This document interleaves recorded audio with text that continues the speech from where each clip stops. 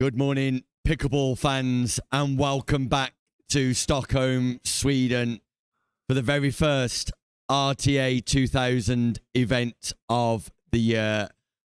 What a day yesterday was. Men's and women's singles, never failing to disappoint. No end of drama. Dominika Turkovic and Ignacy de Rueda, your gold medalists. But if yesterday was a statement in relation to the quality we have here on the continent of Europe, today looks set to raise the bar even higher. It is Gender Doubles Day here, and an absolute plethora of talent has amalgamated here in Stockholm, Sweden, and will compete for the 2000 ranking points on offer. Both current European champions in men's and women's divisions stay together and team up to hopefully claim gold once more.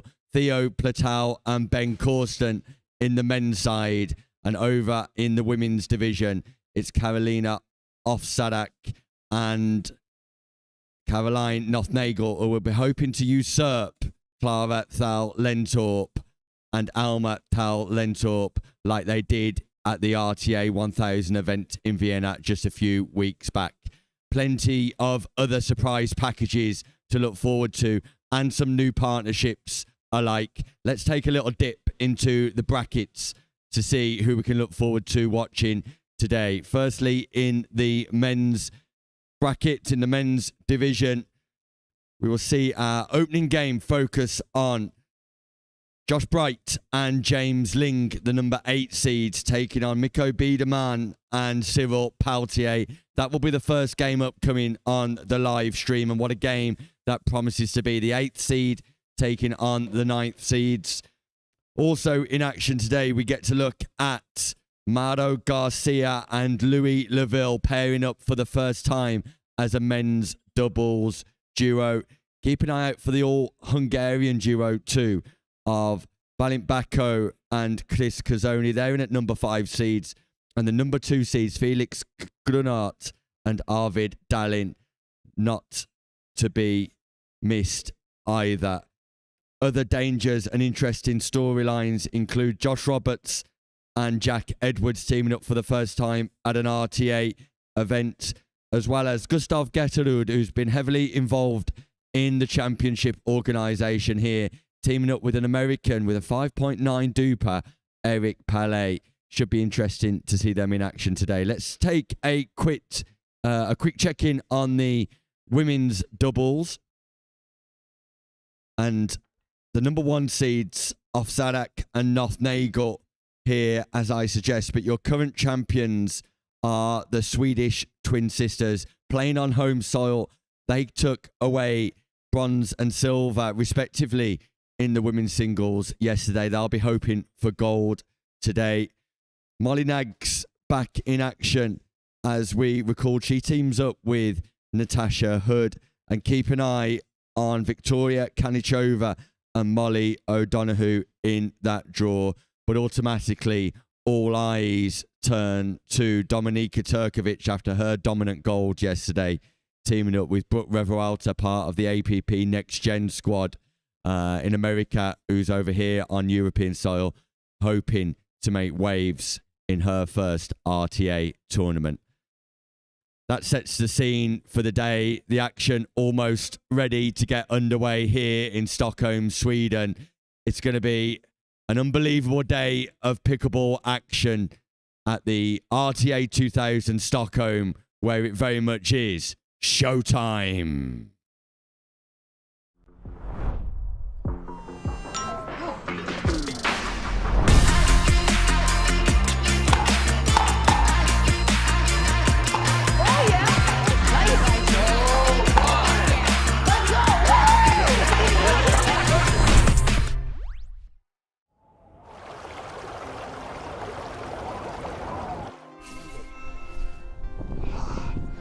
What a view.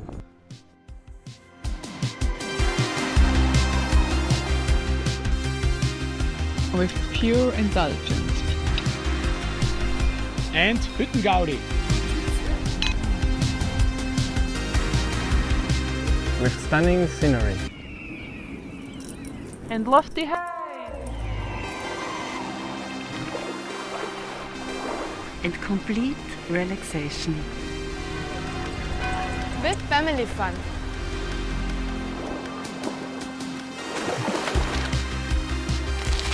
With sporty adventures.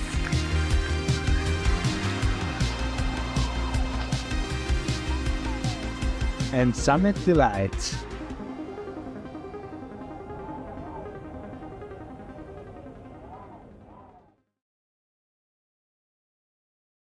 Storm closing, we gotta rotate.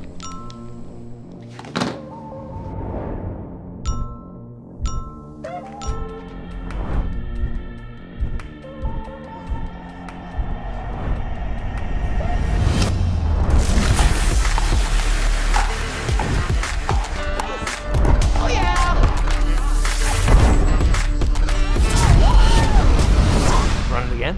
Always.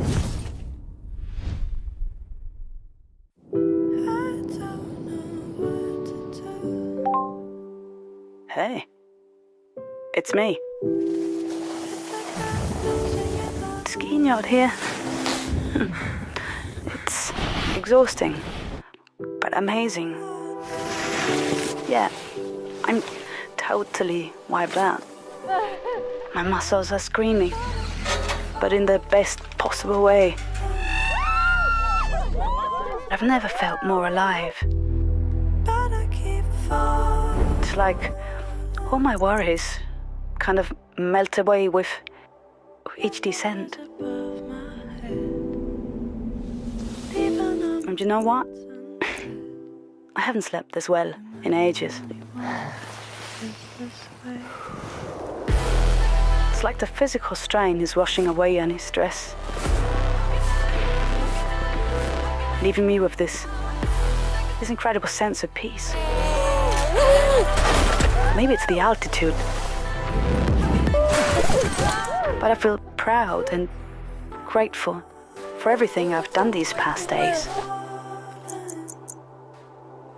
Next time, you should come.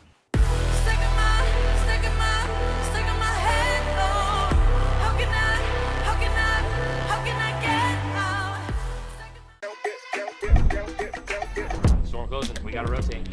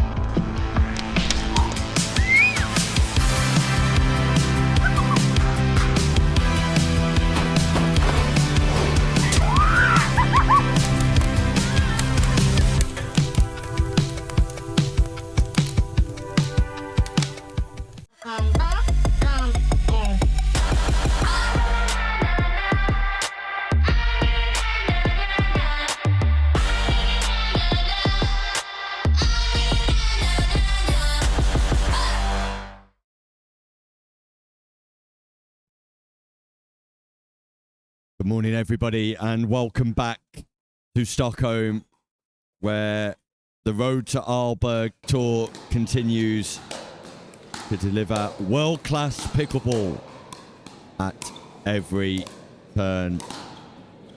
Day one gave us intensity, upsets, and early statements, but now on day two, gender doubles takes center stage. Top seeds are here. The current European champions are here. And with that comes expectation, pressure, and hopefully an incredible standard that will produce phenomenal pickleball throughout the course of the day.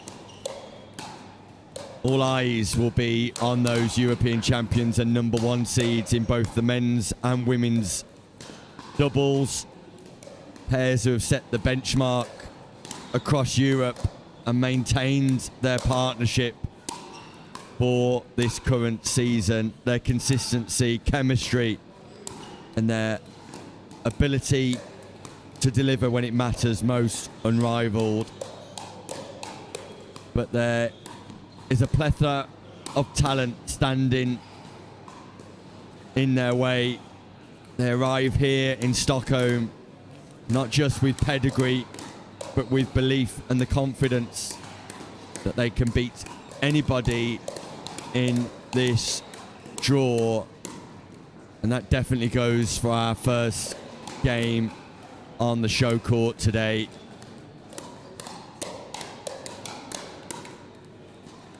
Question is simple. Will the top seeds and current champions assert their dominance early? Or will those champions remind everyone exactly why they wear that crown?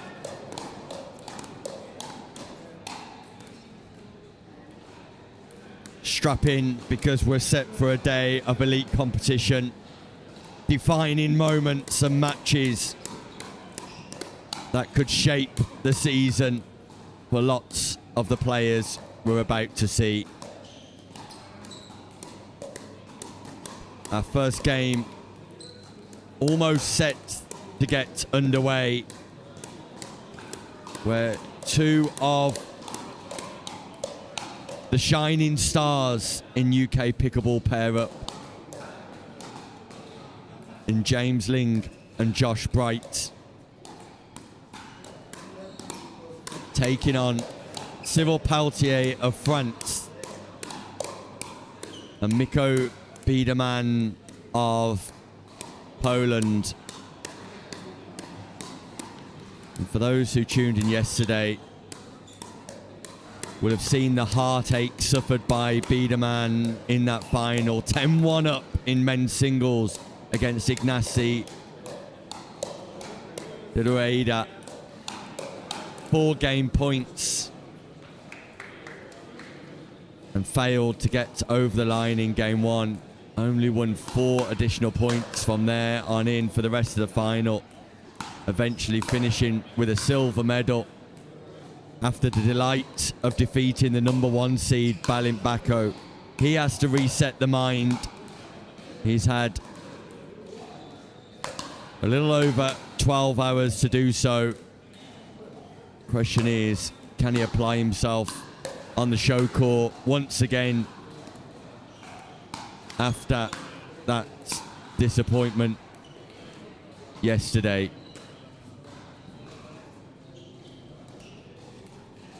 Players just going through their final routines here. We saw the serve as an enormous weapon in the singles divisions. Tends to have less of an impact in doubles.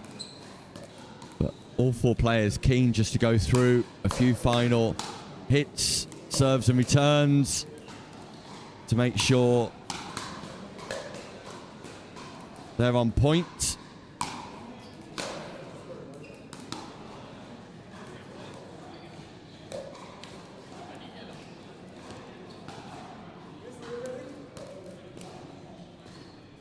Head referee is declared unwell today, so we have some volunteer referees, one of which just happens to be Arvid Darling's father, who's here to watch Arvid in action, but has been plunged into action.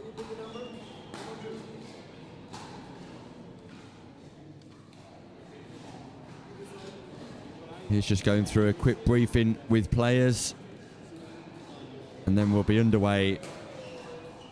Huge thank you to everybody who joined the chat yesterday and connected with us on YouTube through the RTA site. Feel free to drop us a message, get involved in the action here today. We'll give you a shout out.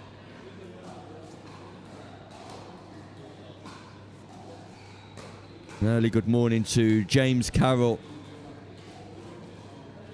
who's wishing everybody a good day here in Sweden. Thanks for joining us, James. And thanks to everybody who joined us yesterday and is joining in today too. Really is a top day of European pickleball. The very best of the best on the continent together here at Pickla, Sweden.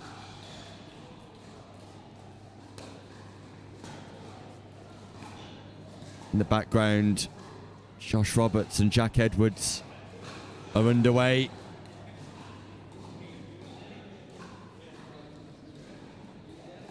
Their day has started, taking on Axel Illerstedt and Steve Wass. Players here just getting back on court. It's a slow start to proceedings this morning, but we'll be underway very shortly. It will be Biedermann and Palier at the bottom of your screen. Bright and Ling at the top. It's Biedermann wearing the blue cap for that partnership. It's Ling wearing the white cap for the partnership at the top of your screen.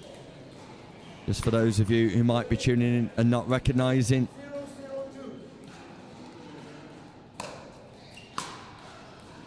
We're underway.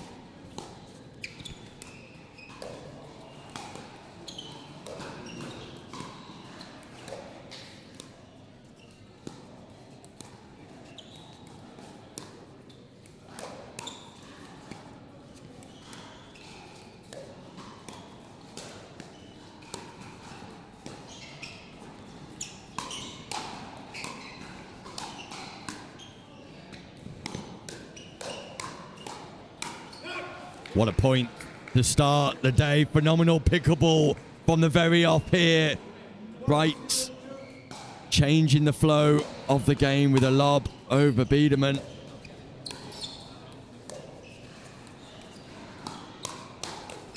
And we can expect to see long rallies today, given the warm conditions here.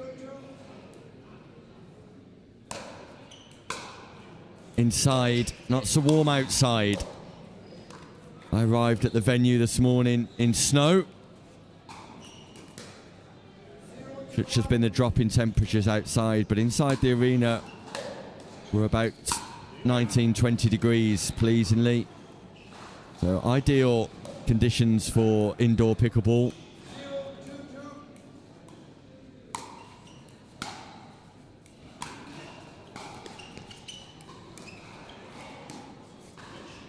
Josh Bright tries another lob.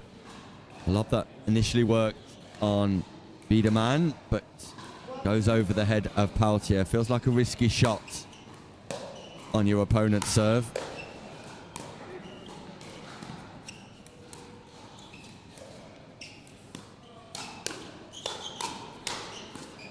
Fast hands from Josh Wright.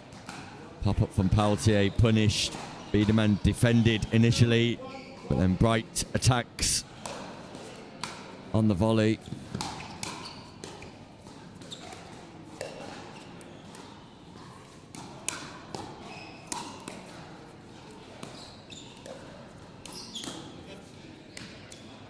Great defences in the transition zone from Ling. Bright tries to counter with a topspin drive down the centre of the court, just goes long.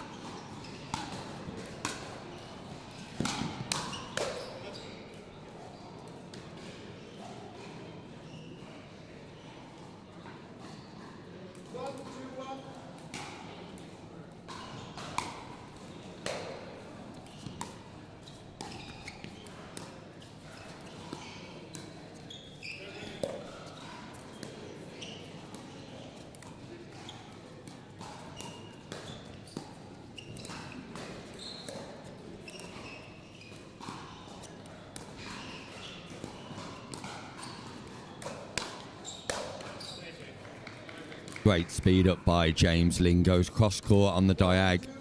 Surprises Biederman. And then executes.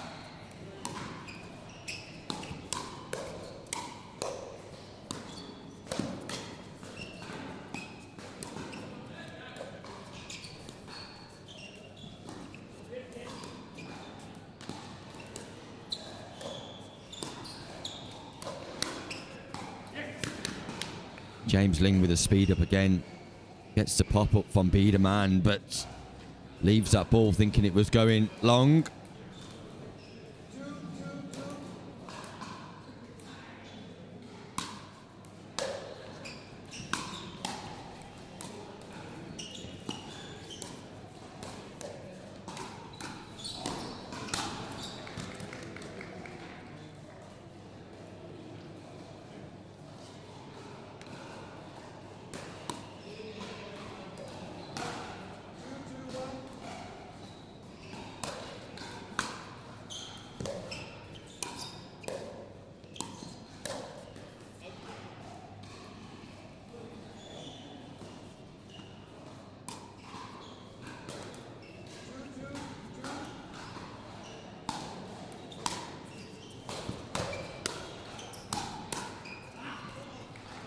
Josh Bright stepping across to take the volley. Leaves space in behind, but Palier fails to exploit it.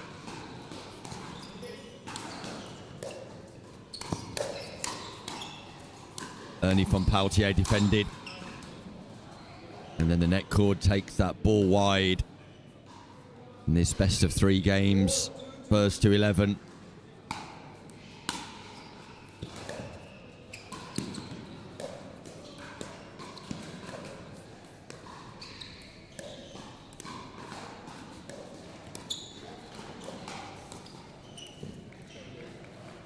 James Ling attacking by location in the kitchen. Just moving Palier around, backhand to forehand.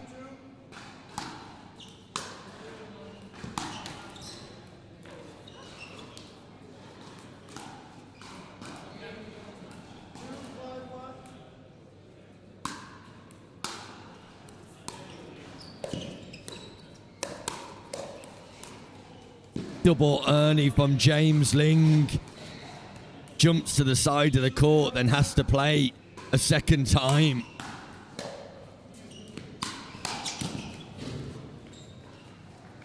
Josh Bright with solid positioning in the centre of the court to counter on the volley, and this is impressive from James Ling and Josh Bright at the start of this encounter.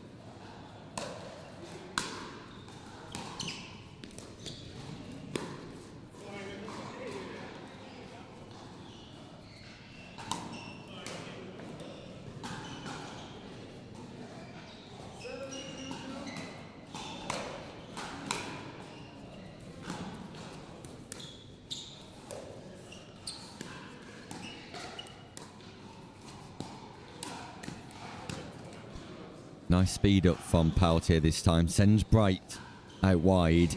Spots the gap down the middle. James Ling slightly too far to the right-hand side of the court. Gives Palier an opportunity to go down the middle. Fast hands from Bright in defence. Biederman trying to force rather than construct. Tries the ambitious speed up off the bounce. Catches the net. And Palier and Biederman are in a spot of trouble here.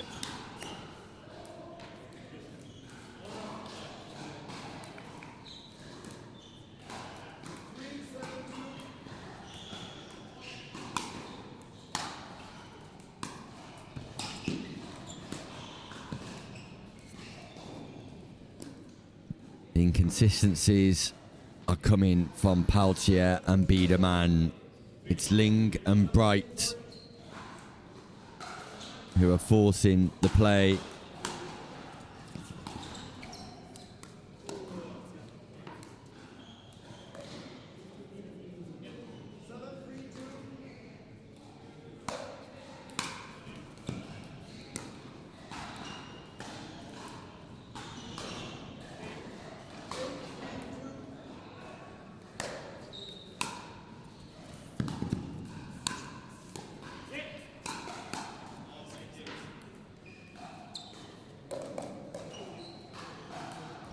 It's a skill set Josh Bright has worked hard on off court. The ability to reset that ball from the mid-court transition zone. Feels like a freebie. The missed defensive volley from Ling. Attack from Palier. Just closes the gap slightly.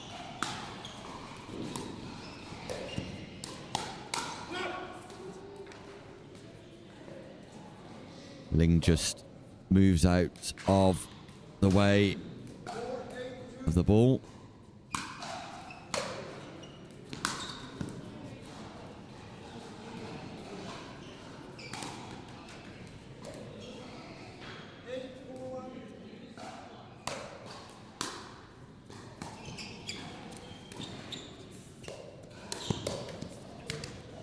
Palier reads the Ernie, fires it straight back into Ling. Good footwork from the Frenchman.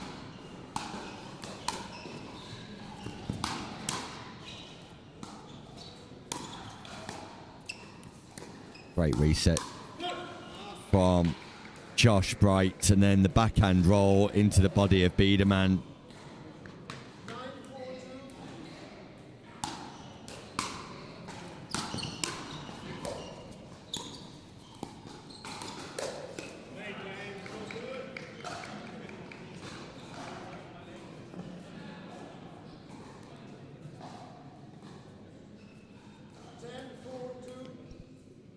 Game point, Bright, Ling. Defended by Palier.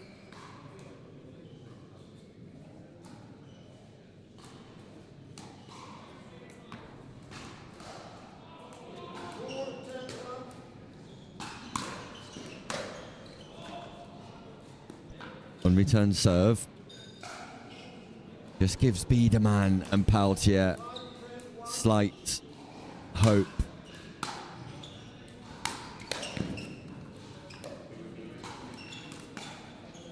And again, just one or two errors now creeping in from James Ling. 2 defensive volleys, an unreturned serve, and Palier and Biedermann will take hope from this.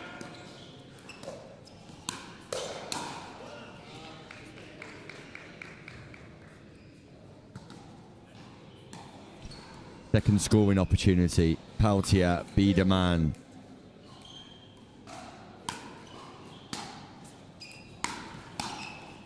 And a volley error, this time from Josh Bright, who failed to get a solid foundation and a base.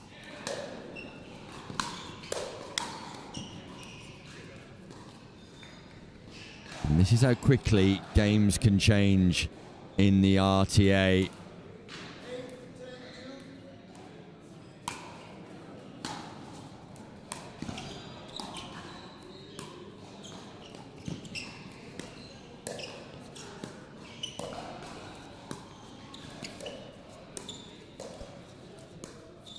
This is where Bright and Ling want the play, but again, another error from Josh Bright, and the gap is closing significantly.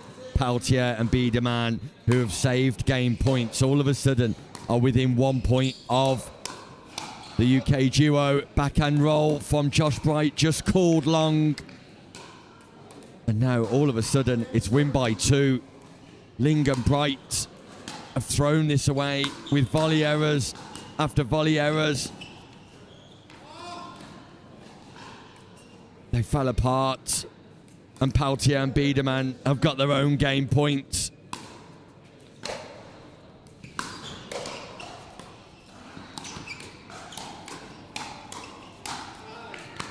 Josh Bright makes no mistake. Little bit of venom attached to that final volley. Trying to hit his frustrations out. So 1 game point saved. Ling and Bright.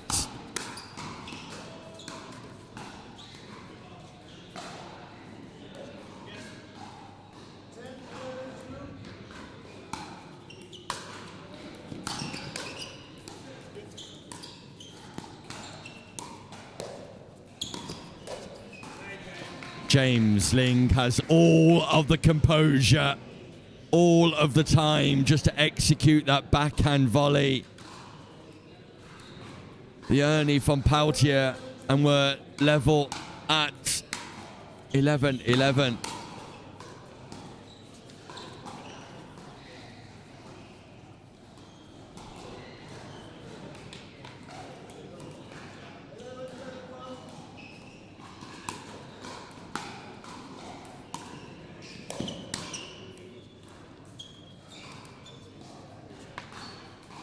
Second scoring opportunity, Biederman and Palier.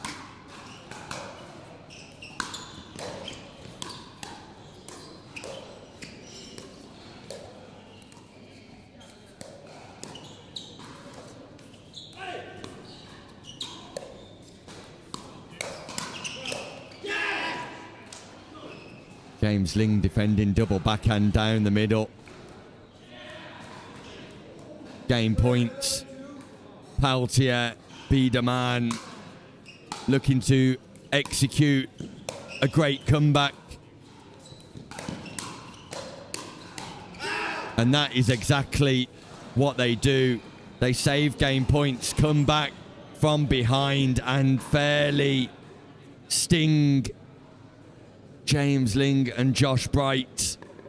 And that's going to hurt for the UK duo.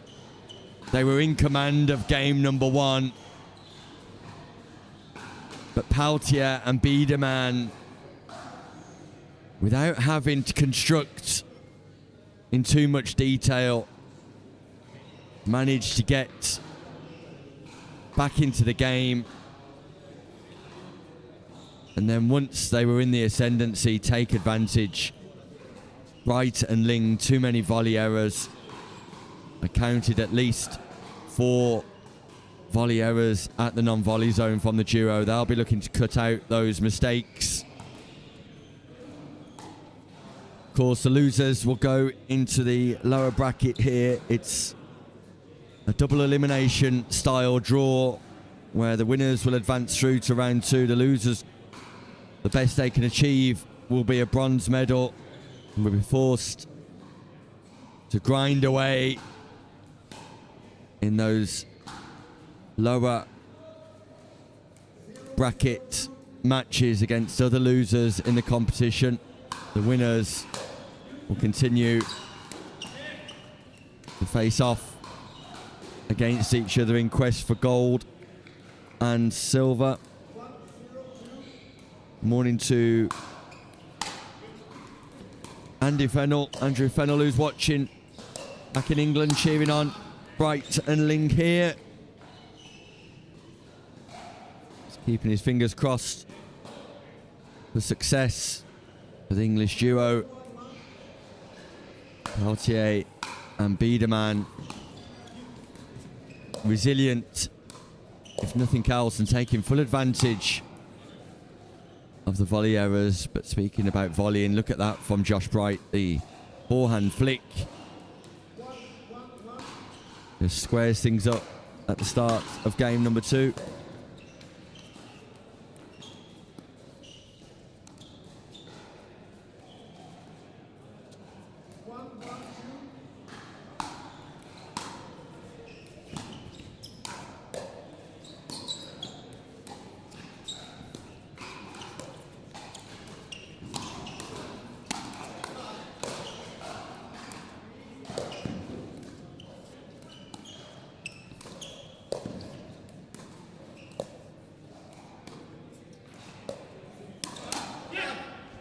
It's a masterclass from Biederman at close quarters.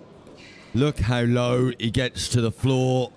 in executing that backhand roll dink.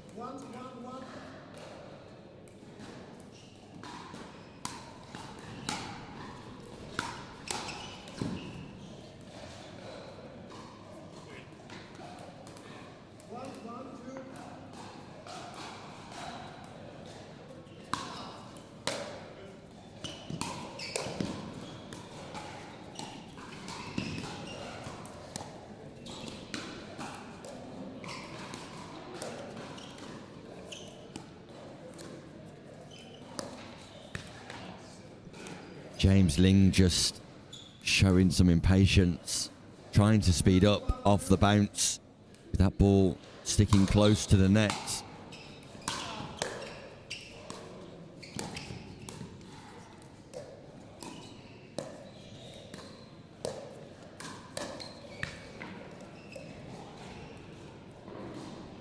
Nikolai Biederman is impenetrable at the minute. And Palier and Biederman have taken confidence from their comeback in game number 1.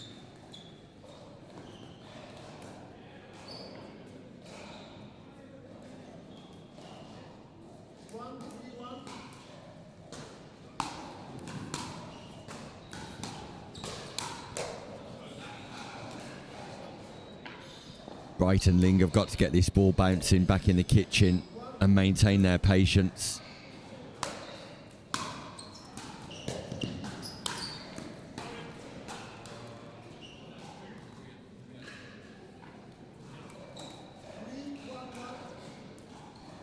The non-scoring side out for the UK duo. And Fortune, the net kiss, takes the ball away from Josh Bright. Things have just started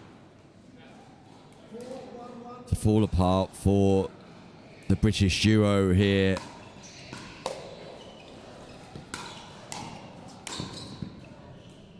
It's a shake and bait. Palier with a hybrid drive drop. The pop-up from Josh Bright. Biederman's there to take full advantage on the volley. And the paddles are dropped. And James Ling and Josh Bright call a timeout. With work to do. Their point construction in game number 1 was brilliant. But in game number 2, they've just not reached the same standards of efficacy or consistency. Those mistakes proving costly towards the end of game 2, and clearly the psychological impact of having such a great lead in game 1 only to lose that is playing its part in game 2 here. Biederman and Palier looking formidable.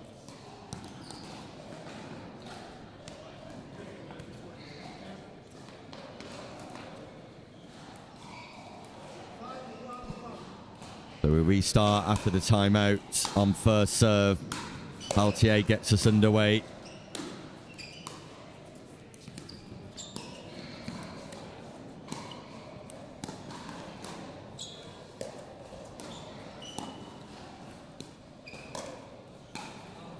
Patience required for Ling and Bright. They're pulling the trigger early and missing their target.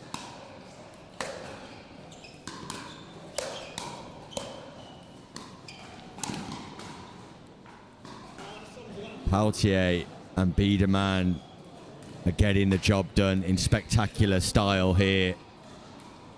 Resilience in game number 1, effectiveness in game number 2.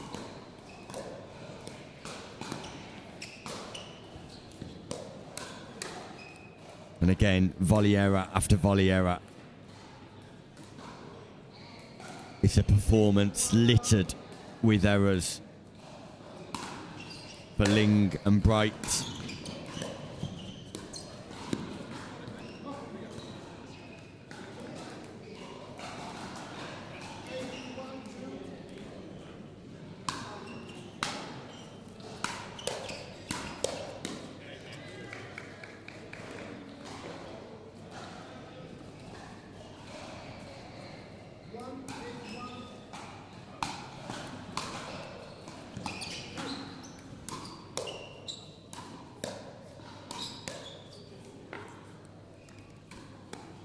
Palier, forehand roll after forehand roll.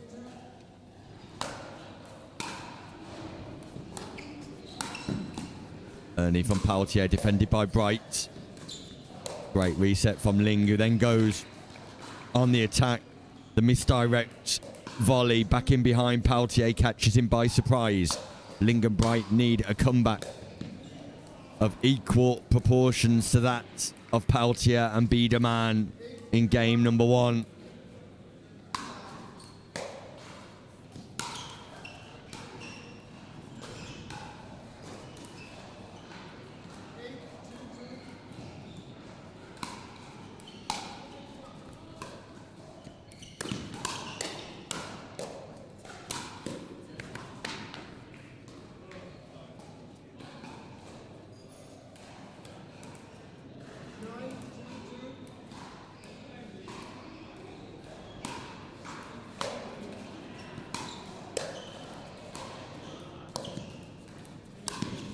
ATP attempt from Biedermann, doesn't manage to wrap his hands around it.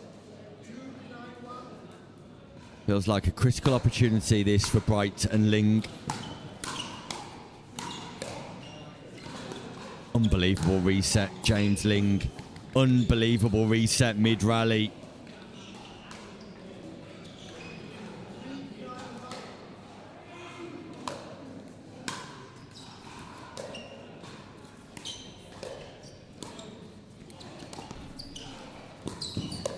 Incredible pickup from Palier. Josh Bright, everyone's expecting the ATP. Goes back cross court. Palier manages to pick up, but James Ling once again casually dispatches the whiff up back in behind Biedermann.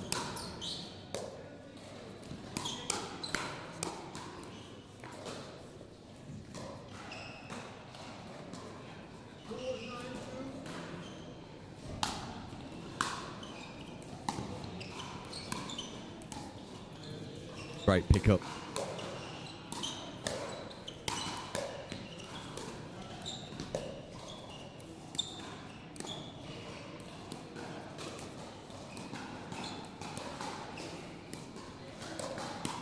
What a great point to win for Bright and Ling, who had to defend left and right during that rally. James Ling with a great get.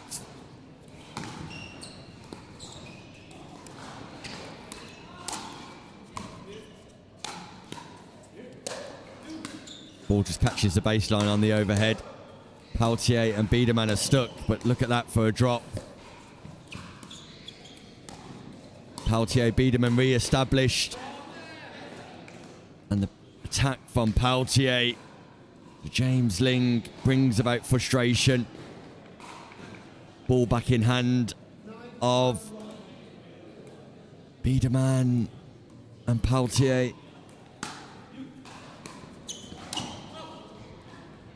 A volley error dictates the analysis of this game. Match point, Palier and Biedermann. They'll have a second opportunity.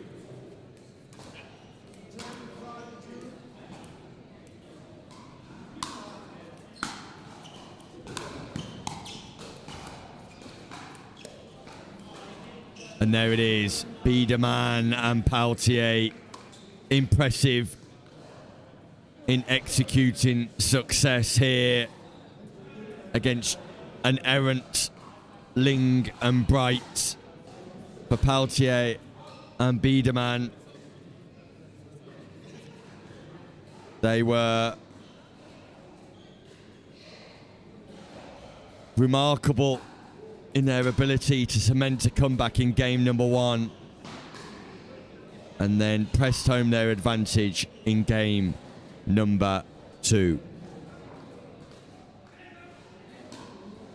Let's take a look at our brackets. Here we go in the men's doubles. We know that Bright and Ling have just lost to Biedermann and Palier, the number 9 seeds defeating the number 8 seeds. there. They will take on the winners of either Ben Corston and Theo Platel, who are themselves waiting for the outcome of the Debik, Sominathan and Palier Geterud match. You can see that Arvid Darlin and Felix Grunert have defeated Hansen and Sander. The number 2 seeds progress through.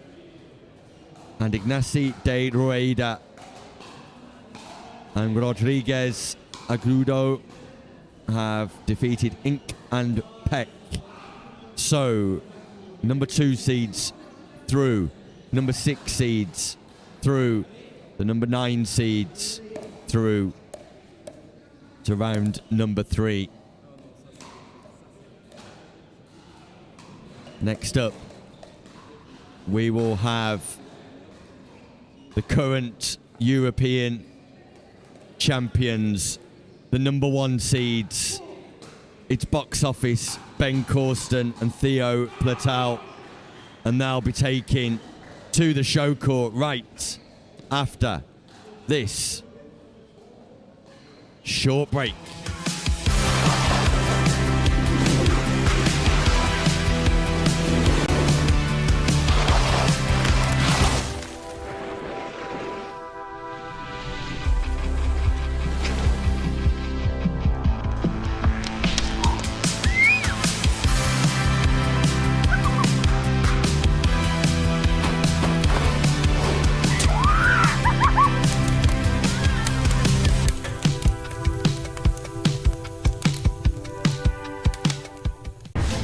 I'm ready. Ready to take my game from where it was to a place it's never been. I'm still going to play my game, my way, on my terms. But it's completely different now. It's bigger than just me. It's the history, the legacy. It just means more. I mean, it's Andre Agassi and Steffi Graf. Pressure? Yeah, but I'm not worried. I'm going to enjoy it because it's become who I am.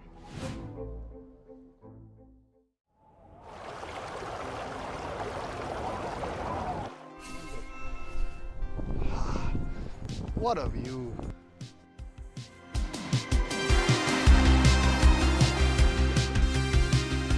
With pure indulgence. And Hüttengaudi. With stunning scenery. And lofty heights. And complete relaxation. With family fun.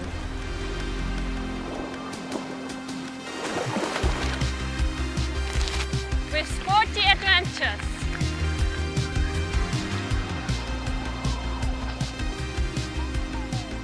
And summit delights.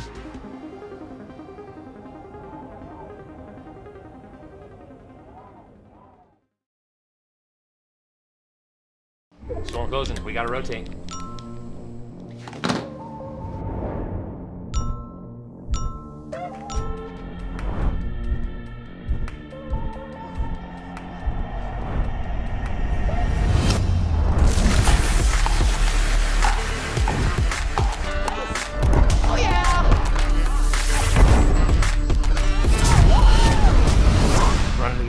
Always.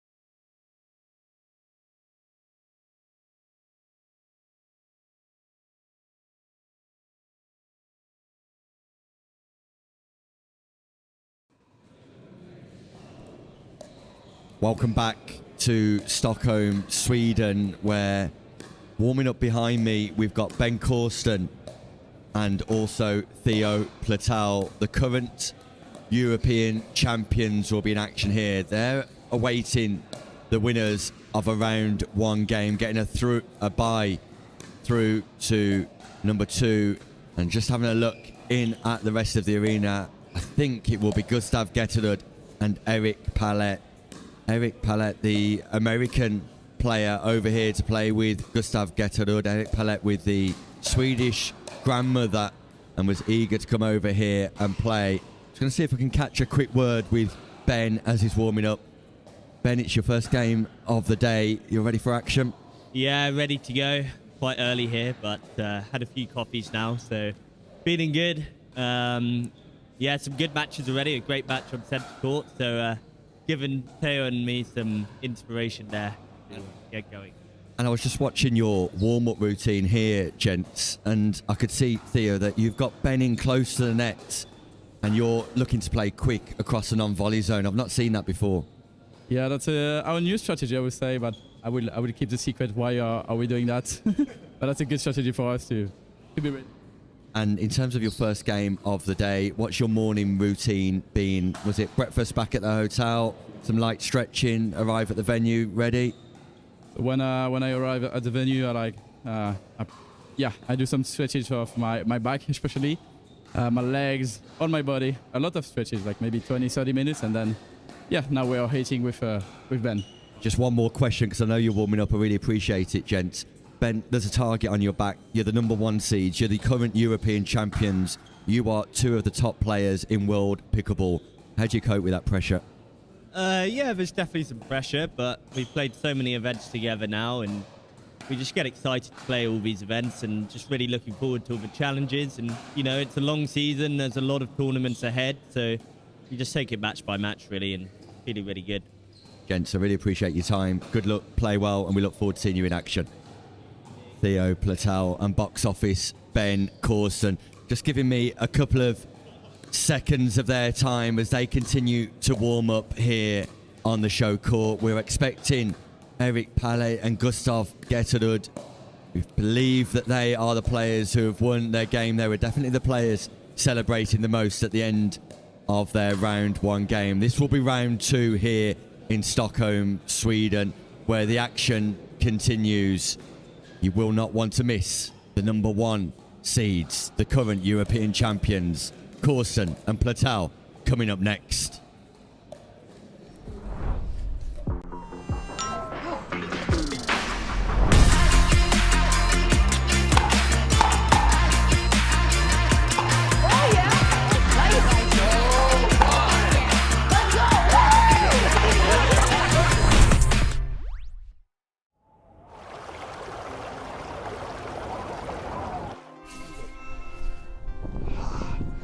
What a view.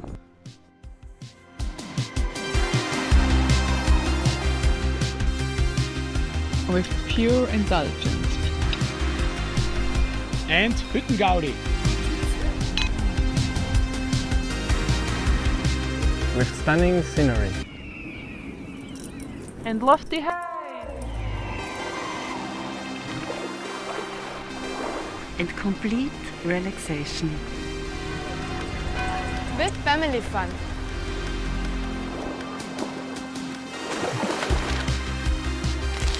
With sporty adventures.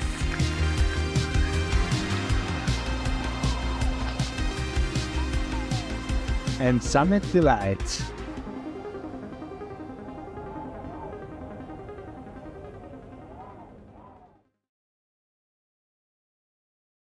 Storm closing. We gotta rotate.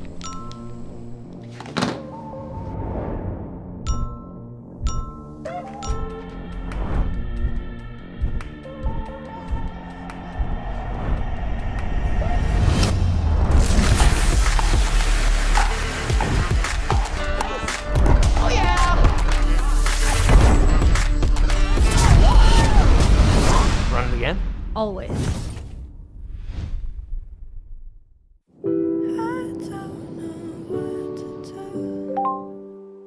Hey, it's me. Skiing out here. It's exhausting, but amazing. Yeah, I'm totally wiped out. My muscles are screaming. but in the best possible way. I've never felt more alive. It's like all my worries kind of melt away with each descent. And you know what? I haven't slept this well in ages. It's like the physical strain is washing away any stress, leaving me with this incredible sense of peace. Maybe it's the altitude, but I feel proud and grateful for everything I've done these past days. Next time, you should come.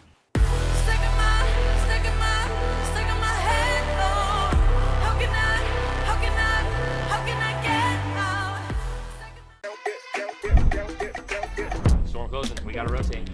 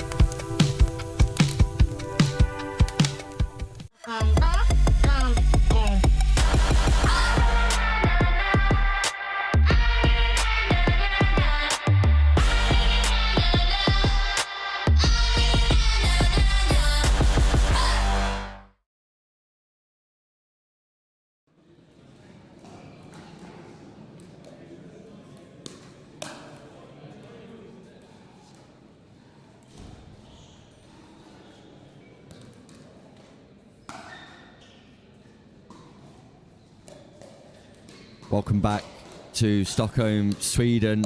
We're still awaiting the presence of Gustav Getterud and Eric Plet. In fact, here comes Eric now. We'll catch up for a quick word with Eric. Welcome to Sweden. Welcome to the comms booth. Thank you. It's nice to have you here. Yeah. And what can you tell us, Eric, about your pickleball career so far? You've got a phenomenal duper rating. You've already got Yeah. success here. And I believe you've also got a grandmother in Sweden too. Yes, yeah. I'm half Swedish, so it's really fun to play out here in Stockholm. I sort of speak Swedish. I'm like half fluent, I'd say. But yeah, it's an awesome venue here. I was really surprised. I thought it was going to be not as well as a lot of indoor courts can be tough to see the ball, but it's really easy to see the ball, and it's just a great venue. And just happy to be here in Sweden. And do you feel any pressure at all? You're the highest ranked duper player here today. Does that bring about a little bit of pressure on you? No, I'm just playing every point the best I can and just not really trying to think of much. So that's about it. Yeah. And how did game one go for you? Good. A little slow to start. You know, new partnerships, a little tough with balls communication, but I think we're getting the groove. So hopefully this next one goes well. Fantastic. And you've got the European champs up next. It's Ben Corston and Theo Platau. Do you know much about those players? I know nothing about them. So hopefully we can figure something out. I'm sure they play a pretty standard left side, right side. Hopefully find some openings and hopefully play a good match. And I'm going to be calling this game, so I want to make sure that I'm pronouncing your last name right. It's Palet? Yes, Palet. Yeah, that's close enough. Perfect. Yeah. Palet. Yeah, well, that's good. Eric, thanks for joining us. Really appreciate it. Yeah. And we wish you all the best for this game coming up. Thank you. Thank you. That was Eric Palet joining us here live in the comms booth ahead of this game as we continue to build up to this anticipated fixture between Corston and Platau, Palet and Getterud. Gustav Getterud, of course, involved in the organisation here in Stockholm, Sweden. Very much a man who works incredibly hard behind the scenes As he does off court and on court with his pickleball too. He travels over to the States once a year to play a variety of opponents and has managed to encourage Plet to join him here in Stockholm, Sweden. Managed to defeat Enes Debek and Swaminathan 11-9, 11-3, Ghetterud and Plet. And this could be a significant challenge for the duo taking on the European champs. And we get our first look at Eric Plet warming up here with Ghetterud. Meanwhile, it's Maro Garcia and Louis Lavville taking on Axel Irestedt and Steve Was. On court number 4, Irestedt and Was defeating Roberts and Edwards 11-8, 11-9 there.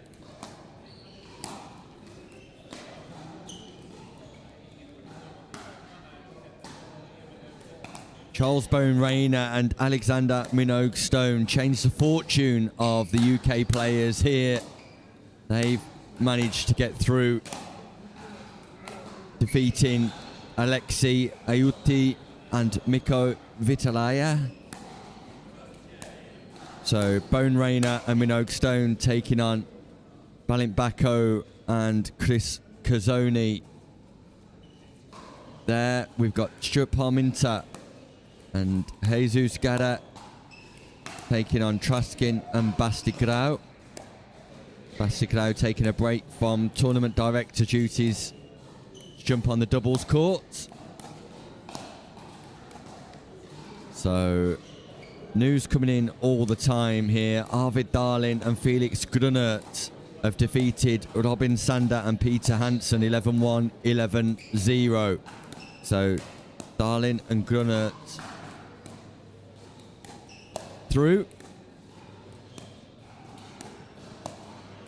We'll wait the outcome of the Stuart Parminter, Jesus Gara, Henrikas Traskin, Bastigrau game. Traskin and Grau defeating Arnova and Valin 11-0, 11-0 in a golden pickle match. Phenomenal stuff there for Traskin and Grau.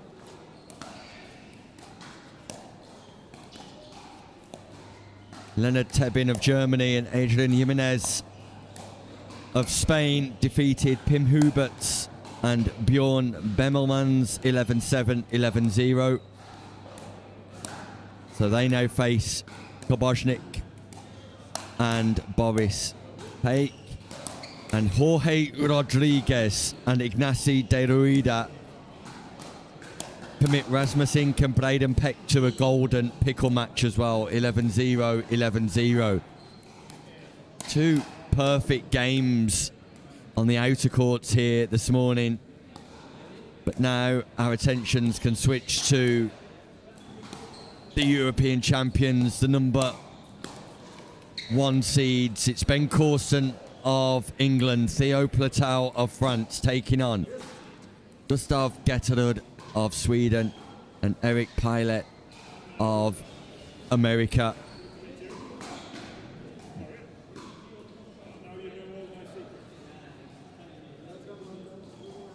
And what a test this will be for Corston and Platau. Plet with experience of playing high-level competition in the States, and like I remarked to in that brief interview, is a 5.9 Duper ranked player, the highest ranked Duper player here at the tournament today.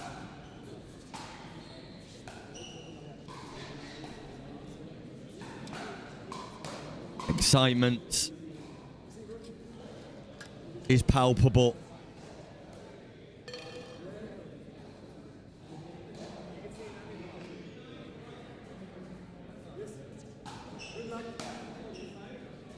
The energy has been building for the last 15 minutes here in Stockholm ahead of this match. Let's hope the players feed off that energy and air of expectation.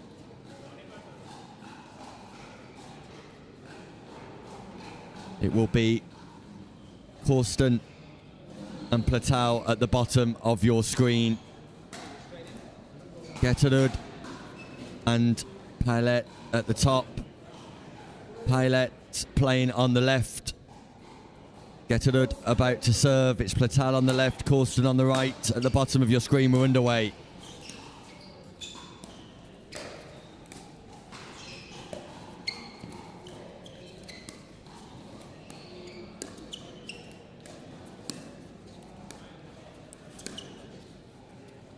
Lob by Platau. Gives Ghet and Plet their first point of this game. And expect to see this perhaps played. Ghet with the big Ernie at the start of this match. Jumps the non-volley zone, uses his frame and pushes that backhand volley into the opponent's side of the court. And what a fast start for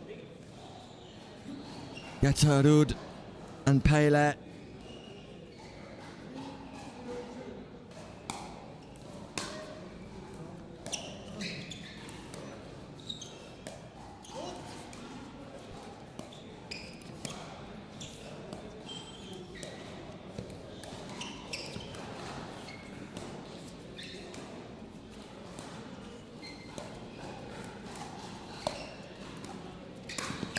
This time, it's Platau with the Ernie.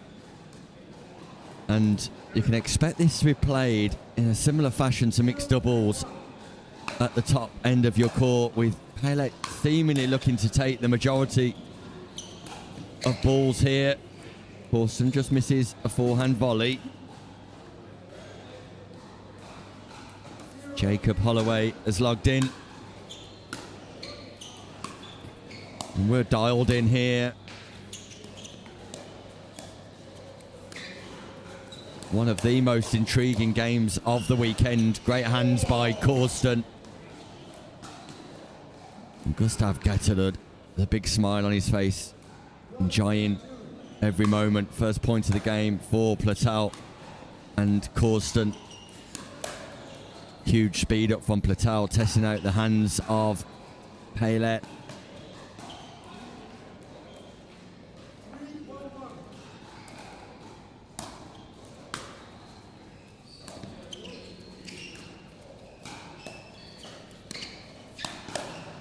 Fast hands from box office, Ben.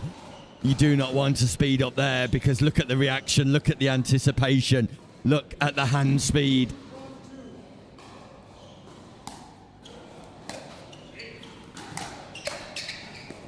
Nice placement on the volley to Ben Corston, multidiscipline champion, world champion in the sport of rackets.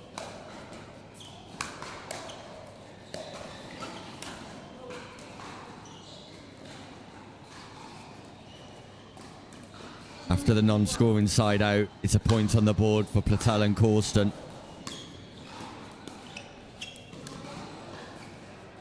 And a rare error from the Frenchman.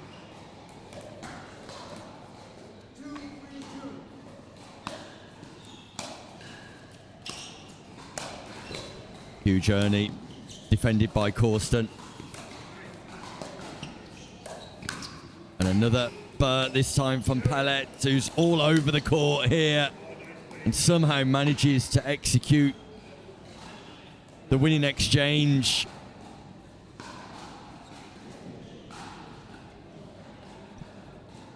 Corston and Platau will need to feed off some of that space that's created by Palier's movement.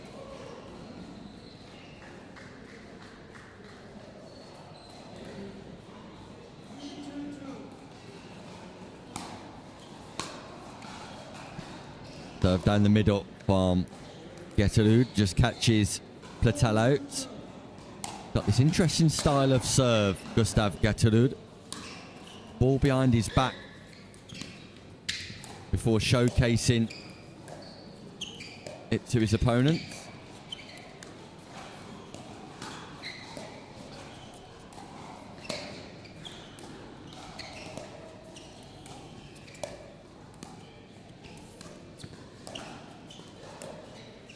Ben Corston recognises where the space is.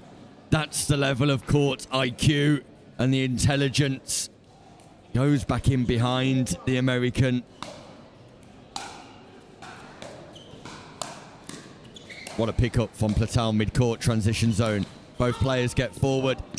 How has Platau reached that ball? How has Platau reached that ball?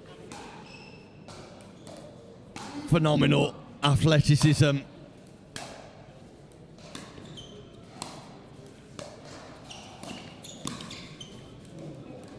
Net roller stays on the side of the European champions.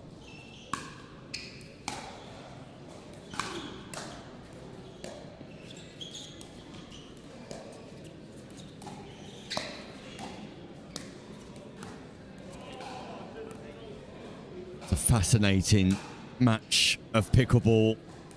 It really is. The dynamics and strategy of both teams.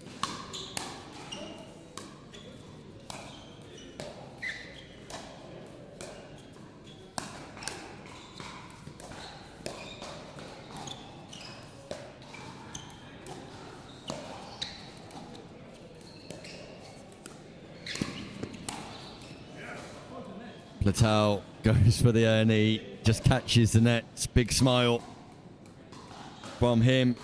Knows that the play was on.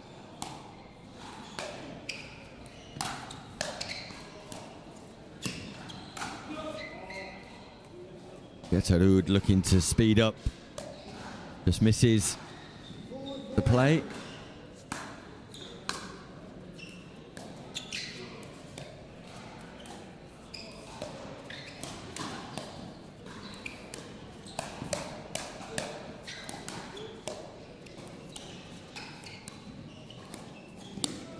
Oh, this is first class pickleball. The speed up to the body tags Ghetterud. Accuracy and precision from Platau, who turned defense into attack. We're tied at 4-4.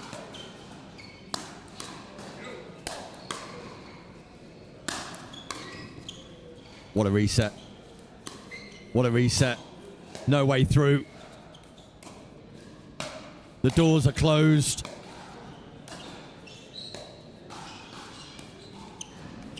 Somehow got to the net. Corston and Patel have got no right to win this point.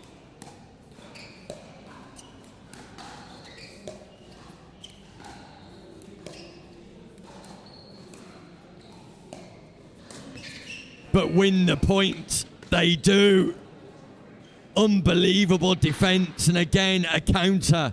Managing to get to the non-volley zone without right, without permission.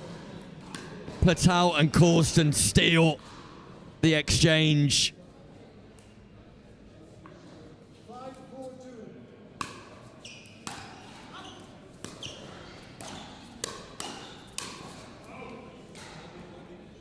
That's a volley error from Platau. It's just taking this game to warm into proceedings to show the ultra level of consistency we know he possesses.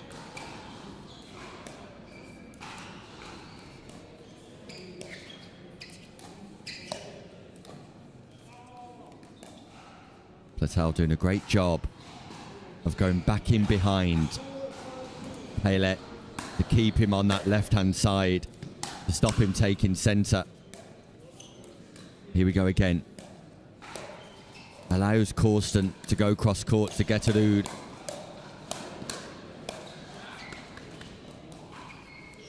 Paddles out in front of the defences. Patel and Corston, who are just formidable.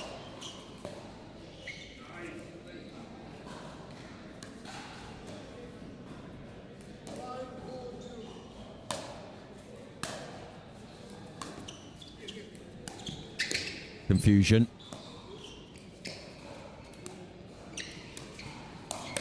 That was aerial from Platau this time around, who's disgusted with himself.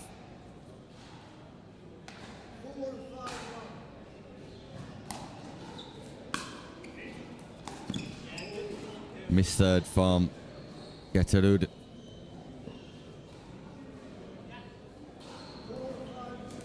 tall Swede.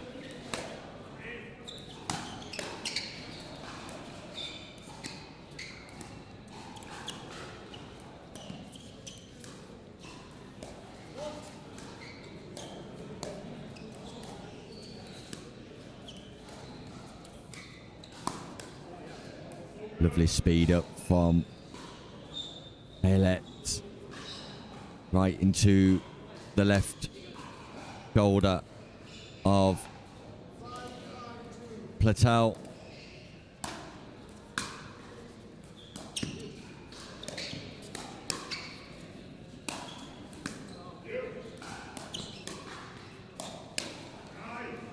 Corston looks to open up. Meanwhile, Ben Corston and Mauro Garcia are through to the quarterfinal. No surprises there. They defeat Axel Irstedt and Steve Vass.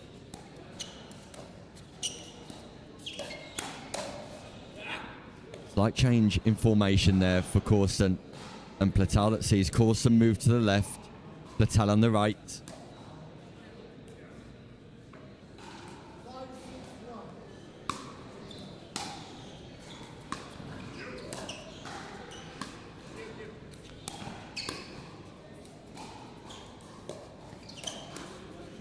And again, Plet targets the body of Platau. I just wonder if Corston needs to follow suit and try and go in behind Plet again, like he did earlier on in the match, because Plet's beginning to dominate down the centre of the court. Patel's trying that on the diagonal. Might be an opportunity for Corston to do that on the straight line.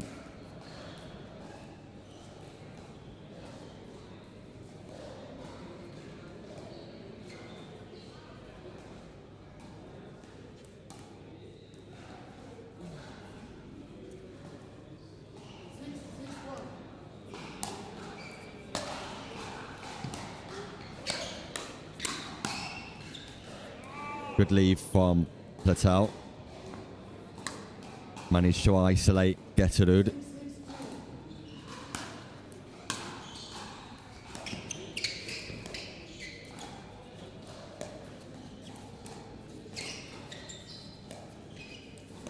Smart play from Platau. Comes in for the Ernie and then pops up. Corston on the defence. That ball just goes wide from Ghet. Good defences from Corston against the volley attack. Non-scoring side out.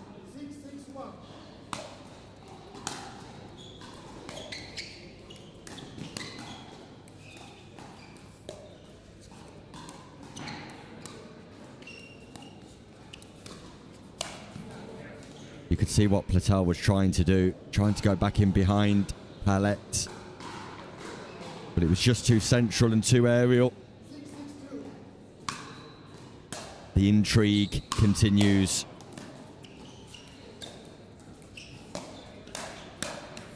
Ooh, Corston stretching forward, just couldn't keep that ball in play.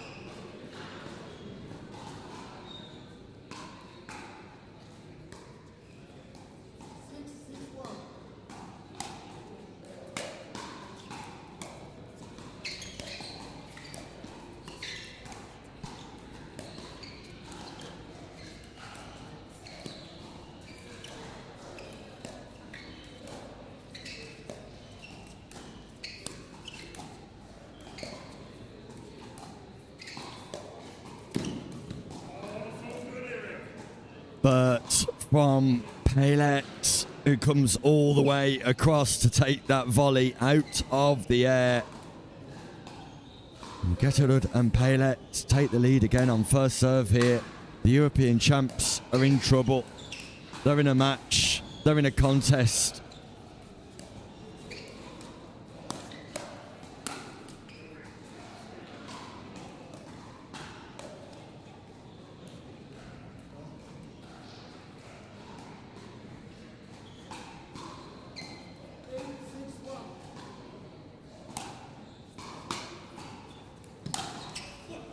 Missed third.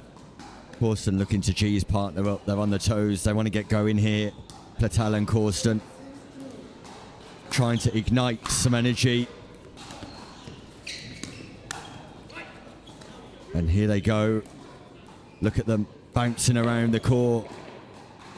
Looking to G themselves up. Timeout called by Ghetterud and Plet. Simply as a result of Corston and Platau bouncing around, looking to get some energy. And Platau and Corston realise they're in a battle. They're in a fight. They're in a dogfight against Ghetterud and Plet.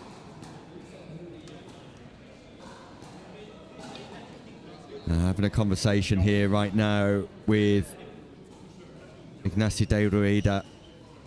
Surely the strategy has got to be to speed up on Ghetterud a little bit more often. They've been a little bit too passive to Ghetterud for me, and trying to inject some pace and surprise attacks towards Ghetterud might be their answer. Either way, there's a 2-point deficit to overcome here. Clever timeout from Ghetterud. There goes the attack.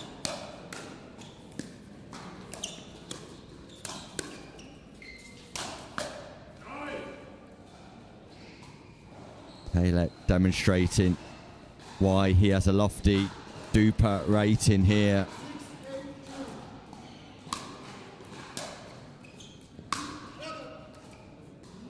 It's the right play from Platau. Got to attack Ghetterud. Got to generate a pop-up.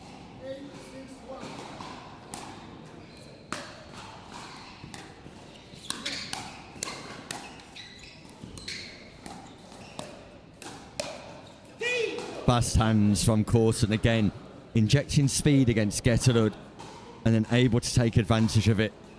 Cannot afford to be passive against Ghetterud in particular here, Corston and Platau, it seems. Corston just misses the sideline, but again, you feel like that's the right play. Nothing in the centre of the court for Pele to dominate. And again, pace, the flavour for Corston and Platau.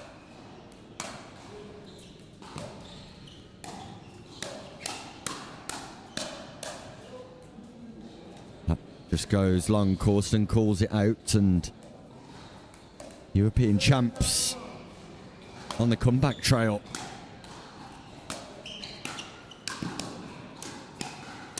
Shake and bake, defended by Ghetterud, but Platau keeps going. The drive from Corston, the volley from Platau, and here come the number 1 seeds. Here come the European champs.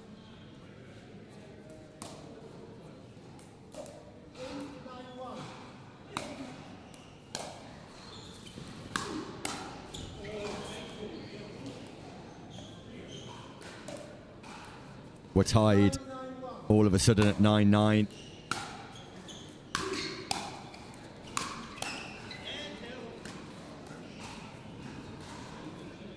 As expected, the European champs don't just roll over. They find another level, another gear, game point.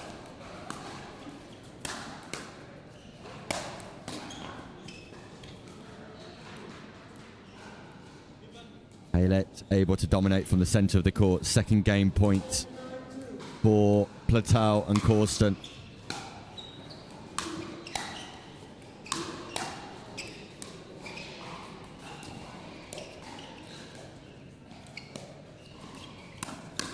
ATP defended. That ball's kept alive by Corston. We're still in play.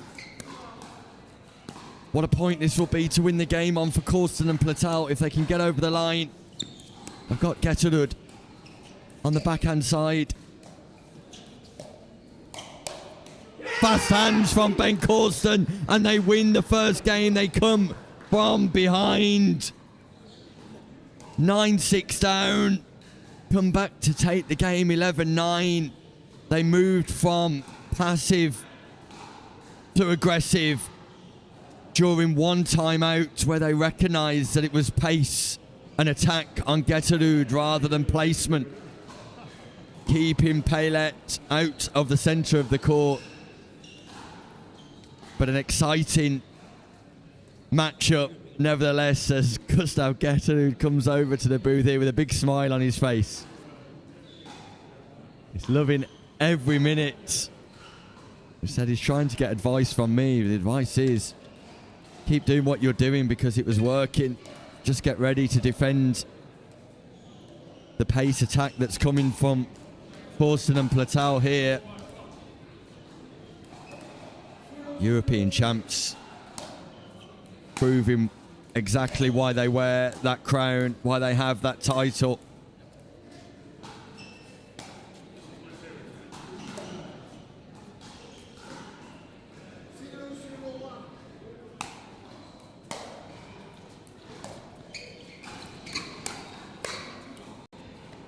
And again, Corston speeding up, targeting Ghetterud.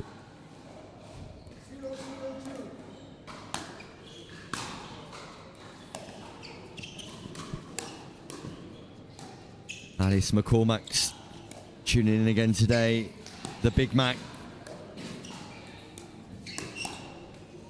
Ernie defence just catches the net and goes wide, but Platel again looking to ignite, looking to spark, looking to create.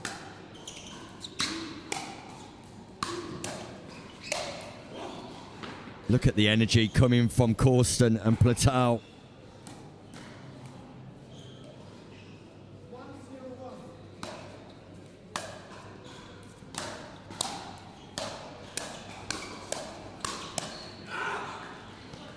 There's no stopping Platel and Corston.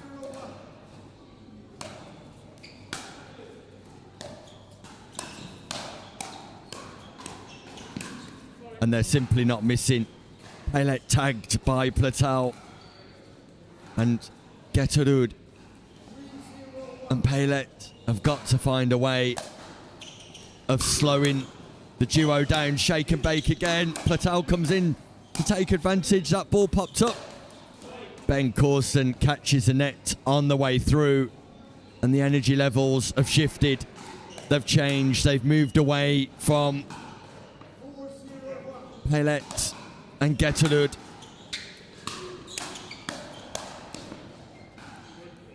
Back to Corston and Platel, proving why they are the best players on the continent in men's doubles.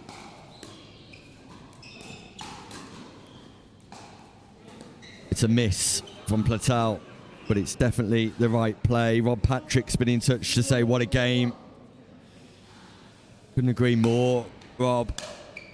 The change in dynamics, the change of strategy and tactics after that timeout towards the back end of game number one. It was Ghetterud who called the timeout, but it was Corston and Platel who came out of that timeout with a different strategy.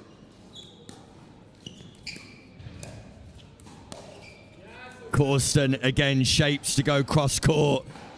The no-look forehand placement, precise and clever from Ben Corston once more.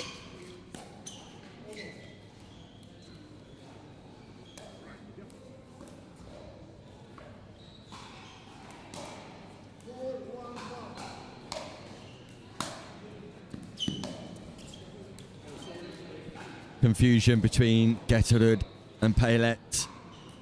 The stack not unwinding exactly where they thought it would go.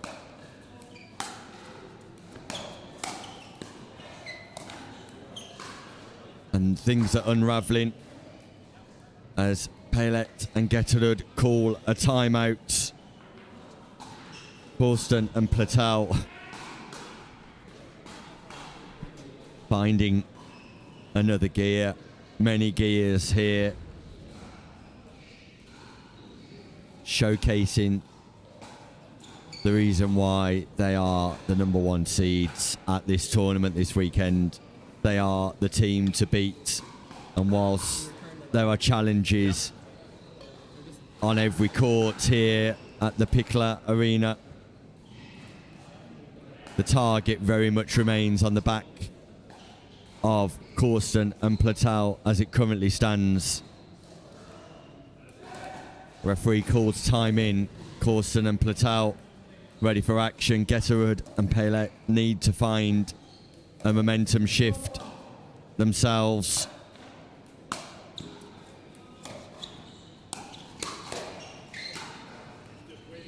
And their movement and court positioning, their understanding and chemistry is second to none.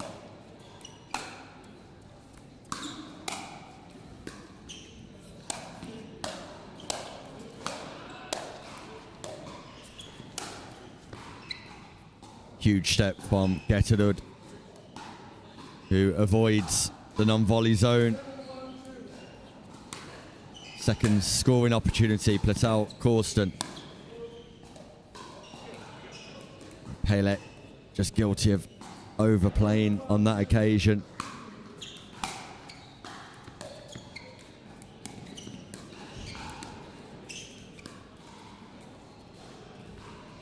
Platau tries to find the sideline.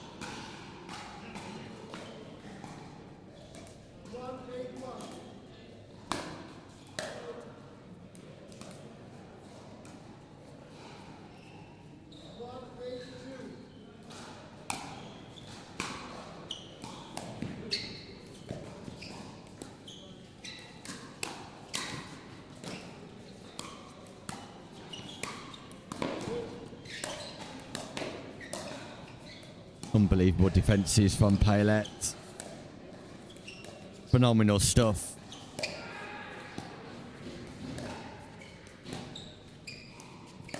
ATP from Ben Corston. Showtime here in Sweden after the great defences by Eric Palet. It's Corston who goes around the post.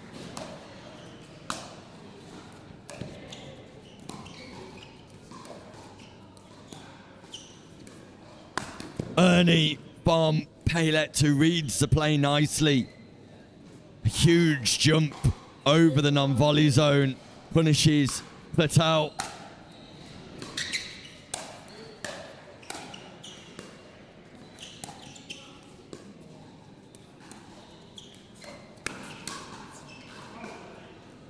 Speed up from Corston, defended by Ghetterud.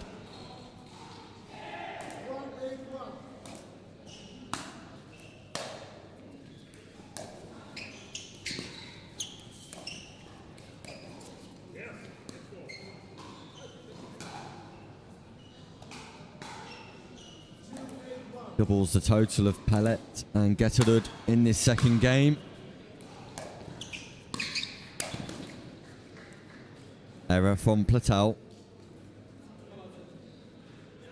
So a flicker of hope here for Ghetterud and Palet, who need to take this second game to take us to a third. And ATP this time from Platau.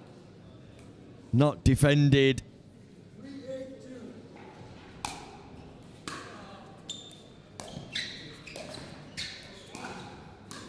Just wide from Corston. So Ghetterud and Palet with 3 points in a row, 3 unanswered points, and no one would refuse a third game here apart from Platau and Corston.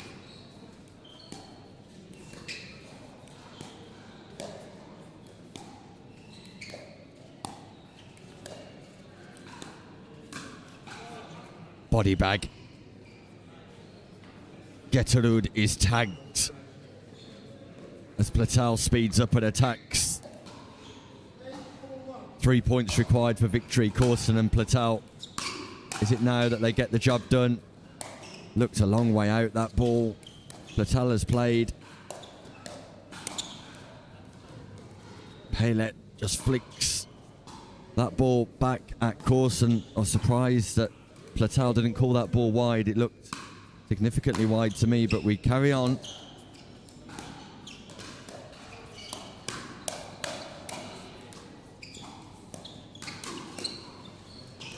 Great defense from Ghetterud. And then Platau tries to go again.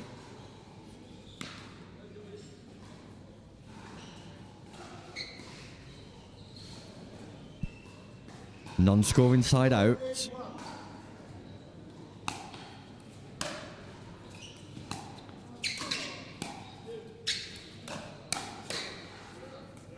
Really good from Gustav Ghetterud. And whilst there were small flickers of hope 10 minutes ago, that candle is burning slightly brighter now. Tagged again, Ghetterud tagged again by Platau. Dylan Stevens has been in touch to find out if there's been any updates on Minogue Stone and Bone Rainer. Jump onto Tornated for all the latest scores and results. As soon as we have news, we'll bring it to you, of course, but for up-to-date information, you can jump onto the Tornated platform.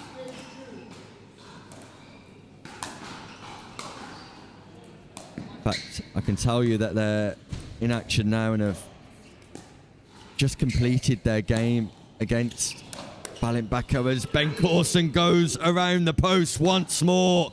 Double showtime for box office Ben Corston here in Sweden.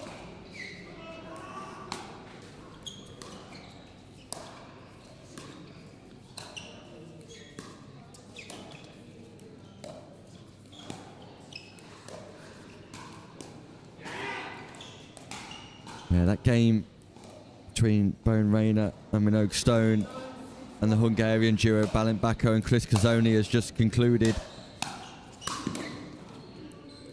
And this game could be nearing its conclusion right now too, because it's match point to the number 1 seeds. Match point for the European champs. But a timeout has been called. So Corston and Platau are just made to wait slightly longer.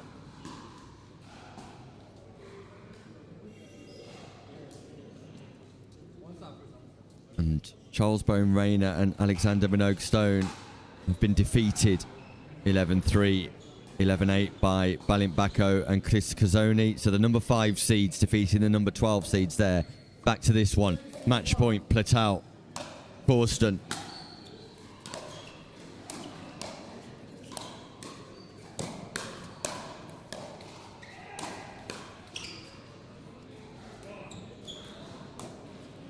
They require a second chance, a second opportunity. That's a delightful drop from Platau. Opens the space up for Corston to go cross court. Corston tries to go again. Back in behind Plet, who's ready. Encounters.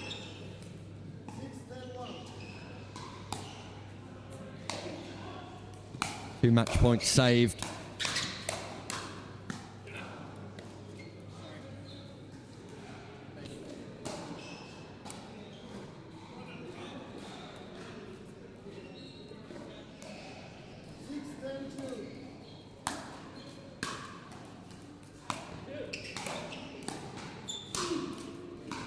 Venom in the volley from Platau, who have match point number 3 coming up right now.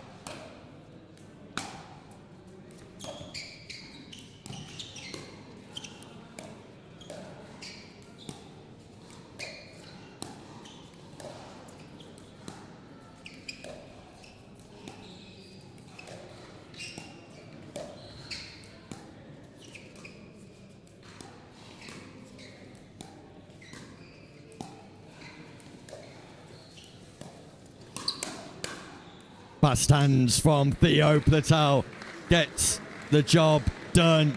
Ben Corston and Theo Platau, your number 1 seeds and European champions, are through, but not without a fright, not without a scare, because Gustav Getterud and Eric Pele pushed them all the way. A highly competitive fixture with an interesting dynamic. But ultimately, it's Corston and Platau who find a way to get the job done. Let's take a quick check-in on how things are shaping up in the men's draw. Corston and Platau will now play Biederman and Palier in the quarterfinals. We will focus in on Mauro Garcia and Louis Lavville taking on Bako and Chris Kazonei, the number 4 seeds, facing off against the number 5 seeds coming up on show court. Arvid Darling and Felix Grunert taking on Jesus Gada and Stuart Parminter, and Ignacy de Rueda and Jorge Rodriguez await the winners of Koboznik and Pake taking on Tebin and Jimenez. We're going to head to a short break, but when we return, Louis Lavville, Mauro Garcia taking on the Hungarian duo of Bako and Chris Kazonei. Don't go anywhere. It's another classic coming up here, live from Sweden.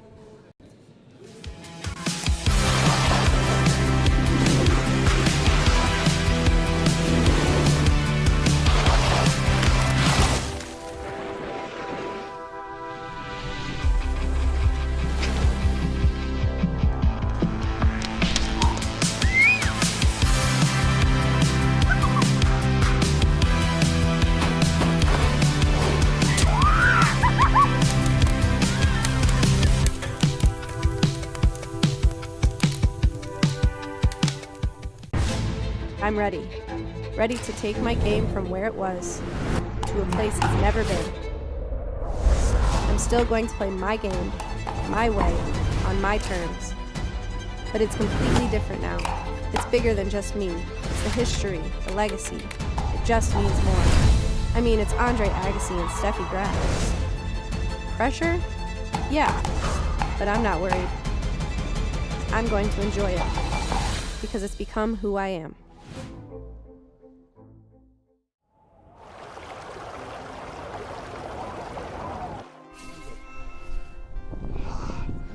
What a view.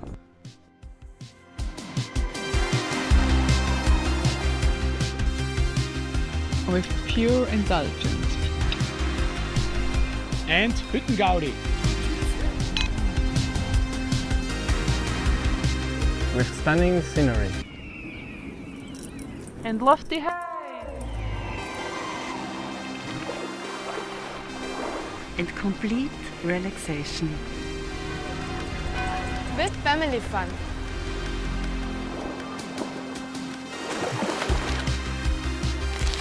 With sporty adventures.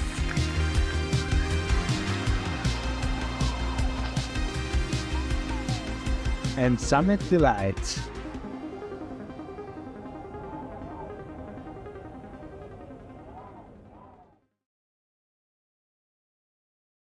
Storm closing. We gotta rotate.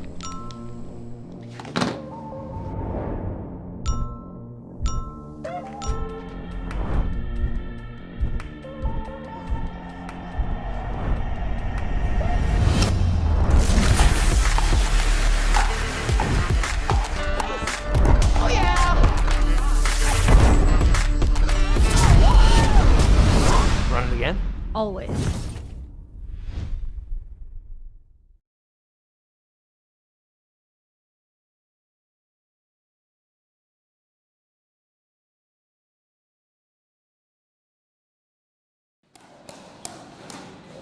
Welcome back to Stockholm, Sweden. The RTA2000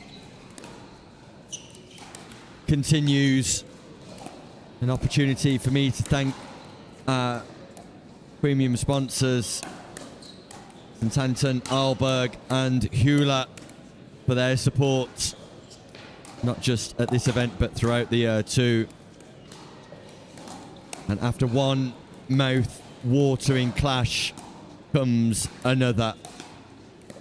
It is Louis Lavville and Mauro Garcia, the number 4 seeds, taking on Bako and Chris Kazonei, the number 5 seeds. Garcia and Lavville defeating Idderstadt and Was after a bye in round number 1. They beat the 13 seeds in round number 2. Garcia of Spain, Lavville of England. Louis Lavville spent the last 12 months playing in Australia and Asia. Very much back in the UK now. And we'll be playing on the European continent a little bit more. As well as America, of course, being given a contract to play on the APP Tour himself. Bako teaming up with Chris Kazonei and was excited about this yesterday, being able to play in a European event with another Hungarian, and they come in as the number 5 seeds here.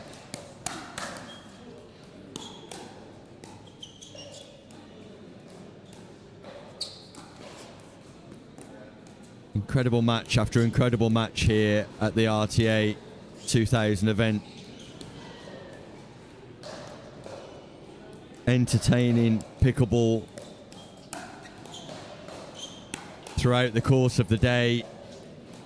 And this, of course, is really whetting the appetite for those gold medal matches to come later on today. As well as the women's bracket. Let's not forget that the women's action gets underway shortly. Thank you for joining us wherever you're watching, whether that's on the European continent or further afield. You're watching some of the best, if not the best, pickleball players in the whole of Europe here today in doubles action on Super Saturday.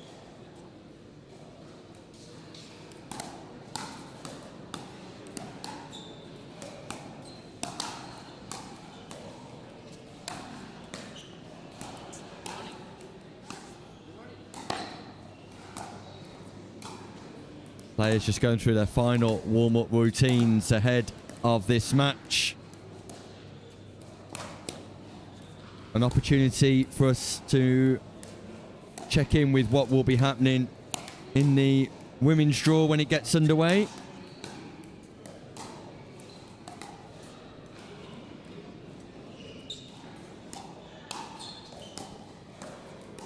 There we see Offadak and Nagel coming as the number 1 seeds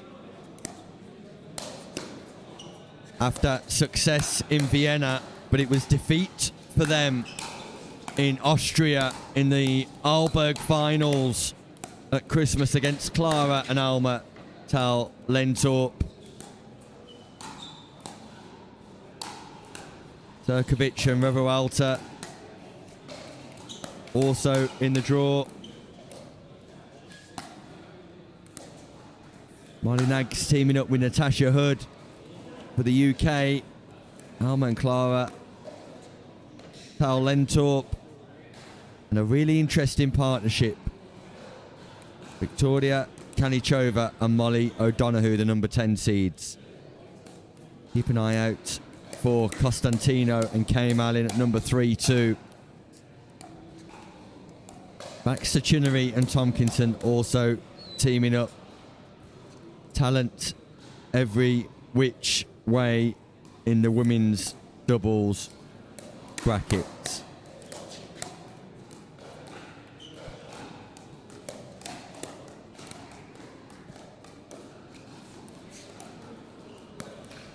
And here we can see the Hungarian duo showing an interesting process to their warm-up too. Just some Close quarter volleys just over the net there.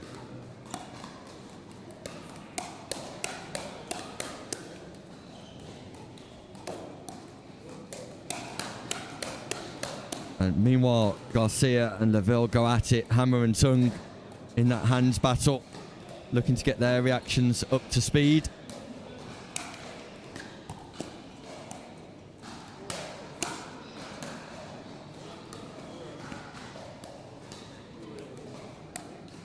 So maybe just waiting on the presence of a referee rather than anything else here.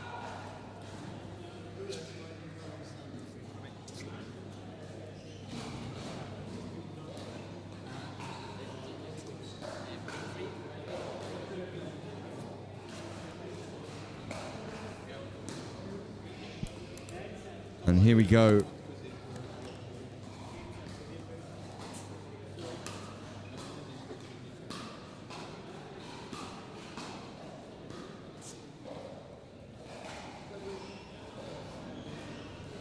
So the referee just going through a briefing here, asked players to just apply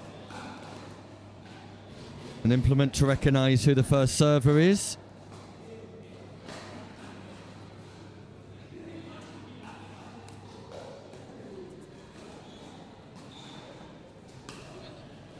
And then we'll be underway. And we'll keep you up to date with all of the other quarterfinal matches as they progress. Corston and Platau taking on Biedermann and Palier. Darlin and Grunner taking on Parminta and Jesus Gade, who defeated Triskin and Grau.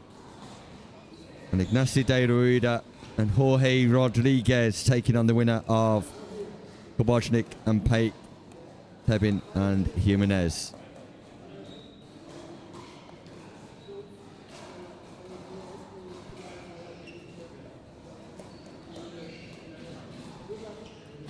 First class pickleball. It will be Garcia and Lavville at the top of your screen. Garcia wearing the white cap, who's also been playing with the APP Next Gen squad out in America. And it's Kazonei wearing the black cap at the bottom of your screen. Garcia playing left. Bako playing left. We're underway. Best of 3 games, race to 11. Misdirect volley from Lavville.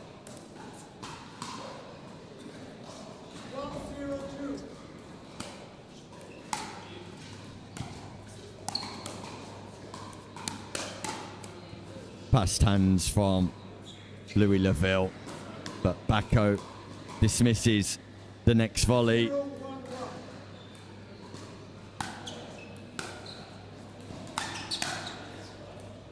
Huge drive from Valiant Bako, and we can expect a little bit more of that as this game manifests. Oh, it's a sore one. The left-handed Kazonei flips the top of the net and it powers into the body of Garcia. This time Garcia with the sharp reactions.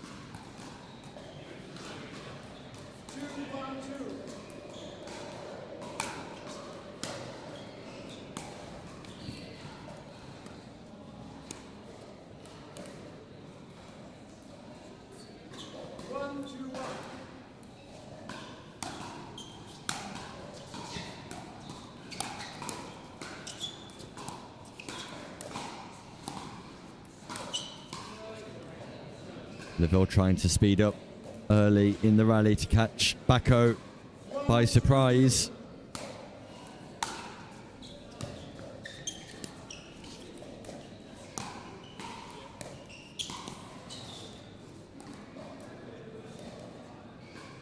Is only the least experienced of the 4 players on court at this level. Will be a test for him, but good exposure as Kazonei pops up and Garcia takes full advantage on the Ernie.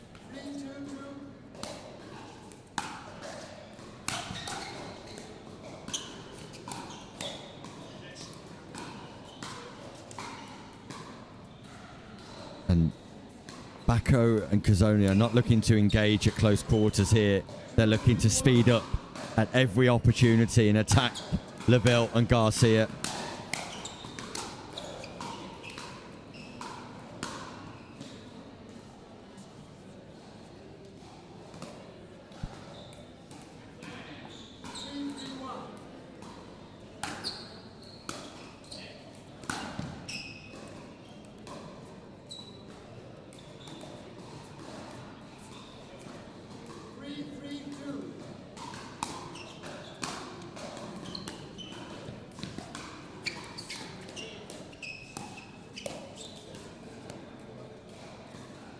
Lavville looking to engage Kazonei on the diagonal constantly here, and he's getting joy and success.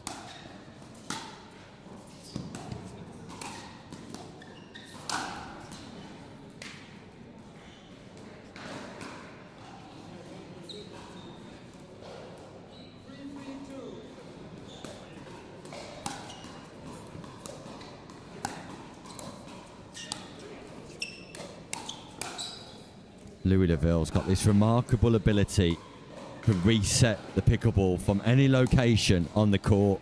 Mightily impressive from Lavville at the start of this quarterfinal match.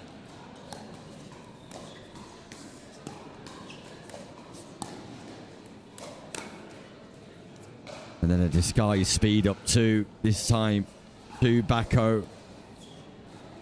Lavville, the standout player on court as it currently stands.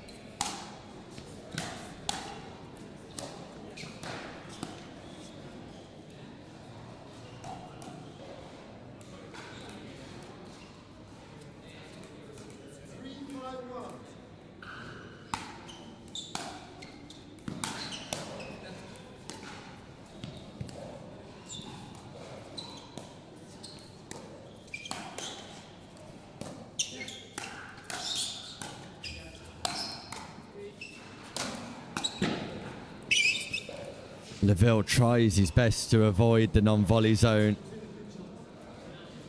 Was reaching for that volley and ended up overstretching and just planting his hand into the kitchen.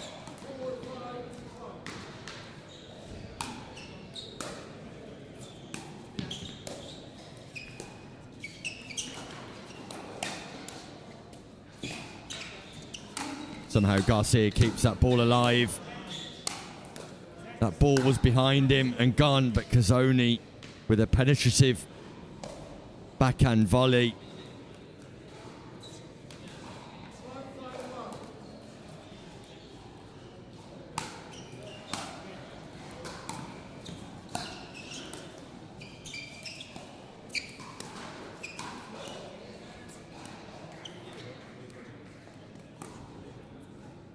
That's the process that's worked so far for Garcia and Lavville, engaging Kazonei in a softer game.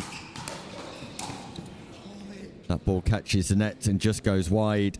Shake and bake, Russian crush, thrive and drive from Balint Bako, Chris Kazonei.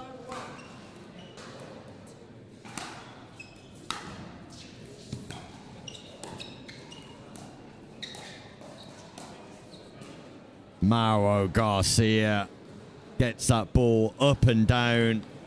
Superb paddle head speed and pace control.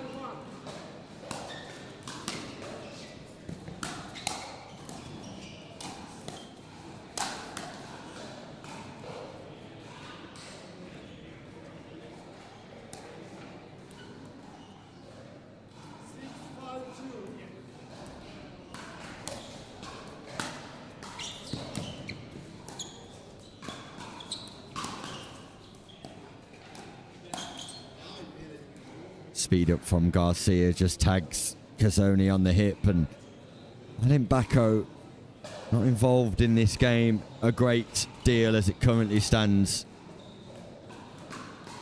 Garcia and Lavville in command.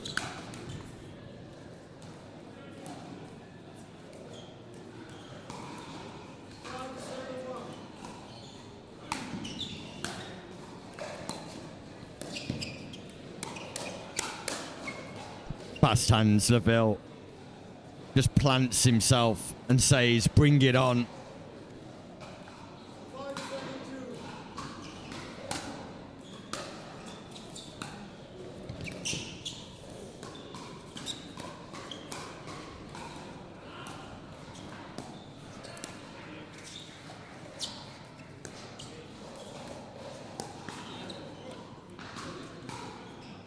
Look at the success and the joy that brings to Lavville, who just gives himself a bit of a cheer up as if to say, that's where I want to play this match. At the non-volley zone.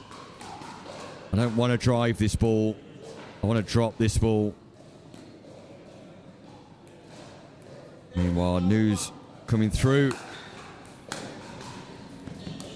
that Koboshnik and Pack will play De Ruida and Jorge Rodriguez in the quarterfinal. Timeout called here by Bako and Chris Kazonei. An opportunity for both teams just to consider their strategy. It's clear that Lavville wants this game played at the non-volley zone, a softer version of the game. He wants that ball being dropped in front of Kazonei. He wants to engage Kazonei in a dinking exchange. The challenge for Kazonei and Bako is, how do they bring Bako into this game? How do they inject the power and the pace that they're looking for? How do they deploy their attacks to the same levels of success that they were demonstrating at the start of this match?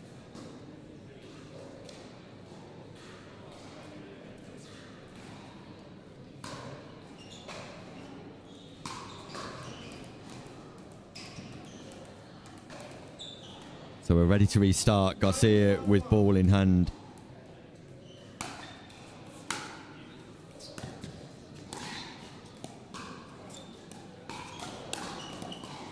And again, Garcia tries to speed up against Kazonei, but look at the response from Kazonei. Look at the fast hands on the backhand counter.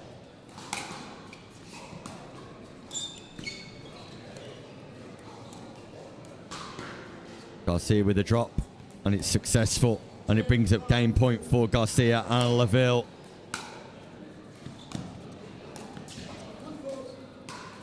Foot fault called by referee on the volley by Kazonei, and that gives the first game to Garcia and Lavville.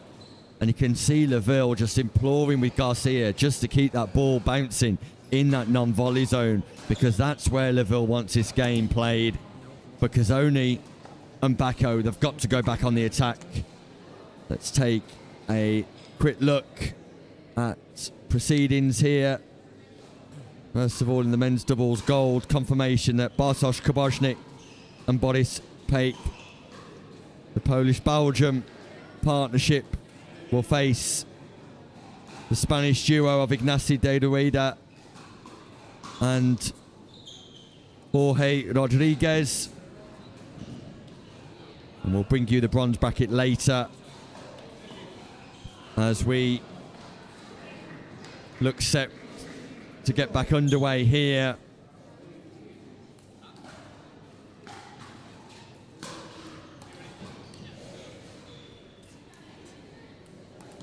A change of ends. Is there a change in strategy for Bako and Chris Kazonei? Feel like they need to inject some greater intensity.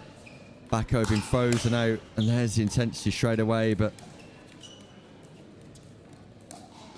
that's exactly where Garcia and Lavville want this game played, and although that was an error, that will please Lavville, who's the strategist in this partnership.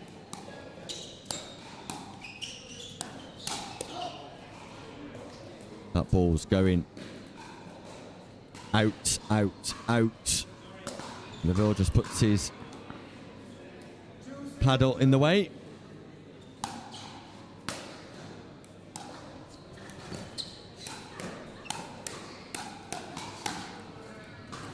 Ooh, Kazonei would want that one back again. It's definitely popped up, and Kazonei hits that ball into the net. Start that Kazonei and Bako would have wanted, though.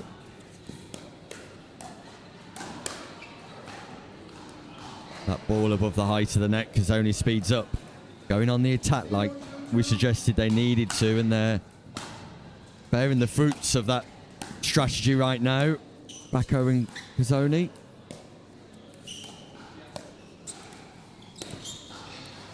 Garcia a little bit late to read that play. Did not get there in time, so a non-scoring side out and a fast start for the Hungarian pair here.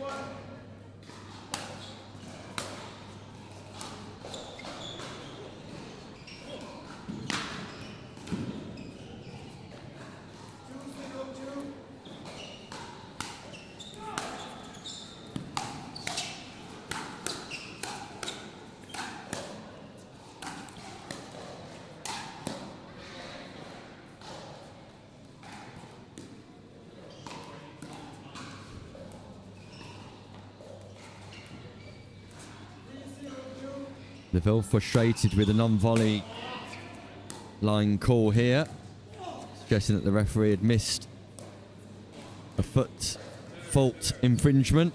Just needs to reset. Bako and Kazonei have started game number 2 well, and are just forcing it slightly. And a timeout called, and Lavville just looks frustrated, as if to say, Garcia, slow down, construct, build, be patient. Garcia is looking to execute at every opportunity, and it's just brought about errors. Lavville returns to court, shaking his head, incredibly frustrated. Just needs to refocus and reset here. Start of game number 2 for Bako and Kazonei. Exactly what they ordered, and they're delivering on.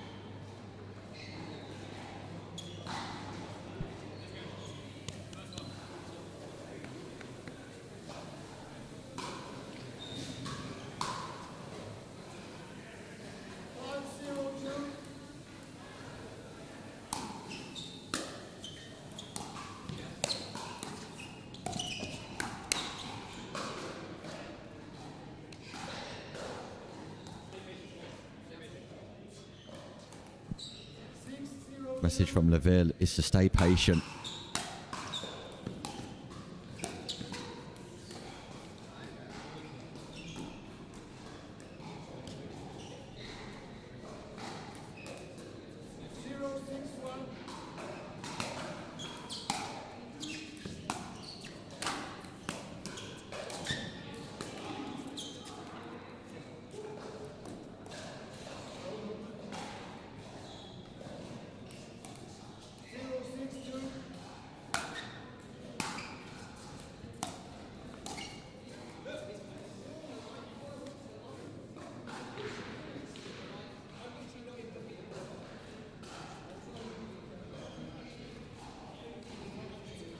Louis Lavville, again, just questioning the referee here about what he considers are the foot faults of Chris Kazonei.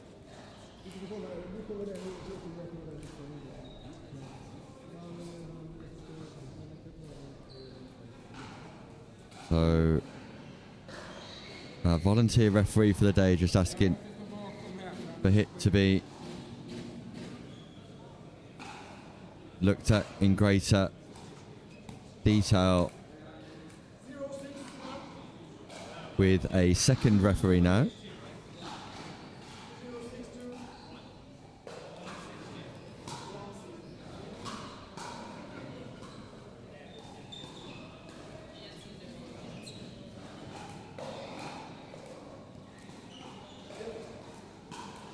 And we're back underway here.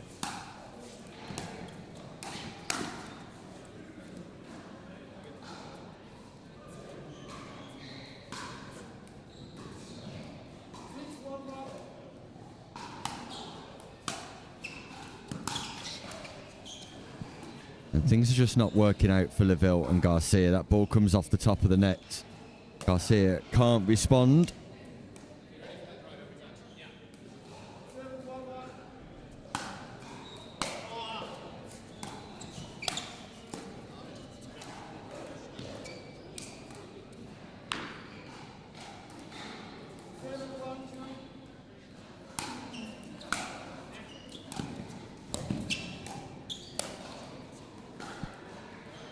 Fast hands from Lavville and a quick turnaround here. Lavville and Garcia with work to do in game number 2 though. ATP from Lavville picks that up. Showtime in Sweden for Lavville. How did he pick that ball up and it catches the sideline? Phenomenal athleticism from Louis Lavville.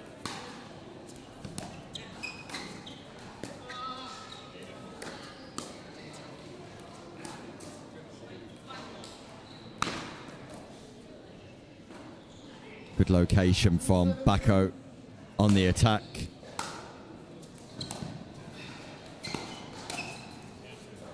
Garcia goes out wide. Bako comes central. Garcia's there to take full advantage with a backhand volley and the space that he created himself. Here come Lavville and Garcia.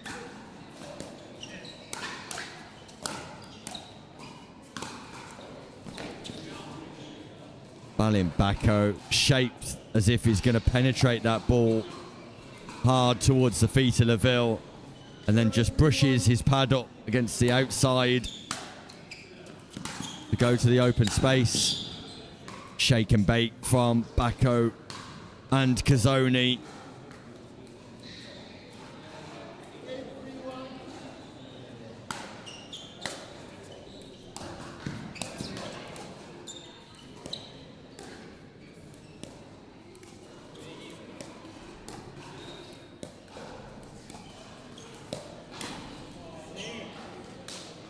Lavville presents Bako with an opportunity to volley that ball. And Bako takes full advantage. Kazonei standing up to the pressure of the cross-court. Dinking exchange with Lavville.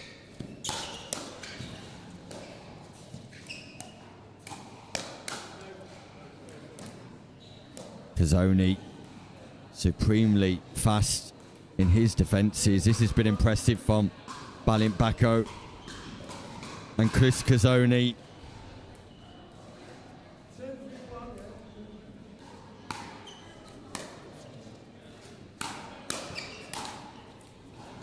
That ball just bounces wide off the top of the net.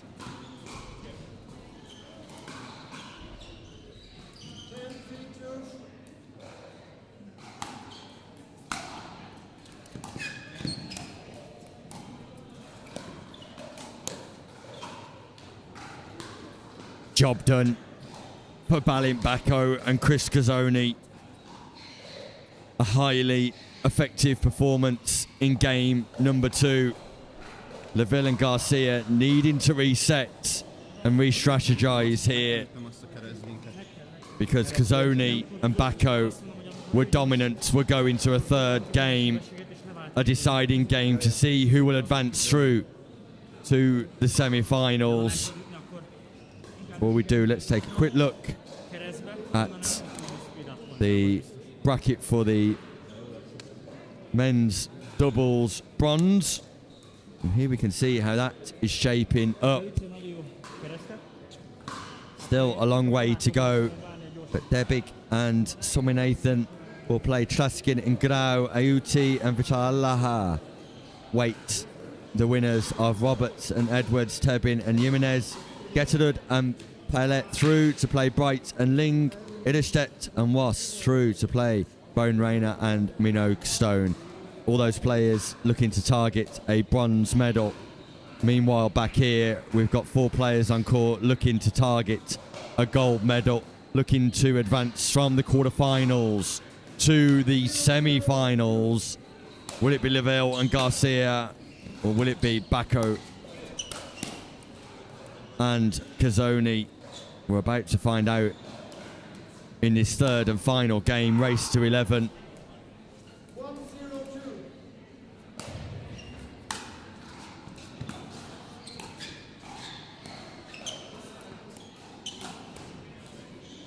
Garcia with a surprise attack.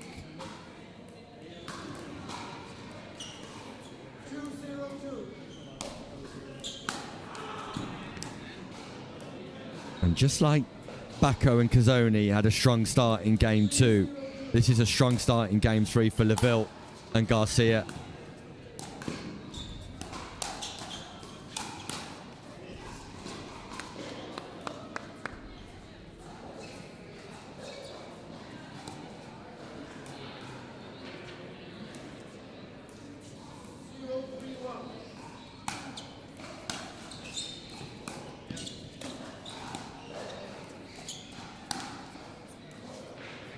Garcia doing an effective job of just putting that ball into an unattackable location, but Kazonei still tries to manufacture something. It's a non-scoring side out for Bako and Kazonei at a crucial stage. The Hungarians are under pressure. They might need a timeout. They might need to stop this rhythm that Garcia and Lavville have amassed. But a missed third by Garcia showcases his frustrations.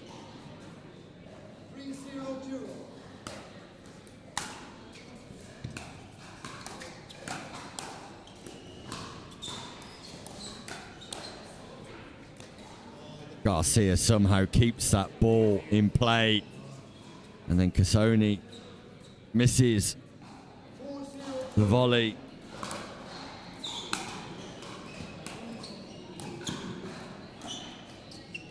What a lob. What a lob. And then Garcia powers through. And this is Garcia at his best. The ingenuity, the creativity on show, on display.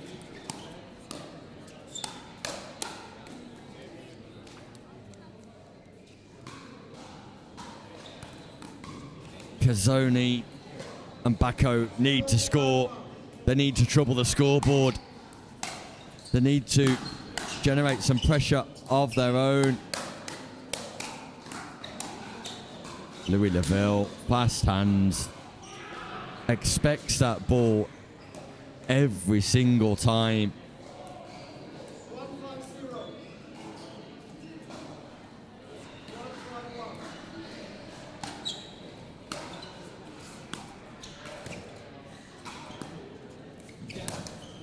Oh, Lavville catches the upper bracket on the ATP. It was on. He just struck it a little bit too early.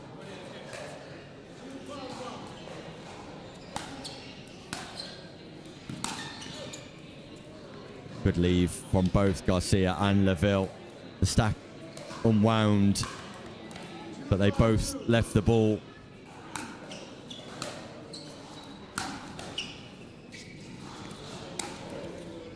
Fortune off the net. Garcia can't respond.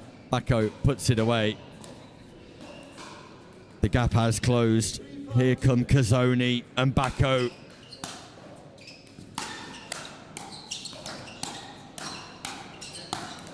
Great angle from Garcia. Bends himself in half to find the overhead volley. Back across court.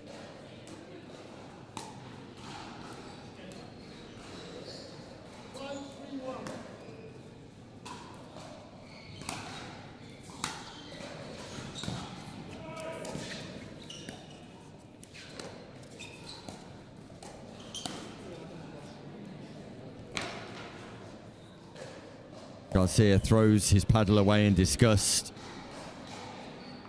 Frustrated.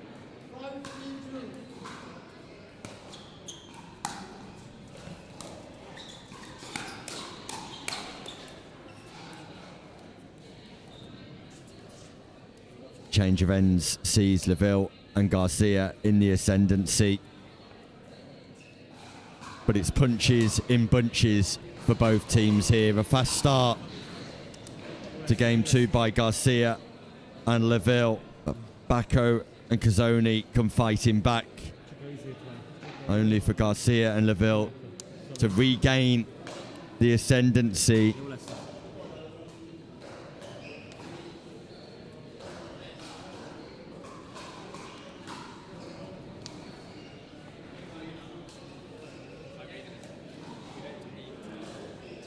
Place in the semi-final of the RTA 2000 event in Stockholm, Sweden awaits.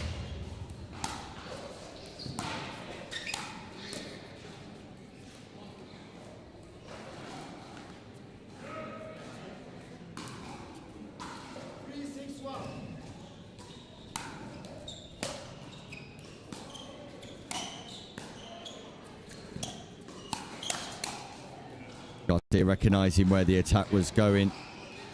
Nice prediction of pattern play. Pickleball from Mauro Garcia. Fast hands down the middle of the court.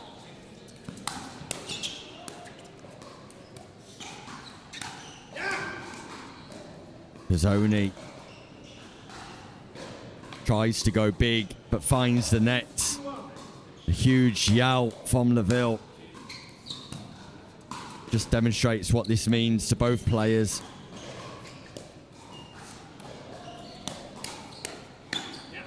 Garcia again. Great body coordination. Manages to get that ball into his opponent's side, and it was enough. Big speed up from Garcia. That forehand down the middle has proved fruitful.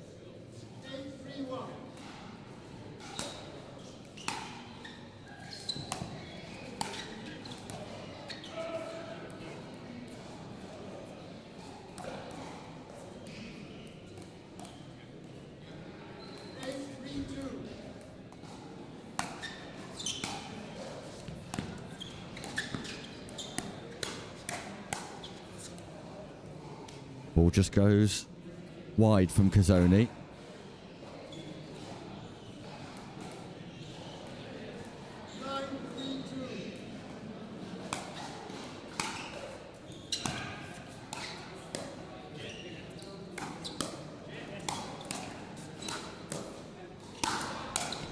Wow, the ball's still alive. Look at the defenses from Lavville and Garcia, but it was one too many.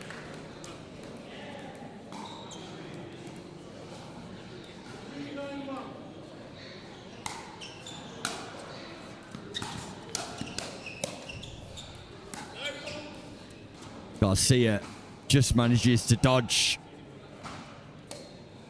that ball.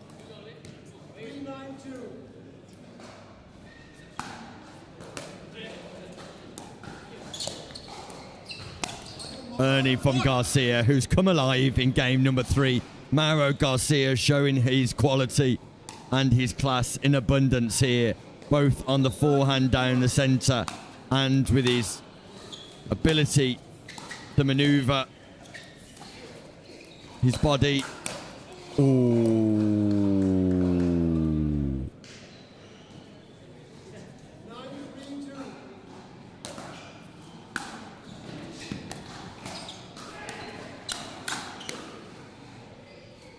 Garcia tried to go big again, a non-scoring side out, so opportunity is here for the Hungarian pair, who will not give up the ghost, will not give up the fight.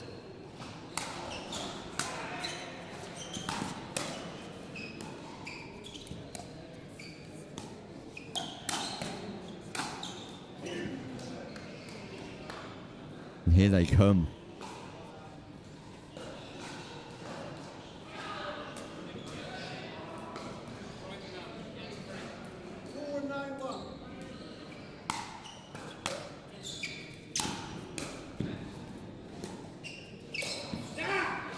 There's the space. Louis Lavville crafting that point to perfection.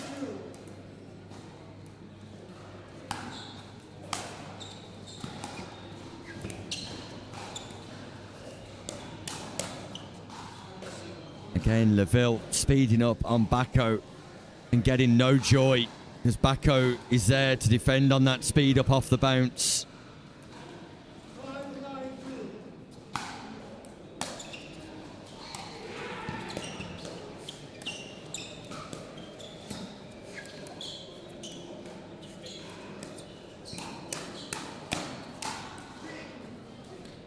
Three points in a row for the Hungarian team.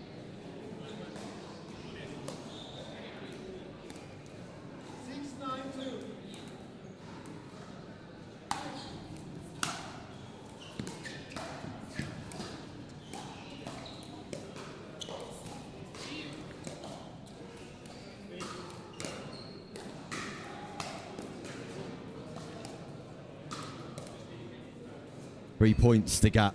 Lavville and Garcia with ball in hand. A place in the semi-final awaits. They've got two scoring opportunities. They require 2 points for victory.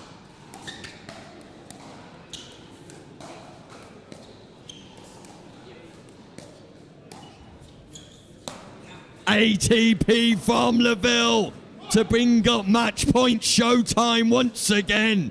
Louis Lavville finds an unlikely angle and Bako just stares as it goes past his left-hand side. Match point, Lavville and Garcia.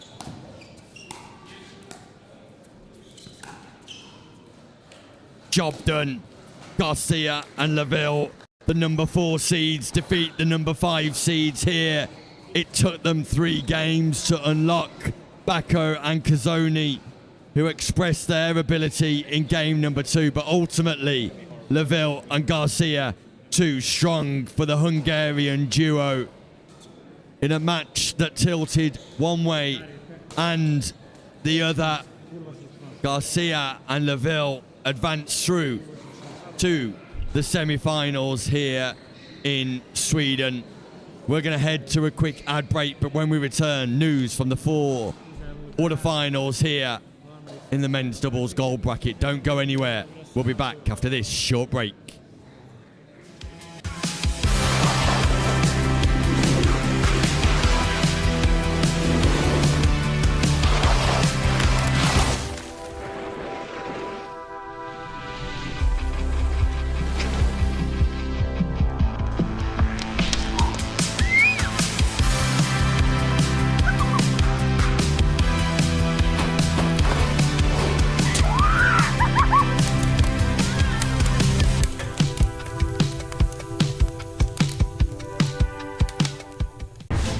I'm ready. Ready to take my game from where it was to a place it's never been. I'm still going to play my game, my way, on my terms. But it's completely different now. It's bigger than just me. It's the history, the legacy. It just means more. I mean, it's Andre Agassi and Steffi Graf. Pressure? Yeah, but I'm not worried. I'm going to enjoy it because it's become who I am.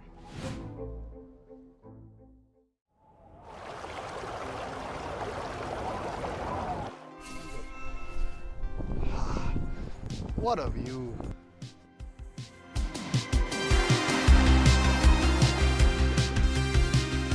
With pure indulgence. And Hüttengaudi. With stunning scenery. And lofty heights. And complete relaxation. With family fun.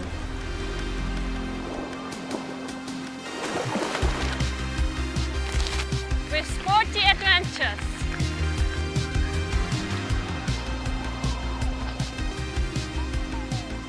And summit delights.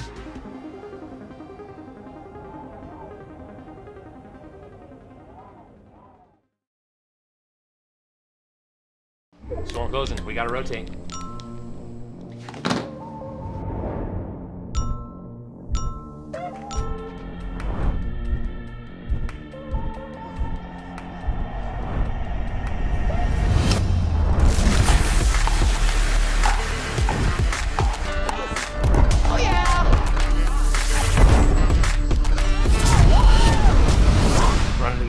Always.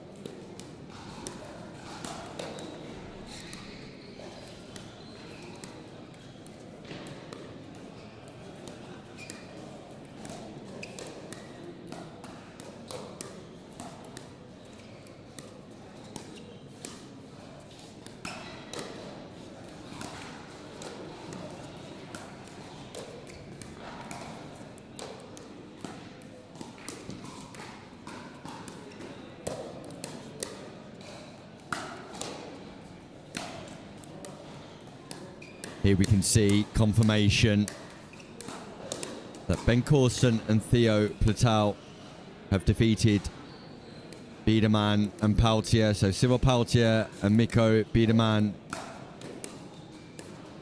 have to go and fight it out for a potential bronze medal, but Corston and Platau, the European champs and #1 seeds, advance through to set up a mouth-watering clash with Mauro Garcia and Louis Lavville in semi-final #1. We await news of the Parminter Ghet Darlin Grunert game, as we do the Kabojnik Pake Di Rueda and Rodriguez game. But if ever there was a game that you'd like to tune into and watch, it's Corston and Platau taking on Garcia Lavville. We hope to have that on the show court. No confirmation through as of yet, but surely the game of the year so far, that semi-final #1. Mouth-watering. As is this clash on the show court coming up next. We've got Christina Jensen and Thela Rodriguez. Rodriguez at the top of your screen wearing the black skirt, just warming up opposite her partner, Christina Jensen.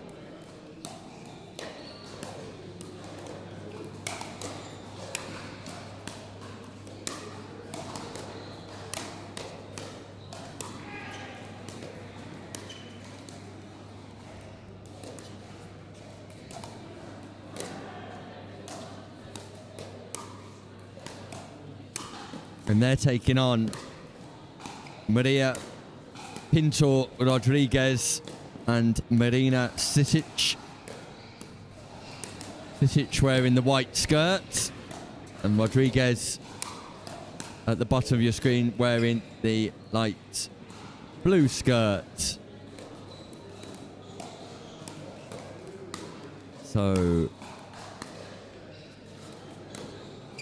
we have Ireland, Norway, Croatia and Spain on show here. Marina Sisich with a 5.1 duper. Highest ranked player on court.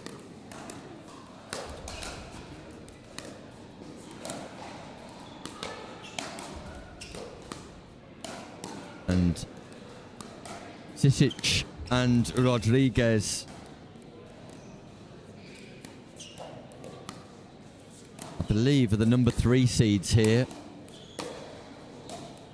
And this is going to be tough for Thela Rodriguez and Christina Jensen, the #13 seeds.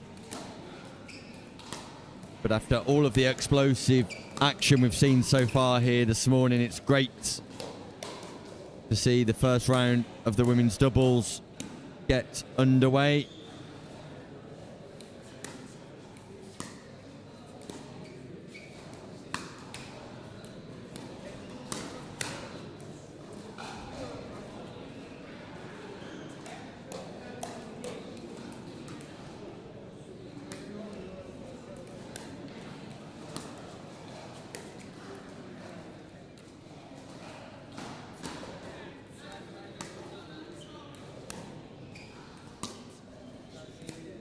So players just going through their final warm-up here. Thela Rodriguez, the youngest player in action here this weekend at the tender age of 16.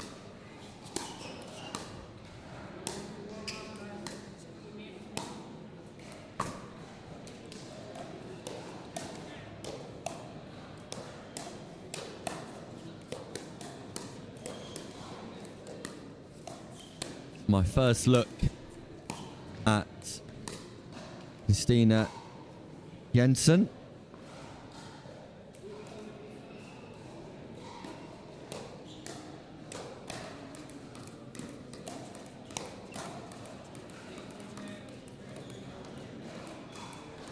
Elsewhere, Millie Sharma and Sonali Patel managed to get through their first round. They're taking on Karolina Offadak and Caroline Nagel, the number 1 seeds. Dominika Turkovic and Brooke Revalta are taking on Karina Zustakova and Georgia Makalei. In round number 2, Natasha Hood is taking on Anne Geslin and Meiti Hiroma. Sorry, Natasha Hood and teaming up with Molly Nags, of course, taking on Geslin and Meiti Hiromo. Eliana Gradino and Chiara Contis taking on Victoria Kanishova and Molly O'Donoghue. And Clara Tal Lentorp and Alma Tal Lentorp are awaiting the winner of the match between Christine Metz, who teams up with Anna Bakina, and Francis Bone Rayner and Alexa Hovsepian. So, seemingly, we're all set for action here.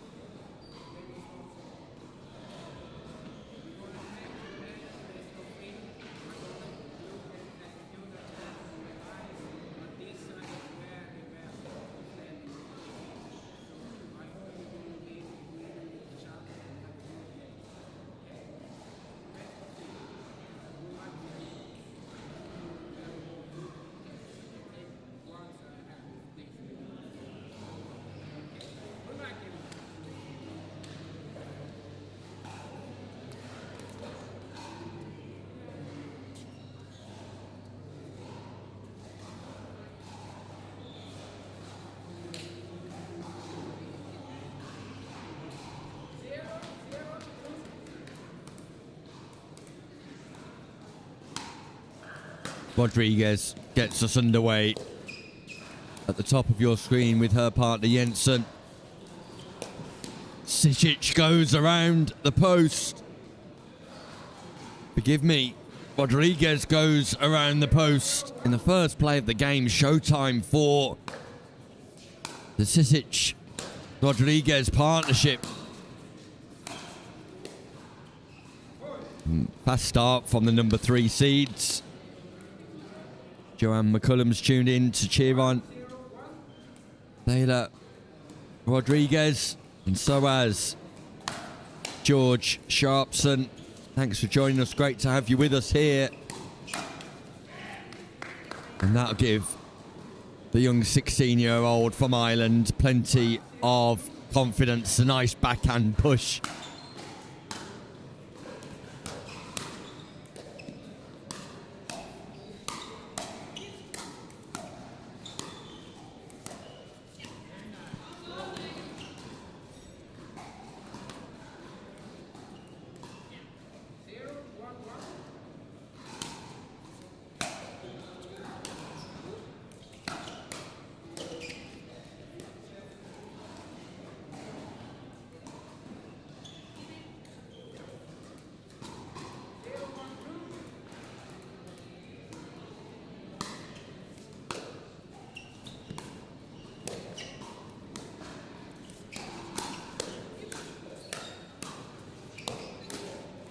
Pinto Rodriguez goes on the attack.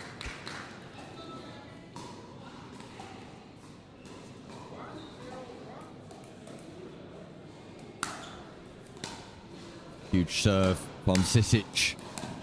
But the left-handed Rodriguez bending nicely, but just goes long with the overhead smash. So Sisich and Pinto Rodriguez utilising their experience well at the start of this encounter.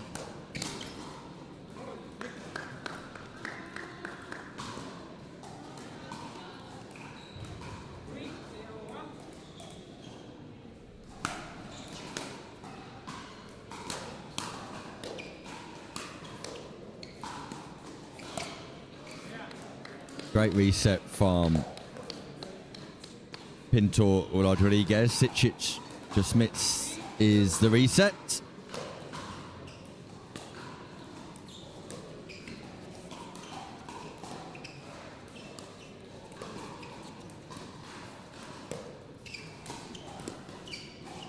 What a reset. Pinto Rodriguez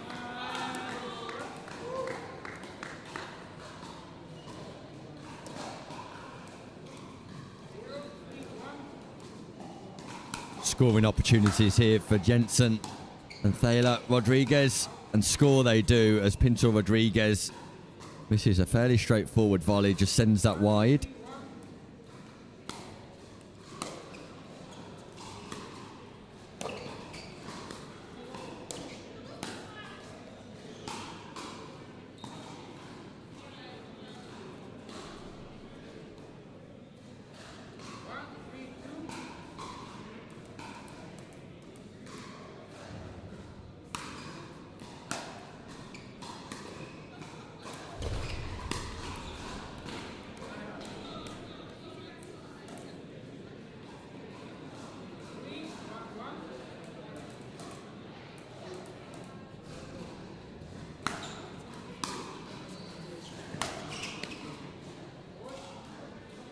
Big drive from Sisich.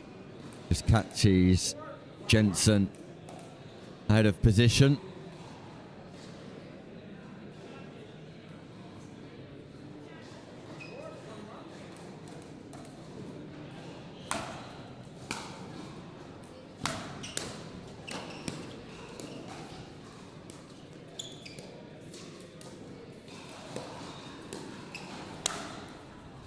And that's a pop-up from Taylor Rodriguez, and Sisich takes full advantage.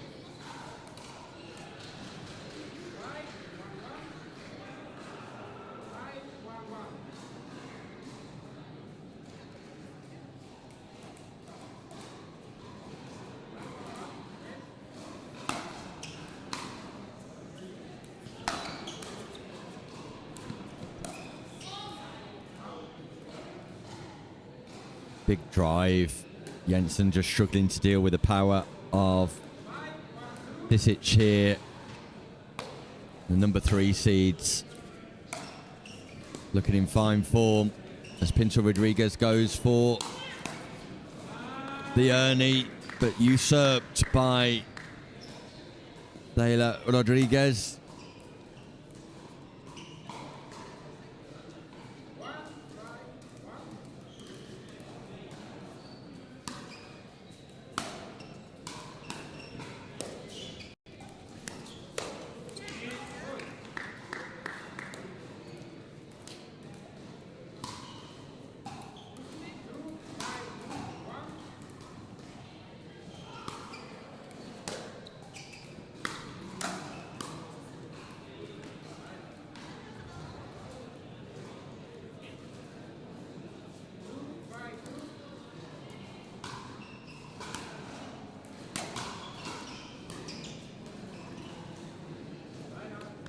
Just a miss third by Jensen. Sisich and Pinto Rodriguez with the ball back in hand.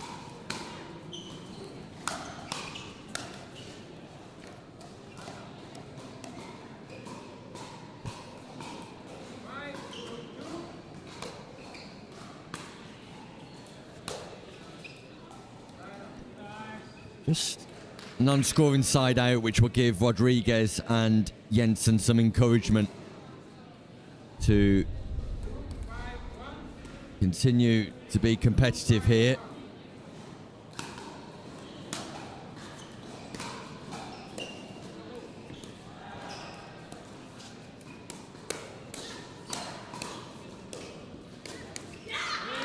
Good play from Rodriguez and Jensen.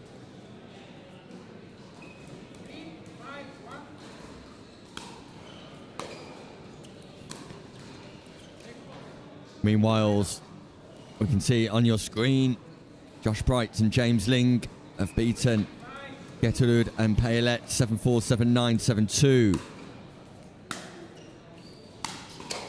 to reach the next stage of that bronze bracket.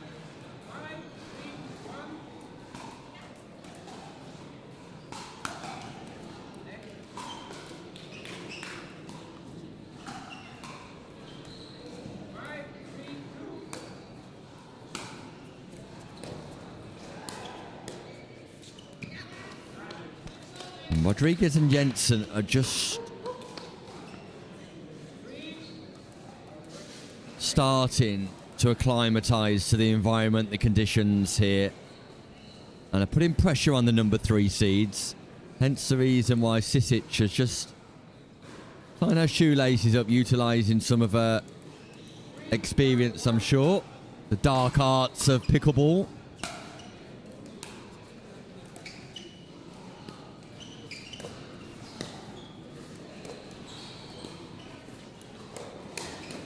Big forehand down the middle from Thaler Rodriguez.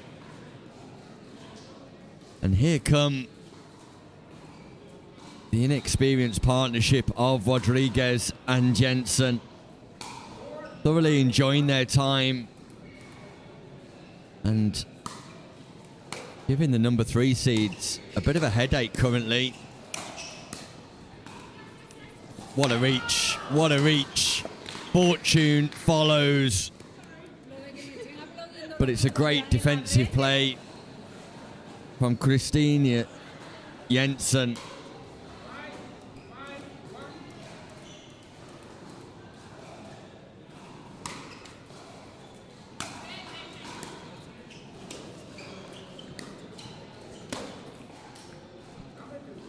Pinto Rodriguez makes no mistake with the overhead volley.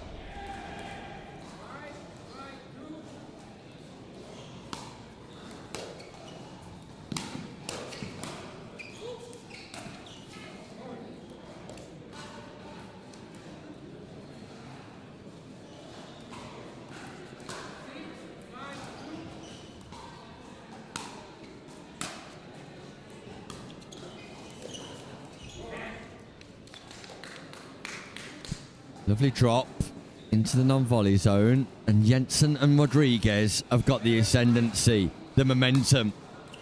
They were 5-1 down in this game. It's now 7-5. And they're playing clean, consistent pickleball. Pinto Rodriguez drops her paddle, as does Sisich. They need a timeout. Have we got an early shock, an early surprise on our hands here? Jensen and Rodriguez doing incredibly well to put pressure onto Pinto Rodriguez and Sisich, and a combination of unforced errors and forced errors have given them a 3-point advantage in this match, and this will be a surprise. Number 3 seeds here, Sisich and Rodriguez, face an uphill task to turn their fortunes around in game number 1.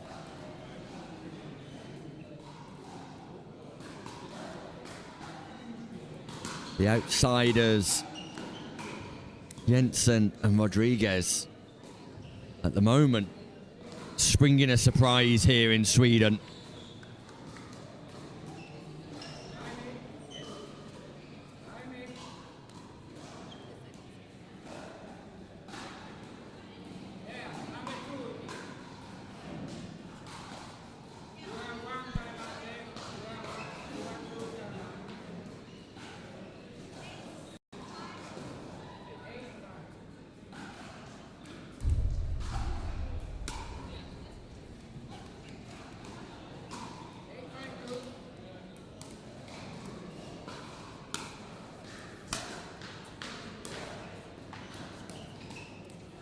And again, clean pickleball, clinical pickleball from Rodriguez and Jensen.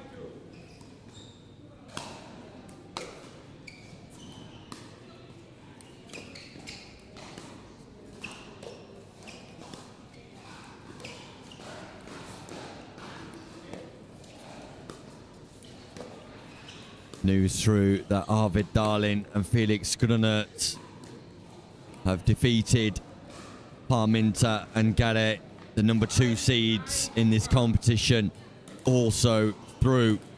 If Kaboznik and Peik defeat De Rueda and Jorge Rodriguez, we will have the number 1, 2, 3 and 4 seeds in the men's semi-final.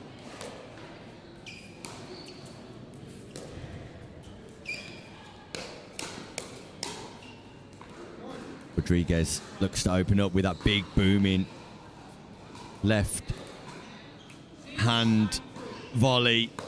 Just sends it slightly long. Gap closes to 3.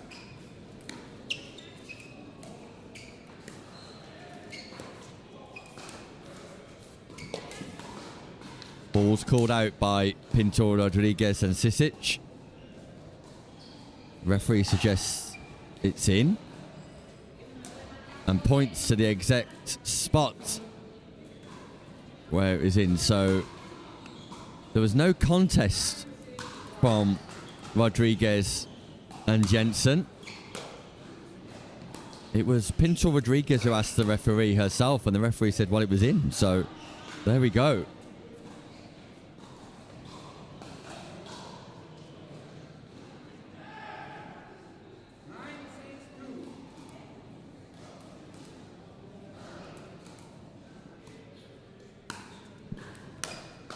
Second scoring opportunity.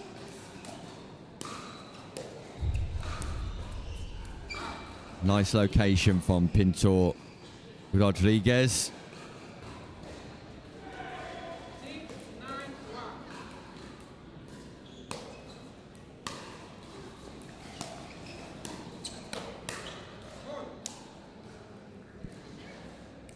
Sisich and Pinto Rodriguez just fighting here because Jensen and Rodriguez continue to cause problems for the number 3 seeds.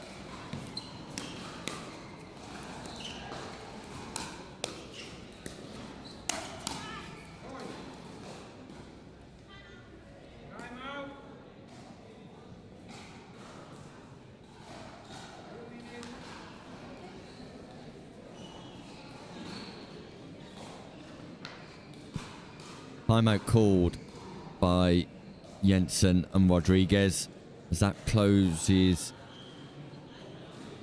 The gap closes down to 1, and Sisich and Pinto Rodriguez just scrapping away.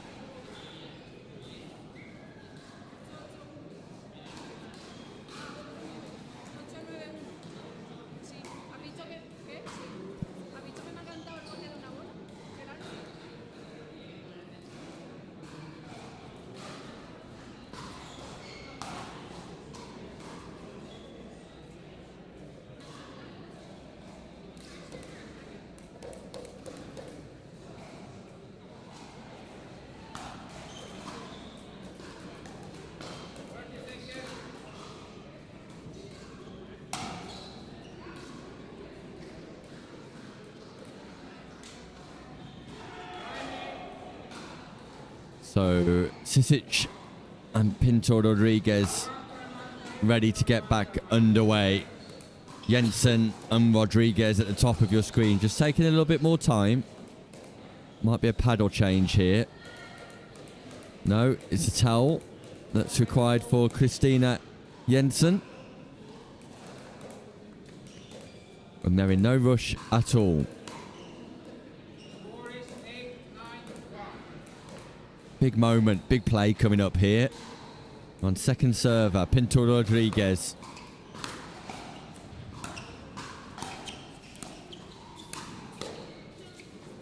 Ball lands in. Jensen keeps it alive. What a defense from Palier Rodriguez, but Pinto Rodriguez comes back with a backhand volley. And just like that, we're tied at 9-9.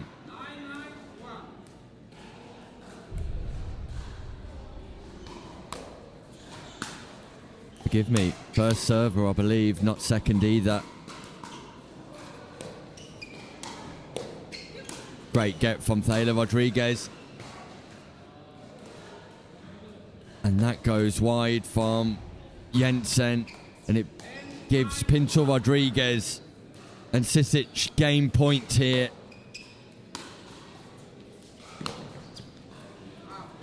Big drive goes long. The stack unwinds. Christina Jensen.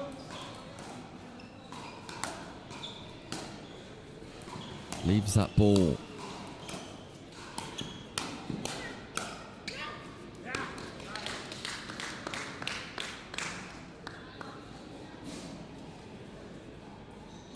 So an opportunity for Jensen and Rodriguez here. They've saved 2 game points.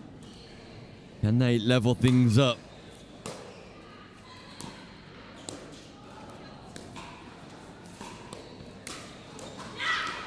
Jensen with the power. And yes is the cry from Jensen and Rodriguez. We're tied at 10-10. Win by 2 points. And Pinto Rodriguez sets herself and misses an easy volley, giving game point now to Thaler Rodriguez and Christina Jensen.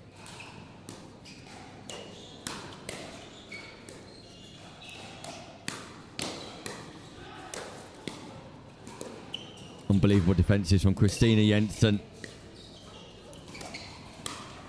Oh, she created an opportunity for herself on the forehand side.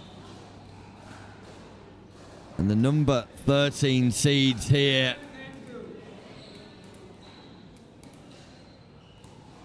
have a second opportunity.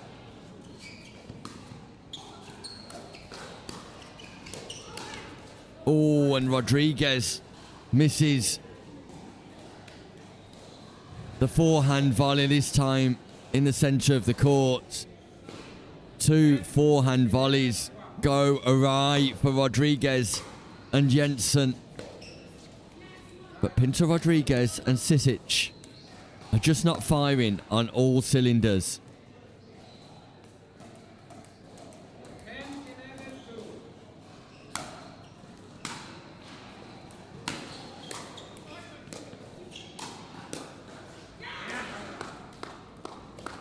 A non-scoring side out. Game point number 3 and 4 if they need it for Jensen and Rodriguez.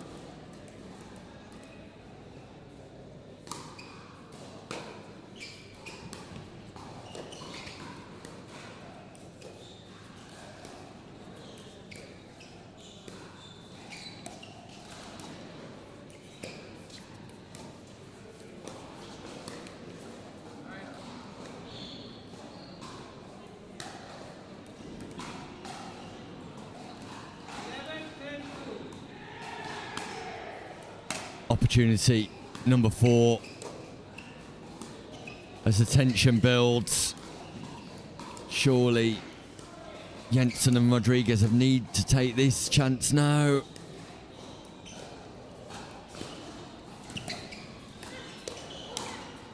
Fortune, a double net tickle, and Thaler Rodriguez and Kristen Jensen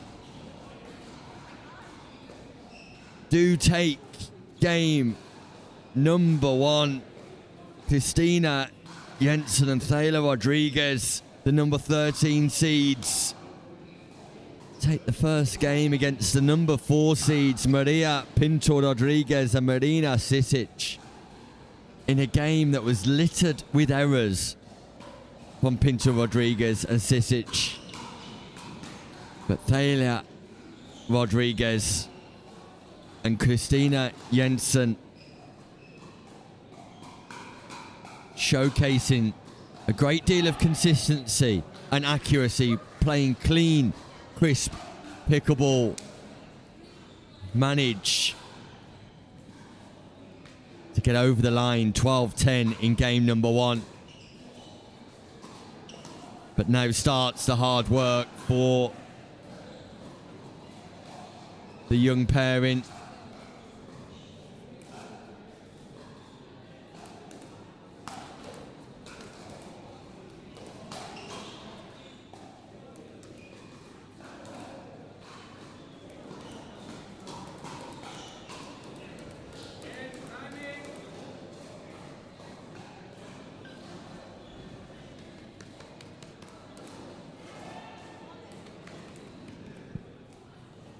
Pinto Rodriguez eager to get going here.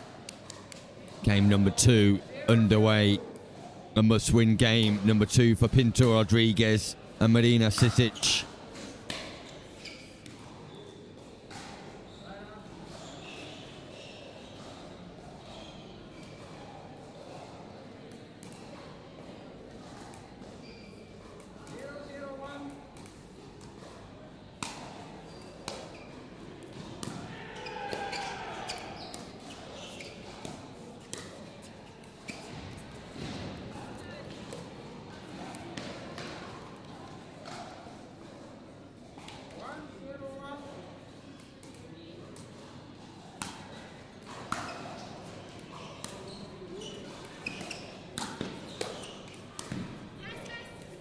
What a get from Jensen.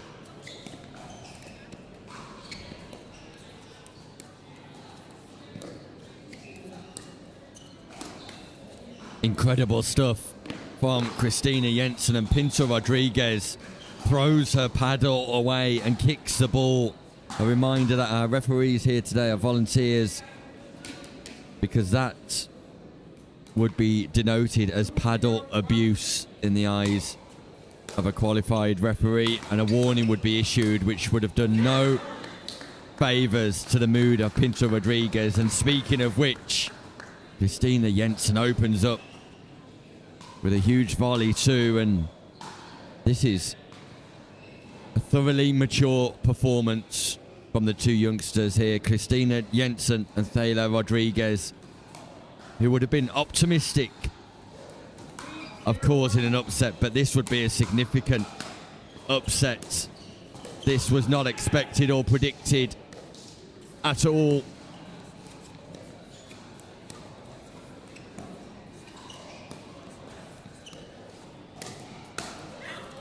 And that ball goes long from Marina Sisich on the volley too. Jensen igniting the attack. Sisich misfiring. 4-0-1. Can you believe what you're watching here in Sweden? Sure, the people of Norway and Ireland can.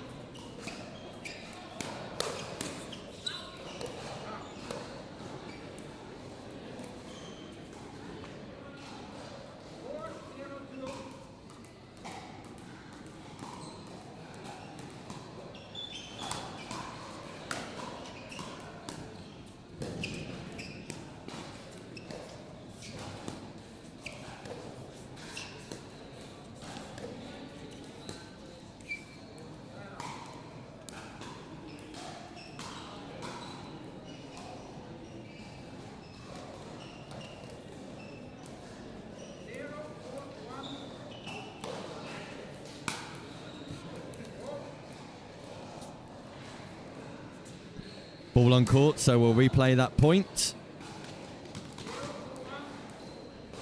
Scoring opportunities for Pinto Rodriguez and Sisich.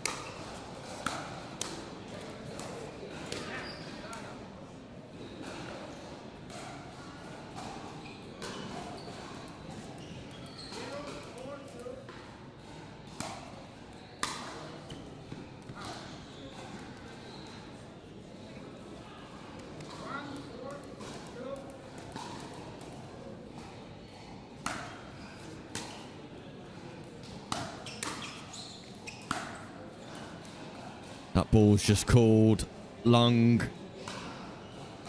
by Rodriguez, and Jensen, who I first thought was from Norway, you'll forgive me, actually from Denmark, Christina Jensen, so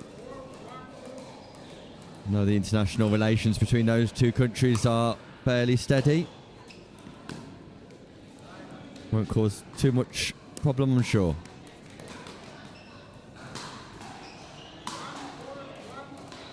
Non-scoring side out. Sisich serves for the number 4 seeds, and Pinto Rodriguez misfires once again.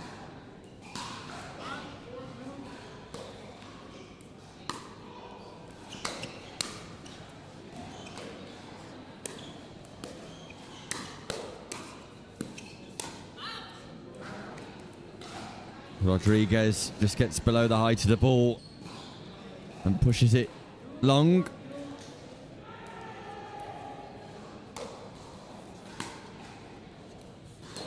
Ruth O'Donnell's watching on. Great to have you with us, Ruth. And there's Marina Sisich's power when she gets it on point. Gap closes once more. Slice return catches the baseline. Here comes Pinto Rodriguez.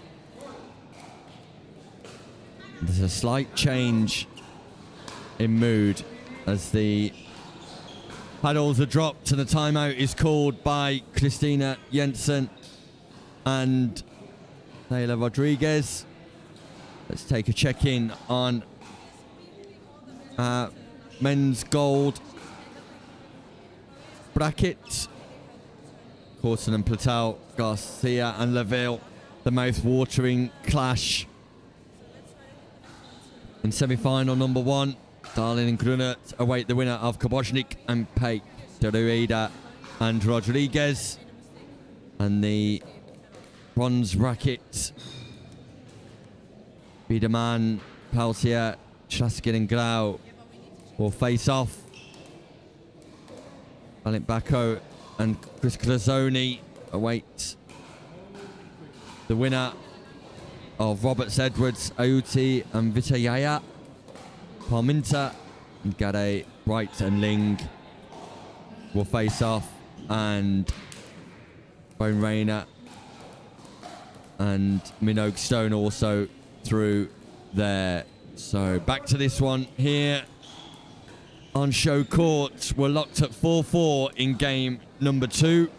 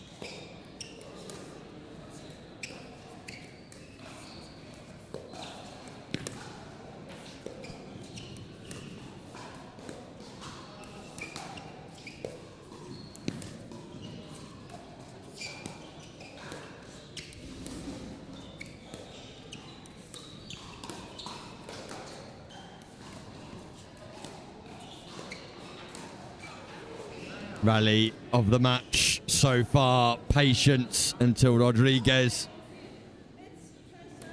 speeds up and hits that ball into the net. Second scoring opportunity.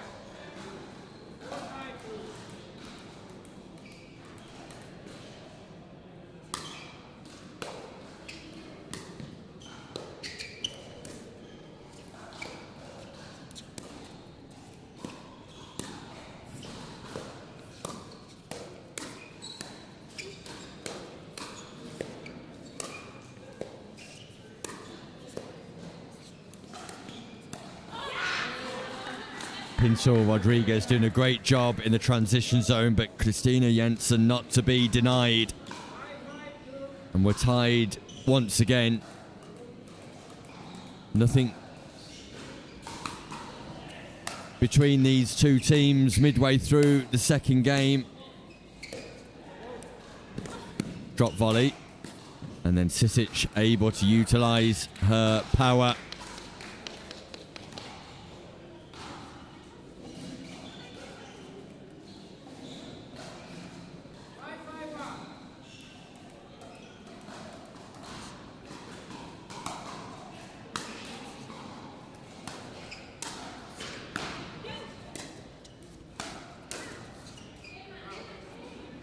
Palier from Taylor Rodriguez.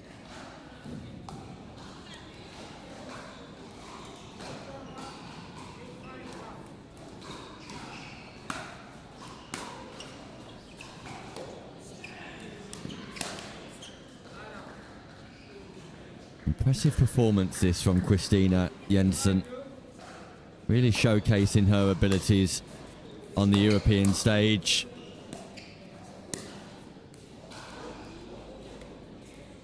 Sisich and Pinto Rodriguez just starting to tick a little bit more consistently.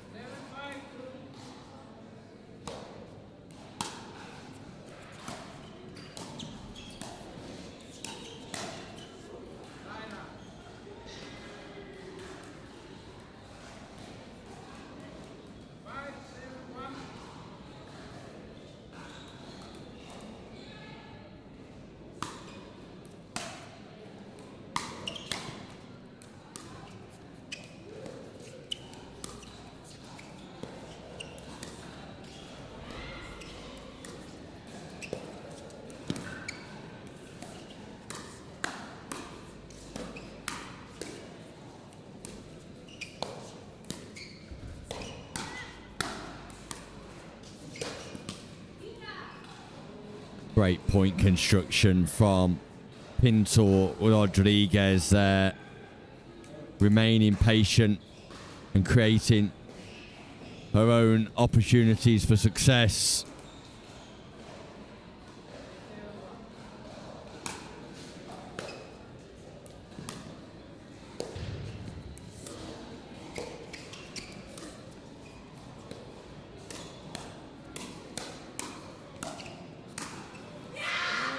Christina Jensen dominating at the non-volley zone once more.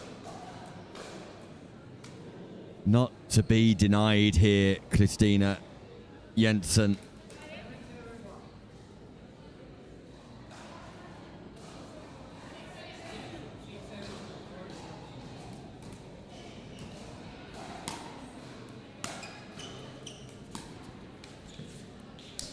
Missed third from Taylor Rodriguez.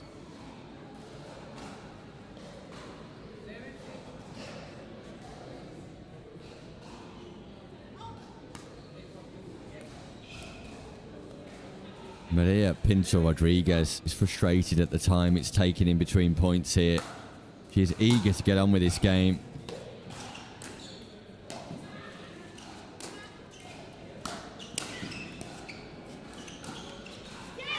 Taylor Rodriguez with a delightful speed up off the half volley.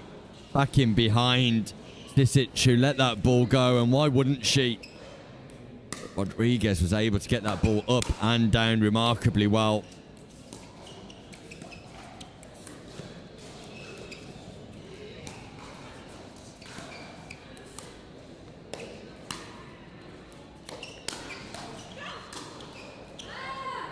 Christina Jensen hits that ball wide. And Sisich and Pinto Rodriguez 3 points away from taking us into an all-important third game.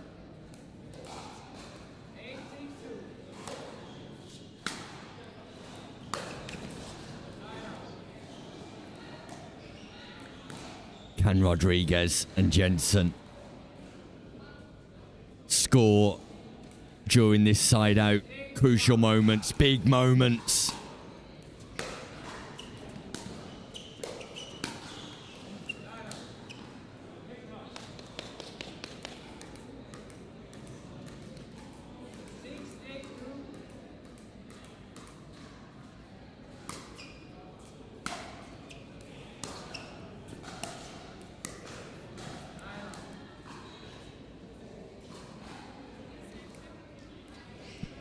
A non-scoring side out, a crucial, critical non-scoring side out.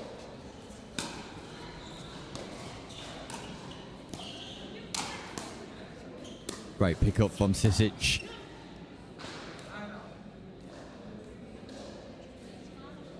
Just not able to rescue the follow-up.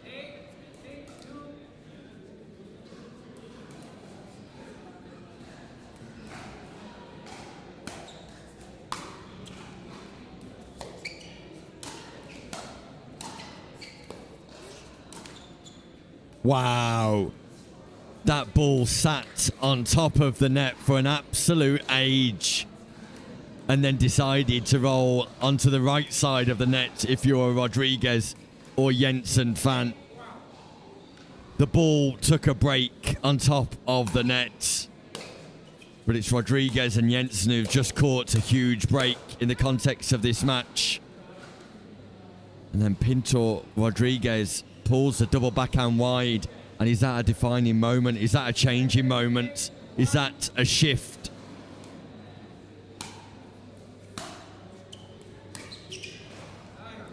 Missed third. Things have got a little tense. Things have got a little tight.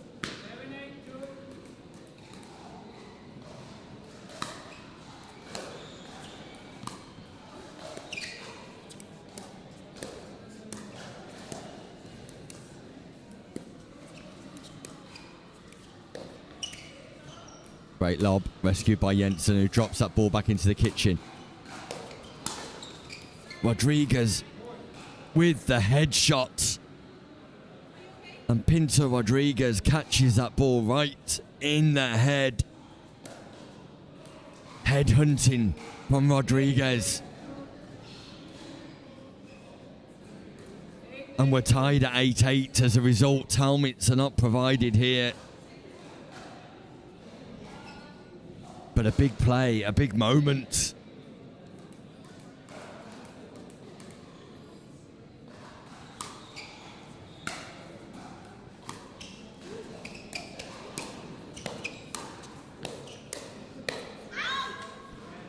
And how this game has turned around once more, following the headshot, following the net cord where the ball took an absolute age to determine which side of the court it wanted to bounce on. Jensen and Rodriguez have got the lead. They're 2 points away from success. And a shock, a surprise, a giant killing. And that ball goes out to what? A leave. And the paddle goes again from Pinto Rodriguez. A timeout's called, but she fairly launches that paddle into the sponsorship hoardings. And if there was a referee here, that would have been a lost point. This game would now be over because Jensen and Rodriguez sit on match point, and Pinto Rodriguez has chucked her paddle for a second time in frustration. Reminder that these referees are volunteer referees here today. The head referee is injured or unwell, I'm led to believe. Meanwhile, Ignacy de Ruida and Jorge Rodriguez have defeated Karboznik and Paik 5-11-11, 5-11-6 to go through to the semi-final. So the number 3 seeds in this competition are out. We will not have 1, 2, 3 and 4 seeds in the men's semi-final. Instead, Ignacy de Ruida and Jorge Rodriguez will play Arvid Darlin and Felix Grunert in the semi-final. Another semi-final, don't forget, will be Ben Corston, Theo Platau taking on Louis Deville and Mado Garcia. Meanwhile, we return to this game where a shock is on the cards. A giant killing, an upset, a surprise. And it comes within the package of Denmark's Christina Jensen and Ireland's Taylor Rodriguez. Can they get the job done here?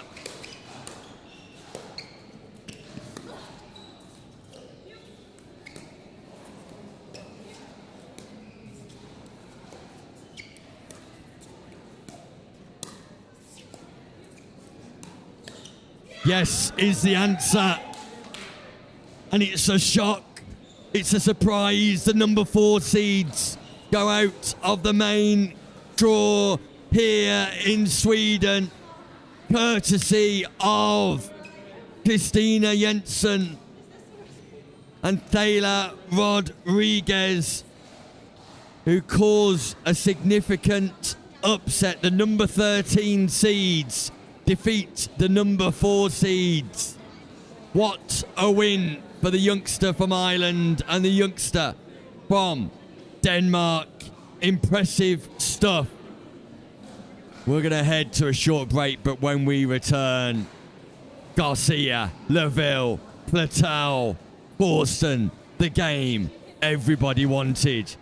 And it's here live with us next.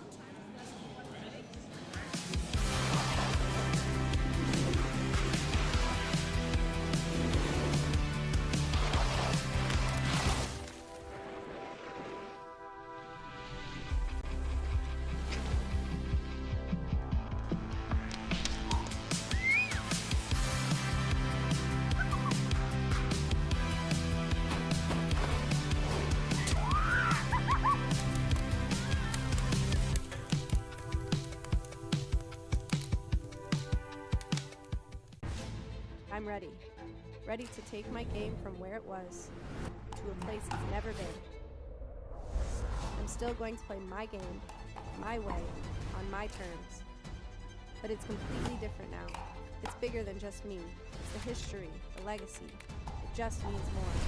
I mean, it's Andre Agassi and Steffi Graf. Pressure? Yeah, but I'm not worried. I'm going to enjoy it. because it's become who I am.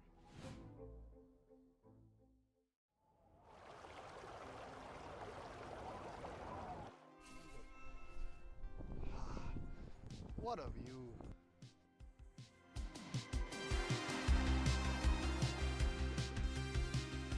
With pure indulgence. And Hüttengaudi. With stunning scenery. And lofty heights.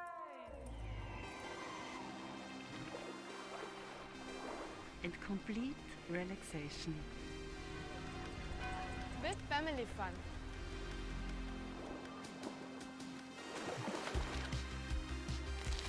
With sporty adventures.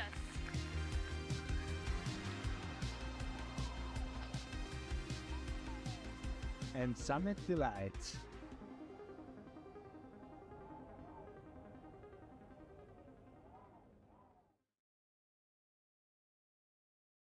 Storm closing. We gotta rotate.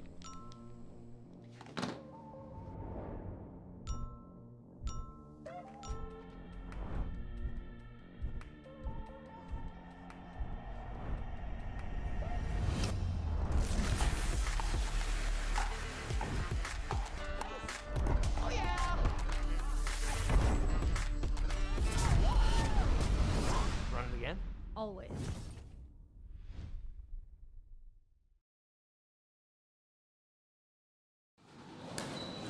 Here is how the men's doubles goal bracket looks as we reach the semi-final stages. Arvid Darlin and Felix Grunertz, the number 2 seeds, taking on Ignacy de Rueda and Jorge Rodriguez, the number 6 seeds. But our focus will be on Ben Corston and Theo Platau, the number 1 seeds and current European champions, taking on Mauro Garcia and Louis Lavville. Let's take a quick check-in on that women's draw following an unbelievable success for Christina Jensen and Taylor Rodriguez, the number 13 seeds, defeating Marina Sisich and Pinto Rodriguez, the number 4 seeds. Offadak and Nagel taking on Sharma and Patel. Turkovic and Revalta taking on Stockholm and Makalei. Hood and Nags taking on Geslin and Huomo for the chance to play Jensen and Rodriguez. Alma and Clara Talento taking on Metz and Bikina. Rodino and Contis taking on Kanishova and O'Donoghue. Constantino and Kamel taking on Selly and Ozen. And Baxter Chinnery and Tompkinson taking on Sedano and Sosole. Just a quick check-in with the men's doubles bronze bracket. So Roberts and Edwards defeated Oti and Vitahea. They will take on Bako and Chris Kazonei now. Traskin and Grau have beaten Biederman and Palier. Parminter and Ghet taking on Brighton. Ling, Kabojnik and Pate taking on Bowen Rayner and Minogue Stone in that bronze bracket. But now the feature of the day so far, the feature of the weekend. Mauro Garcia of Spain, Louis Lavville of England, 2 players who team up for the very first time in competition, take on the European champs, Theo Platau and Ben Corston. A straightforward victory for Platau and Corston in the quarterfinals, defeating Palier and Biederman 11-7, 11-3. Lavville and Garcia having to overcome this Kazonei and Bako in a 3-set match here that we saw on show court. 11-5, 3-11, 11-6. But managing to find a way, playing some expressive pickleball in game number 3. And this doesn't get any more competitive, any more enticing, any more exciting. A clash between 4 international superstars of the game. The energy in the arena for this match is higher than it has been all weekend. It's matchups like this that showcase the breadth of talent here on the RTA Tour.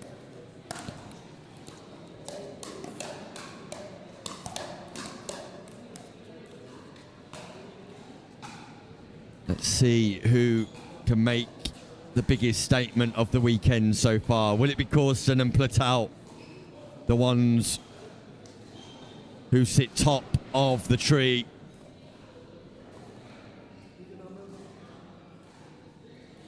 Or will it be Lavville and Garcia? 2 players who have an affiliation with the APP Tour. Garcia from a next-gen perspective. And Lavville just recently signing a contract with the APP to play it over there this season. Corston, Patel at the top of your screen. Corston with the yellow footwear. Lavville, Garcia at the bottom of your screen. Lavville with the orange top.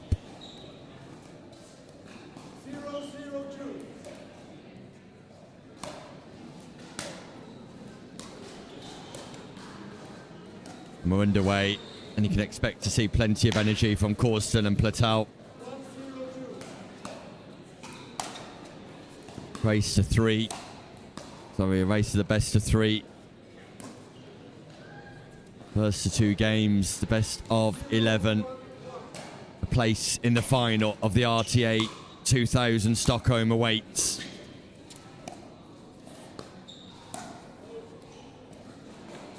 Garcia tries to speed up.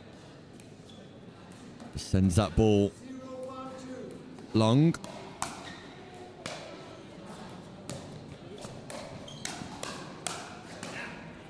Fast hands from Mauro. Garcia this time dominates the centre of the court.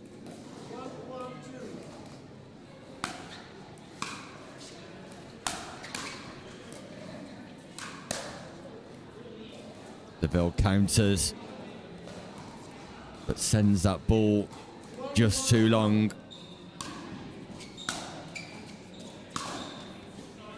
Ball catches the top of the net and hits Garcia in the midriff. Apology from Platau, but they'll take every slight advantage they can get.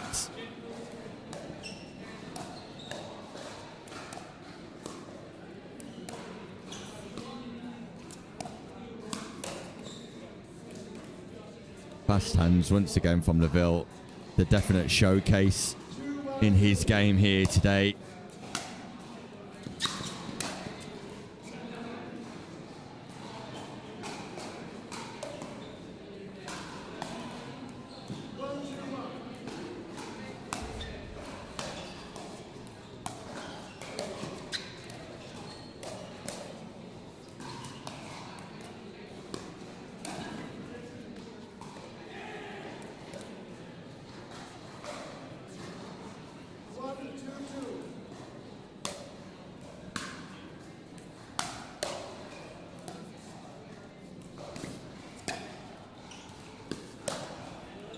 Patel speeds up from the backhand side. Lavville not expecting that play from the Frenchman.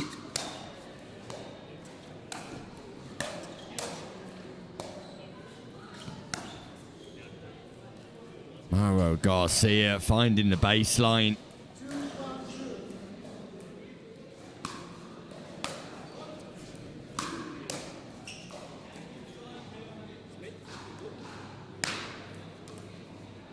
Frustration for Lavville in defence of the third shot drive from Platau. Third shot drive again.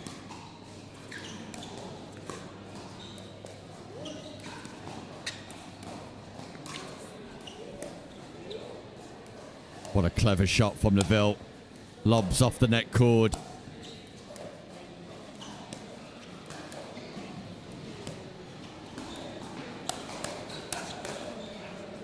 Garcia with a delightful speed up. Corston able to defend the first, but not the second.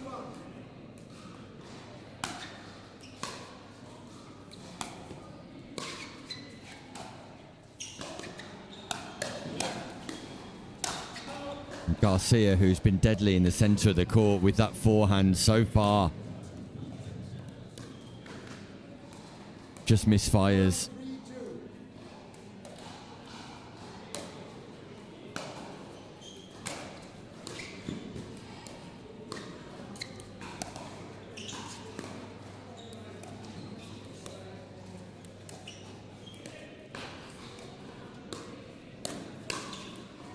Platau would want that one back again.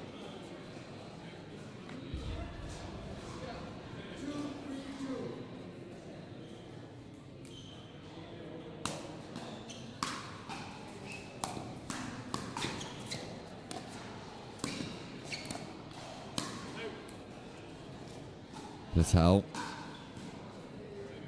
Backhand flick. Sends that ball wide. As Garcia just takes a second to tie his shoelaces. Lavville staying active. Trying to keep warm.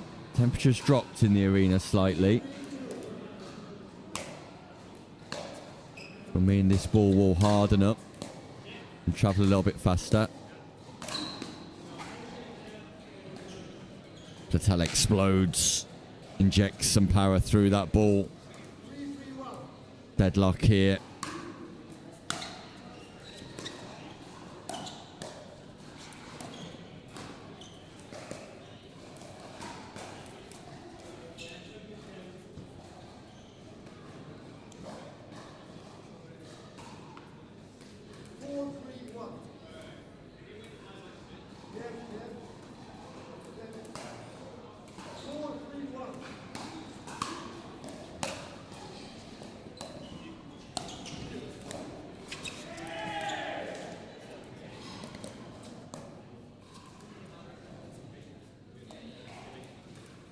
Frustrations again from Lavville, who wasn't ready when the referee called the score and just calls the score inaccurately this time around as well.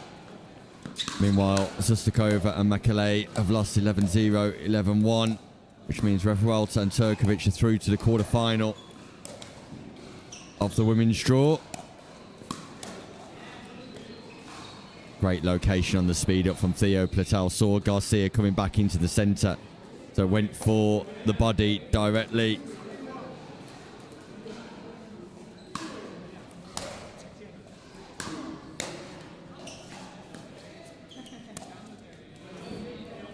Platau and Corston are just perfecting a game plan here of trying to keep Garcia on his backhand and keep this ball away from the ultra consistent Lavville. You can sense that Lavville and Corston are not having to engage each other diagonally across from the forehand wings here, but Platau is engaging Garcia on the backhand wings, and it's Platau who's coming out on top as Garcia tries to attack through the centre. Platau's able to go back in behind or target the body on surprising attacks and speed ups.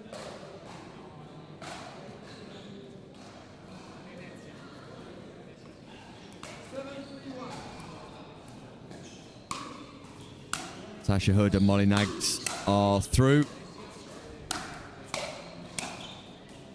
They're into the quarterfinals. They will play Rodriguez and Jensen in the quarterfinal match. Corston and Platau here looking in tip-top form. Looking incredibly sharp.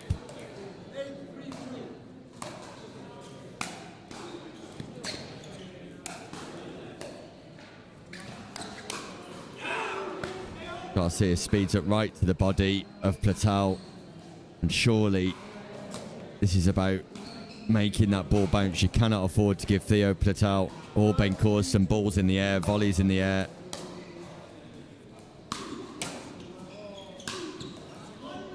Huge drive from Theo Platau.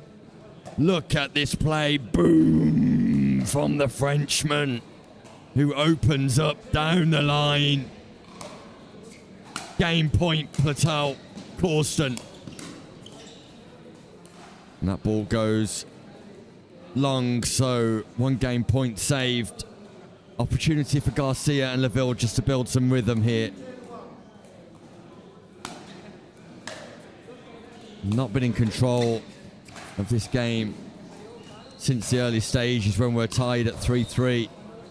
Platau tries to fire, and you can see that the difference in patience levels between Garcia and Lavville clash in their game styles.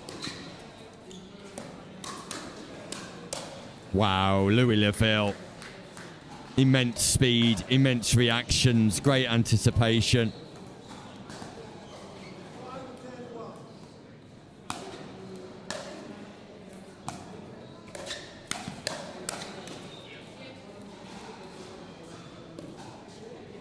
So there is some momentum building and a slight rhythm building here for Garcia and Lavville, because there's another point. So 4 points in a row. Garcia Lavville, gap closes to 3. Was 7, but a missed third from Lavville. We go to second server.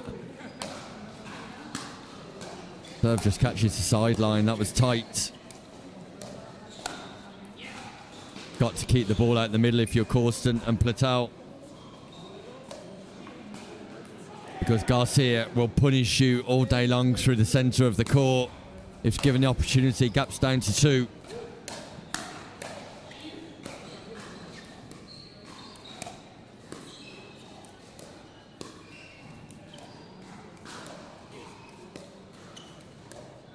First time Lavville and Corston go at each other.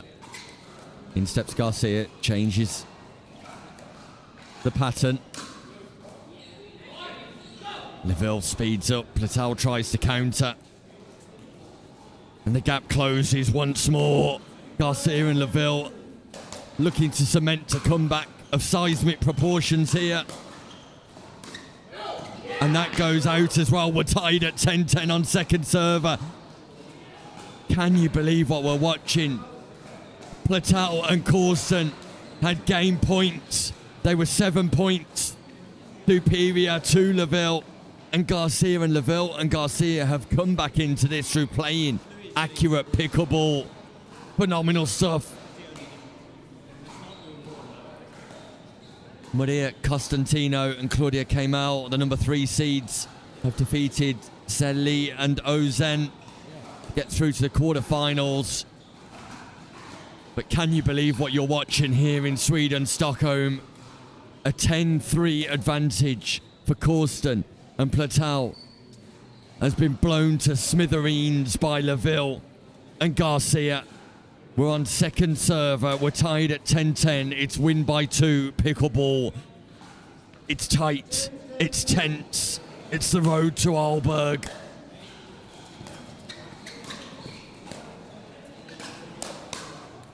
Theo Platau.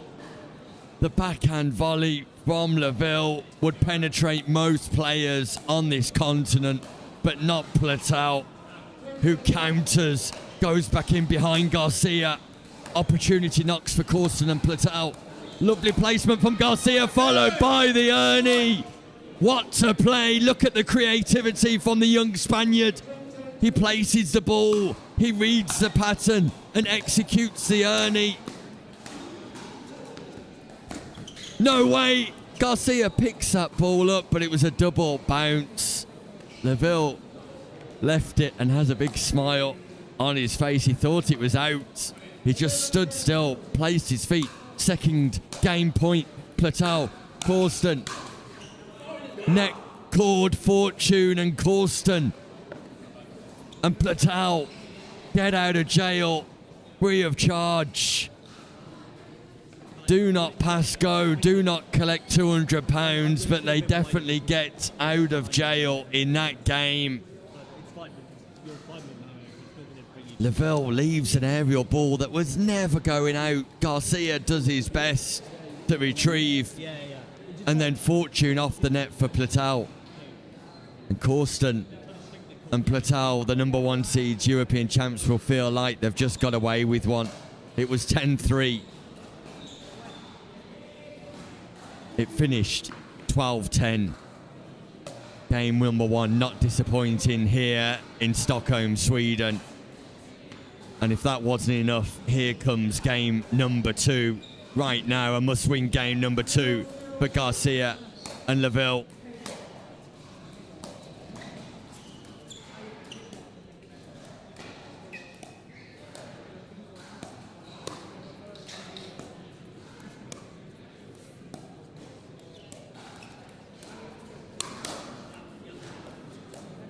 Platau's got this ability to speed up from the most unattackable locations, but he creates that attack from out of nowhere, and it's a surprise attack.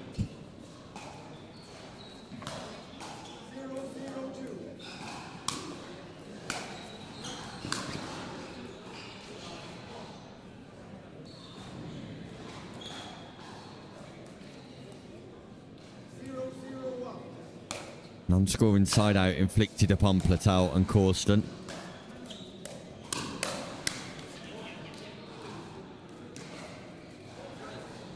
Lavville crafts away against Platau.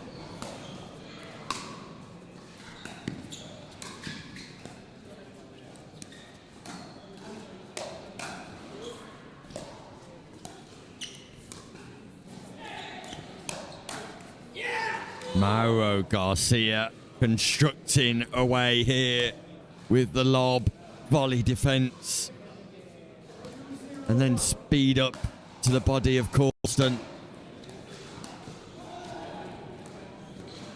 But then misses the bread and butter third shot play.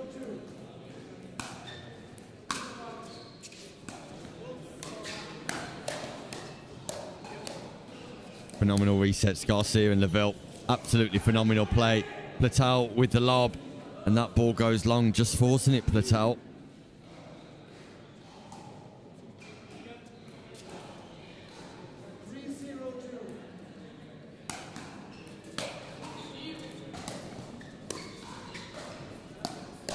ATP from Garcia, defended by Corston. Platau keeps that ball alive.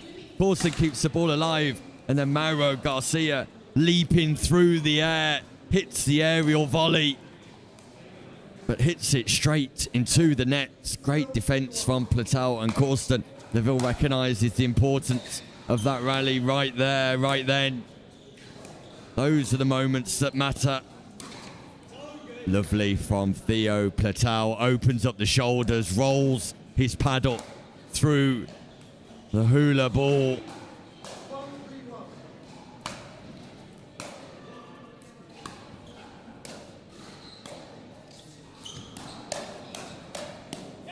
Fast hands, box office, Ben.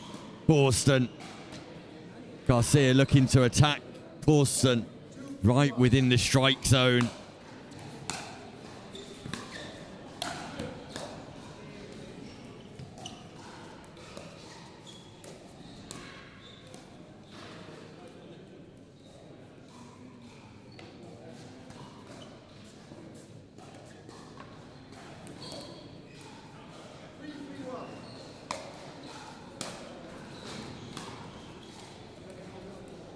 Missed third from Platau this time around.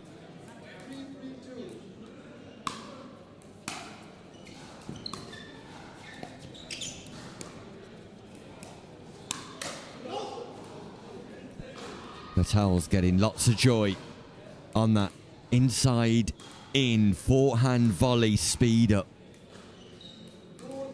to the Lavville forehand. This time, Lavville with a speed up straight down the centre.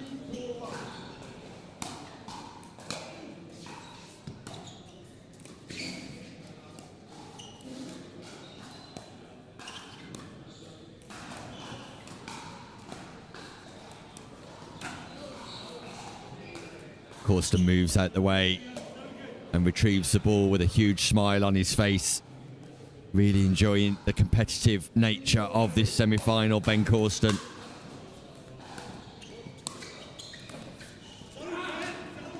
Again, it's the inside-in forehand of Platau out to the forehand wing of Lavville that causes the problems.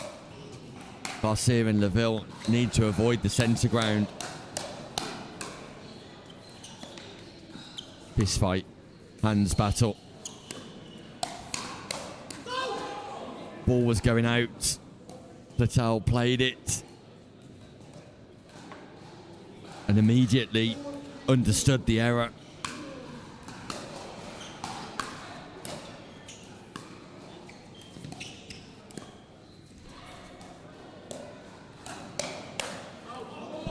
Ben Corston. Significant speed in his reactions at the non-volley zone. That ball was coming at a rate of knots and Corston fairly dismisses it.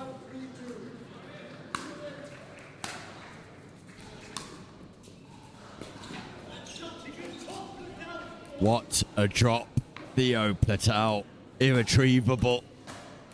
Picks his location, finds his mark. And is this game getting away from Garcia and Lavville, the European champs? Are putting on a display here of absolute quality. Shake and bake. Lavville drives. Garcia pounces.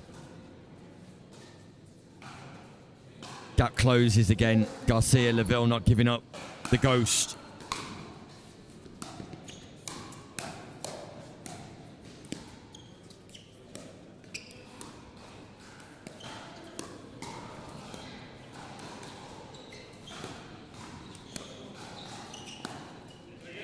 Mauro Garcia creates the space. Corston didn't know whether to go line or centre. Patel was too far left. And by design, Mauro Garcia is able to go straight down the middle and pierce the partnership of Platau and Corston. And that brings about another error on the double backhand volley of Platau. We're tied at 6-6, 3 points in a row. Lavville, Garcia. Ooh, Lavville would want that one back again. He sped up down the line, read the counter to backhand.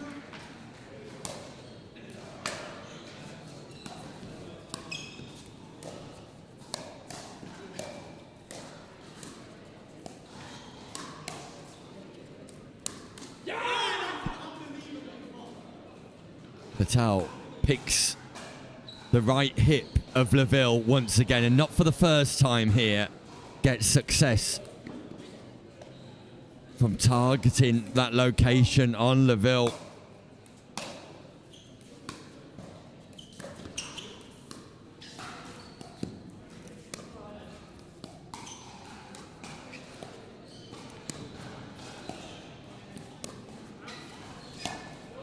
ATP from Garcia falls short.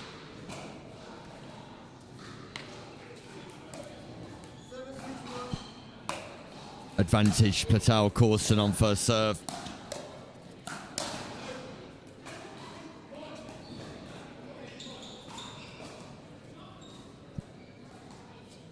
This feels like a huge moment for both teams. This play right here, right now. And it's won by Corston and Platau, and listen to the celebrations. The gap reopens. A 2-point cushion. Feels huge at this stage in proceedings.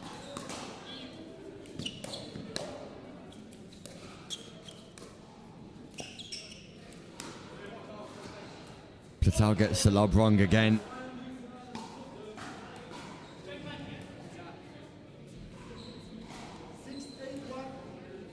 Lavville and Garcia have simply got to score in this side. out. And score they do. Lavville getting some joy out of the speed up down the line and the backhand counter.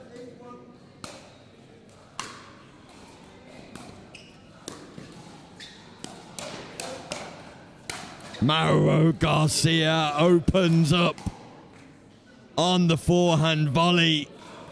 And it's 2 points in a row for Lavville and Garcia on first serve themselves in this must-win second game if they're to take it to a third. We're at deadlock. It's as tight as you like.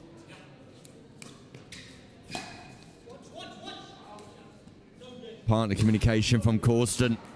Tells Patel to watch. Second scoring opportunity. Garcia, Lavville will want to take the lead.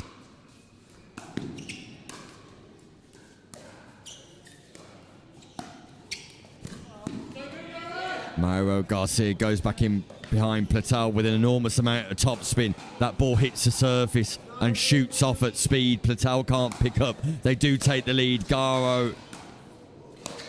Mauro Garcia and Lavville. But fortune favours Platau as he counters on the volley, hits the net, and the tickle, the kiss, goes in favour of the Frenchman.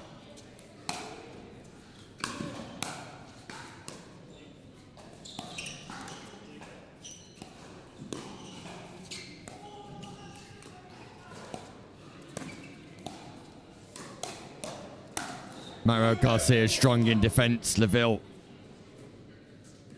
tells Garcia just how good that play was. Second scoring opportunity. Platau Corston. But that's an easy miss volley by Louis Lavville, who's frustrated at himself. We're tied once more. That's an error from Lavville at a crucial stage.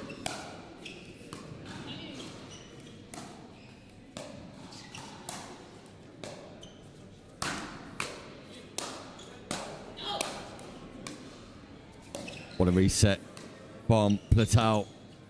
Garcia and Lavville had every opportunity to win this point on those smashes. Patel and Corston are back in this rally. And it's crucial. It's critical.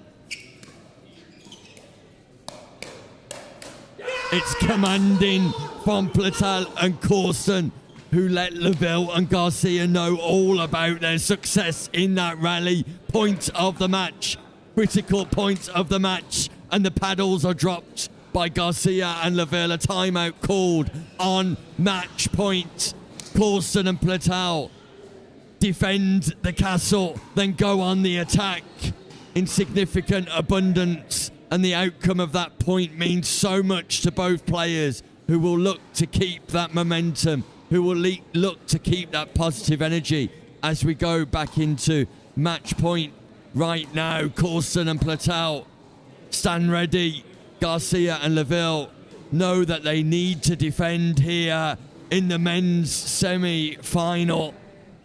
Opportunity knocks for the European champs to progress through right on this very play. Match point. Platau, Corston. They're defending from the baseline again. Can they get forward? They get forward at speed, and Corston sends it long. And listen to the roar of Garcia, who fairly barks at Lavville to say, come on, let's go.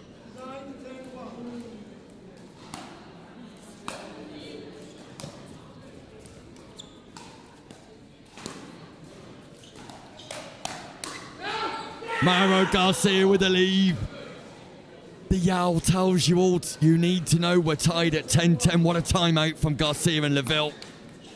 Oh, wow. Nobody in this arena was expecting that from Garcia. A serve that goes into the net. Second scoring opportunity though. Lavville, unbelievable defence. Garcia keeps that ball alive somehow.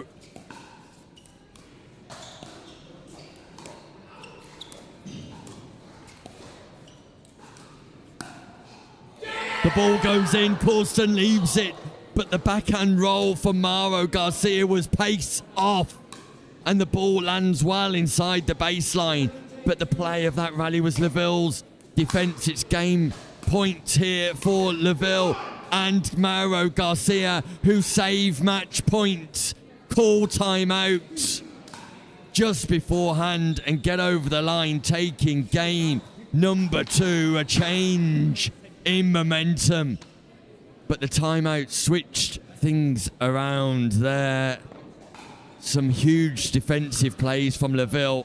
Garcia with a delightful backhand flick, a roll that generated a match-winning opportunity, and then an error on volley gives Lavville and Garcia game number 2. Game number 1, 12-10. Game number 2, 12-10. What will happen in game number 3?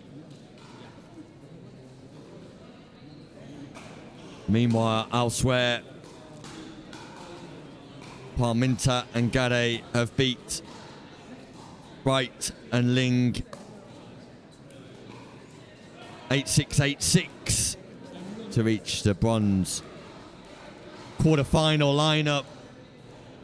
But who will be going into our men's final? Who will be playing for that gold medal? Will it be the European champs who are now on the back foot? Or will it be Garcia and Lavville, who turn things around and have already saved 1 match point in this enthralling encounter here at the RTA Stockholm, Sweden 2000 event?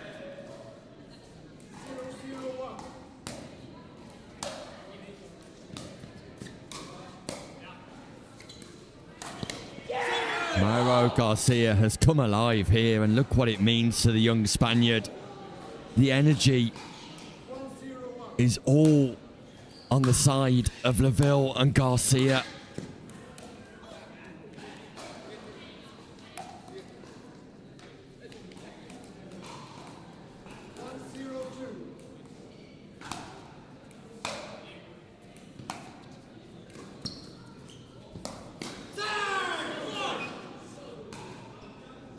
Lavville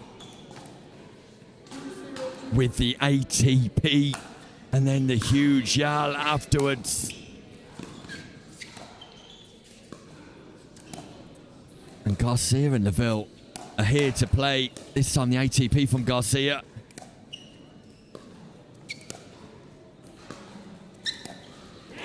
And Platau gets the better of the backhand exchange between Garcia and himself. Garcia and Lavville are in the lead in this final. Sorry, this semi-final. Getting ahead of myself. Mauro Garcia on the defense. Patel on the attack. The space was there. And this game has turned around significantly. Shoulder high, let it fly. Lavville just ducks out of the way. Scoring opportunities. Garcia, Lavville.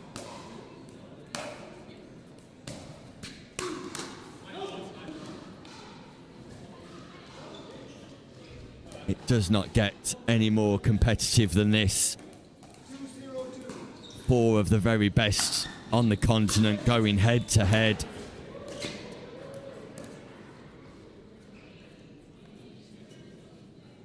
Balls come over the barriers. So we reset and replay the points at 2-0-2.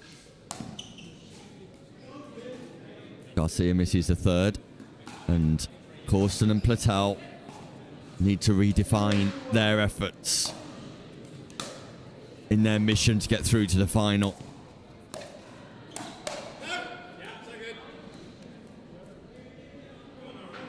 Garcia's targeting Ben Corston on the speed up now, and Corston is not able to reset like he was earlier on in the match.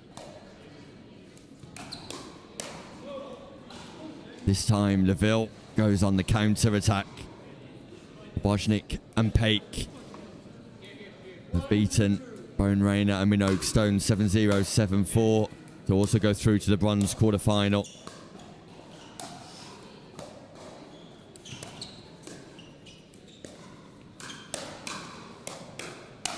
This time, that inside-in forehand speed up to the Lavville right hip does not work. Lavville counters, and then Garcia finishes.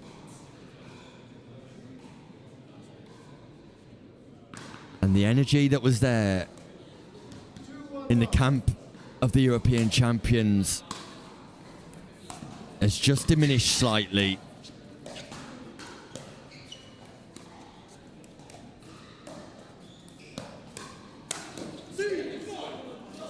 The pop-up off the paddock of Platau, and Garcia takes full advantage down the middle. Is becoming dominant down the centre of the court. Again, once more, Mauro Garcia utilising that forehand volley in the centre.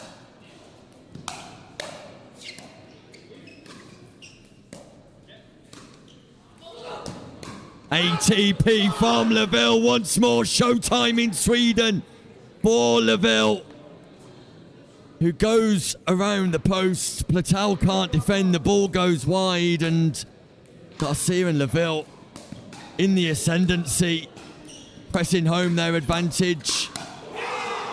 But listen to the roar from the Frenchman, who fires back with a vengeance. Both teams letting each other know when they've won a point here in Sweden. There's passion here. There's emotion. There's a desire to win.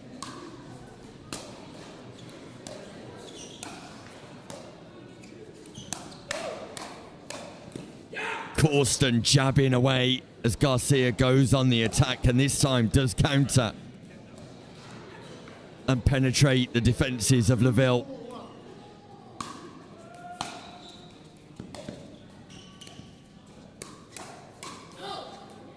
Patel just trying to overplay. Reads the drop of Garcia. He can get no joy on the attack.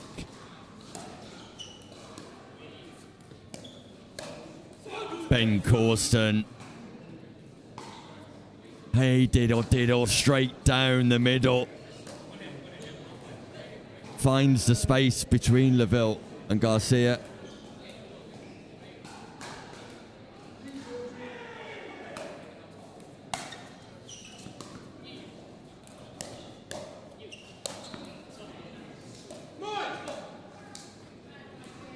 This time it's Lavville with a fist pump, who vocalises his happiness at the outcome of that exchange. Two scoring opportunities. Garcia, Lavville.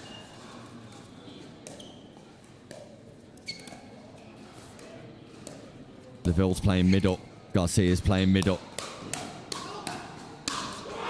Ooh, Platau and Corston.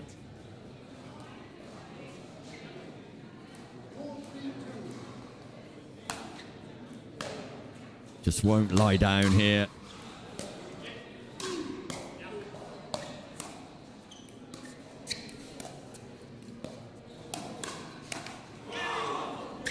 Garcia would want that one back. He generated the space, but couldn't exploit. Fires the forehand volley into the net. Non-scoring side out inflicted.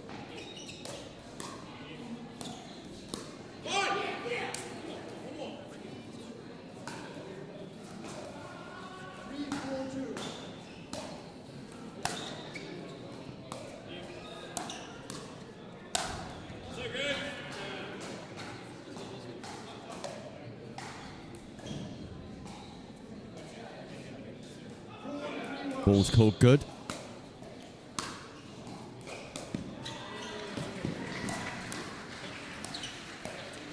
Ooh, Ben Corston would want that one back too. So as things get tight, as things get tense here, who can hold their nerve the most. Garcia and Lavville extend their lead to 2 once more.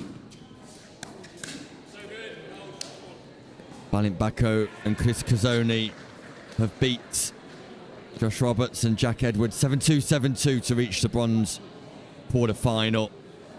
Meanwhile here, Corston and Platau have a hill to climb, the European champions, because the number 4 seeds, Louis Lavville and Mauro Garcia, are on top.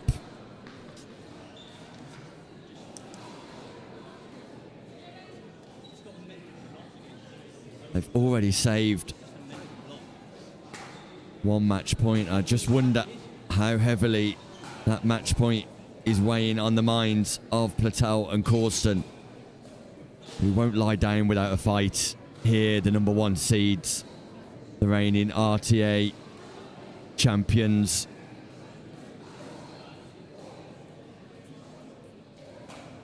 Lavville trying to stay active.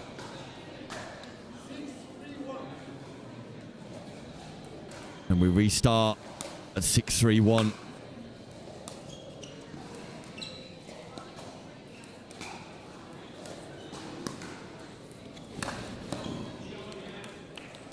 Lavville just misses the ATP.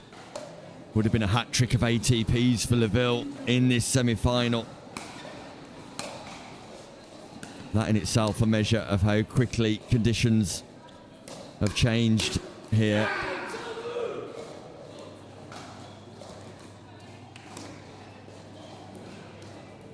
Patel trying to keep Corston going.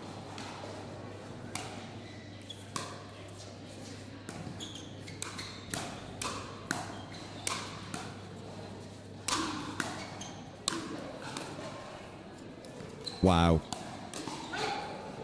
Ball was going out. Garcia played it. Big smile on the face of Lavville and Platau.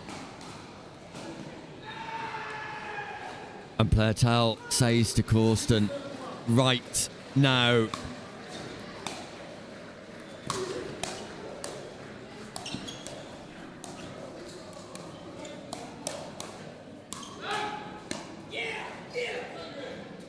Call of no come from Lavville. Garcia played. And they managed to execute.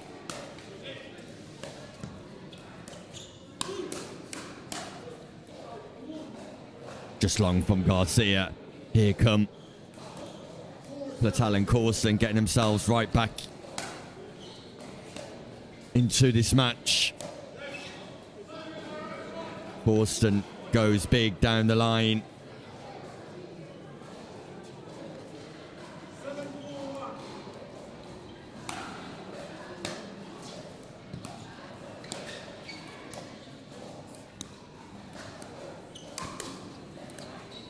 Great defence from Lavville, who then speeds up straight to the body of Platau. And Garcia and Lavville are slowly dismantling the European champs here. The number 1 seeds.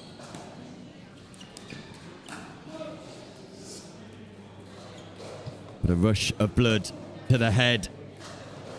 And Garcia sends that ball long.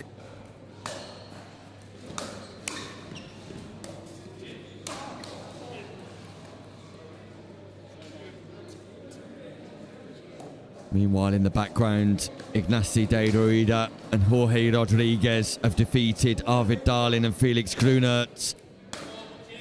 So we know de Ruida and Rodriguez will be in the final. Unbelievable pick up from Ben Corston. Look at the acceleration. Can you believe he's managed to pick that ball up? The pop-up from Platel, and Lavville executes. Frustration for Platel.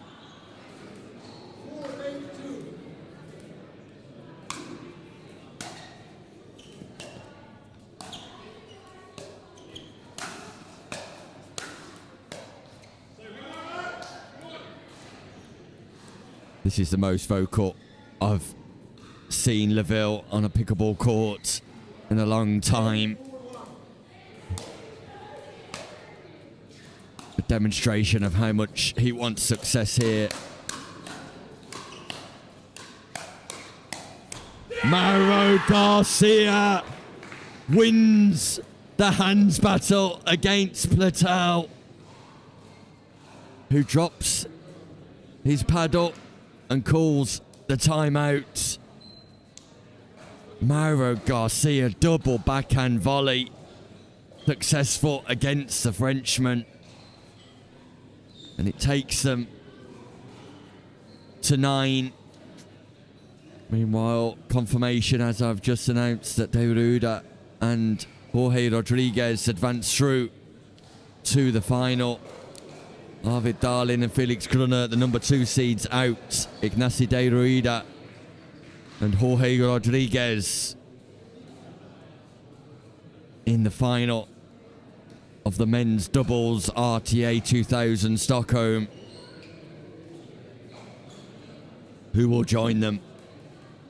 Will it be the number 1 seeds, Corston and Platau, or will it be Lavville and Garcia, who are surely favourites now at 9-4 in this deciding third game? We're back underway. There's no stopping Mauro Garcia.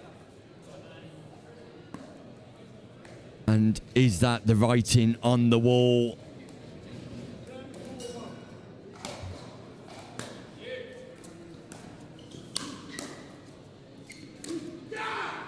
Louis Lavville and Mauro Garcia defeat the current and reigning RTA champions. Success for Lavville and Garcia, who save 1 match point at the end of game number 2, come back from behind and advance through to the final of the RTA 2000 here in Sweden, Stockholm. The number 1 seeds exit the gold brackets and face a challenge now to take away a bronze, but Lavville and Garcia showcase and demonstrate their class and their ability in what was a great advert for European pickleball here in Sweden.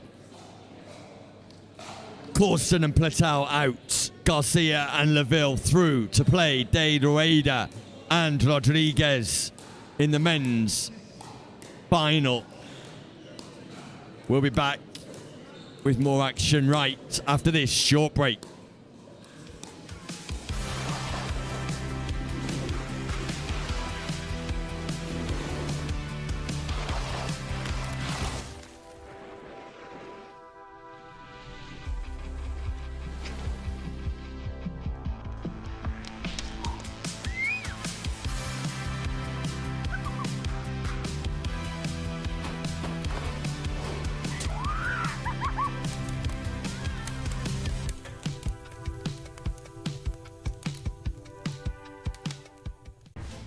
I'm ready. Ready to take my game from where it was to a place it's never been. I'm still going to play my game, my way, on my terms. But it's completely different now. It's bigger than just me. It's the history, the legacy. It just means more. I mean, it's Andre Agassi and Steffi Graf. Pressure? Yeah, but I'm not worried. I'm going to enjoy it because it's become who I am.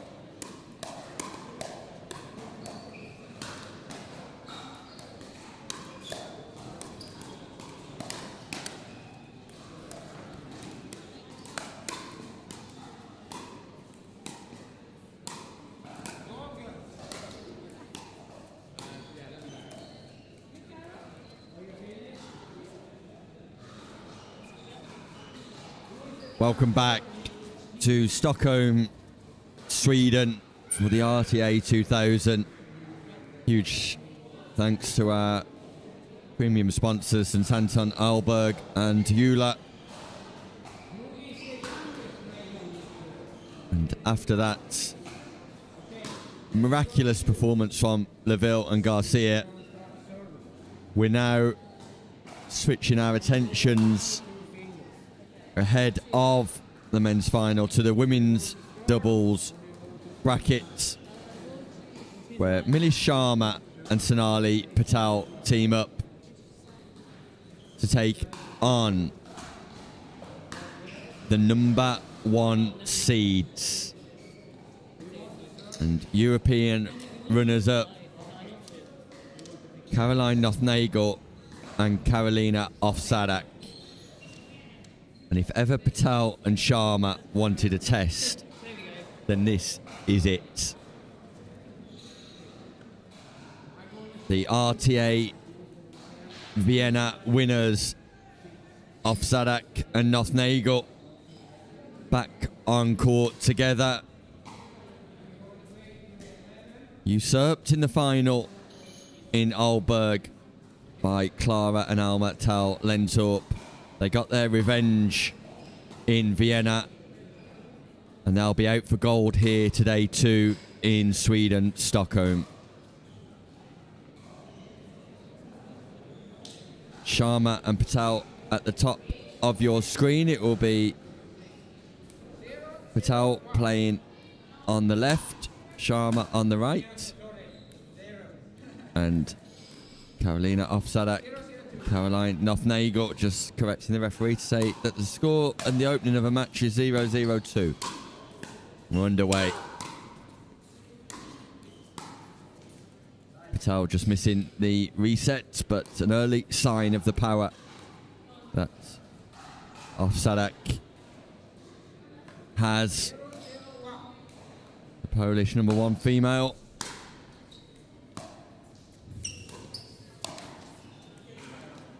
Nagel, the German number 1 female.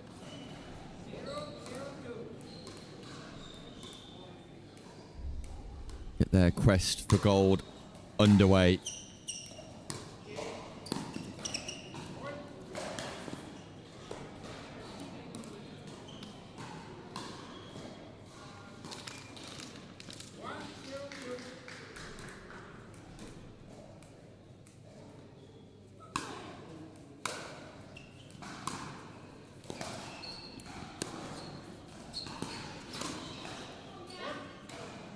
So good from Offadak. She sends Sonali Patel all the way out to the left flank and then exploits the space down the middle. Patel not quick enough to utilise her footwork and respond. And she's on point with these drops as well, Offadak. That's 3 third shot drops in a row where she's finding the non-volley zone, getting that ball bouncing, generating the pop-up of Nagel's there to take full advantage. Here we go again. There's the drop. Nagel tries to take advantage, just misses the forehand roll this time around.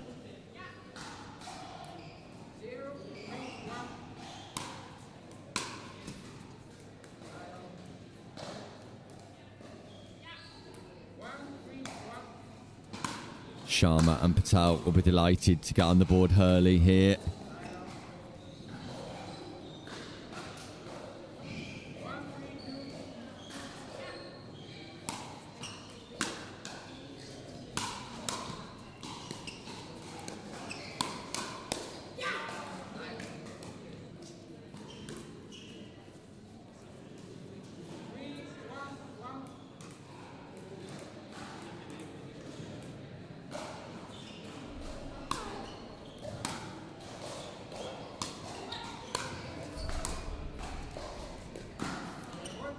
And Offadak is perfecting that backhand slice drop cross court, and it's going to the same place every single time, and it's proving fruitful for the European superstar. Here she goes again. But right on cue. Misses. Terrible shot. Awful performance from Offadak. I'm kidding, of course.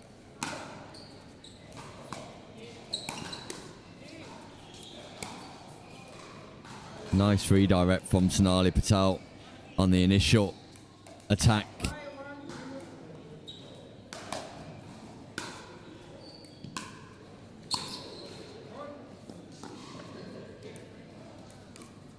And Patel and Sharma are missing play 4 here. The 4th shot in the rally is just going awry for them both. That's play number 2. And the even numbers causing problems for Patel and Sharma.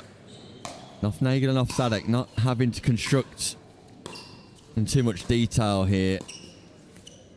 And the first step for Sharma and Patel is look to extend these rallies if they can.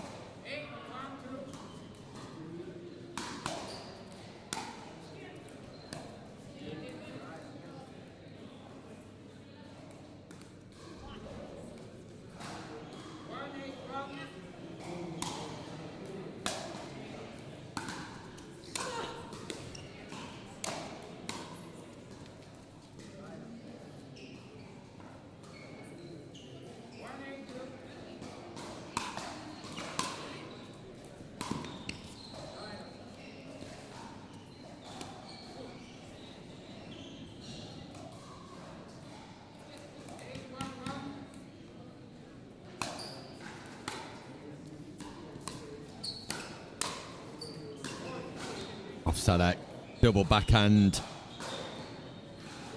Defense on point.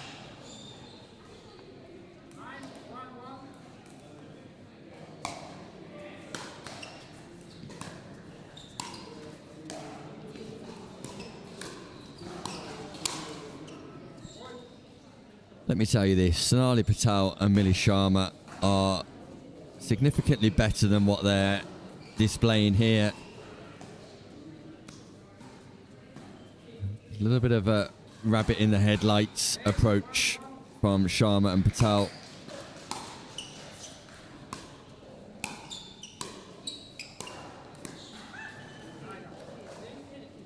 Second game point for Nagel and Offadak.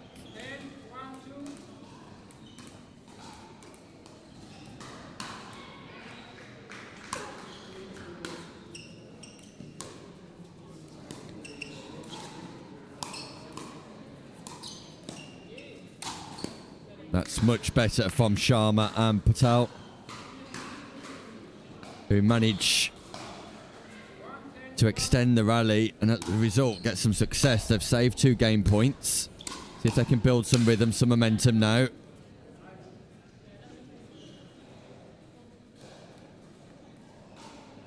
They'll be looking to ensure that these rallies go on for a little bit longer and this game goes on for a little bit longer, and with it, the match.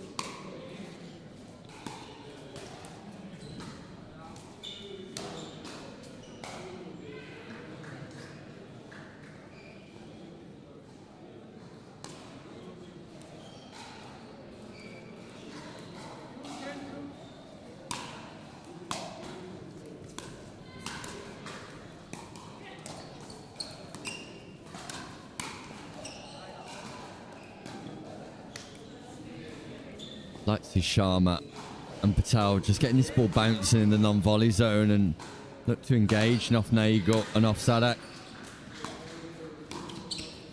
All reactive stuff rather than proactive from the duo from England.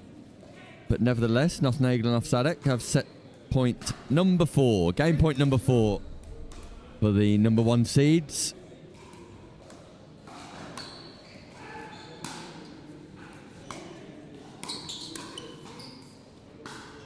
Swing and a miss, and that's it for game number 1. Strike 1 for Patel. Game 1 for Offadak and Nagel, who without breaking sweat are successful in their first game here on the show court.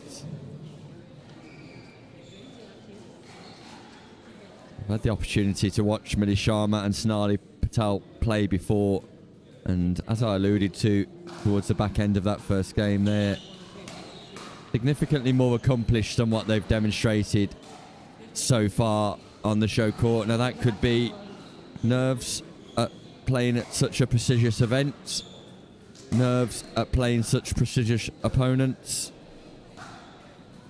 Serrano and Sarcelay have beaten Baxter Chinnery and Tompkinson to reach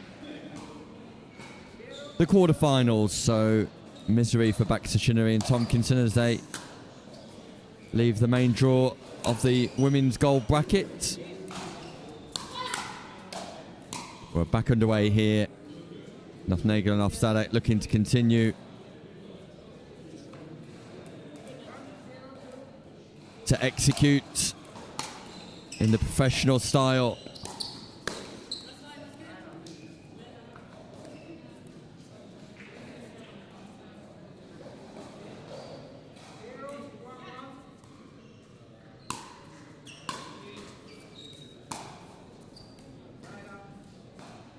And that's an example of Patel and Sharma just not being up to speed here.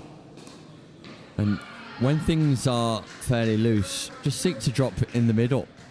Utilise the parameters of the court to your advantage would be my advice, but that's not coming back from Offadak, who holds no prisoners. No holds barred here against the number one seeds, who have their opponents in a sharpshooter.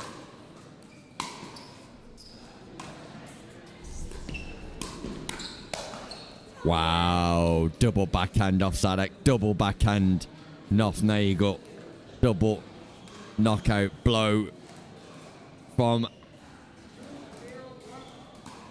the queens of European pickleball.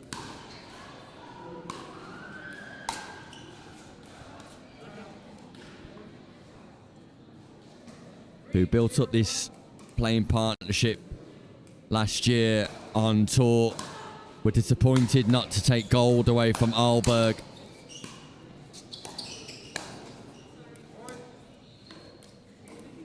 Faced a comeback of seismic proportions from the Swedish duo in that match. But they've started this year remarkably well, taking gold in Vienna, and will be hopeful of taking away at least a medal of some description here today.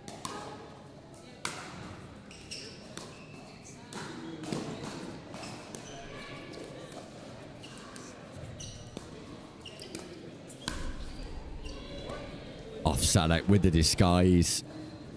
She goes back to where the ball had just come from, changes her wrist at the last minute, generates top spin.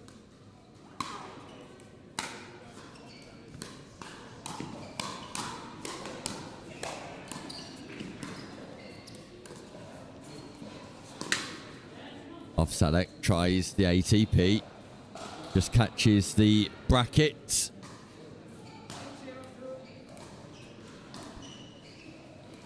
Sharma and Patel just trying to get each other going.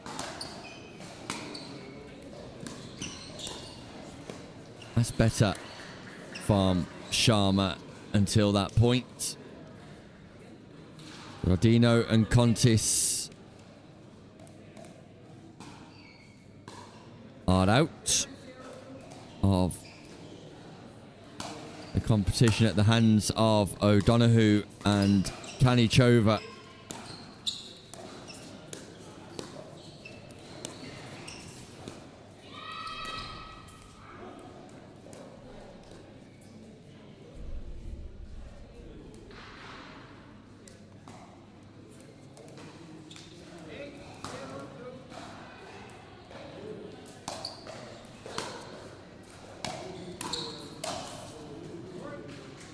Huge attack from Nagel. Powerful. dominant, aggressive.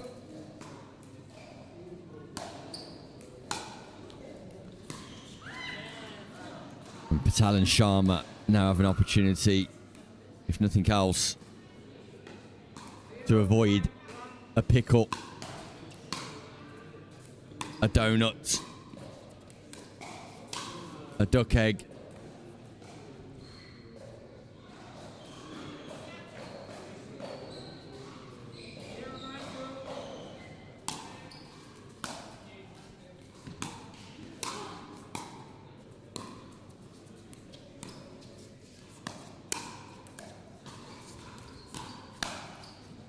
And a point on the board for Patel and Sharma, who do avoid the pickle and just remark to each other about needing to be patient and make third shots.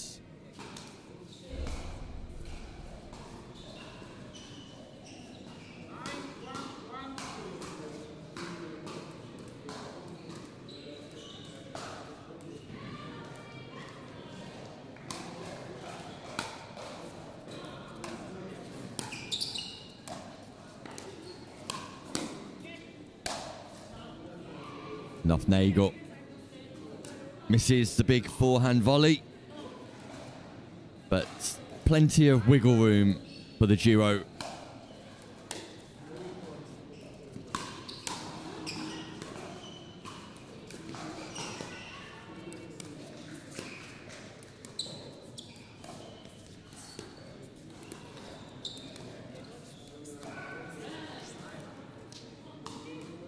Sharma calling the shots in that rally. Stays patient and manoeuvres that ball around the non-volley zone.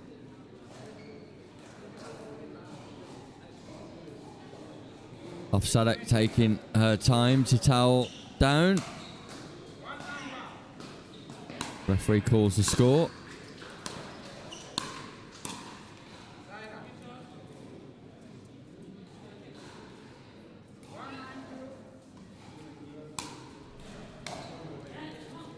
Slice from Nagel on the return, catches the net. So Patel and Sharma double their total in game number 2.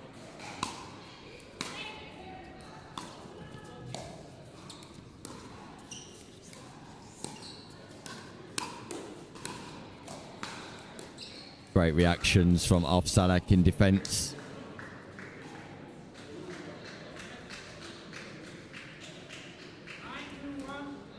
And now they're 2 points away from victory. Offadak and Nagel.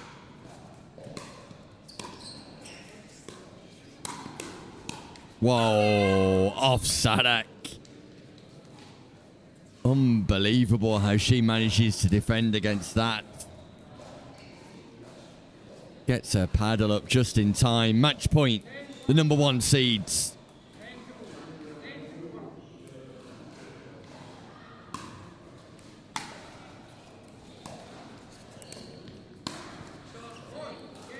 And there it is. Nagel, Offadak, holding. No prisoners here. Taking nothing for granted. And perfecting a performance of promise for what is to come. In what I'm sure will be sterner tests later on today. For Patel and Sharma, not at their best, and will be hopeful of showcasing their actual talents and attributes later on in the lower draw. But for now, Nagel and Offadak through to the next round, and we're going to head for a short break before we start to build up to the men's gold final. Stay with us, because that all comes up later on this afternoon.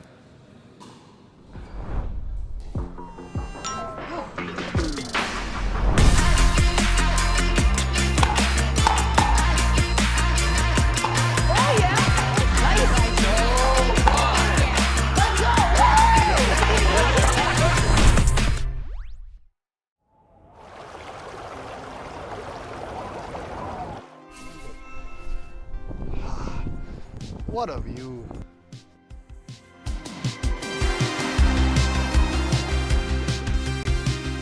with pure indulgence. And Hüttengaudi. With stunning scenery. And lofty heights. And complete relaxation. With family fun.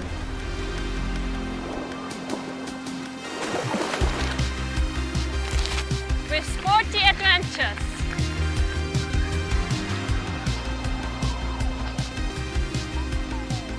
And summit delights.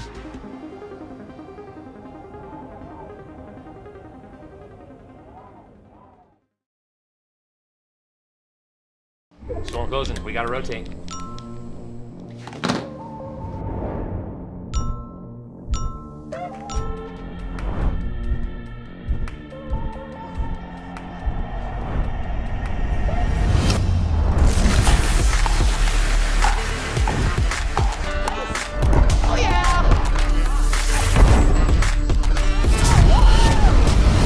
Run it again?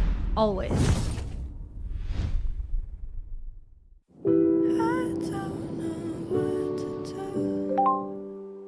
Hey, it's me. Skiing out here. It's exhausting, but amazing. Yeah, I'm totally wiped out. My muscles are screaming, but in the best possible way. I've never felt more alive. It's like all my worries kind of melt away with each descent. And you know what? I haven't slept this well in ages. It's like the physical strain is washing away any stress, leaving me with this incredible sense of peace. Maybe it's the altitude, but I feel proud and grateful for everything I've done these past days. Next time, you should come.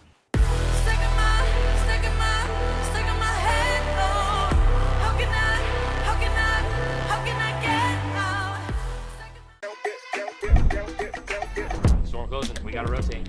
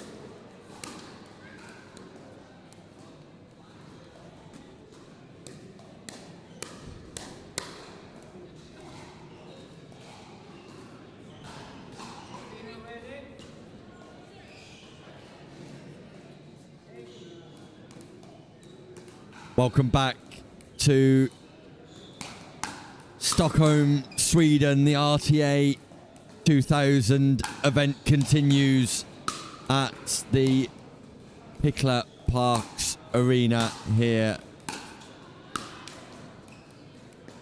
in Solna. And what a feast we have coming up. Victoria Kanishova and Molly O'Donoghue taking on Alma and Clara Lentorp, your current and defending European champions, victorious in Arlberg in one of the great comebacks of the year against Nagel and Offadak. Then they were runners-up in Vienna. Today, they're going for gold and will look to cement that with success in the quarterfinals and progress through to the semi-final of the women's bracket here. Molly O'Donoghue back in Europe after 12 months playing in Australia and Asia. Currently ranked 5.1 on Dupa. Kanishova 4.8. We spoke yesterday about Kanishova returning to court following a shoulder dislocation. Clara and Alma Lentorp ranked 5.4 and 5.1 respectively and are the number 2 seeds here. Kanishova and O'Donoghue, the number 10 seeds. Metz and Bakina, the victims of the Platau Lentorps in the previous round, where it was Rodino and Contis, the number 7 seeds, who fell at the feet of Kanishova and O'Donoghue. Still in a best of 3 games, race to 11 format.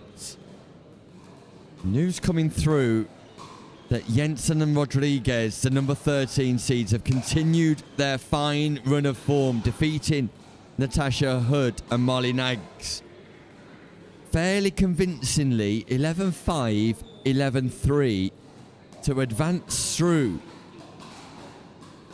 to the quarterfinal.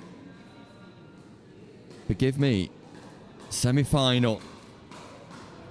So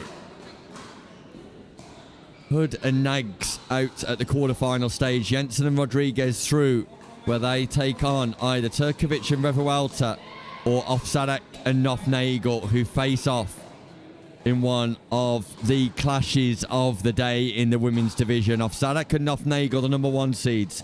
Turkovic and Revalta, the number 8 seeds. They face off against each other, a place to play Jensen and Rodriguez in the semi-final.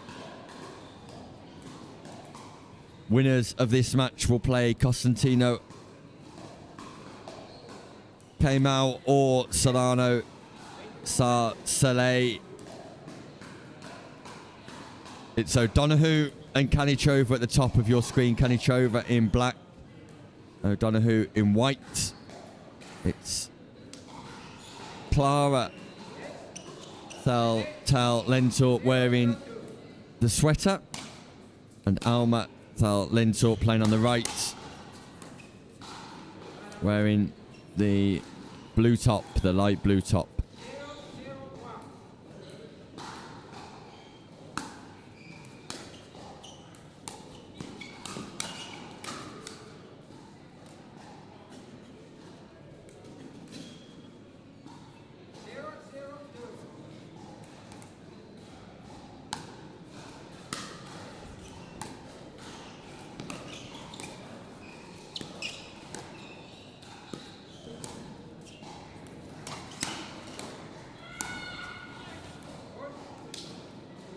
Alma Lentorp super in defence and manages to get the body of Kanishova.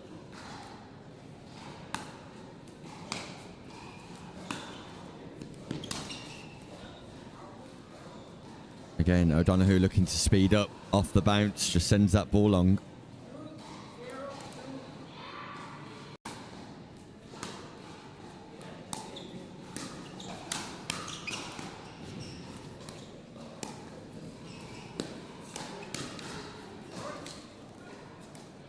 This is a fast start for Alma and Clara Tal Lentorp.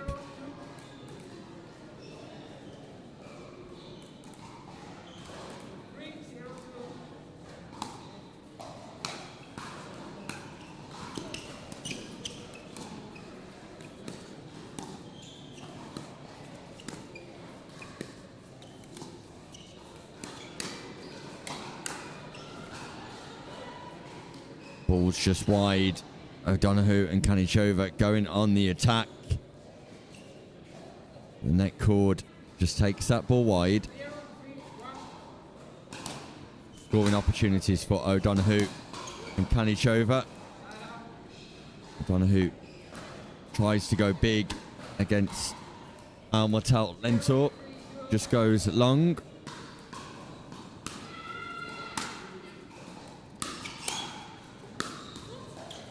And this time Kanishova goes long, but there's clear intent from O'Donoghue and Kanishova to go hard against Clara and Alma Tal Lentorp here.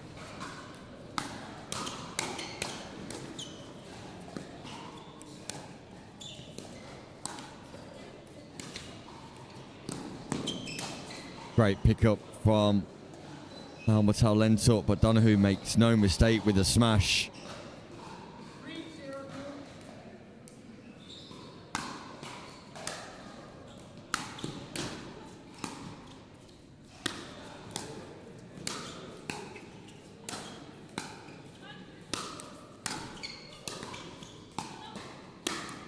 That ball called out, and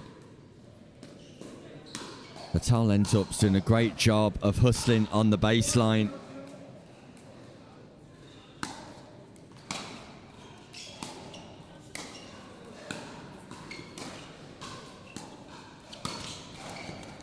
Nice roll from Kanishova.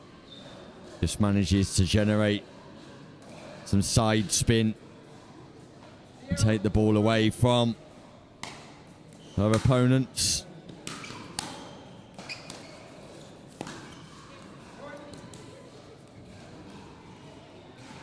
First point of this quarterfinal for O'Donoghue and Kanishova.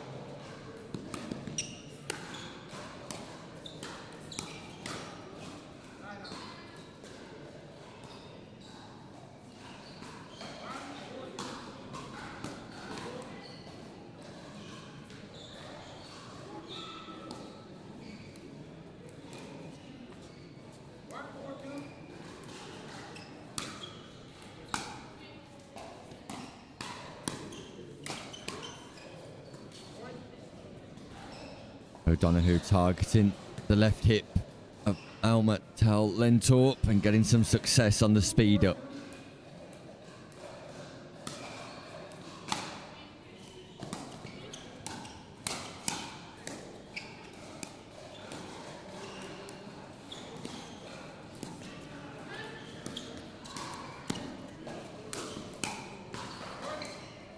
Sideline ball, sideline ball, sideline ball.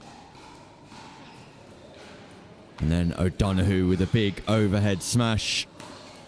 Meanwhile, in the background, you'll be able to see that the Offadak, Nagel, Turkovic and Revalta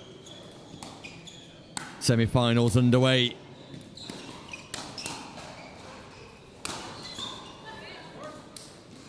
Huge diagonal drive, and O'Donoghue set to stall out here to attack the backhand of Alma Tal Lentorp.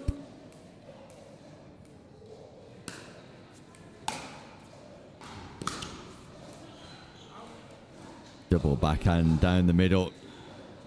Just goes long.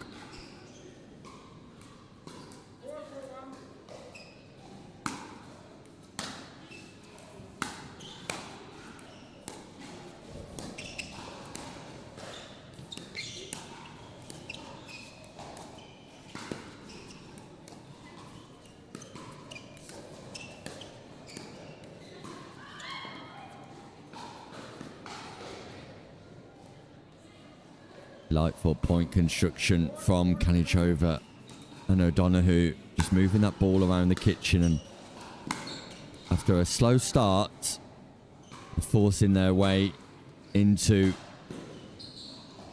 this match.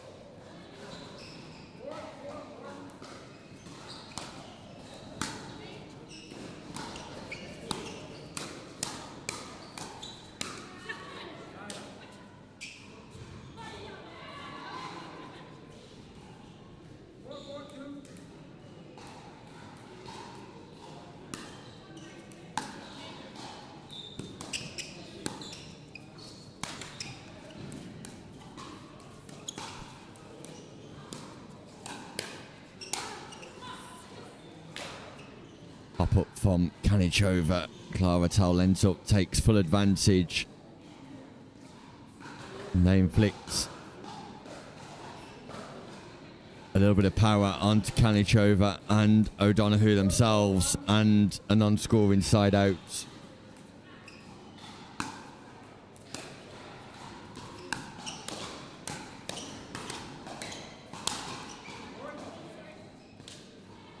O'Donoghue looking to reset, but that ball stays aloft.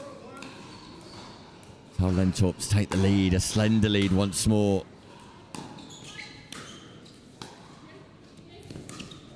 Something tells me that this game is going to take lots of twists and turns and going to remain tight.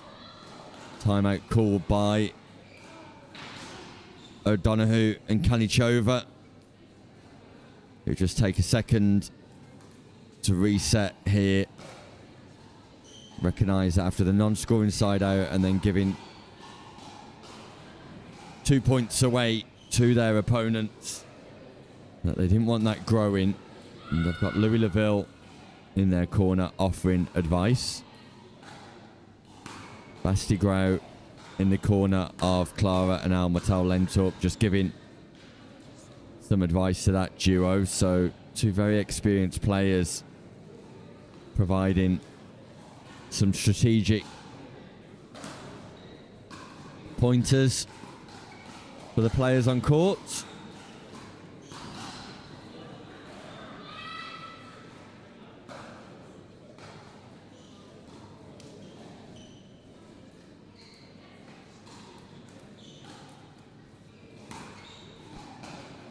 Clara and Alma Taulentuk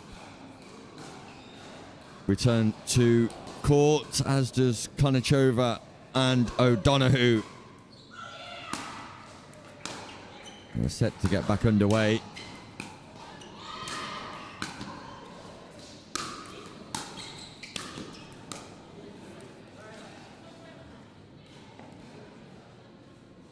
Parminter and Ghet have beat Kaboznik and Pate to go through to the semi-finals of the bronze draw.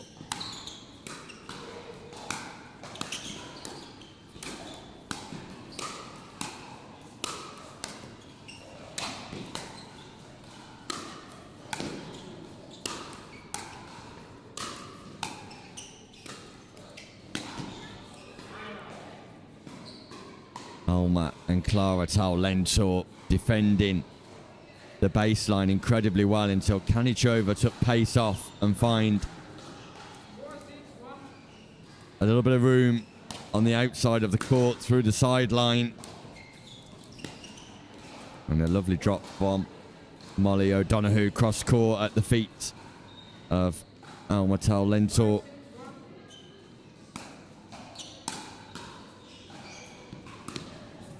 Return just catches the baseline. Kanishova not able to keep that ball in play.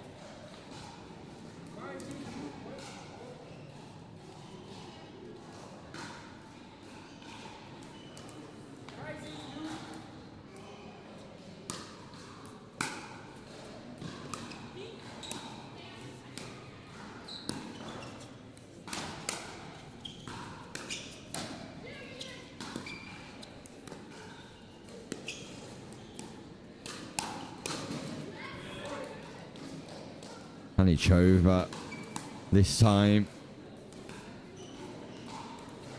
building away back into the points and executing nicely.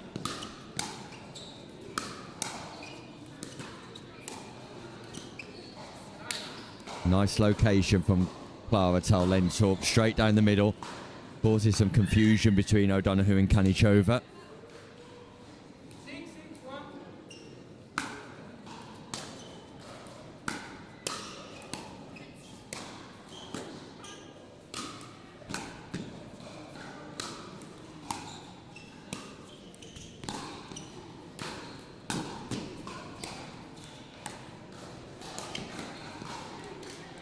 Phenomenal hustle once again from Clara and Alma Lentorp, but Alma comes forward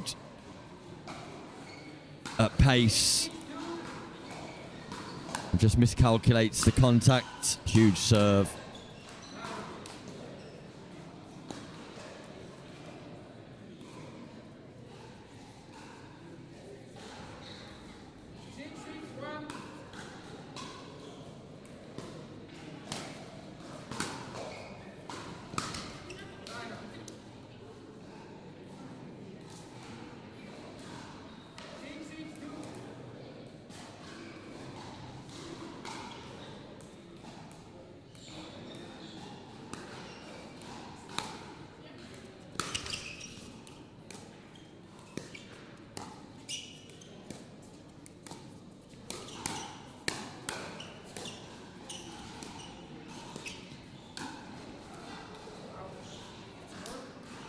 That ball just goes long. The forehand roll. Not effective for Lentorp and Kanishova, and O'Donoghue just go into the lead.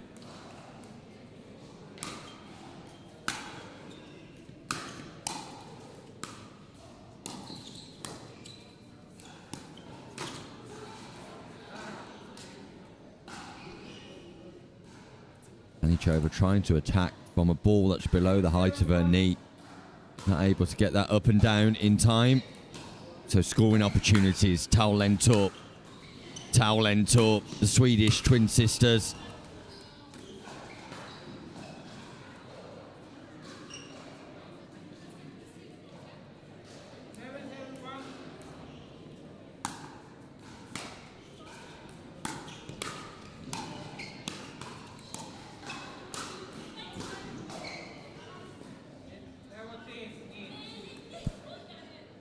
Clara and Alma Lentorp have called this ball out.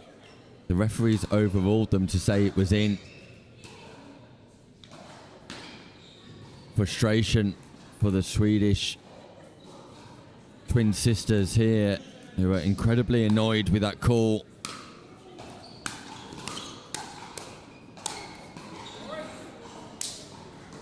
Comeback fire. Rin on all cylinders there, demonstrating their frustration at that call from the referee.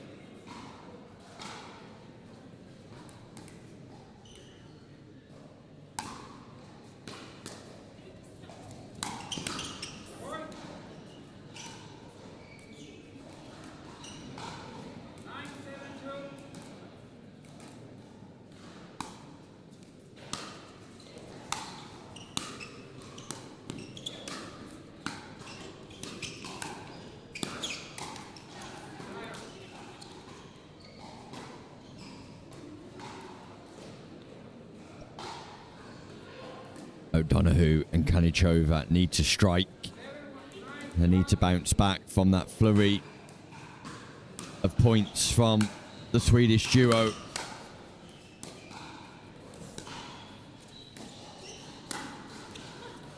O'Donoghue tries the lob. Kanishova loses the ball in the skylights. Second scoring opportunity. O'Donoghue, Kanishova.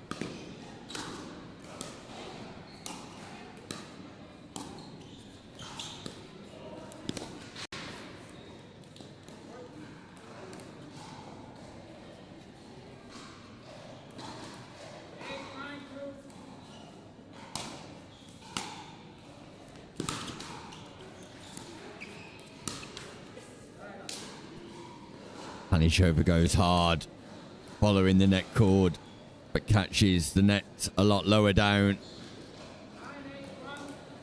Is it now that Clara and Alma Lentorp, a current European champion, strike and take game one?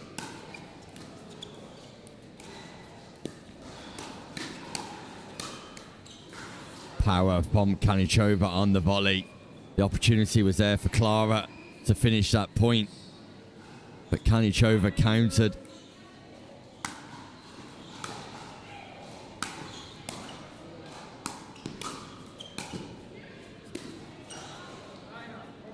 That ball catches the top edge of the paddle and just keeps on flying. It brings up game point for the Lentorps.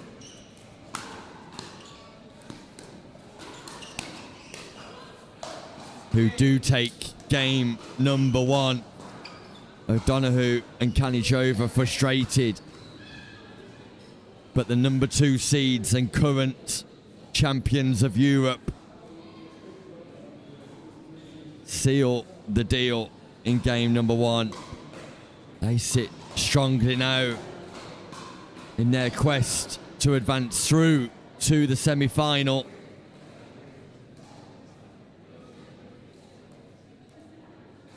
Where they will play the winners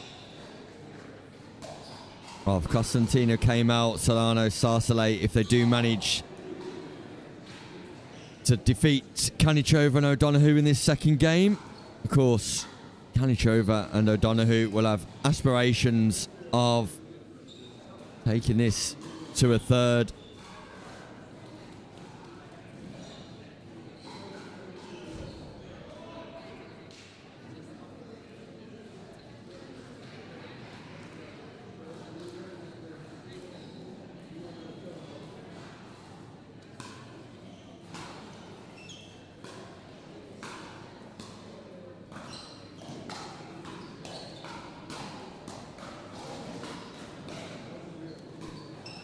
Meanwhile, you might be able to see at the back of your screen an unbelievable matchup between Offadak and Nagel taking on Revalta and Turkovic, women's singles champion of yesterday.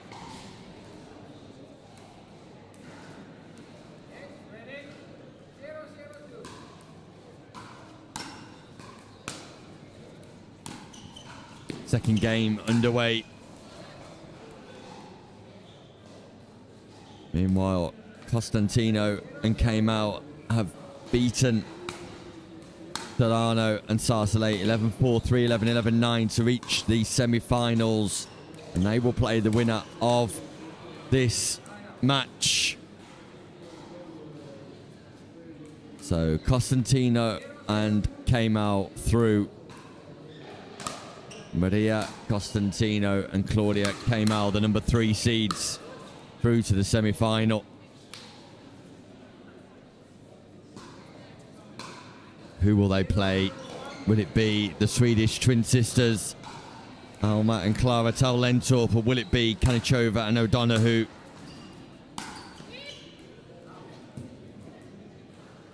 That ball goes long.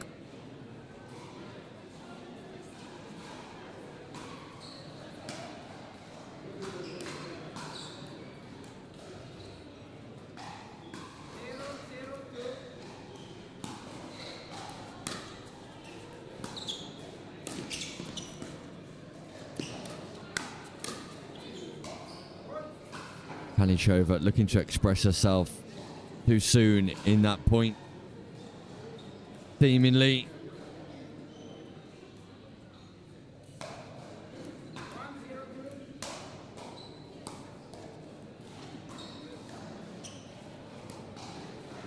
And Clara Lentorp tries a drop serve, but just catches the net.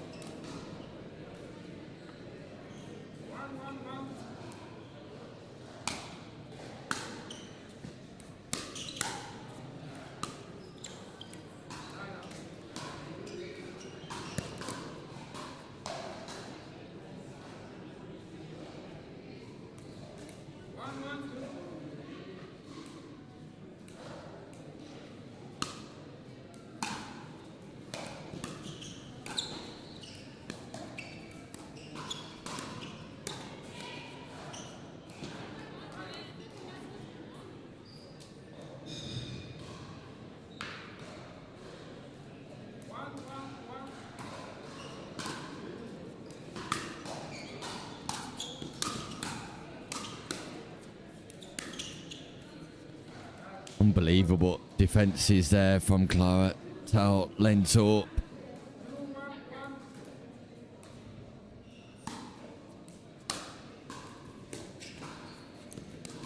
And a delightful drop. So much backspin on that ball. Kanishova does not get underneath it. And O'Donoghue's being frozen out of this game.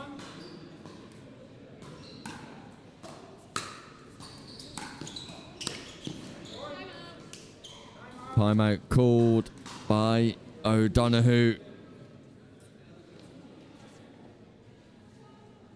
As Kanishova just misses a couple of balls in that drop zone in the kitchen. In that non-volley zone, Clara and Alma Lentorp are just playing some clean pickleball right now. Executing their shots with accuracy. And for O'Donoghue, who's completely frozen out, all the pressure is on Kanishova. Alma and Clara quickly back out of their corner, ready to start.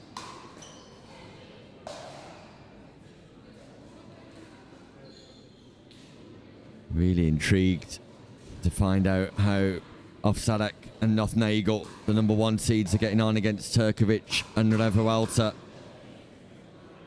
in what looks like a crackerjack of a game.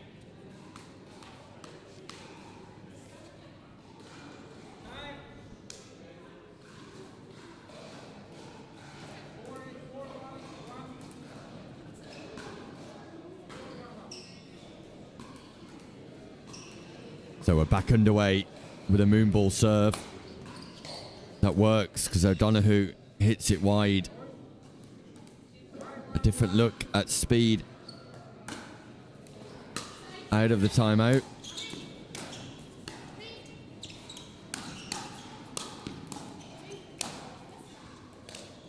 And there's that beautiful forehand roll that's synonymous with Molly O'Donoghue. One of the best forehand rolls in the sport.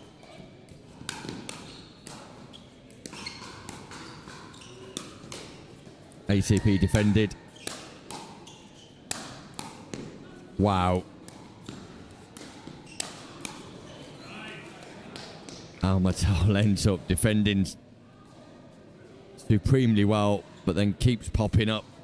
There's only so many times you can keep retrieving that ball back in the transition zone.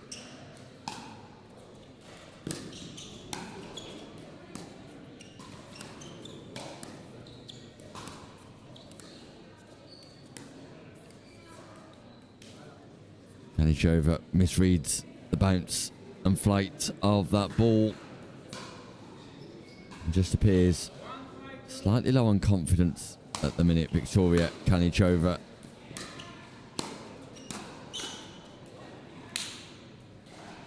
What a counter. Backhand push.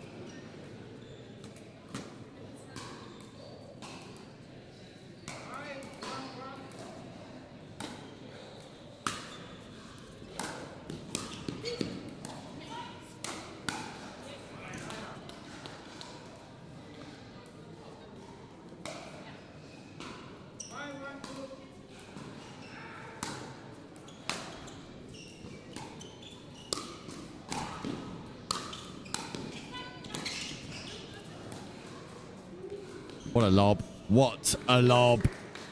Lob of the weekend from Alma Lentorp on the back of some supreme defensive work once again.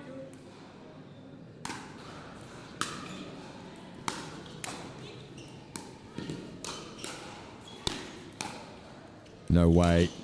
No way. Wow. And Kanishova and O'Donoghue have to win this point 2 or 3 times before actually ending the exchange. The defences, Alma and Clara Tau-Lentorp, nothing short of spectacular.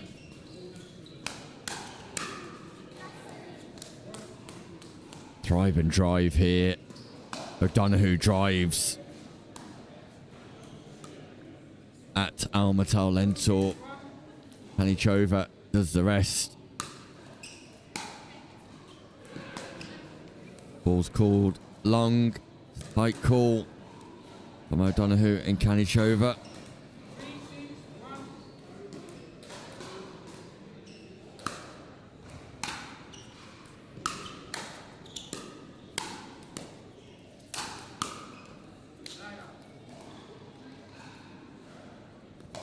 Second scoring opportunity.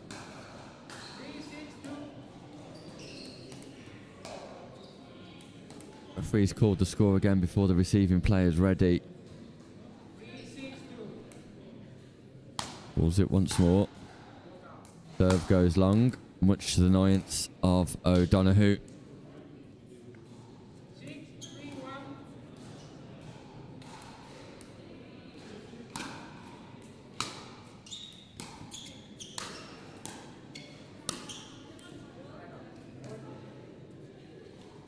Lead just extends once more for the number 2 seeds on home soil.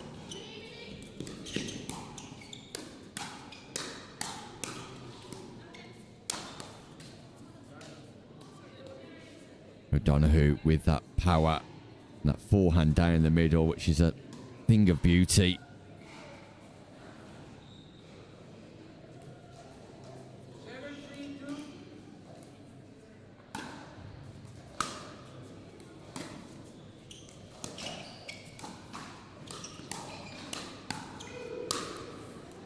Ooh, that's an error. It's a volley error from Kanishova.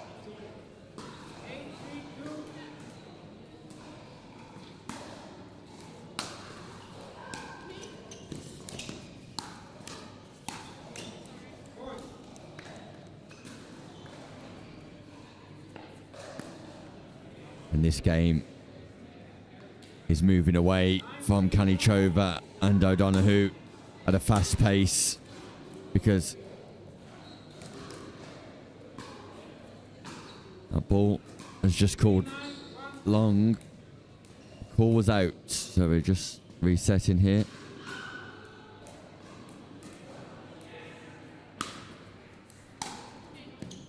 Yeah, surprising call, but it was called out, and that's out too. So flickers of hope here for Kanishova and O'Donoghue.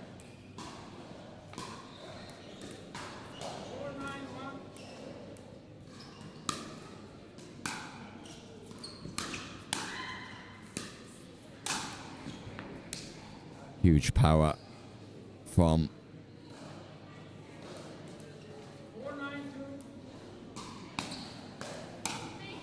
Clara Tau-Lentorp. And there's the defences of Alma Tau-Lentorp too.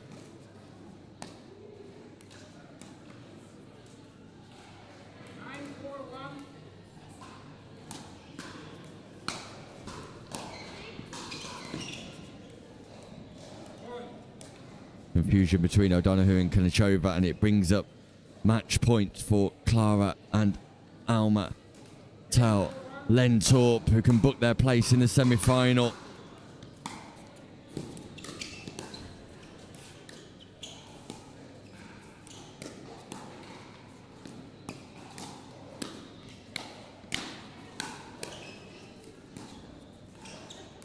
Swing and a miss by Kanishova. The lob accurate, and Clara and Alma Tau-Lentorp, the number 2 seeds, do book their place in the semi-final.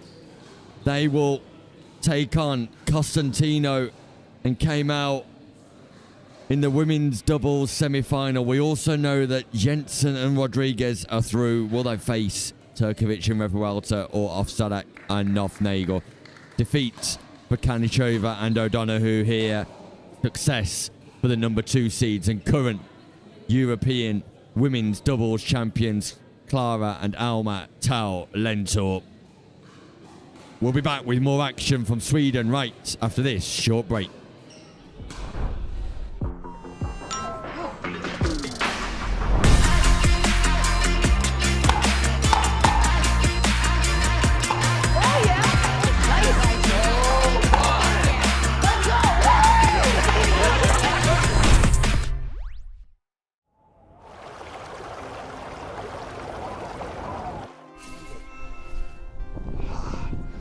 What a view.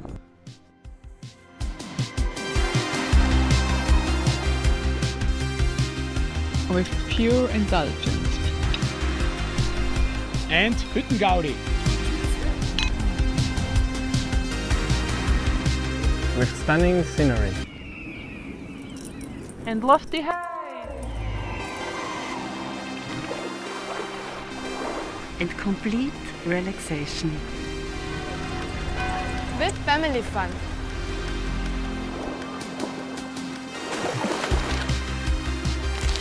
With sporty adventures.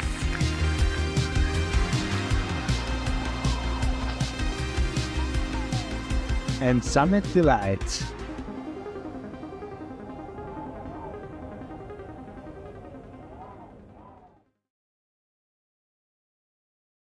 Storm closing. We gotta rotate.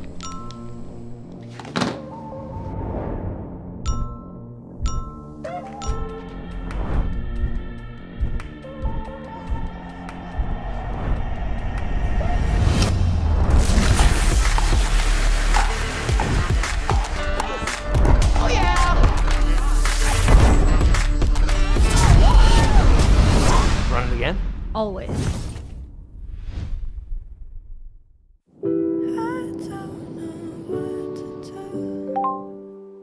Hey, it's me. Skiing out here. It's exhausting, but amazing. Yeah, I'm totally wiped out. My muscles are screaming, but in the best possible way. I've never felt more alive.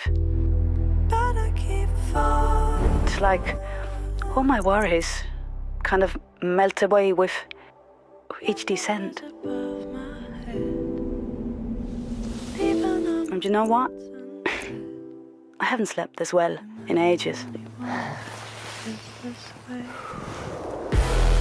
It's like the physical strain is washing away any stress,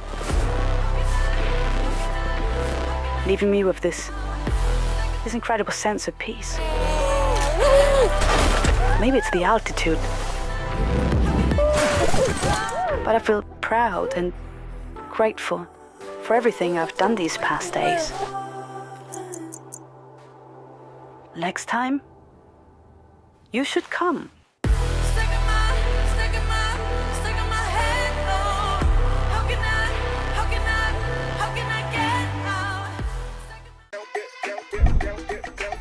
Storm closing. We gotta rotate.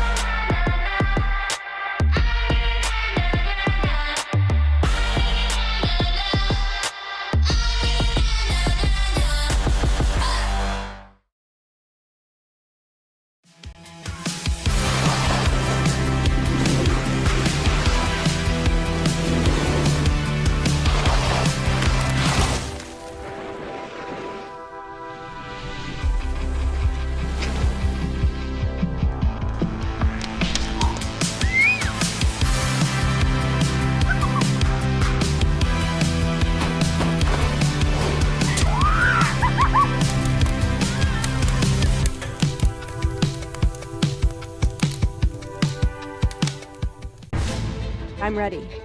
Ready to take my game from where it was to a place it's never been. I'm still going to play my game, my way, on my terms. But it's completely different now. It's bigger than just me. It's the history, the legacy. It just means more. I mean, it's Andre Agassi and Steffi Graf. Pressure? Yeah, but I'm not worried. I'm going to enjoy it because it's become who I am.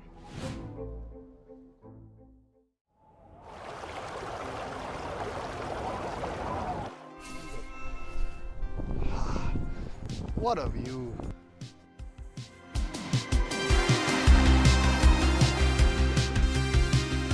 With pure indulgence. And Hüttengaudi. With stunning scenery. And lofty heights. And complete relaxation. With family fun.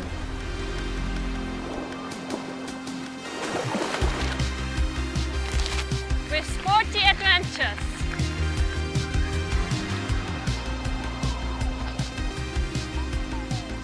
And summit delights.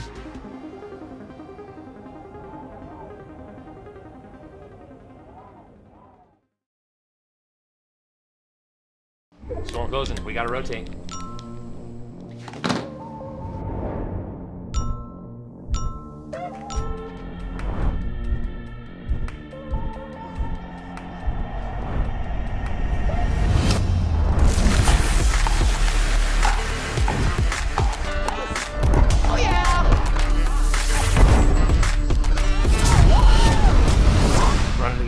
Always.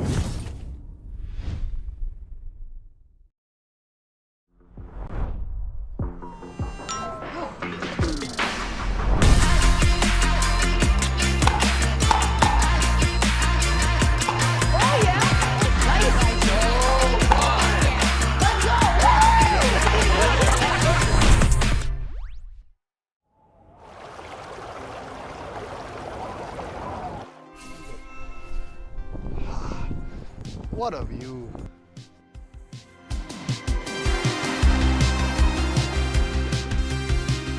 With pure indulgence.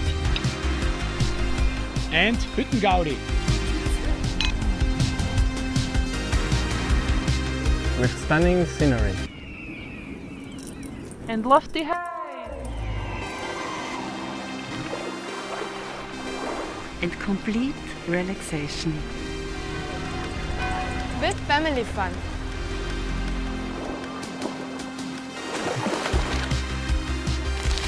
With sporty adventures.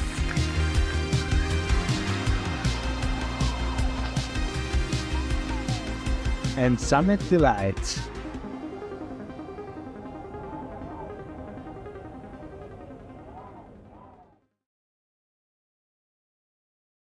Storm closing. We gotta rotate.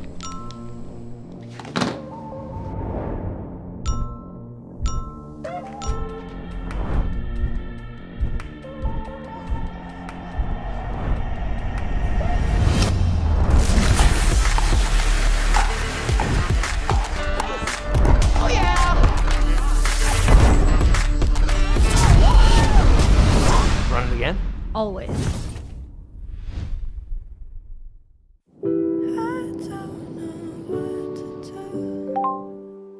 Hey, it's me. Skiing out here. It's exhausting, but amazing. Yeah, I'm totally wiped out. My muscles are screaming, but in the best possible way. I've never felt more alive. It's like all my worries kind of melt away with each descent. And you know what? I haven't slept this well in ages. It's like the physical strain is washing away any stress.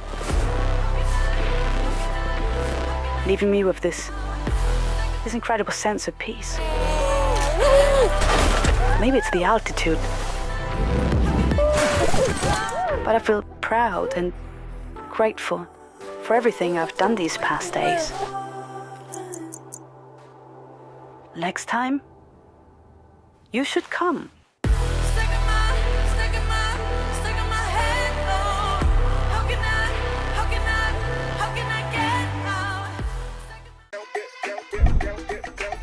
Storm closing. We gotta rotate.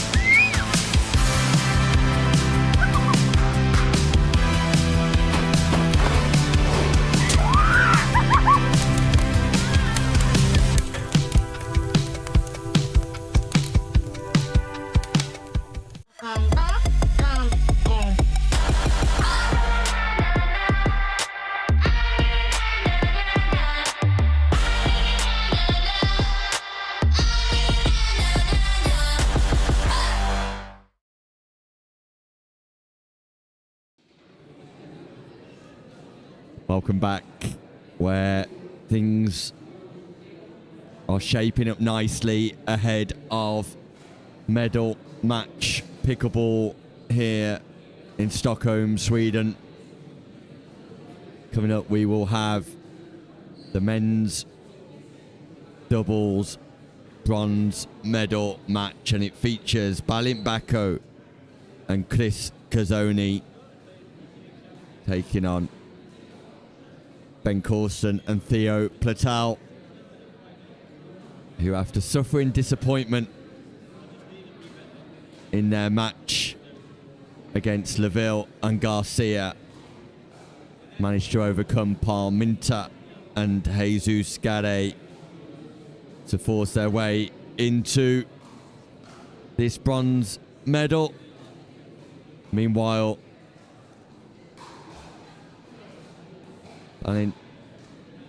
Bako and Kazonei defeated Arlberg and Felix Grunert to get through. And therefore, we have the two Hungarians teaming up together to take on the current European champions. And we look forward to that encounter shortly.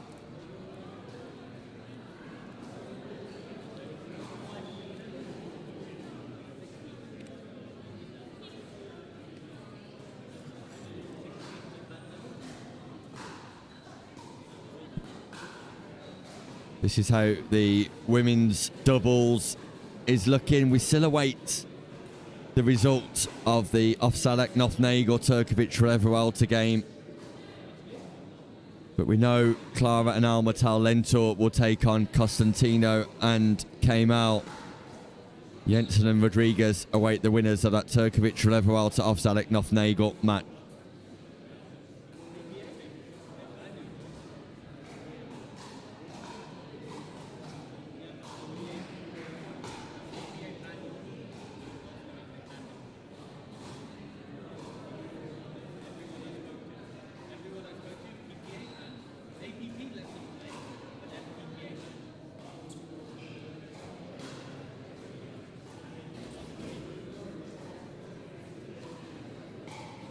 So, 4 male players amalgamating here.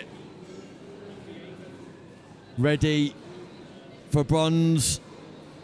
Ready to try and win bronze. Meanwhile, we're hearing news that Turkovic and Revalta, unconfirmed, have defeated Nagel and Offadak. So, news coming through that Turkovic and Revalta are through to the women's doubles semi-final, and Nagel and Offadak, the number 1 seeds, are out of the competition. We await confirmation that there is unconfirmed news as it currently stands. When we get official confirmation, we'll bring that to you. But joining me on commentary for this men's bronze medal match is one of the masterminds behind the pickleball scene here in Sweden. All-round playing superstar too. It's Gustav Ghet. Gustav, good afternoon to you. Hi Nick, I'm always so humbled by your introductions. I don't know where to start, but I'll go thank you. We're humbled by your mere presence, especially after your electric performances on court this morning. It looked like you had a lot of fun out there. Oh, it was amazing. It's hard to put any words on it, but I was enjoying every minute of it. Going out on the center court with the fabulous camera crew, filming, you commentating, lots of people watching, and 3 amazing players on court, and me. I'm like, why am I here? How do I get to be on this court along with these great players? You definitely contributed to the greatness that we witnessed, and you and your partner were holding Corston and Platau somewhat and just causing a few fears in their minds about your potential in usurping them at some stages in that matchup. Yeah, but we got off to a strong start, up 3-0, and then I thought we had a maybe unlucky net cord or something like that, so let them back in the match. And they came back 3-3, but then we were able to get going again, find the rhythm, and get up with a lead. Unfortunately, they found a way to get back into the match. I had a couple of mistakes, and then it was all tied, and then it was just gut-wrenching and very exciting. And I think 11-9 to them in the first game, but so much fun being out there and making it a close one at least. Yeah, it looked like great fun, and I listened to a podcast that you were on the other day, Gustav, and it says you spent some time over in America and you've grown to know Eric, and he's half Swedish and he's got a Swedish grandmother, and that link's worked out quite nicely for this tournament. Yes. No, it's a fun story, and since we're waiting for these guys to start, let me tell it to you. On my wife's side, she has 2 sisters that live in the US, so obviously she wants to go there all the time and visit, and since I started with pickleball, I don't complain. Whenever she puts the suggestion up, I'm like, okay, let's go. So we go there pretty often, and you start out on Facebook groups. Look out where are pickleball played, and nowadays it's everywhere, but then you want to find out where do the good players play.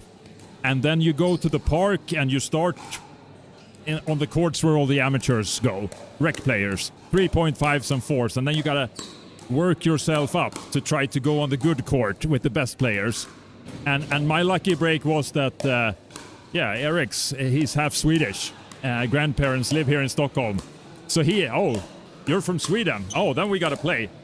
And then when I got on the court with him, I managed to do it pretty well. So after that, he took me in, and whenever I go, I get to play with him and his friends who are really high level. And that's just so much fun. Amazing to go there and get to play with the best and play at a level that, Europe is getting to, but really isn't at yet. So it's amazing just to be able to go there and practice, and it's really fun. Eric could come to this tournament and actually play a European tournament for the first time. Yeah, it's a great story from 2 angles, really. The first angle in relation to that pickleball development and progress and that structure, but also how pickleball just unites people and brings people together. Yeah, I agree. It's because in these parks you find people of all ages, genders, and professions. And you just unite playing a sport that you love. And the parks in the US, you go there, you arrive in the morning, but then you stay for as long as you like. Some players stay for 2 hours, some play for 4 hours, and it's just, come and play. And I want to tell you, Pickla is based on the same idea. This venue, Pickla, they run it, they want to emulate this open play thing that's going on in the US. So if you come here, you don't book a single court. You don't need to find 3 more players. You just show up by yourself, You pay a fee, a day fee, 15 euros, and then you can stay and play for the whole day. Well, that's an interesting concept. That's not a concept that we've seen back in the UK. We've had lots of indoor venues open in the UK, and the infrastructure's growing significantly to support players in their development and progress, but not within the framework of that concept. That sounds like a really inviting concept. I really like it because it means you can show up here by yourself. You don't need to make any appointments. And when everybody's doing that, there's always someone to play with. And you'll have some matches where you'll play with people who are not on your level, but then you have fun with that. And then you play some matches with people above your level, and then you have some fun with that. So sounds like here in Sweden developing a real pickleball community. But that's something I really want to give credit to Gunnar and the crew doing at Pickla. They're all about the community and the vibes and just the general niceness of pickleball. That's fantastic, and it's great for Pickla here to host an RTA event. Speaking of which, we're just about to get underway here in this bronze medal match. It will be the Hungarian duo, the number 5 seeds here of Bako and Kazonei at the top of your screen. And at the bottom, it's the current European champions, Platau and Corston. We're underway. A bronze medal on the line. This is going to be a really nice match. Really looking forward to be able to watch it courtside. Yeah, fast hands from Corston in defence there.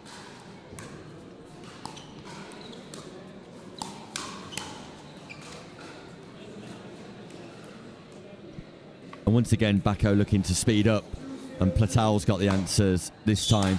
Platal and Corston, fast hands, Gustav.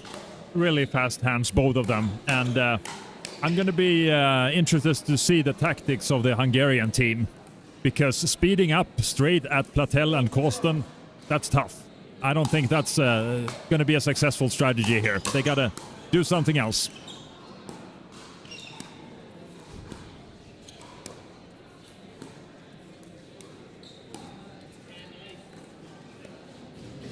Yeah, we saw Kazonei in action earlier against Lavville and Garcia, and sometimes struggling in that non-volley zone to keep the rallies going when it mattered most.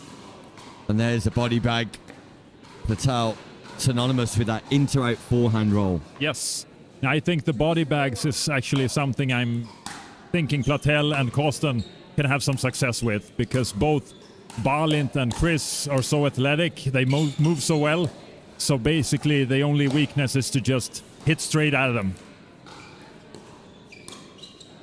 And there's another one. Yeah, it's a good call here from Gustav Gerrard, and Patel targeting the body of the tall frame of Kazonei in the opening stages of this bronze medal match. And Corston goes for exactly the same strike. Sadly, I have some experience of how that was successful against me earlier today. Both, or mostly Theo, hit some really nice body bags on my frame.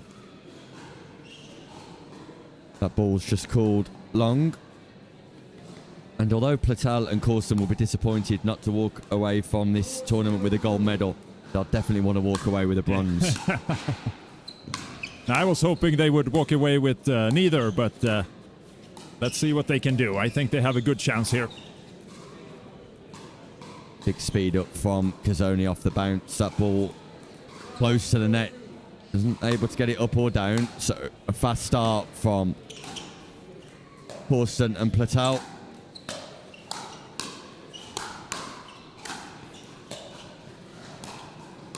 This is some amazing defense here. Ooh. Wow, Patel and Corston turn defense into attack. Mid-court transition zone defense like a brick wall. Theo Patel resetting that ball delightfully each time. And this is just so painful mentally from the Hungarians to be up like that in the point and still not be able to win it. But that's a really nice comeback from Balint, being able to do the inside out in the middle. Yeah, there is a psychological impact to not winning points when you feel like you've had 2 or 3 opportunities to win that point. No. But I know Balint, he's an amazing athlete, but one of the things he's been working on recently is also the mental side of it. So he's using a lot of time for, I think it's yoga and meditating, stuff like that, to keep his mind calm. And maybe that's it, but he did a really nice job here of not letting that missed opportunity get into his head, but rather keep working and getting back into the game. They got a point there and could get some more. Big speed up from Kazonei. Platau defends with fast hands, and Bako just sends that ball wide. Yes. That's a pop-up from Platau, who just apologises to Corston. Ben Corston just lets him know it was a little bit high. Good pep talk.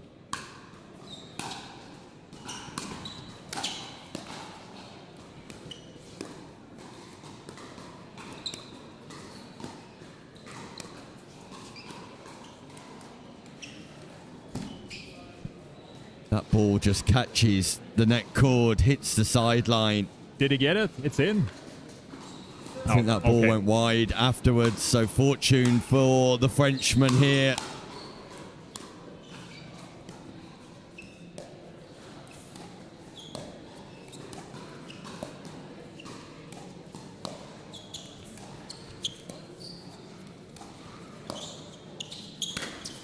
ATP just wide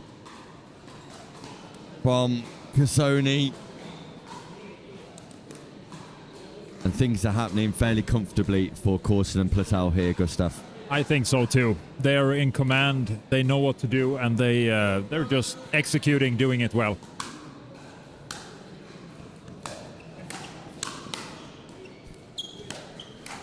Switch of play, the shake and bake did not work. And there was a space that opened in behind Platau. Bako drops the paddle to indicate a timeout. Kazonei comes over for a drink of water too. But the current and reigning European champions in full command of this bronze medal match. Really so, and you'll have to stop me if I keep talking about my game that happened a few hours ago, but I feel that was something we managed to do. We managed to break the rhythm of Corston Patel. They had to get out of their comfort zone and start risking it, driving and taking some chances. Obviously, that worked for them. They did it really well, but so far in this match, they have not needed to do that. They're playing their base game and they're having a lot of success with it. Yeah, you definitely reduce their energy levels at key moments in the game, and I think that's one of the key components. We talk about the psychological attributes of players, but being able to reduce the energy levels and the enthusiasm of Platau and Corston, which you did for significant periods in your game this morning, is a key component to success. Yeah, and that's what I love about this game. There's so much mental aspects of it.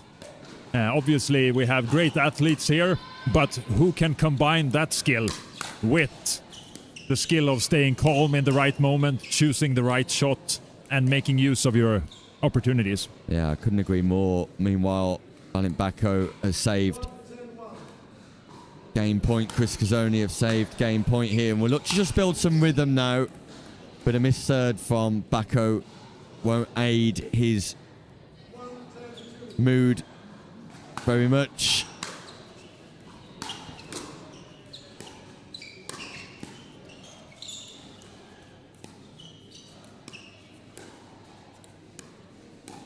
All right, watch out for a body bag. No look, forehand volley from Ben Corston. Looks left, plays right. It's dynamite from Corston.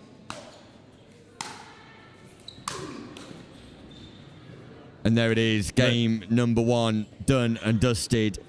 And there was a air of inevitability about that.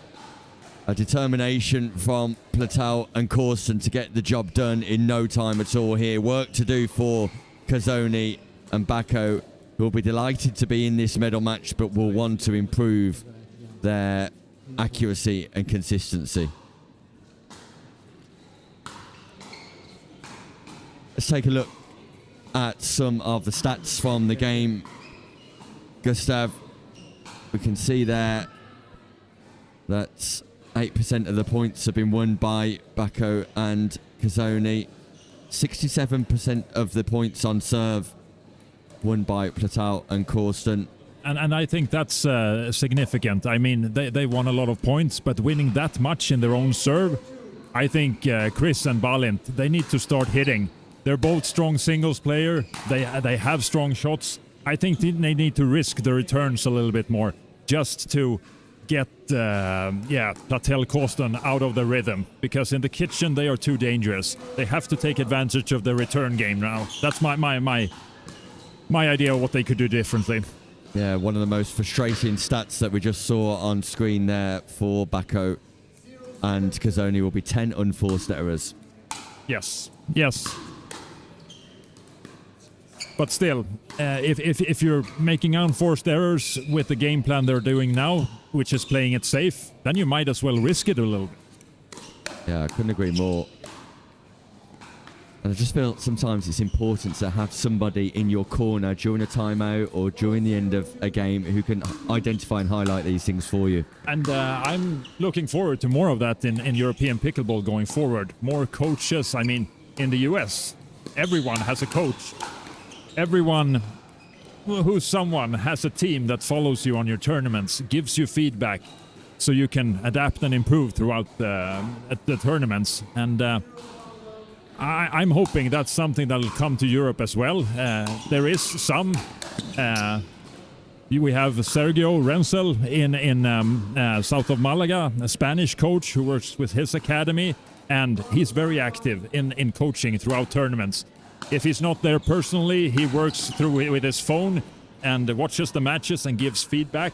I played with his players on tournaments, and then he's on the phone in the half times, so you get his live feedback in between. And that's so helpful.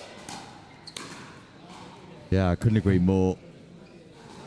Patel and Corston here looking to get things done, but it's a better start from Bako and Kazonei, who are just showing a little bit more intent. Bako misses that reset, but again, a third shot drive accurate. Yes.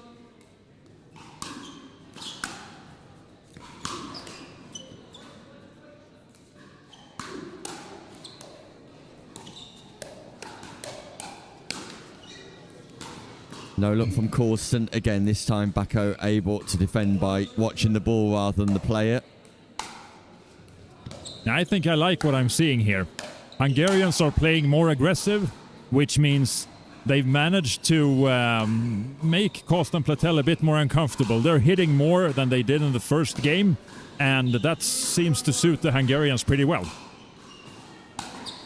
At least much better than what was the situation in the first game. Insight and analysis brought to you by Gustav Ghet here in Sweden, Stockholm. We're in the bronze medal match. All right, go middle, Bako.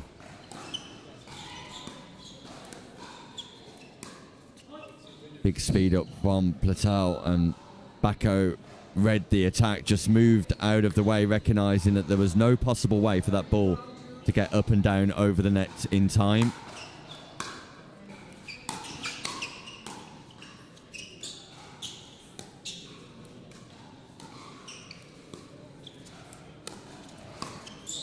Ooh, beautiful. Yeah, Platel moves Bako to the left and exploits the space down the middle. Bako not able to recover in time for that play. Platel cleverly taking the ball out the air and just rolling his wrist over.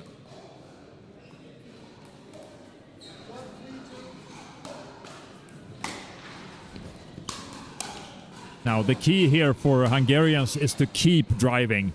Just they got off to a good start. Don't get comfortable and take the pace down. They got to continue with what made them successful early on in this game, and that is to keep on offense, keep on going. Don't back down.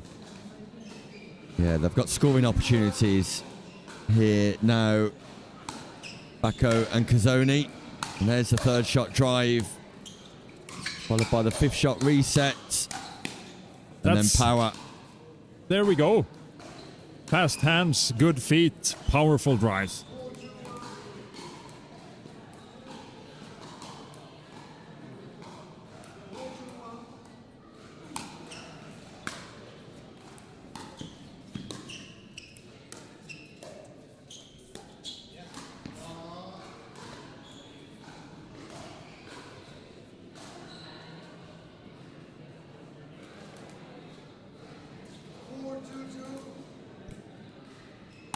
Second scoring opportunity. Kazonei, Bako.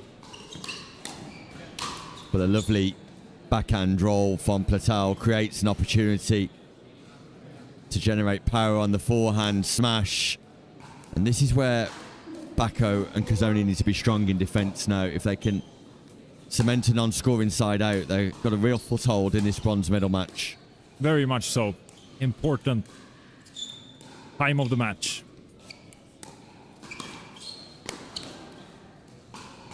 That's a lucky bounce, but you gotta have a few of those as well. Let's get one more, Hungarians.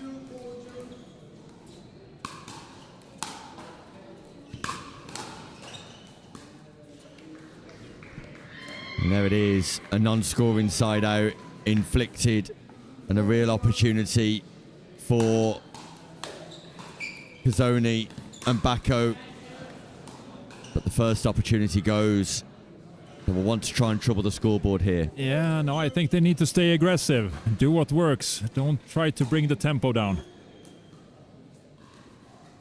Now what happens? The ball is no good? Yeah, we've got a slight crack in the ball, so referees will seek to get another ball. They're looking at us. Yeah, there's no balls over here. I don't see any. Let's see if communication can go back to the desk of Martin Grau, who sits with all the balls. Yeah, the tournament directors. Magnus takes care of the situation. There we go. We have some balls. Normally, these referees would have a ball in their person, but of course, they're volunteer referees here today. Yes, that's true. Unfortunately, our head referee, Magnus Entorp, who did an amazing job yesterday, came down with illness and told me this morning he had to call in sick. He was very sorry about this, but yeah, stuff happens. So we're really happy to have Frederick and Kenneth step in as emergency referees and doing a great job so far. Oh, indeed.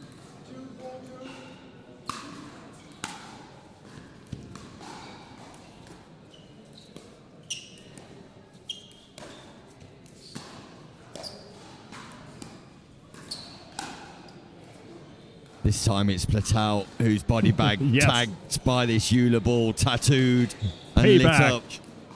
Yeah, a little bit of revenge from Kazonei, and it's the second non-scoring side out in a row for Corston. And Platau just struggling to score, as are Bako and Kazonei. So we're a little bit of deadlock here. Yep, yeah. Gustav. I mean, that shot Chris does really well, and I've experienced that body bag on myself as well. He's got so good reach and good wrist action. He should really hit that more often. The speed up of volley speed up on his backhand.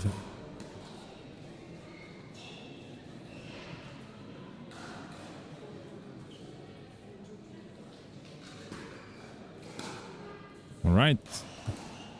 Referee just confirming with the players that the score is definitely 4-2-2 and we're underway.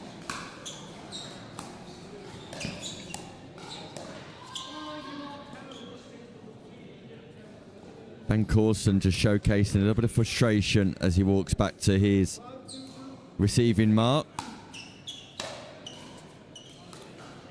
And yeah, you have bad bounces and you have bad hits sometimes, but that's 2 in a row from Ben. This is starting to get into his head.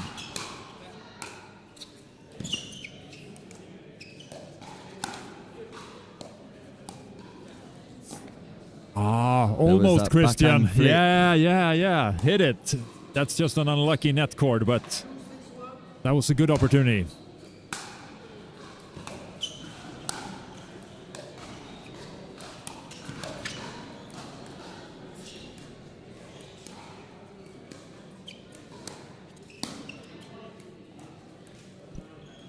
Patel gets the backhand roll all wrong, and the number 1 seeds just struggling to find a way to break through here. Slice serve and a missed third from Platau, who drops his paddle and a timeout called. Good. Corston lies down on court, slightly exhausted, but possibly just taking a second to reset. Bako and Kazonei will be fairly pleased to see the reaction of Corston and Platau. I know Ben is an emotional player, but still, this is really showing your opponent that, all right, you're defeating me here. But maybe that's what's needed, to just lie down, clear your head, get up a new person, clear mind, get back in the match. Yeah, we can see the unforced error count for Platau and Corston increase here, and a reduction in the amount of points they're winning on serve. 12 out of 25 points now for Platau and Corston. That was up at close to 68-70% when we last looked. Yep. Significant reduction now. I love these statistics. They really give us some additional insights into what's happening on the court. They do indeed, and it showcases how Platau and Corston have been stuck on a score total of 2 for quite a while now in this second game.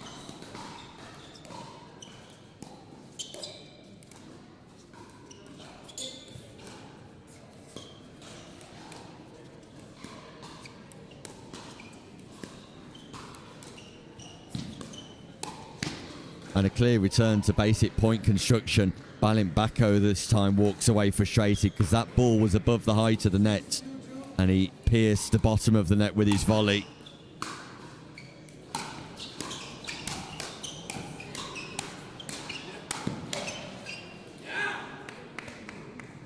That ball catches the baseline in a huge fire battle at the non-volley zone. That was fun to watch, and I got to compliment Ben for his timeout routine, because he's coming out of it different, not a different player, but playing very calm, doing what he should, and taking advantage of opportunities. It was funny looking, but he knows himself best, and it did the trick. Well, if it works for Ben, then could work for other players. Maybe taking a nap during a timeout is the best course of action. I gotta try it. I'm intrigued. Great footwork from Platau. And then Corston with the chicken wing volley. Yes. High elbow. Just not able to position his paddle to counter Bako's attack.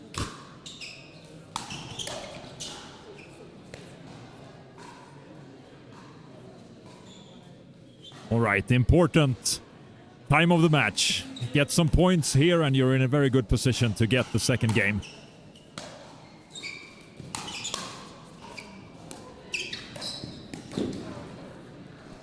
Really nice location on the attack from Corston. Generates some topspin. That ball hits the surface and flies away from Kazonei. The return goes long as well, and here come Platau and Corston. They've dug deep here, Gustav. Yeah, they're now we're recognizing them again from the first game. They're taking what's on the court, taking what's available, don't overdoing it. They just play very smart, and they're getting a lot of points from it right now.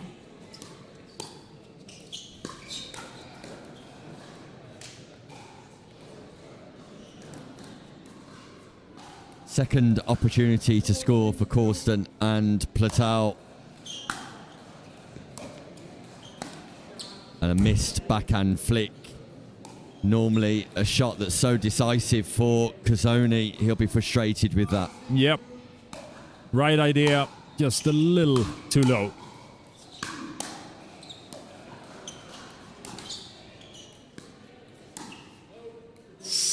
And the fact that Theo Platau is driving his third, driving his fifth, tells you that he's not all too comfortable with that third shot drop at the minute out there.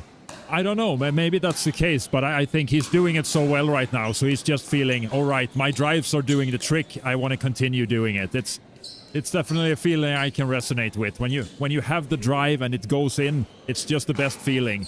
And yeah, I think he should keep rolling with it because it's there, for sure.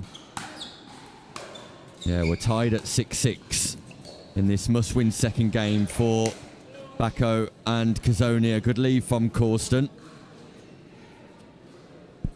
Not the easiest thing to do, Gustav, leave that ball. It's not. It's great eyes from Ben, but again, that's one of his signature strengths. So good reactions, so good reading of ball trajectories. It's a skill I wish I had. You're doing yourself a disservice, Gustav. You were phenomenal this morning. But not that. That is one of my areas of improvement.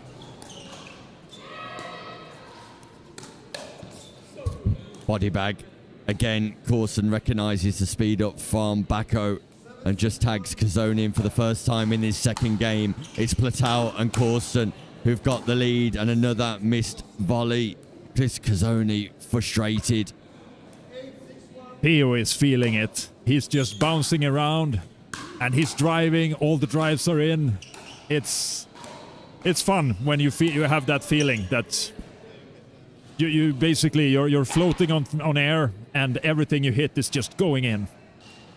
Kazonei calls a timeout, and it was a good time to do so because the frustration was building. Meanwhile, a slight increase on Patel and Corston on points won on serve. A reduction for Bako and Kazonei at 27%. 7 out of 26. Not converting those opportunities. That's huge. And a big increase in unforced errors from Balint and Chris. It's back at numbers that we recognize from the first game. So the more aggressive play from Theo is really paying dividends. Yeah, impressive stuff from Platau and Corston in turning this second game around. They're 2 points away from a bronze medal. Platau just G-ing Corston up. Corston taking the opportunity to sit this time rather than sleep. No, but still, it's maybe his signature thing to connect with the earth during timeouts. A spiritual timeout for Ben Corston. Kazonei returns to court. What do Balint and Chris do here? Will they risk it and try to drive it? Or will they try to play it safe to get back? I agree with you, Gustav. Stick with what worked for you earlier on in this game and try and reduce the unforced errors, but that's easier said than done at this stage of proceedings. Bako frustrated. Bronze medal point for Corston and Platau, who get the job done. It's a drive and an unforced error. They take 9 points in a row, and your bronze medalists at the road to Arlberg, Stockholm 2000 is Ben Corston and Theo Platau. Not the medal they were after today, I'm sure, but such is their professionalism that they are able to apply themselves in any given situation, and today it was the bronze medal. Frustration for Bako and Kazonei, who started so well in game 2, only for that game to dissipate into thin air. But ultimately, Gustav, Platau and Corston, too strong.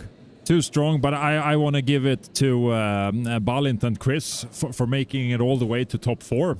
I know they're working probably as hard as anyone in Pickleball Europe to try to improve every day, get better. I'm hoping after the frustration from losing this goes down, they can look back at being proud of making it top 4 and really pushing Ben and Theo in the second game, coming out strong, taking a big lead and playing really well. So I'm hoping they can come away from this feeling proud of themselves, because I think they should. I'm sure they will. Meanwhile, we're going to head for a commercial break. When we return, it will be the men's final. Lavville and Mauro Garcia taking on Ignacy de Rueda and Jorge Rodriguez. A game you will not want to miss. Stay tuned. The men's final comes up after this short break.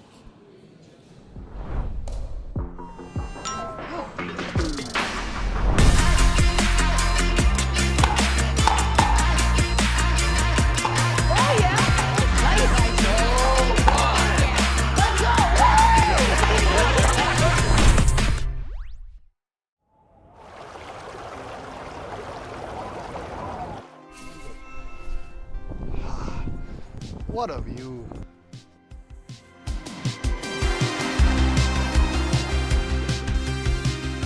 With pure indulgence. And Hüttengaudi. With stunning scenery. And lofty heights. And complete relaxation. With family fun.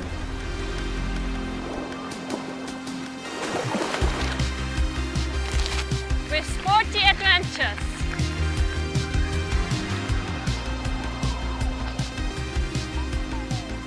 And summit delights.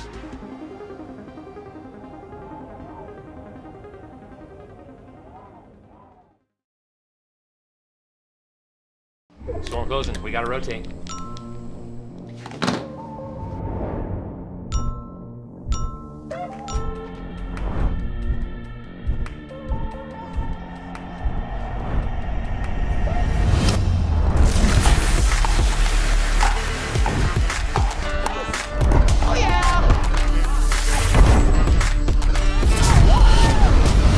Run it again?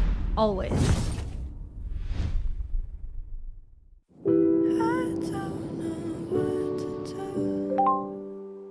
Hey, it's me. Skiing out here. It's exhausting, but amazing. Yeah, I'm totally wiped out. My muscles are screaming, but in the best possible way. I've never felt more alive. It's like all my worries kind of melt away with each descent. And you know what? I haven't slept this well in ages. It's like the physical strain is washing away any stress, leaving me with this incredible sense of peace. Maybe it's the altitude, but I feel proud and grateful for everything I've done these past days. Next time, you should come.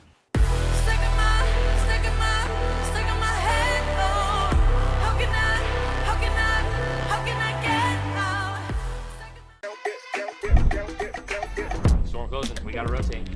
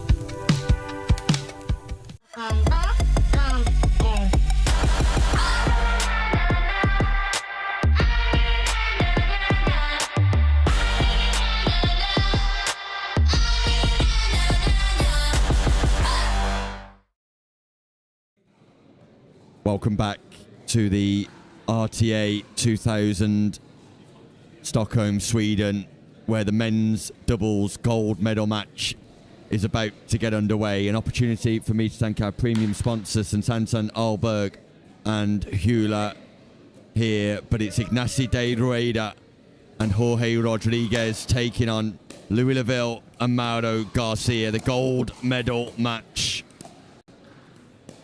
And joining me in the comms booth once again is Gustav Getterud for this match, and it's a mouth-watering contest, Gustav. Yes, this one's going to be so much fun to watch. And we have Mauro and Louis, who's been on the European scene for years, who know every trick in the book, against two amazing athletes, fairly new in pickleball compared to Mauro and Louis, but with amazing athleticism. So let's see how this match goes. Yeah, this is the first time actually that Mauro Garcia and Louis Lavville have paired up with each other, but significant experience, as you suggest.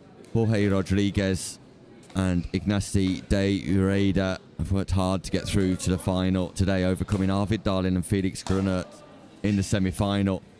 For Lavville and Garcia, they've defeated the current champions, who we just saw getting a bronze medal, so that confirms the form. And it's a difficult contest to call in terms of outcome. It is. I would put I would favor Louis and Mauro, but they gotta get the job done for sure, and that's not easy against these two.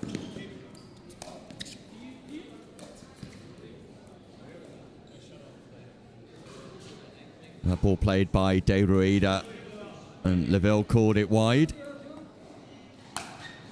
That's typical classic Louis. Immaculate sportsman. Rodriguez looking to speed up with that ball below the height of the net, looking to penetrate through Lavville early, but a strong start for Garcia and Lavville in this best of 3 games race to 11 gold medal match. ATP from Garcia, defended by De Rueda, hands battle, and it's Lavville that comes out on top, and that is one of Laville's fortes. His strength is his hand speed. Yeah, look at that replay. The composure, just his, composure and how he balances his body, reaches out, gets length and power together on those shots. De Rueda and Rodriguez will be eager to trouble the scoreboard here. Now, really, anyone looking to improve their fast hands game, watch how Louis does it. You should take the ball in front of you, and he takes it maximum reach and gets so much power on it. Yeah, with a solid foundation as well. Rodriguez and De Rueda underway. Some phenomenal defense from Rodriguez. But that ball's not coming back. Garcia hits, and that stays hit, and that's being retrieved over the other side of Stockholm. Still, 2 alphas on this side of the court. Both want to hit middle.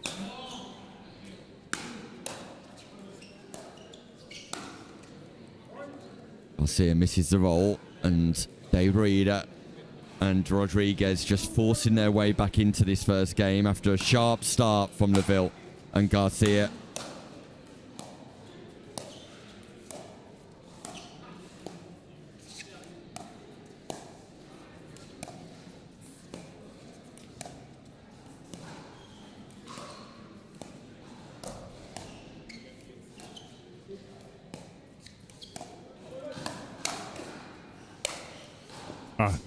David Rueda eventually falls into the non-volley zone a long time after playing the initial volley. 3 Spaniards on court. Gustav, is that representative of the strength in depth in Spain? I wouldn't say it's misrepresentative. Spain is an awesome country, pickleball-wise. They have so many good players, so it's not a sensation that we have 75% of the players from Spain. It could be 75% British players also. But yeah. Today it's Spain. It is indeed. Louis Lavville, the exception to the rule here. And his hand speed is also an exception to the rule. And a quality that he practices regularly. And he's perfected it to some significant proportions over a number of years.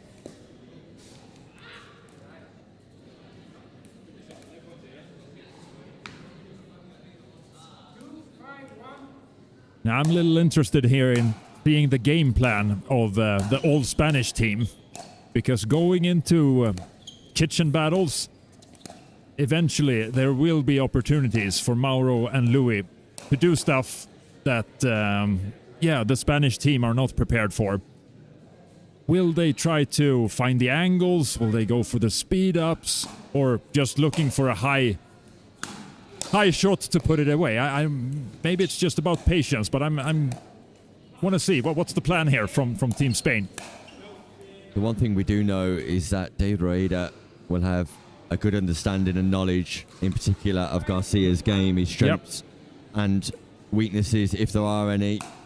And we've seen today already that perhaps if there was an area for development for Garcia, sometimes it's patience. Yes, it is. He likes to execute points early. Yes, he does. He's so talented. He can hit some amazing shots, but that can also be a disadvantage of sometimes, where you're too confident in your talent and you don't have the patience that's needed. Jorge Rodriguez sends that return long. ATP from Lavville. Showtime once more for Louis Lavville, who's perfected that shot through a number of different matches here today. And just amazing balance in hitting that shot. It's not luck, it's just, as you say, perfection of how to move your body in a position to make that shot. It's also representative of how conditions have just sped up slightly today, as Garcia finds an unbelievable angle. Rodriguez, how on earth was he able to get that? To me, that's the save of the day. But conditions have definitely sped up here, given the drop in temperature. Yes. Gustav, that ball has just hardened slightly. It's travelling through the air a little bit quicker, and it provides the opportunity for those ATPs to come on those cross-court dinks that would have stayed this side of the bracket maybe earlier, but now we're going outside of the bracket. No, but you're right about that. I guess viewers don't see it, but it's snowing in Sweden today, so that has some impact on the conditions. What a lob, a volley lob from Garcia.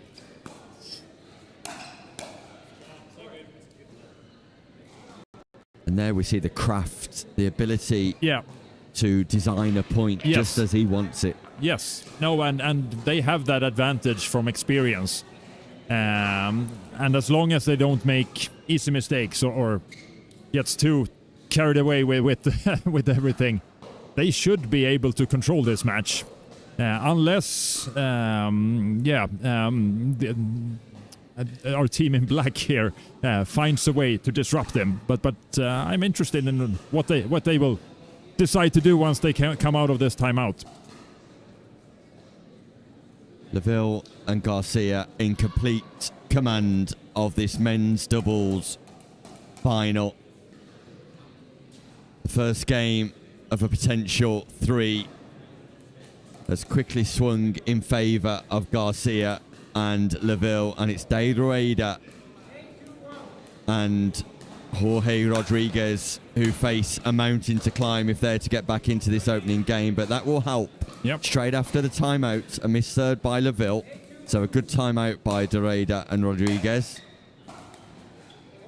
but then a missed return, and those are the unforced errors that cannot be afforded. No, still they gotta try something and try to put more power on the returns. That's something I like that. If Louis Lavville jumps the kitchen, Ernie's, and places that ball piercing the partnership of De Rueda and Rodriguez, and it brings up game points. Angle found, composure and control from Garcia. What a way to seal the deal in game number 1.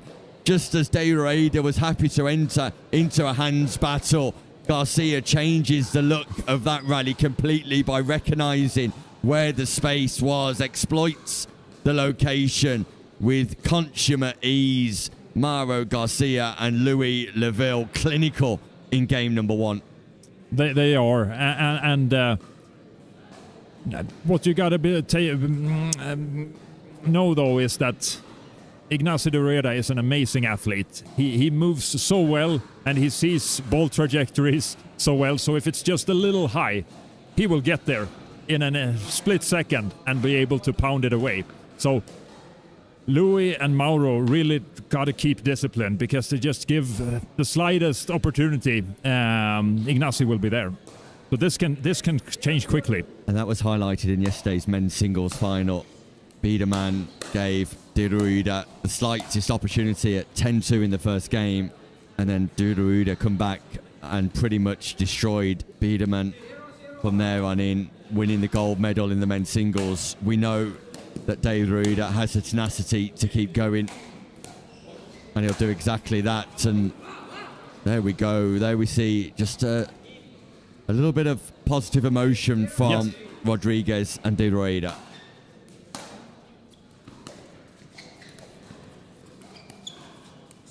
No, and I don't know Jorge as well. I played him once, and I haven't seen that much of his play, but he's also an amazing player, and he will be able to create some opportunities as well. The net tape takes the ball away from De Ruida, and it's moments like that where you have to remain positive in this final, Gustav. Yes. This is far from over. It's a new game. Everything is possible. Forget about the scores and just get back into it. This can change quickly.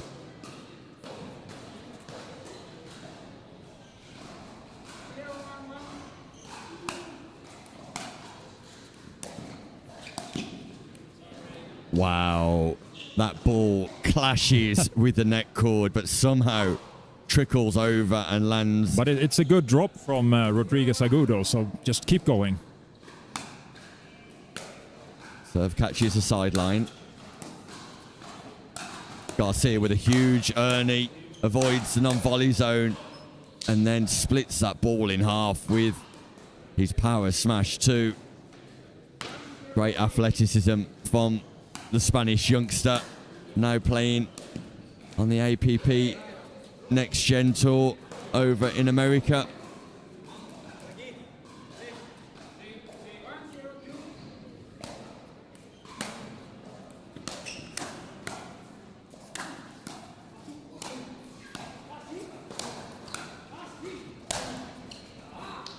This time it's Jorge Rodriguez who penetrates that ball through his opponents, as Lavville and Garcia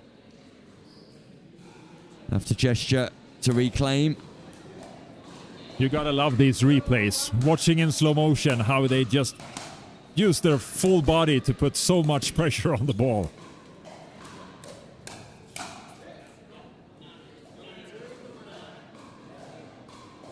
Referee confirms the ball was in. Rodriguez and De Ruida initially called it out, but the referee just overturns that call. I think we're at 0-1-0 here. 0-1-0? That's definitely not the score. 0-1-0. 0-1-2.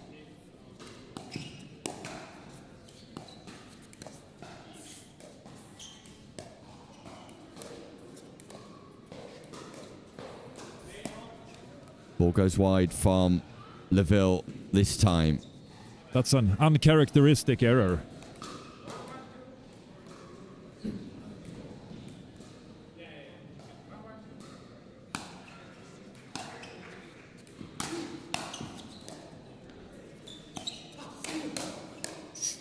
That stands from Lavville in defence, not just defence, a counter. Wow. Yeah, I agree. Wow, what a shot. And then speeds up and gets away with one. De Ruida and Rodriguez had the opportunity to counter themselves because it wasn't the best location on the speed up, Gustav. It wasn't. And I love the body language here of Ignacy. They lost the point, but they got a good opportunity and they played the point right. So it's a good thing. He's showing his partner appreciation. We lost the point, but this was a good point. Lavville loves that speed up down the line because he sits ready to counter on the backhand punch. Didn't need to on this occasion, but we can expect to see more of that. Lavville speeding up down the line to the backhand of the player playing on the left. So smart.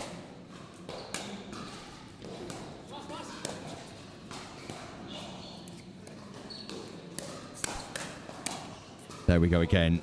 And he sits ready for the counter. He just plants himself ready. Yes.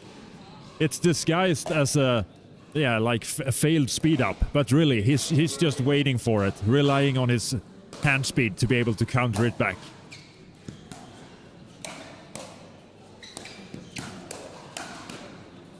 Garcia takes control in the middle. Parity restored. Rodriguez and De Ruda defending with precision and accuracy in that Garcia onslaught. They gotta feel good about coming away with that one, because that was a really good display of what they can do together when playing disciplined and using their athleticism. Lavville jumps out the way of that. The ball goes long. Again, still it's the right shot to do, and he's in the position to make it, so they really stepped up in the second game.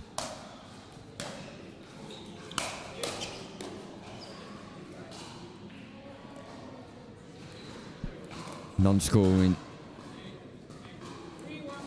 Side out.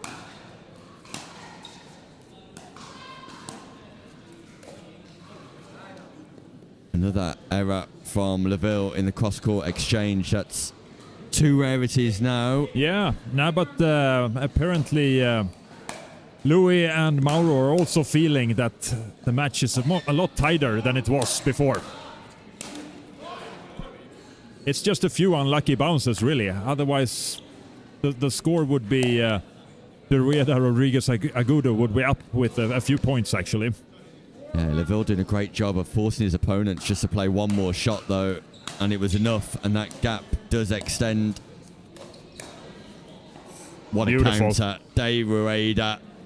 The speed up from Lavville to the forehand of De Rueda, who just places that ball back in behind Garcia into the open space. And now you feel Jorge Rodriguez and De Rueda need to trouble the scoreboard. Got to press home some of the good play that they've constructed and make it count, and they do exactly that, courtesy of a backhand roll error from Garcia. Here come Rodriguez and De Rueda.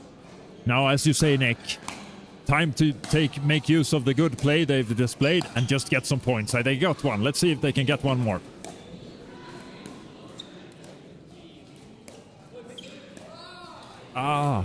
Attack by location, Louis Lavville. When you're at the non-volley zone, you can attack by spin, you can attack by pace, you can attack by location. That was by location, right in the center. Right in the center, creating some confusion, and that's all what was needed.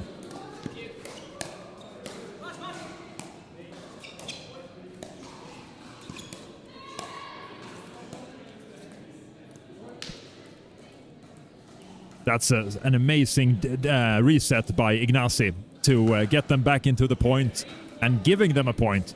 Yeah, 2 points in a row for De Rueda and Rodriguez.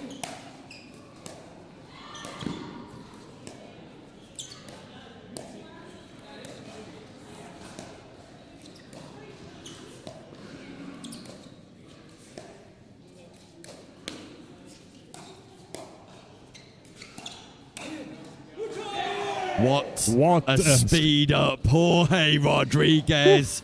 Backhand flick through Louis Lavville at a crucial stage in game number 2. Ties things up. Impressive stuff, Gustav. So well disguised and such a good point overall. I would consider a timeout here from Louis and Mauro, because the opposing team is coming in really hot. Garcia's missed 3 backhand rolls in this second game.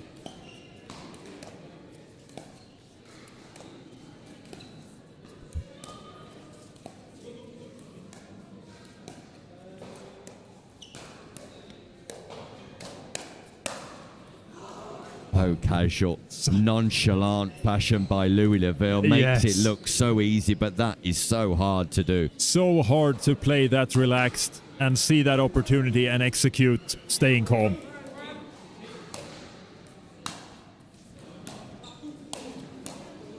Good reset.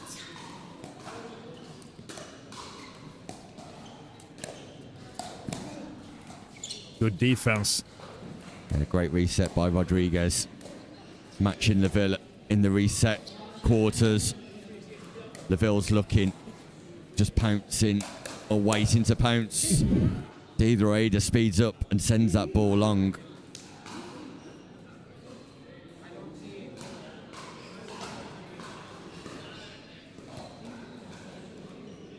That ball is confirmed out. Oof. Our referee Eric is getting some heat. He is indeed. But he's calling the shots and he's doing a great job. Garcia tries to rush the non-volley zone, but misses the play.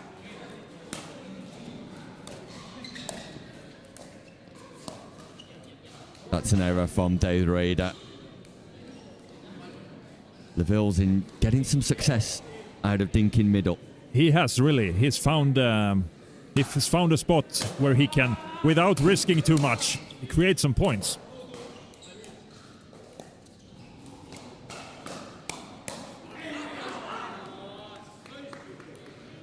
Fast reactions and a great body position from Rodriguez there. I'm amazed by everyone who can defend the chicken wing by getting low in your knees and defend with a scorpion shot, just like the way Jorge Rodriguez did just there.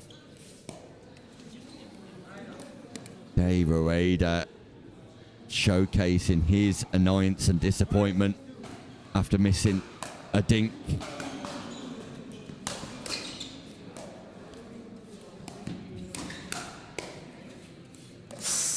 Oh, Dave Areda would want that one back again. The pop-up was there on the initial play. It's the right read and good footwork. Great save by Mauro Garcia.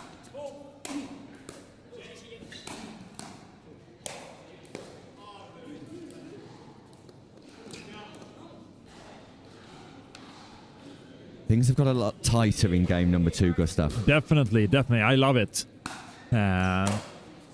Derrida and Rodriguez Agudo have really find a way to get back into this. And my feeling is they got this one. If they continue like they are doing right now, they'll have a few misses along the way. But I think they can take the second game and make it a decisive third shot match. Big call here from Gustav Getterud, who's nailed his colours to the mast. Ooh, Lavville gets away with one there, that's for sure. That was a nothing play, and Jorge Rodriguez just failed to penetrate that volley.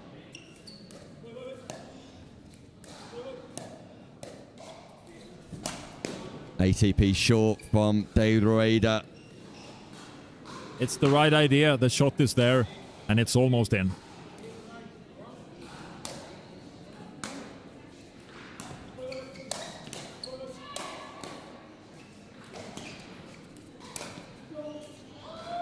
Lavville tries to speed up off the forehand side and just sends that ball marginally long. Also, fine margins here.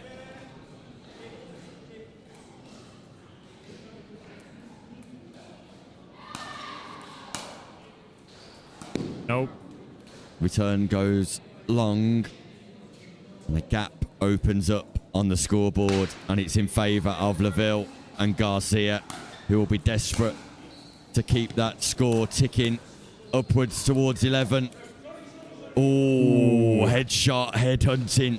Dave Rueda catches the head and the face of Garcia, who fortunately is none the worse. And like I said earlier, helmets are not provided in this competition. Yes.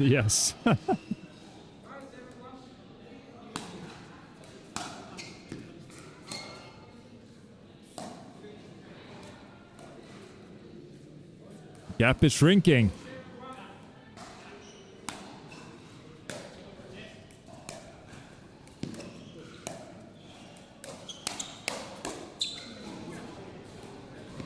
Round the back defense from Rodriguez. The referee Lavville suggesting that the ball hit the shirt of Rodriguez in that roundabout defense. I didn't see it. Replay would have been interesting, but I didn't see it, to be honest. Either way, phenomenal accuracy from Lavville, but Rodriguez counters with an unbelievable round-the-back defense. Wow.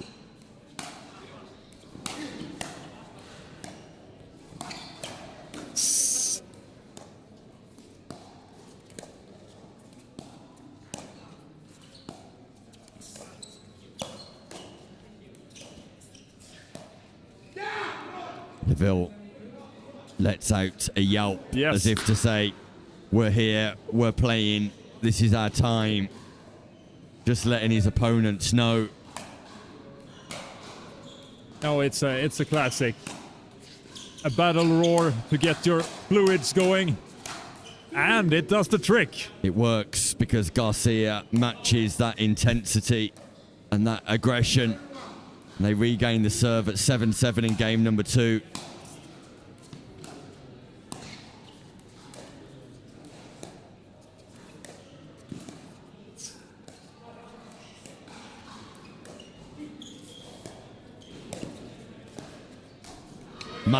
Garcia reads the Ernie. Some great construction from Lavville, who was working Rodriguez left and right around the non-volley zone, and then Garcia reads the play beautifully. That was really well done. Dave Arida with the missed defensive volley, drops his paddle. Yes. Balls a timeout. And Garcia and Lavville are 2 points away from being crowned champions of Sweden here at the RTA 2000 event in Stockholm.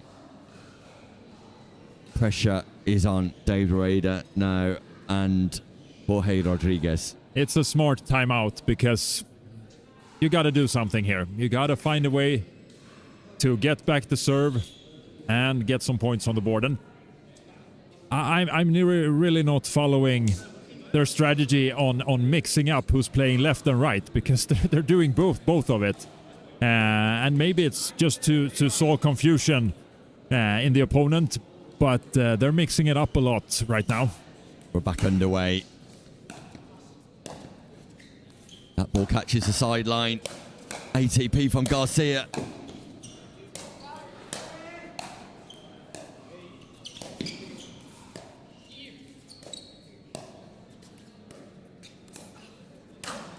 Lavville puts that ball away straight after the timeout and brings up championship point for Louis Lavville and Mauro Garcia.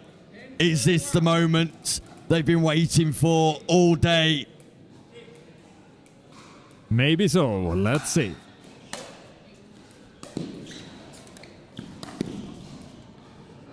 Both Garcia and Lavville, Ernie, the same ball and end up outside the non-volley zone together. Clearly looking for that big moment to give each other a cuddle straight away. Two alphas sharing the same court. Second championship point. And that ball is called. It's called in. Good.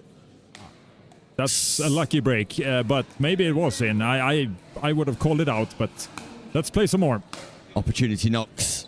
What can Rodriguez and Dave Arida do? We can utilize all of the facilities, including yes, the net. Including the net, and that's a point, and it's first serve.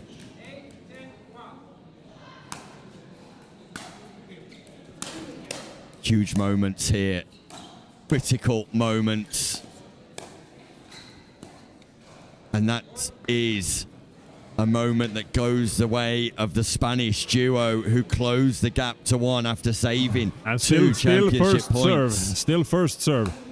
Whew.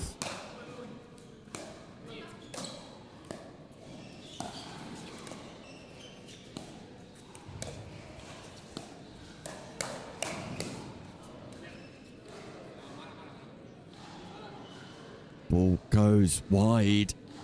It does. It's just out. And we're tied at 10-10 on first serve. Ooh. Be a good time for Lavville and Garcia to call a timeout of their own here. Definitely agree on that. win by 2. The format, Lavville stops them from taking the lead, but there's a second scoring opportunity here for Rodriguez and De Rueda.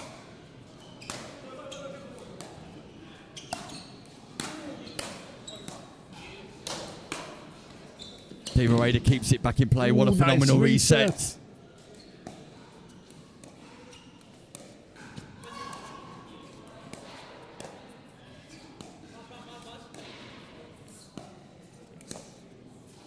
Good patience. Who attacks first? And it's Louis. Lavville attacked first, but look at the counter from Jorge Rodriguez. Pierces the partnership of Lavville and Garcia, and after saving 2 match points, they bring up game point of their own. Absolutely phenomenal. Good call from the ref.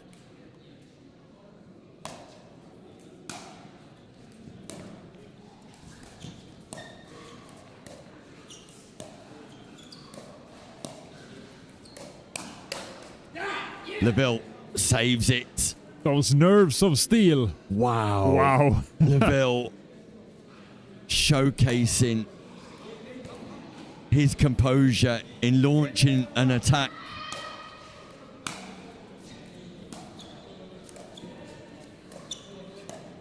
Lavville will be the first to speed up again here if he gets the opportunity. You can rest assured, but it's Garcia who body bags De Rueda and squares things up once more. We're tied at 11. Tense moments, excruciating moments. Garcia on the attack. What a good read. And it brings up championship point number 3 for Lavville and Garcia. Is this the moment that they're crowned RTA champions? It is. And Louis Lavville and Mauro Garcia are crowned champions here in Sweden. Stockholm, gold medalist in the men's doubles, securing their return to European soil with victory in Sweden for De Rueda and Rodriguez. They fought hard, but it's a story of what might have been after getting 1 game point, not able to get over the line. But the class, the quality, and the composure comes from Garcia and Lavville. Yes, second time in a row for Louis, so very happy for him and for Mauro, showing that this dream team partnership of 2 alphas worked, and they played amazing. But still, I want to give it to our silver medalist as well, coming this far in the tournament, really being able to inches away from taking the second game, and then the match could have ended completely differently. I think it's really well played by them as well. Yeah, silver medal, which hopefully Jorge Rodriguez and Ignacio De Rueda will be pleased with. But ultimately, Mauro Garcia, Louis Lavville, too good for everybody here today in Sweden. Gustav, we really appreciate you joining us in the comms booth for those 2 medal matches, your insight and analysis and summary at an expert level. So thank you very much for your company. Thank you, Nick. Happy to be here and enjoy some beautiful, beautiful pickleball. And when we return after this short break, our attentions will switch to the medal ceremony, I believe. Don't go anywhere. We'll be back in a few moments' time.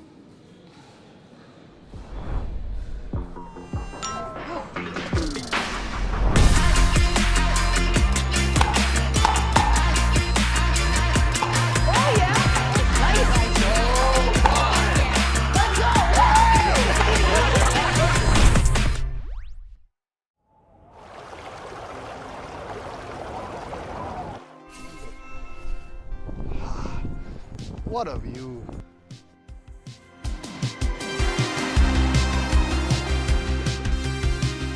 With pure indulgence. And Hüttengaudi. With stunning scenery. And lofty heights. And complete relaxation. With family fun.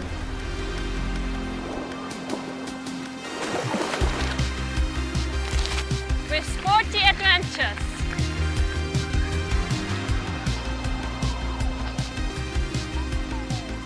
And summit delights.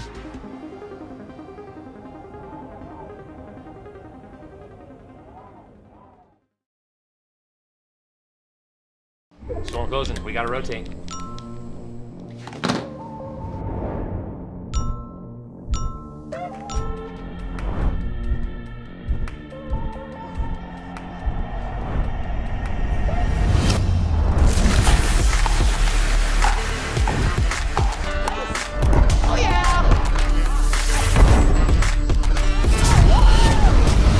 Run it again?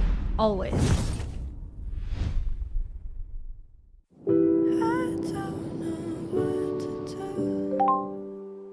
Hey, it's me. Skiing out here. It's exhausting, but amazing.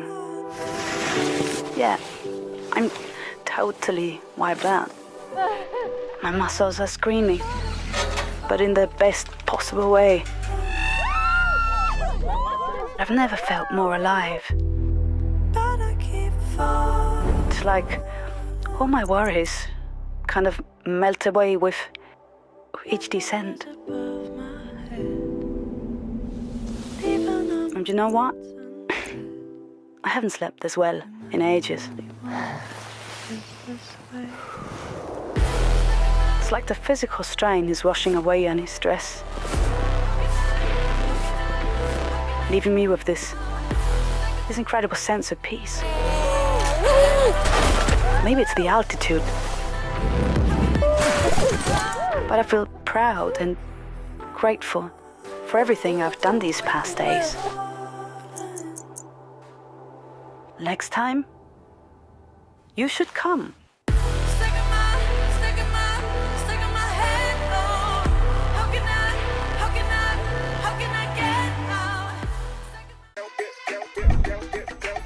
Storm closing. We gotta rotate.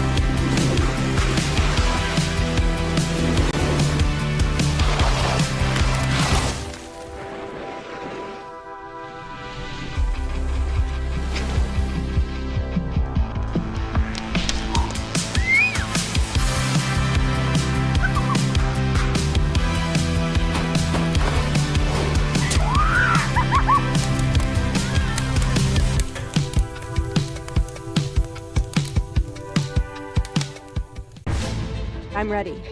Ready to take my game from where it was to a place it's never been. I'm still going to play my game, my way, on my terms. But it's completely different now. It's bigger than just me. It's the history, the legacy. It just means more. I mean, it's Andre Agassi and Steffi Graf. Pressure? Yeah, but I'm not worried. I'm going to enjoy it because it's become who I am.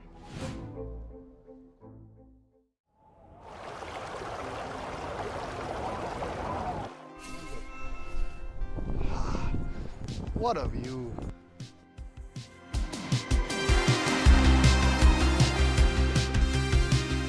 With pure indulgence. and Hüttengaudi. With stunning scenery. And lofty heights. And complete relaxation. With family fun.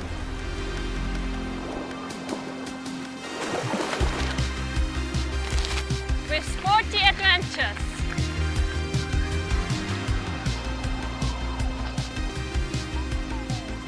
And summit delights.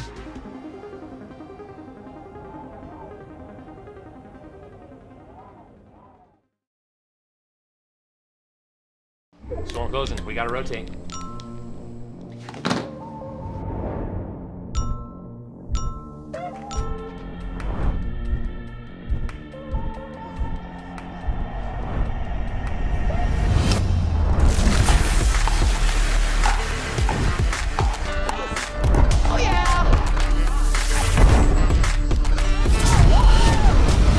Run it again? Always.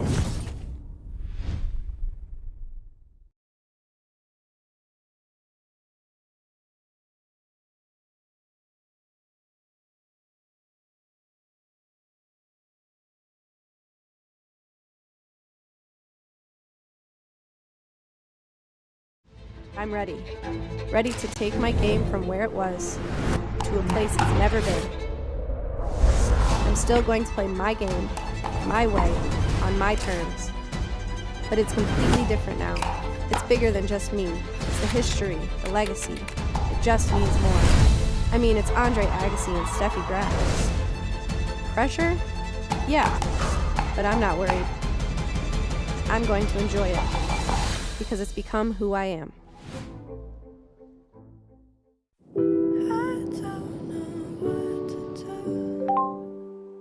Hey, it's me. Skiing out here. It's exhausting, but amazing. Yeah, I'm totally wiped out. My muscles are screaming, but in the best possible way.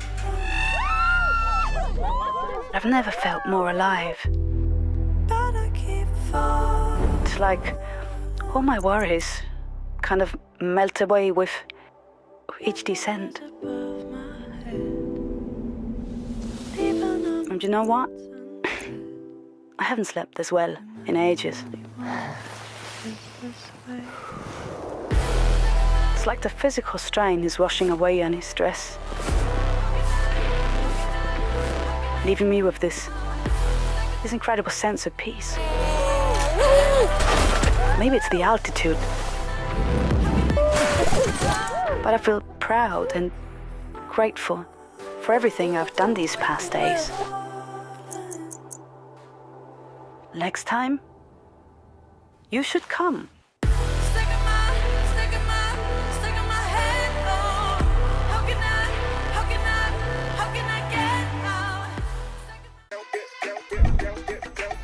Storm closing. We gotta rotate.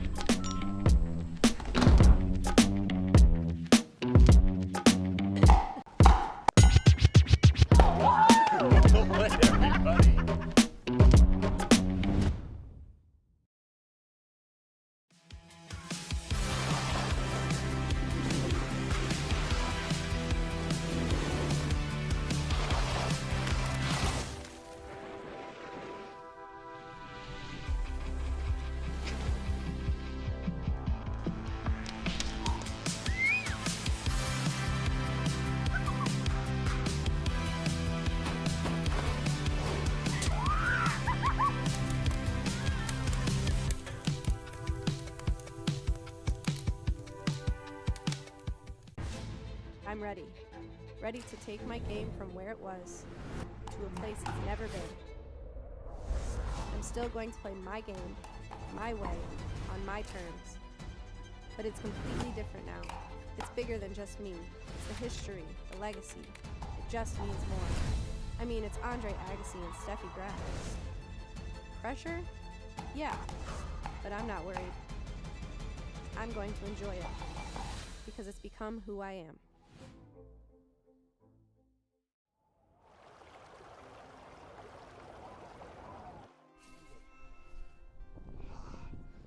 What a view.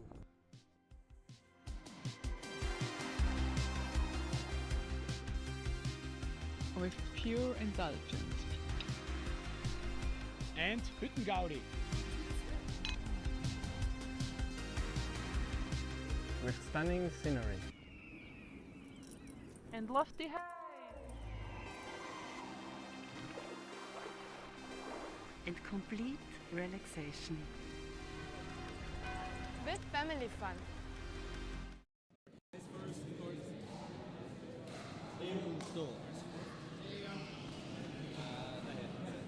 Welcome back to Stockholm, Sweden, where the men's bracket has reached its conclusion.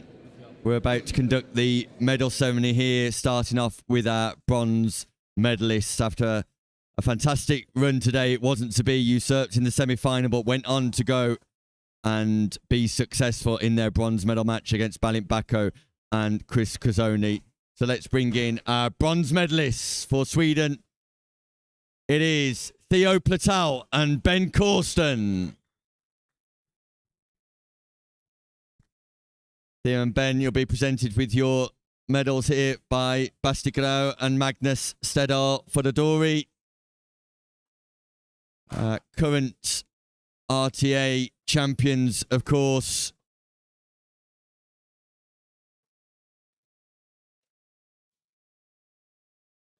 Theo, if I could just grab you for a couple of words. First of all, your thoughts on taking away the bronze medal here today. Really happy actually. Obviously, when we lost the semi-final, it was really tough for us to get it back in the mood, I would say. And I'm really proud of us and really proud of Ben. Like, we made it, and yeah, very happy.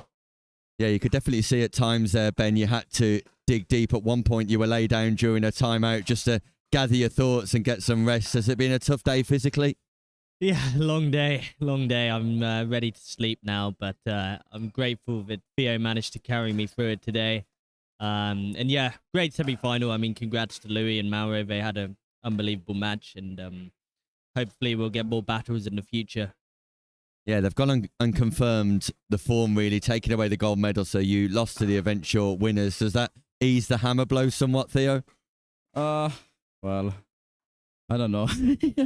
I mean, well, I don't want to talk too much about this semi-final, but yeah, I'm very happy for them. I mean, Louis and Mo play really well, especially the final. So yeah, just congrats to them, and we're gonna move on and we're gonna get some win later. Yeah, the mark of true champions is to come back even after a bronze medal and go again at the next tournament. We'll expect to see you in future, Ben. This team's staying together clearly. Yeah, for sure. Well, as long as Theo will keep me, but I have no issues with him next to me, that's for sure. I keep you, buddy. I keep you. Good news for everybody concerned. Theo Platau and Corston, bronze medalists. Congratulations, gentlemen. Which brings us to our silver medalists today, who've gone on a stunning run here in Stockholm, only to be usurped by our eventual winners. Ladies and gentlemen, it is Jorge Rodriguez and Ignacy de Rueda. Congratulations, gentlemen. Bastigrau and Magnus Stedal for the Dory will present your medals.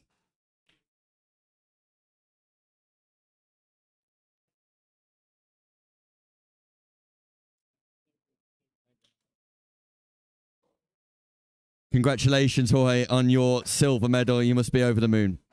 Yes, really happy, to be honest. My first RTA tournament. Really happy to be able to play with this beast. I think we did a really good tournament. We came a little bit short in the final. We had it there in the second set, but really happy with our performance. I'm ready to keep going. Yeah, Ignacy, you had game points in the second game and was looking likely to take us to a third. Just couldn't get over the line. Yeah, I mean, they are like really good players. They put us so much pressure, especially in the kitchen line, finding the dead spot. So we were struggling to find our game. But I think we were pretty relentless, and we were trying to make our comeback, and we were super close.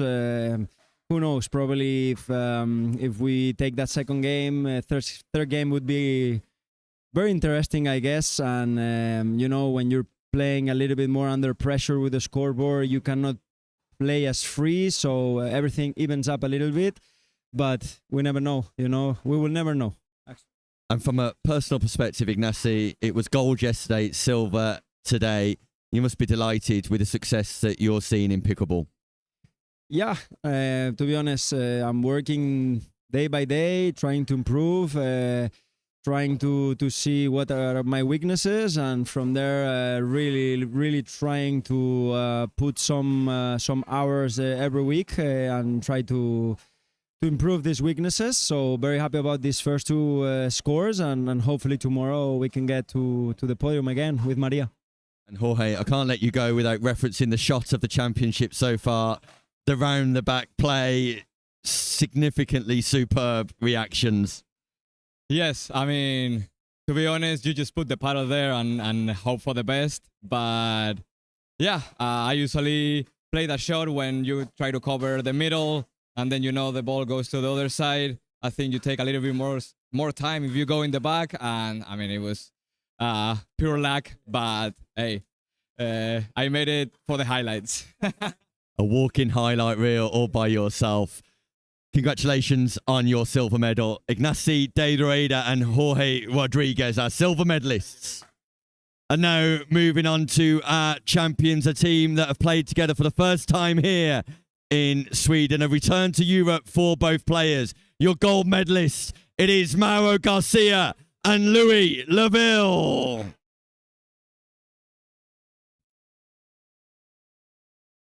Mauro and Louis will be presented with their medals by Basti, Grau and Magnus Stedal Fododori.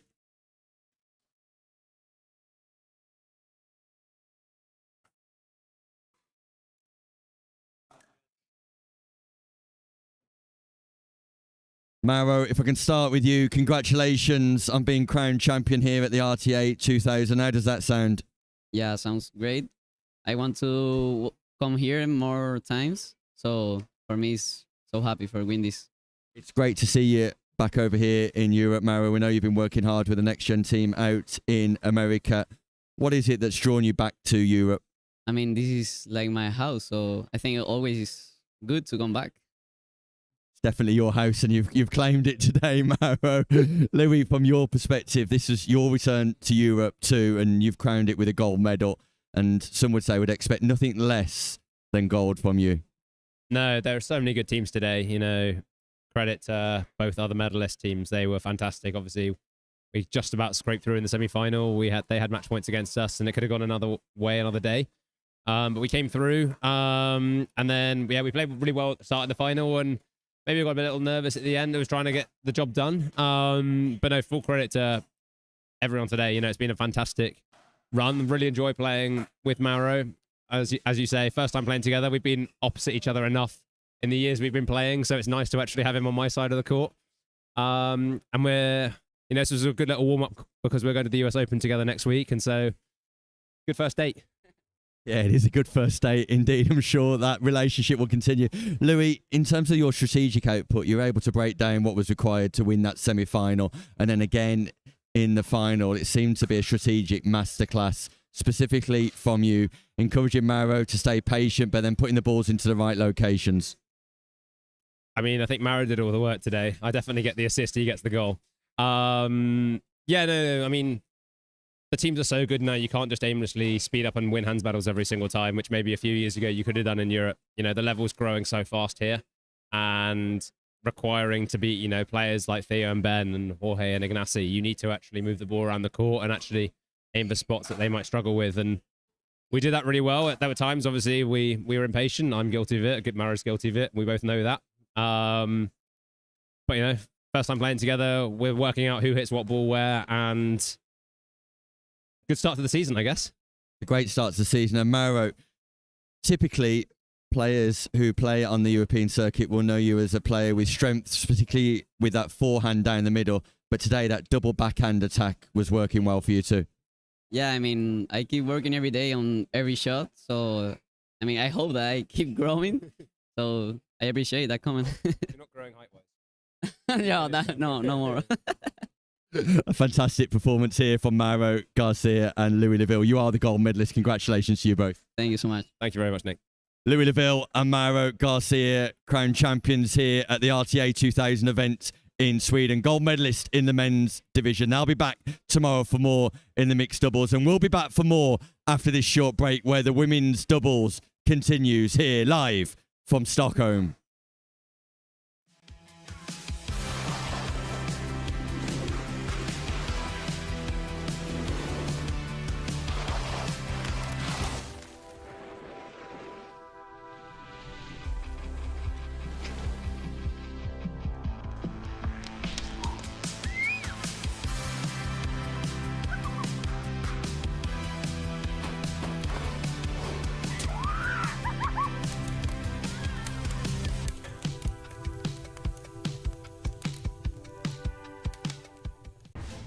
I'm ready.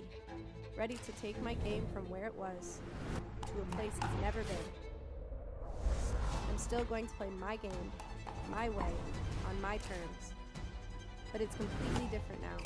It's bigger than just me. It's the history, the legacy. It just means more. I mean, it's Andre Agassi and Steffi Graf. Pressure? Yeah, but I'm not worried. I'm going to enjoy it because it's become who I am.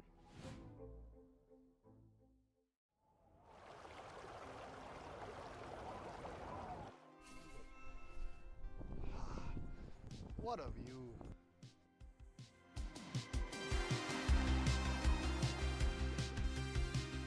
With pure indulgence. And Hüttengaudi. With stunning scenery. And lofty heights. And complete relaxation. With family fun.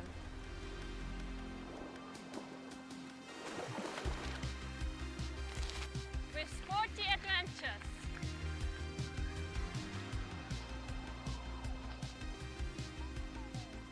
And summit delights.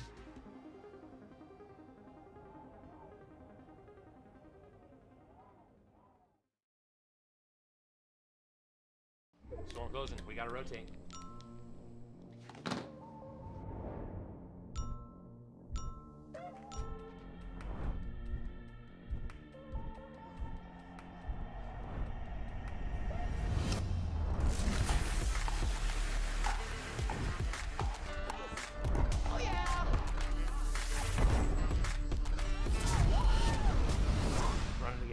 Always.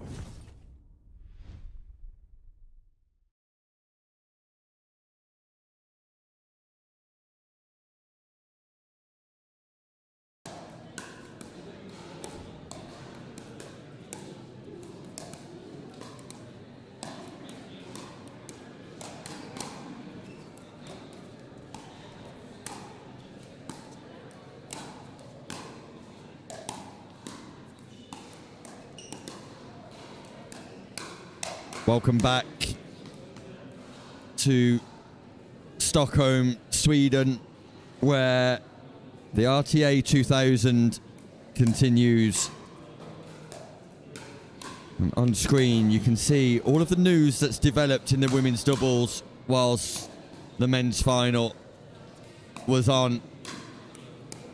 And Clara and Alma Tal Lentor were defeated by Constantino and Kamel, the number 3 seeds, who have progressed through to the final. Turkovic and Revalta also defeating Jensen and Rodriguez. So the final of the women's gold bracket will be Dominika Turkovic and Revalta taking on Constantino and Claudia Kamel, the number 3 seeds. Our attention is going to drift to the lower brackets here, which will feature a phenomenal matchup in the semi-final between Offadak and Nagel and Alma and Clara Lentorp for a place in that bronze medal match. So a lower bracket semi-final game here on the show court, and Offadak and Nagel warming up alongside Clara and Alma Tal Lentorp. A repeat of the final from Vienna, a repeat of the final from Austria, except today it's a semi-final in the lower bracket for a race for bronze.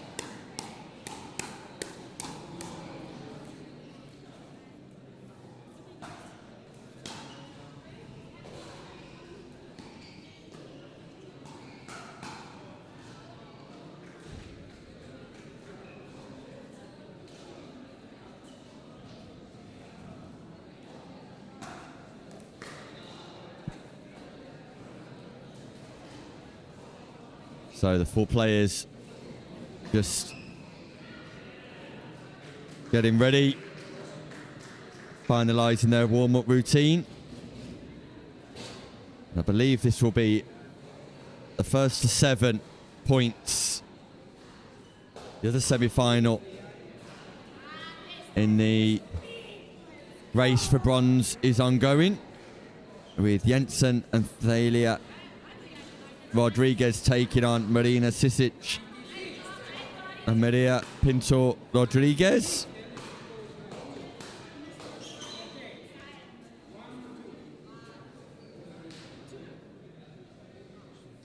And we're almost set to get underway. All 4 players know each other's games incredibly well and will want to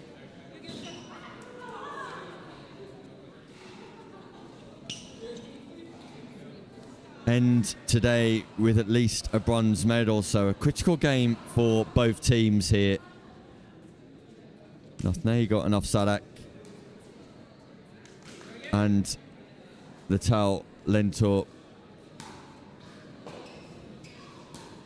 sisters. Rejoining me in the comms booth is Gustav Getterud for this match. And Gustav, normally a match you would expect to see in the final of a gold bracket, but this is a semi-final in the lower bracket for a place in the bronze. Does that showcase the talent that we've got on display here in the women's division? It really showcases what's new about RTA this year, and that it's not Europe only. RTA has now reached a level where it's attracting top players from the US, and that's made an impact on this tournament. Without the US players here today, I would say this is a finals pairing we're seeing here. Indeed. Although Clara and Alma Tal Lentorp were defeated by Constantino and came out in their quarterfinal. So again, not just the US players, but a strength and depth on the European continent beginning to emerge too. Woo. There are many quality players on women's side European pickleball, and here are 4 of them, but luckily there are a few more. Yeah, and that fast hands battle representative of the quality on show here and the quality we can expect during this best of 3 games race to 7. Now this is going to be really fun to watch because the twins, Alma and Clara, have played some amazing defense today on the road onto this match. And it's going to be interesting to see if they can keep that up against the firepower of Carolina and Caro. That's great point construction from Offadak, who has that familiar shriek after executing so well. And I know that there are opposing players who are not a fan of that shriek, So he should continue doing it because it gets into the head of opponents, for sure. Does indeed, and it's a way of motivating herself as well. I think that's the main reason she's doing it, but has some side effects as well. Positive ones from a competitive perspective.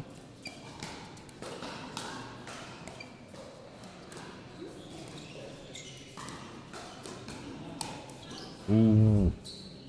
Somehow defended by Offadak, and Alma Lentorp just misses the corresponding attack.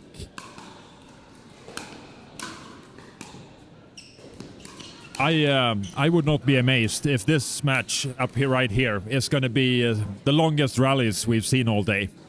The quality of these players, the ability to just recover the ball and keep it in play is amazing. So I think this could be a really fun one.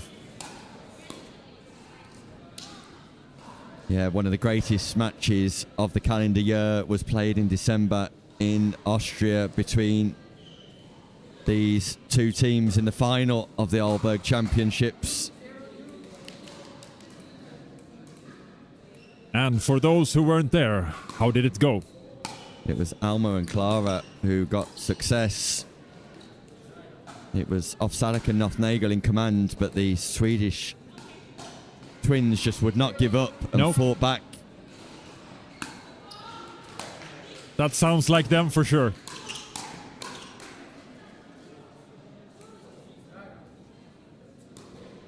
Just struggling to trouble the scorer here, though, at the minute. Not able to capitalise on the scoring opportunities, and still not. They're doing their best work on their opponent's serve. It's a bit of mistakes early on from both teams. Let's see when they get into rhythm here.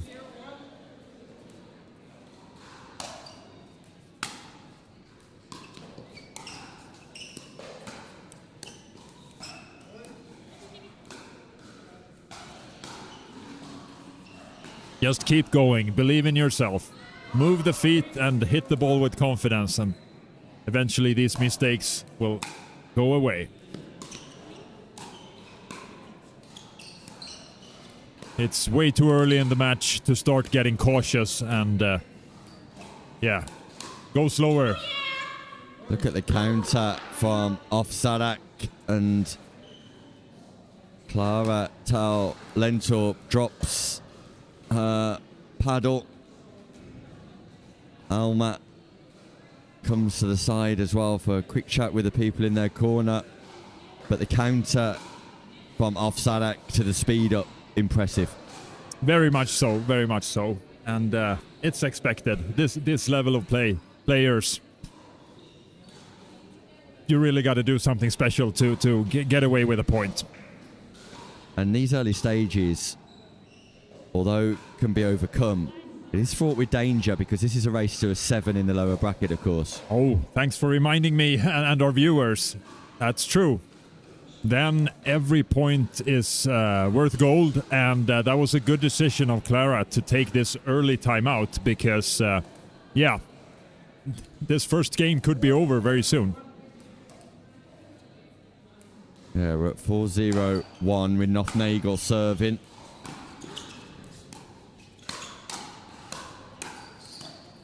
Great reset, Nagel. Very nice reset.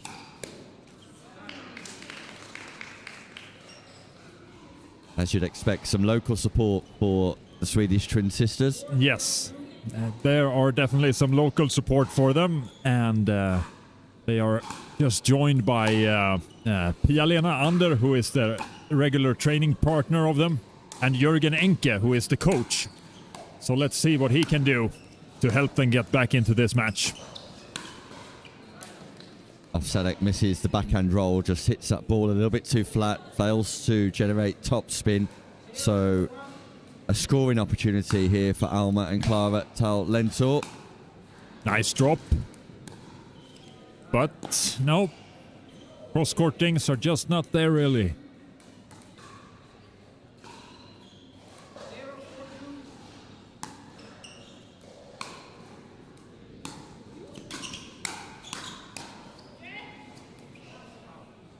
Ball goes long 2, so stuck on 0.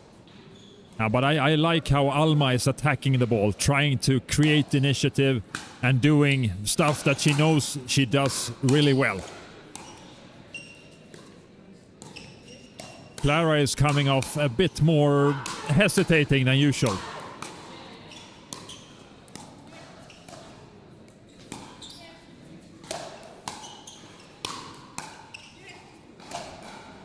That ball finally put away by Caroline Nagel. Offadak, and Nagel will not be stopped, will not be thwarted here, it seems. They're not slowing down. They're going to go all the way. Try to get a strong, decisive win in the first game. And that ball's hit hard by Offadak too.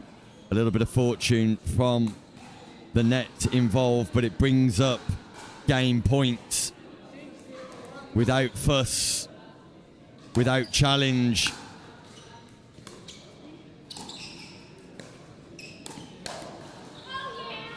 Perfect pickleball from Offadak and Nagel as they inflict a 7-0 defeat on Clara and Alma, Tal, Lentorp, Gustav Ghet. Yeah, I think this follows a pattern we've come to be used to as the past 3 games or have been. One team has gotten off to a very dominant first game, but then somehow the other team finds a way to turn the tables around and make the second game super close. And I would expect nonetheless in this case. So dominant, Caro and Caro were in the first one. I think the twins have more to offer, and let's see what they're not staying long with their coach. They already know what they need to be doing. It's not changing the strategy, it's not changing the tactics, it's just playing their game and believing in themselves. Yeah, they just need to execute some of the foundations, the basics here, and build from there. Just keep on going, don't overthink it.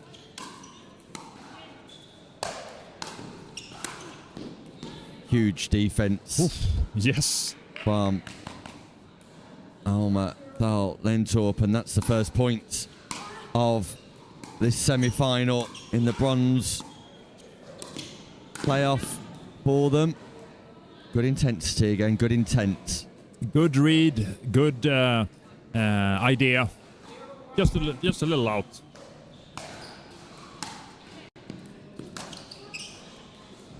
Talking of a little out, that one also goes slightly too long.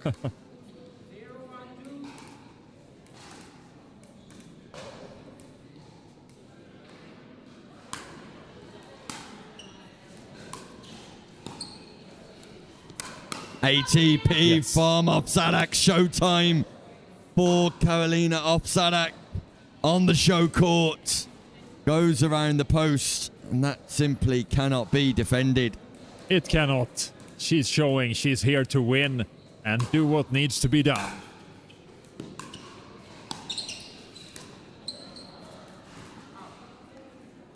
But I feel they are a bit thrown off by the new intensity from the Swedish twins, making a few more errors than we saw in the first game. That ball lands in. What a delightful speed up from Offadak.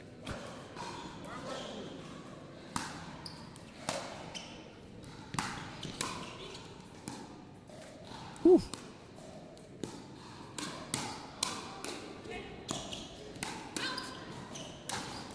Oof. That's rally. Meanwhile, news coming through here on your screen. Going through to the bronze final is Marina Sisich and Maria Pinto Rodriguez, who have got their revenge and have managed to defeat Jensen and Taylor Rodriguez after suffering defeat to them earlier on today. Sisich will go through with her partner Pinto Rodriguez to the bronze medal final.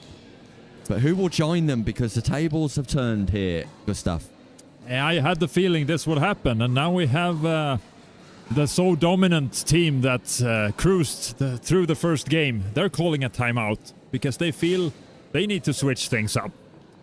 I do feel that Clara is still struggling a bit in the cross-court dinking, so my suggestion is they just keep going and try to establish the pattern against her and wait for an opportunity to arise.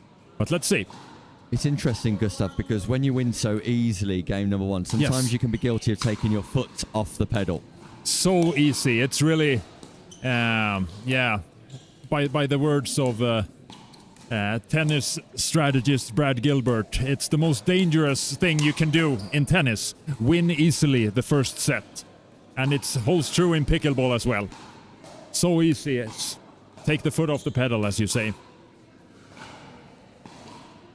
So Nagel and Offadak here will be looking to close that gap.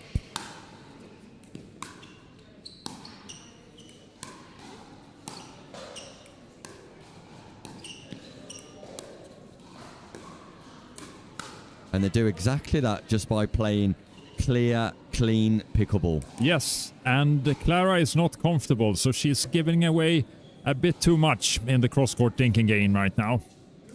If I were her, it's a tough situation because you want to establish your rhythm, but maybe I would dink a bit more straight. Involve Caroline to try to involve Alma more in the kitchen. That's a great pickup by Clara. It's an amazing pickup.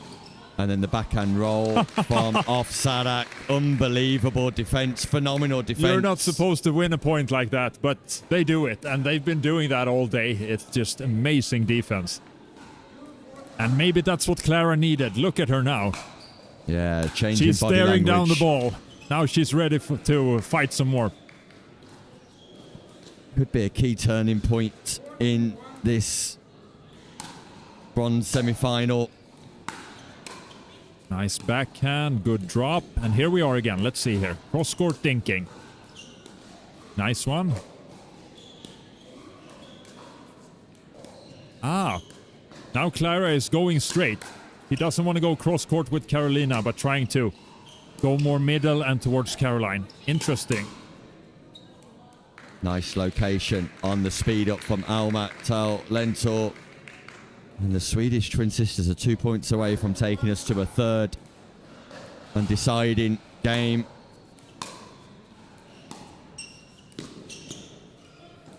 And Offsadak's making mistakes. Easy mistakes, but I wouldn't count them out though. They can turn this around. Game point, Clara and Alma. Lentor, and there's another error from Nagel. We're tied at one game all, and we're going to a deciding third game here in this battle for a place in the bronze medal match.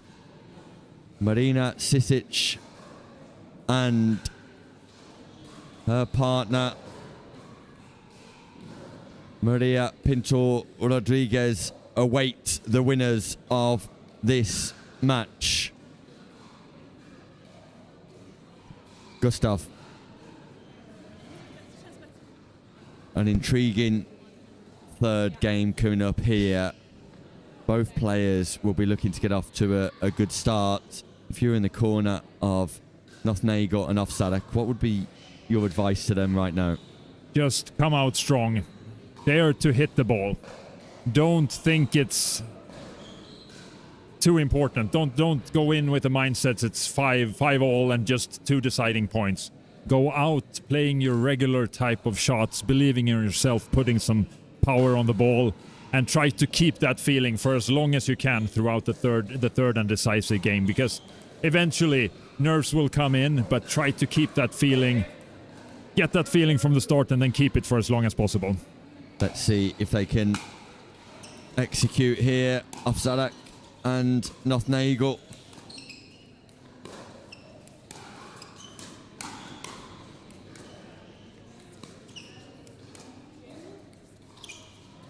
Confusion between a well-established partnership here in Caroline Nagel and Carolina You need to Offadak. be decisive. You need to go in. You need to believe in yourself.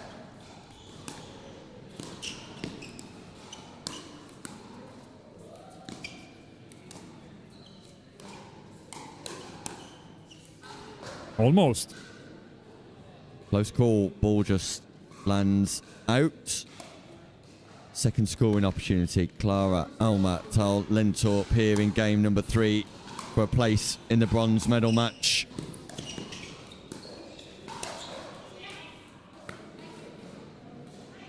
There you can see the passion, the desire from Nagel. And she's not gonna sit back and watch this run away from her. She want to take control of the tempo, of the game flow, and make use of her opportunities.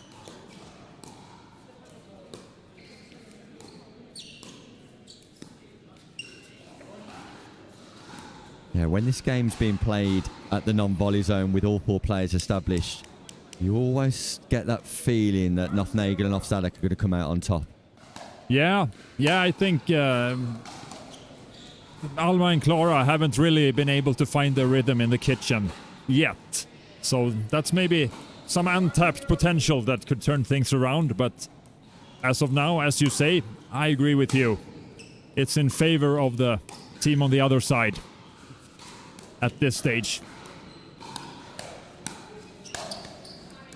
Oh, that ball just gets Tal Lentorp in the shoulder. Clara, who tells her partner, you cannot speed up in that location. I think the message is well received. Got to compliment your Swedish here, Nick. That's exactly what she was saying.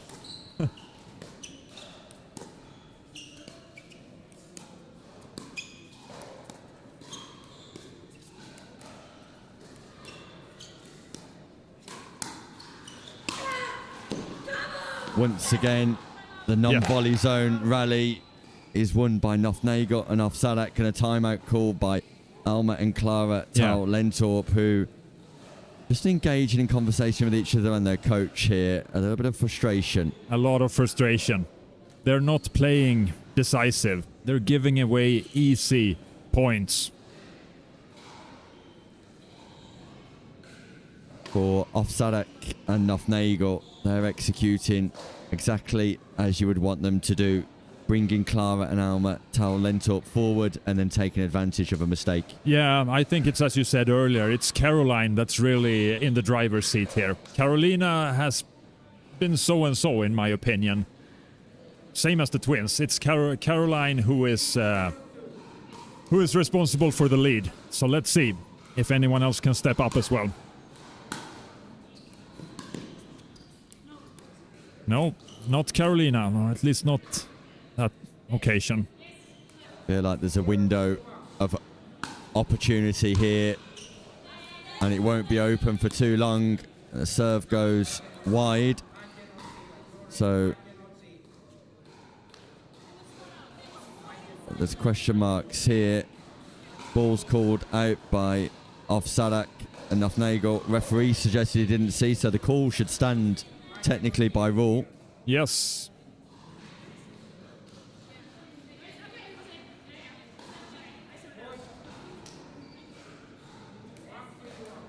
Yes, call stands. Second serve. No, I think they've been given the points here. Okay. Which is a remarkable turn of events, really. Yeah, that's a strange turn of events, to be honest. I was not expecting that to be the outcome from those discussions, especially as the referee didn't see it, but Offadak concedes the ground. Yeah, I'm a little bit surprised by that, but all right. That's good sportsmanship. Kudos to her for doing it. There's a little bit of extra spice on that really does. Volley, and it gives a different dimension to this third game here. Oh, and now we're close again. How quickly the table turns.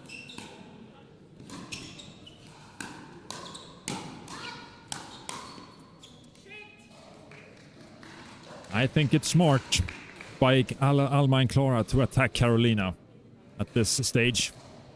Yeah, she's the one player on the court who seems emotionally unbalanced slightly.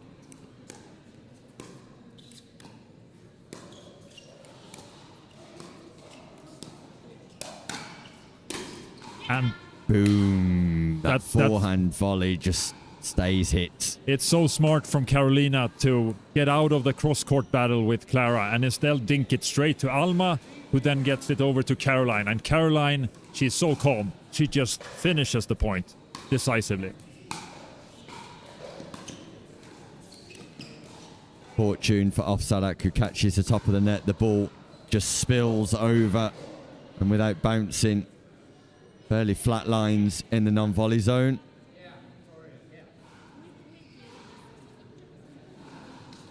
So we see a change of ends because Nagel and Offadak have got to four first.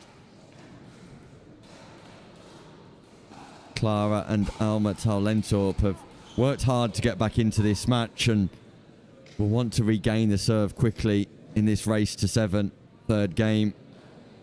And as we've seen throughout this match, the momentum is shifting so quickly. So let's see who comes out of this break with the most, like grit and willpower to basically just get the job done. Yeah, that will and desire to get over the line will be instrumental here. Offadak with ball in hand. Good drop. One more. 2 more. 3 more. Nope. Twins managed to hold them back. Yeah, they kept Offadak and Nagel on the baseline, did a great job, but must defend the castle once more.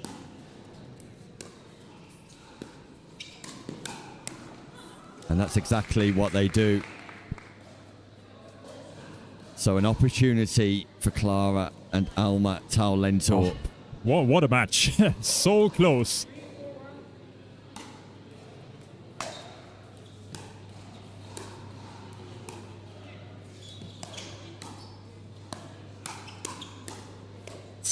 Oh! Ooh. Wow, Offadak and Nagel come out of that hands battle successful, but only marginally. Such a great hands battle.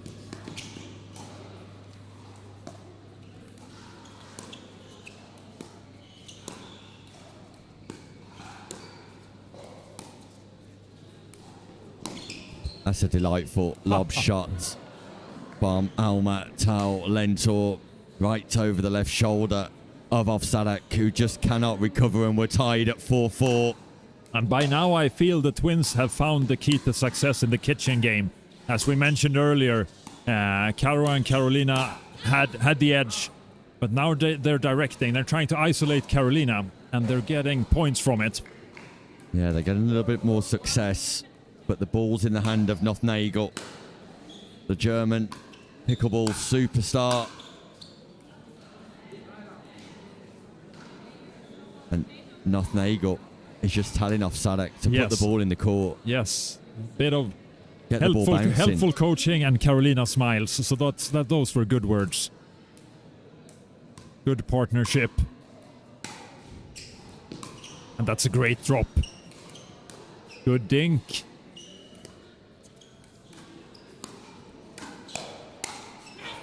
And oh, ouch. That's going to hurt.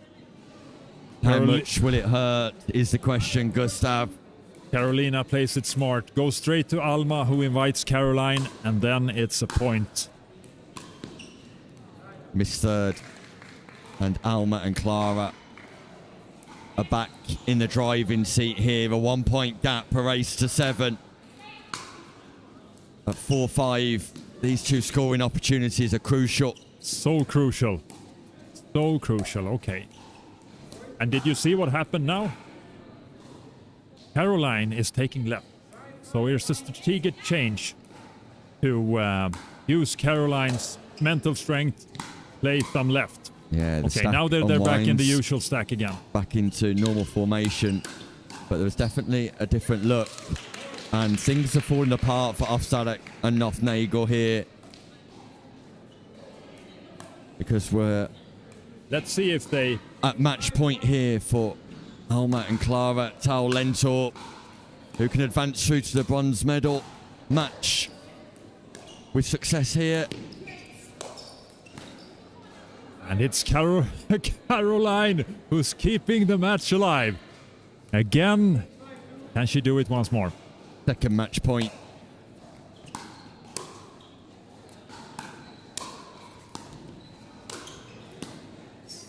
That's a great rescue from Clara.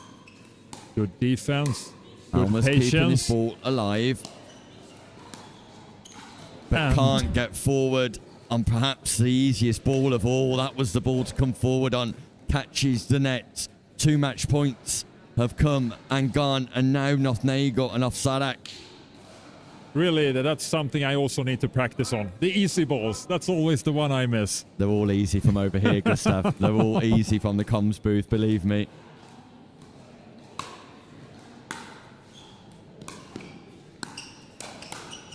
Ooh, so much power. Caroline takes the matter into his own hands.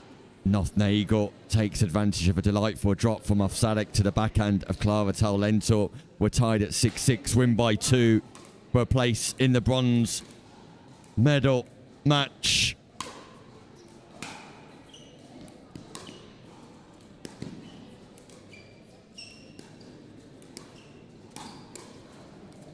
Ball was going out, but it ends up being an unbelievable reset.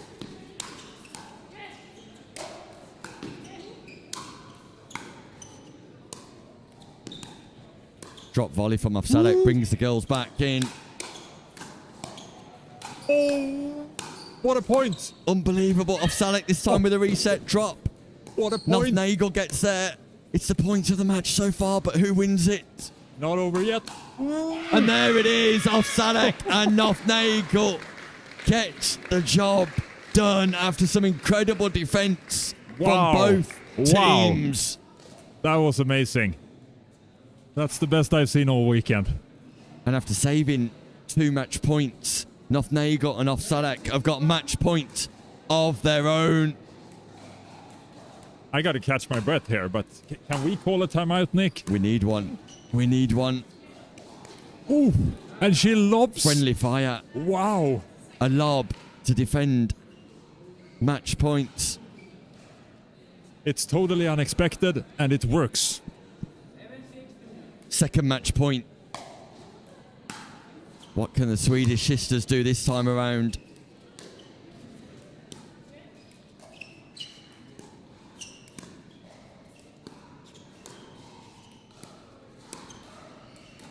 They target Carolina.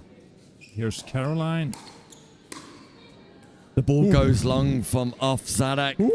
And both teams have saved 2 match points. Are you sure we cannot call a timeout? What a match. It's a match that we don't want to be over. That's for sure.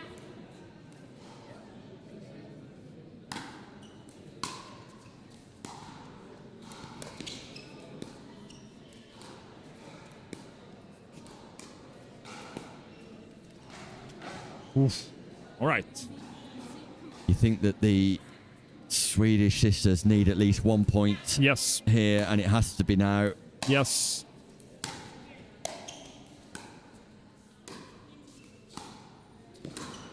And they need a good drop.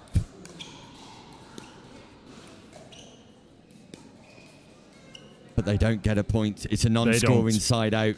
So it is match point number 3 here for Nagel and Offadak. Is it now they book their place in the bronze medal match?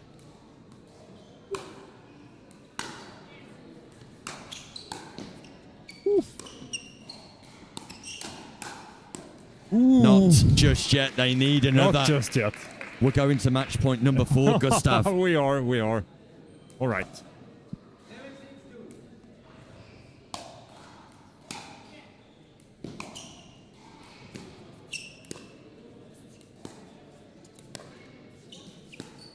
That ball up wide. It was played. And there's the lob that catches the baseline. What a lob. And a smash down the middle.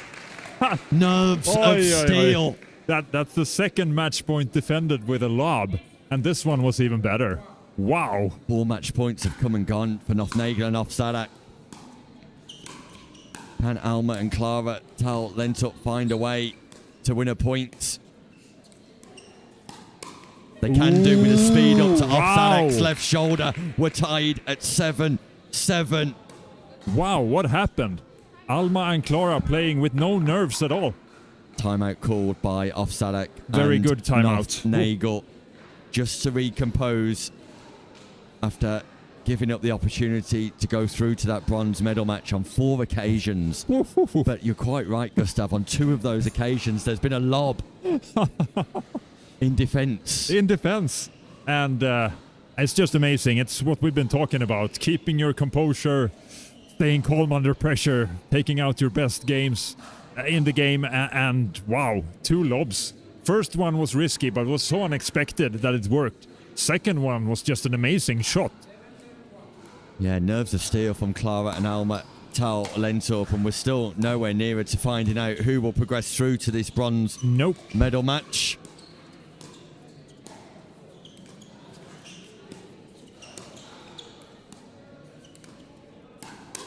Attack again, and that was the game plan from Alma to speed up on Offadak, and it brings up match point number 3 for Alma and Clara Lentup. They've saved 4. This is their 3rd.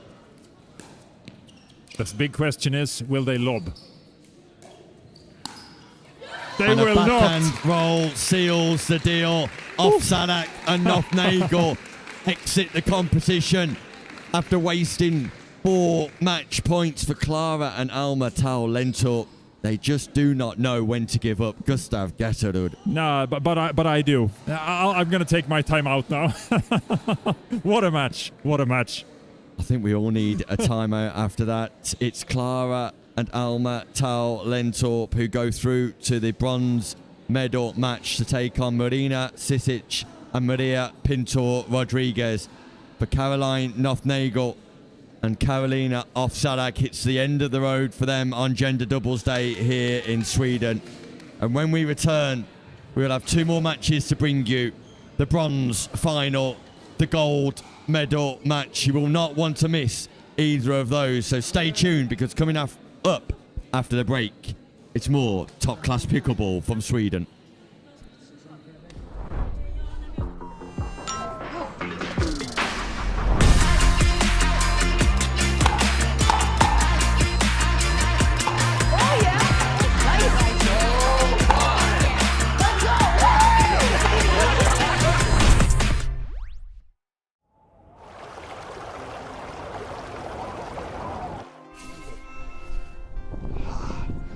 What a view.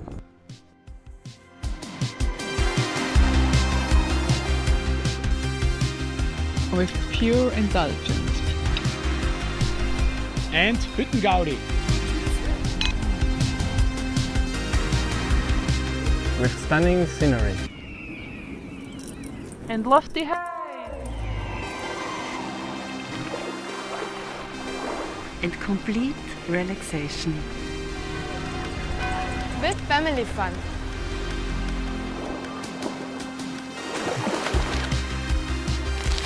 With sporty adventures.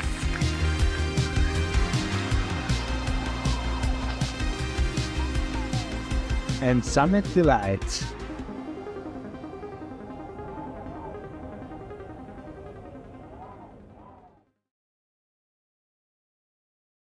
Storm closing. We gotta rotate.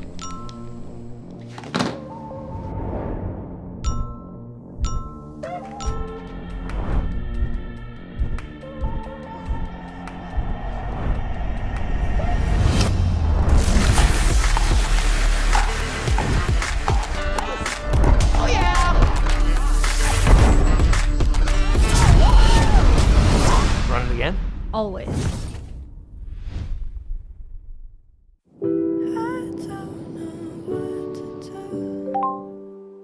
Hey, it's me. Skiing out here. It's exhausting, but amazing. Yeah, I'm totally wiped out. My muscles are screaming, but in the best possible way. I've never felt more alive. It's like all my worries kind of melt away with each descent. And you know what? I haven't slept this well in ages. It's like the physical strain is washing away any stress, leaving me with this incredible sense of peace. Maybe it's the altitude, but I feel proud and grateful for everything I've done these past days. Next time, you should come.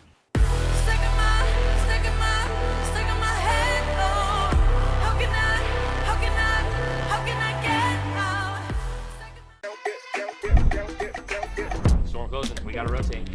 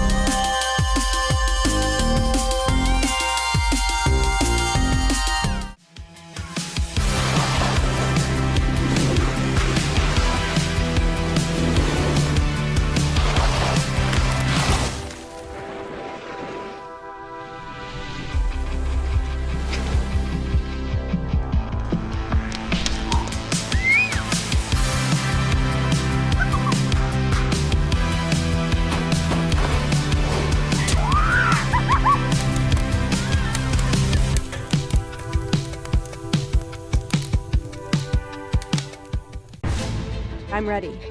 Ready to take my game from where it was to a place it's never been. I'm still going to play my game, my way, on my terms. But it's completely different now. It's bigger than just me. It's the history, the legacy. It just means more. I mean, it's Andre Agassi and Steffi Graf. Pressure? Yeah, but I'm not worried. I'm going to enjoy it because it's become who I am.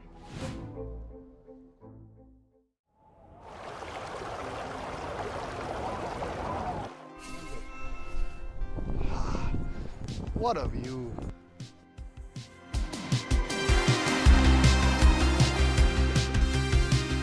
With pure indulgence.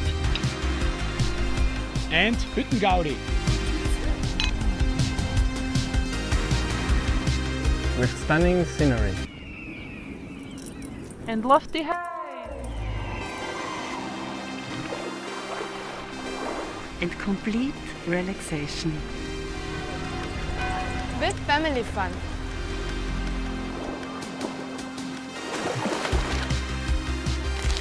With sporty adventures.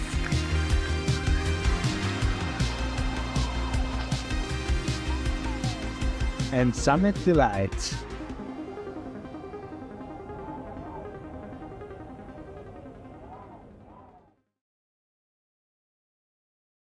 Storm closing. We gotta rotate.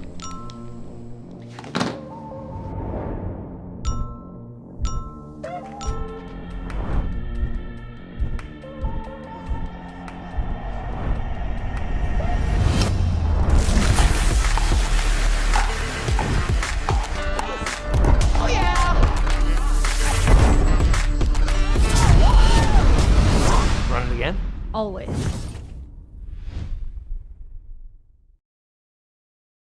I'm ready. Ready to take my game from where it was to a place it's never been.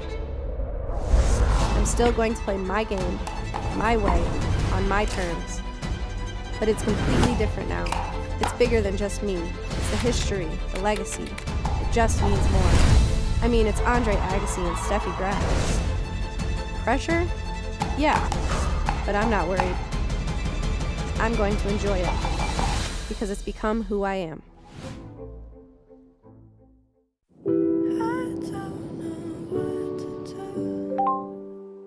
Hey, it's me. Skiing out here. It's exhausting, but amazing. Yeah, I'm totally wiped out. My muscles are screaming, but in the best possible way. I've never felt more alive. It's like all my worries kind of melt away with each descent. And you know what? I haven't slept this well in ages. It's like the physical strain is washing away any stress, leaving me with this incredible sense of peace. Maybe it's the altitude, but I feel proud and grateful for everything.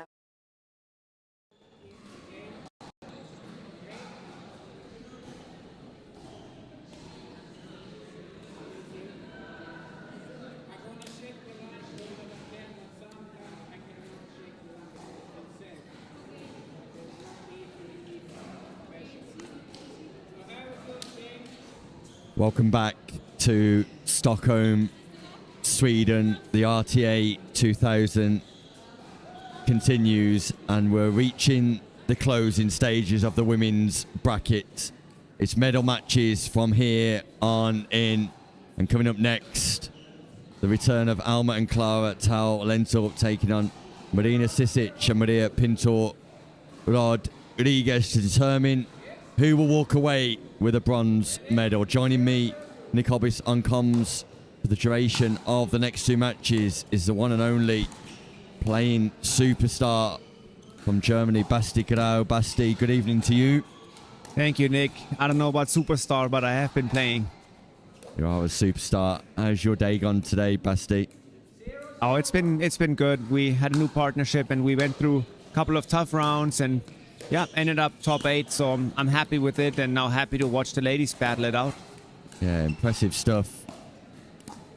It's a reminder for viewers at home that this bronze medal match, big hands battle there, is a race to 11, the best of 3 games. Yeah, I think a couple of people were surprised about the matchup, right? I think the draws, were not the usual draws because we had a couple of guests inside, and Maria and Marina had an early loss but fought all the way back, so a little surprising setup, I would say. Yeah, Marina Sisich and Maria Pinto Rodriguez lost their first game this morning live on stream and have had to work hard in the lower bracket here to get through to the bronze, and I'll be eager to walk away with a bronze medal as a result. little bit of fortune there for Clara Tau-Lentorp, who kisses the nets, takes the ball away from Pinto Rodriguez.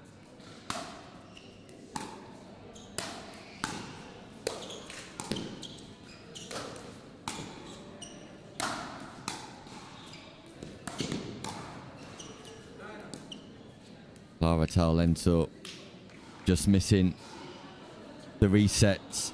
And Basti, sometimes you can get caught cold in your first game of the day. Already the indications are in this game that Pinto Rodriguez and Sisich are reaching a higher level of pickleball than what they demonstrated in the first game this morning.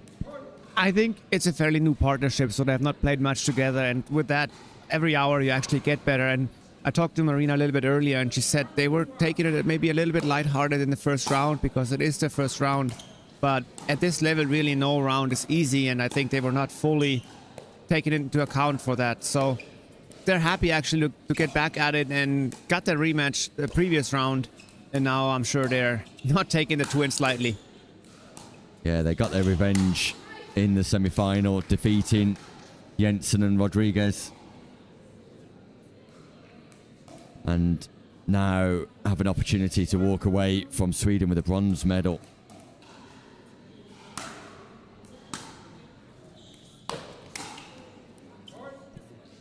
Big drive from Pinto Rodriguez, possibly going long, but was played by Clara Tau-Lentorp. Yeah, some heavy hitting with the ladies. I feel like the guys, they think more and they play some slower game, but the ladies, they start whacking, and yeah, the balls does stay in. It's exciting to watch. Oh, great lead there. So I'll take my word back. It doesn't stay always in.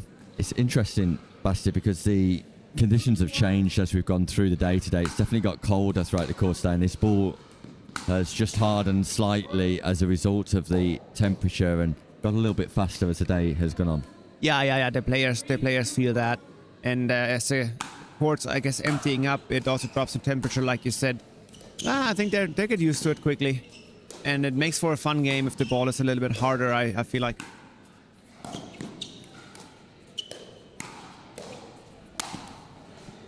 Big booming forehand from Clara Tau-Lentorp, and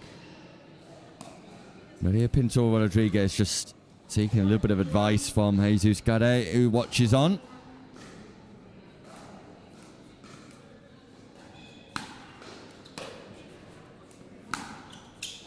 Oh, nice. Yeah, good spot there. Yeah, that drive pierces the partnership of Pinto Rodriguez and Sisich, and as a result, a timeout is called because it's an explosive start from Clara and Alma Tau-Lentorp. Yeah, it is. I think they're fiery. They are also warm. They just played on this court, so they have been basically not really off court at all. So that does help for the first couple of minutes. And Marina and Maria should try to settle things down and try to even get on the ground quickly here, so to make this first game a long one as much as they can, even if they end up losing. I think that helps them for the future points and games. Yeah, it does indeed. They've got to find a way of nullifying the power of Clara and Alma Tau-Lentorp here.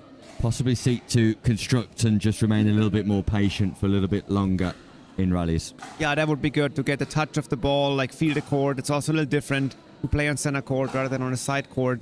So that's something they might have to get used to. But I'm sure Jesus in the back had a couple of good words, and the twins get it from Jürgen Enke, their coach from here in Nyköping or Stockholm. So I think they're well prepared now for the next rallies.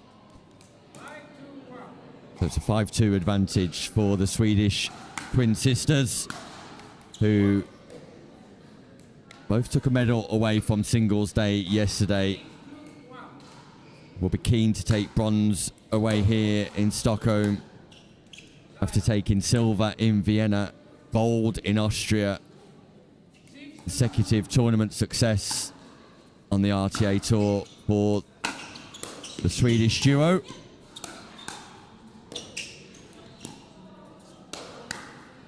Yeah, I said it earlier. I think this landscape changed this year compared to last year.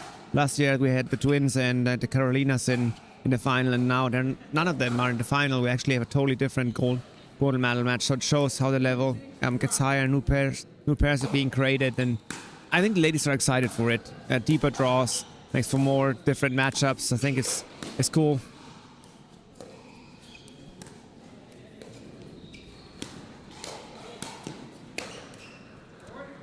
That doesn't just relate to American talent that's come over, though. Basti, for example, Constantino, and came out, were successful here against Clara and Alma Lentorp today. So that competitiveness runs across continents, with the RTA opening up play for all players around the world now. Yeah, 100%. It is opening for everybody, and people realize that the highest level is to begin here. So I think other countries outside of Europe are also curious to see what the level in Europe has to offer, and we also see people coming back from abroad and now suddenly play in Europe or the RTA, and that just opened up, the door for new partners. Ooh, that's wide. Pinto Rodriguez going hammer and tongue against Clara Lentorp and coming out on top as that gap closes in game number 1.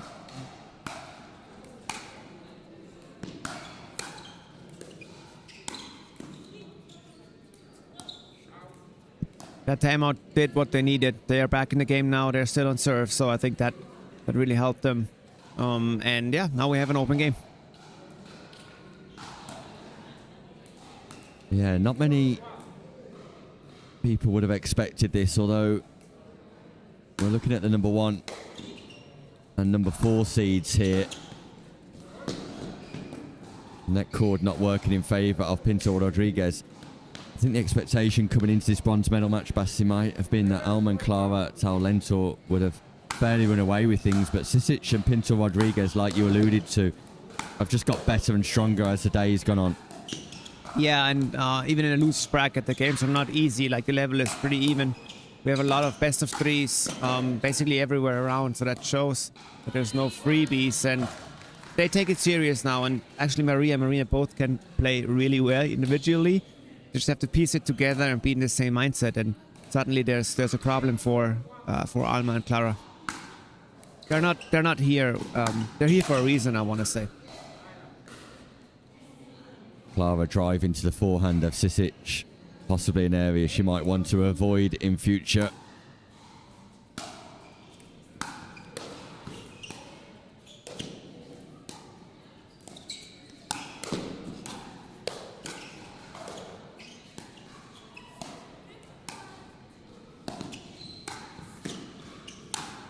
A point of change in fortunes. It was Alma and Clara who were backed up, but they managed to come forward and take advantage of a pop-up from Sisich. Pinto Rodriguez having every opportunity here to utilise that double backhand, and I'm sure that's the second time out that's been called by Sisich and Pinto Rodriguez. Not entirely in keeping with the rules of the RTA, Basti. Yeah, I'm a little bit flabbergasted, to be honest. I don't know how they can take 2 timeouts here. That is... And I don't know why the Twins are not against it. Clearly the Twins are happy just for a little bit of a reset themselves physically and a chat with their coach, but we must remark that these are volunteer referees here today, given the fact that the head referee reported ill this morning, and show our appreciation for the volunteer referees. 100%. We're very thankful to have somebody here that guides the game, and if both sides are happy, I guess we have to be happy with it, Nick. And talk to the players afterwards. But yeah, let's see how this game shapes up now. I kind of like Maria and Marina as a partnership, like taller lady, and then Maria with the smaller, like, right side part of it. It looks good on paper and on court, and yeah, shows. Yeah, I agree. See if they can develop some chemistry as the tour continues. The timeout does not work for Pinto Rodriguez, who just lets out a yelp in frustration because it brings up game point for the Swedish sisters here. And Pinto Rodriguez fairly dismisses the ball into the net. Success for Alma and Clara Lentorp in game number 1 in their quest for a bronze medal. A game that started well for Pinto Rodriguez and Sisich, but fairly fell apart towards the back end, Basti. Yeah, it did end up going heavily one way. Like I said, I think the girls, they feel welcome here. This is their home court, right? So the 2 net dribbles we had, I'm not surprised they also go their way. I think, yeah, when they switch sides, it can be different. But like you said, most people would expect the Twins to be a favorite here. Yeah. And if you're in the corner of Sisich or Pinto Rodriguez now, what's the message? Is it to secure those basics, build from a foundation and look to construct? I think simply put, play as slow as you can. Make the ball drop, put as slow as you can. That's maybe the weak spot for the Twins. But they would like to. They're very good defensively. They're very good at fast balls. But if you get the ball in front and make it really dip down and drop, then the Twins have to change their game up. And right now it looks like that everybody is playing Alma's and Clara's game, which they're very good at. So very hard to beat them that way. Yeah, the message here from Bastigrau to Sisich and Pinto Rodriguez is to get this ball bouncing. In the court though, not outside. In the court would be preferential.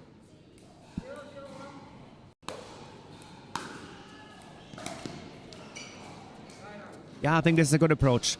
This is the right approach. Drop that ball, go to the kitchen, and then wait for your opportunity.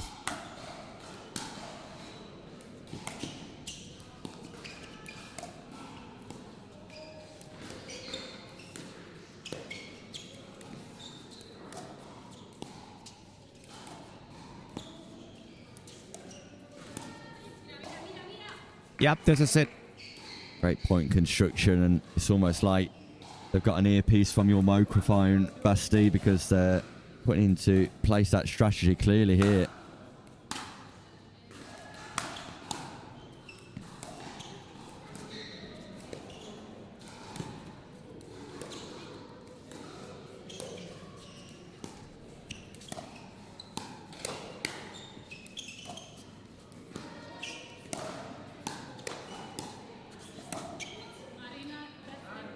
Marina Sisich, that ball possibly not there to attack, but again, the point construction presenting opportunities for Pinto Rodriguez and Sisich, and Alma and Clara Taulento could find themselves in a battle here.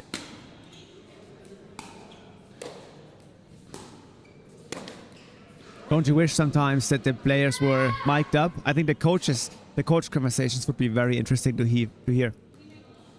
I would do indeed. Sometimes the coach is under more pressure than the players to get things right in the corner.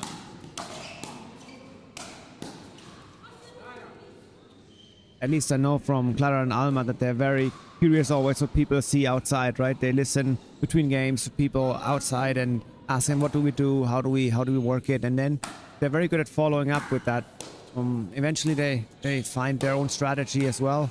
But sometimes it's very good to have an outside eye. Oh, that's not a good swing. She knows it too. Yeah, it's not something that she necessarily needs feedback on. So we're tied at 1-1 and a must-win second game for Sisich and Pinto Rodriguez.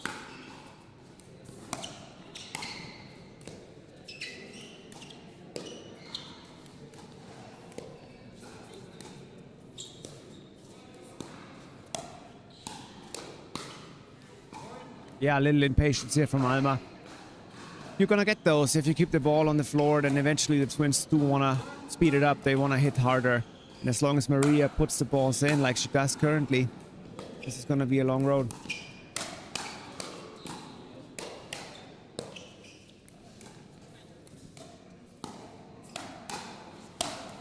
Again, Sisich and Pinto Rodriguez get that ball to bounce, and as a result it creates an opportunity to execute on the volley. The point construction from Pinto Rodriguez and Sisich has improved, and as a result their success rate has improved. Slight misread there from Sisich. She wasn't sure whether to volley, half volley, or let it bounce and stay back. In the end, she did absolutely none of those. Yeah, I'm not sure what happened, but I'd love to have that footage after. Maybe for a birthday we keep it.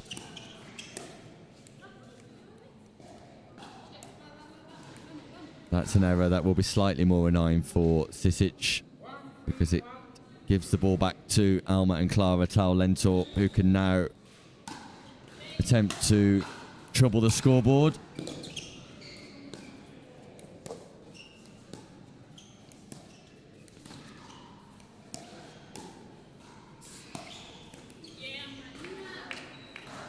And Pinto Rodriguez and Sisich look so strong in their ability to maneuver that ball around the non-volley zone. It's surprising that they've not moved to that tactic sooner, Basti.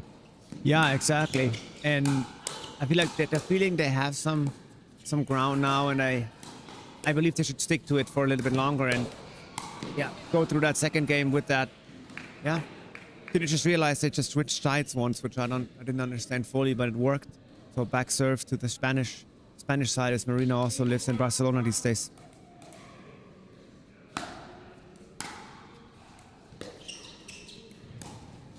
Oh, beautiful speed up. That is a delightful spot by Clara Tal Lentor. Pierces the partnership of Sisich and Pinto Rodriguez. Ball bounces in. And here comes Pinto Rodriguez on the attack, but a little bit of fortune on the net tickle. Sisich frustrated because that ball is just taken away from the paddle of Sisich as a result of the net cord. But sometimes you make your own luck in rallies, Basti. Oh yeah, I think she was still thinking about the shot before where she had a better overhead, better opportunity. Didn't pull fully through. She needs to play with confidence and take the balls she gets at full speed.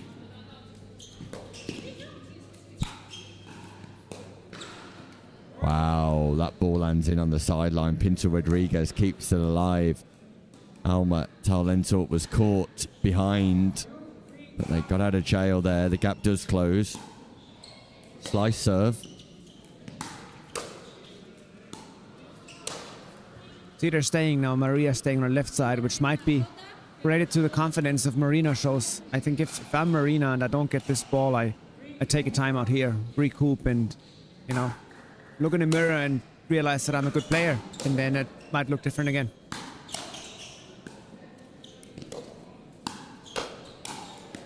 And I think that's where it's important, Basti, to have somebody in your corner to say that just because you're deploying the right strategy but it's not working, don't change the strategy, try and change the execution. Yeah, sometimes that's also the case, right? And you cannot judge your strategy on 1 or 2, 3 shots. Sometimes it takes 3, 4 minutes to settle in or to really have your strategy show. So you have to have that patience. If you jump left, right, back and forward, then you're not going to get any learnings from it also.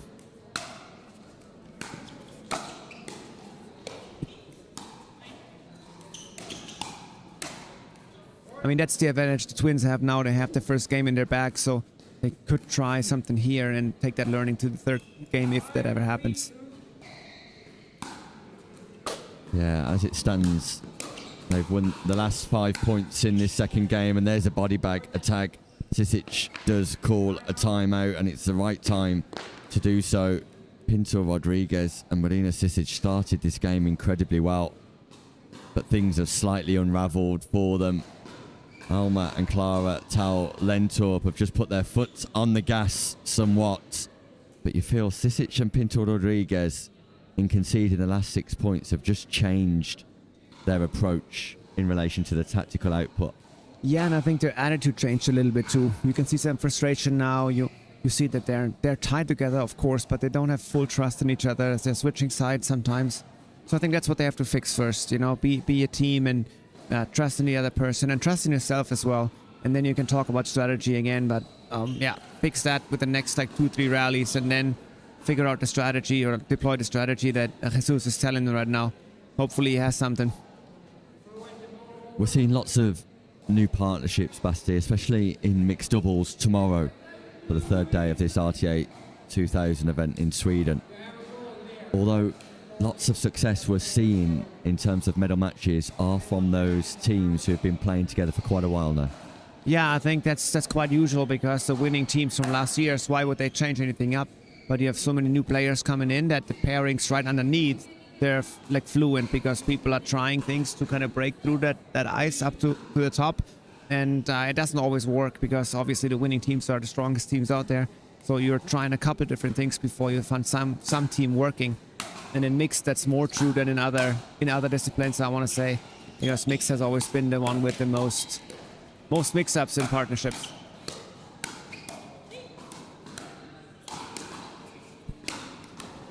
Incredible defense from Sisich and Pinto Rodriguez, but there's no stopping Alma and Clara Tal Lentor. who are not to be denied, it seems, here.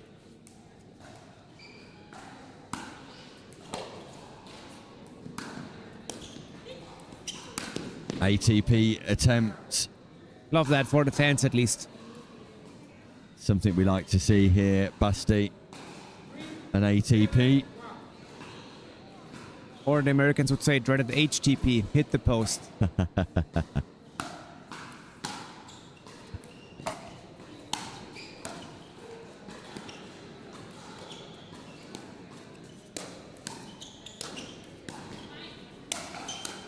Phenomenal defenses once again. I don't love that lob as a choice for the Twins. I mean, the other side is struggling a little bit. If you lob, then you give them a fairly easy shot and make them hit a couple shots there. I don't love that. I think just keep it at their feet, make them think, rather than offering something that's clear and hard to hit.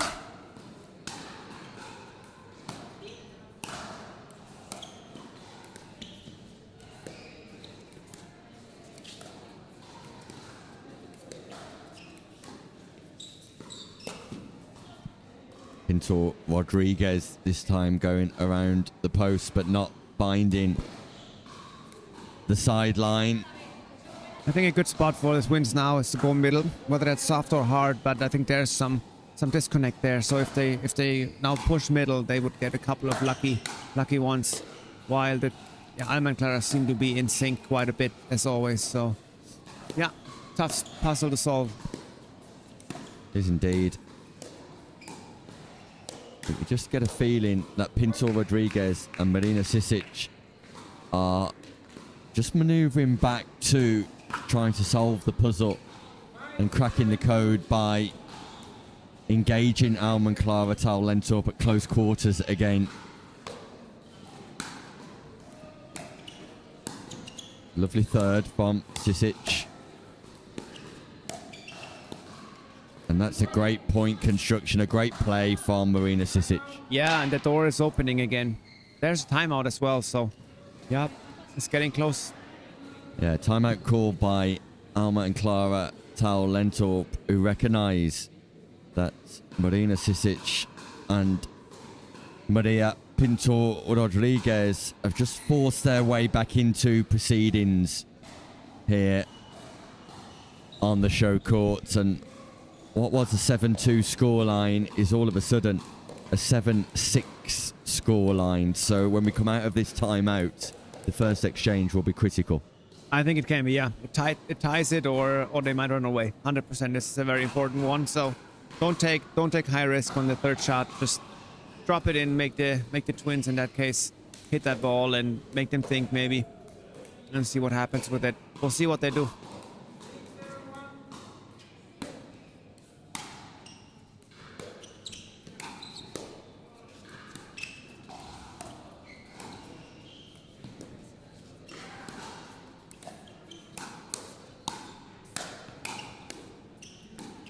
Wow, Pinto Rodriguez resets that ball. There's the lob again. And a good leave by Pinto Rodriguez. And you called it on the previous lob. It's probably not the best play, Basti. Yeah, I agree. And I think Alma said it to Clara just now that it's not the nicest idea. Why do that? Why offer it to them? He's done it before and it worked twice, but it doesn't work forever. So in the last game, I mean, not in this one. So yeah, maybe don't do it so often. That's what she probably said, but my Swedish is not so good. We're tied at 7-7. Alma and Clara Tal-Lentorp with 2 scoring opportunities, and it's a drop of pure delight. Significant amount of backspin on that ball, and Pinto Rodriguez failed to pick it up. So the Swedish sisters in the lead once more. They are staying on their sides now, Maria and Marina. No, not anymore. Actually changed again. But they have not quite figured it out, a position where they always feel comfortable with. Back on winds.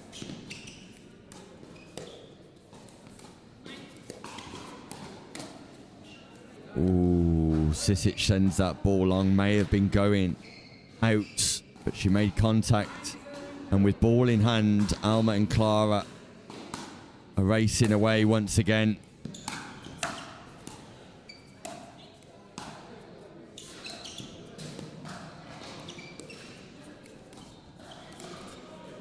Yeah, it's like you said after that timeout. You know, the next couple of rallies were very important. The girls got the serve back right away, and now suddenly it's match point. Match point. Bronze medal point for Alma and Clara Tau Lentorp.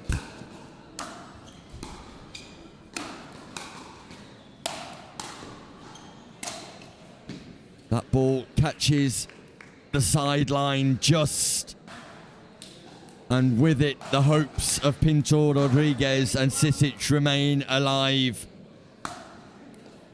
They have to construct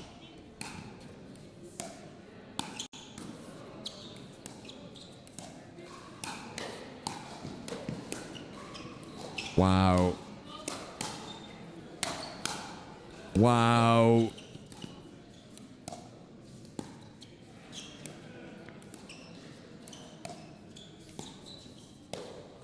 They had no right to win that exchange, Alma and Clara Tau Lentorp, but they find a way through.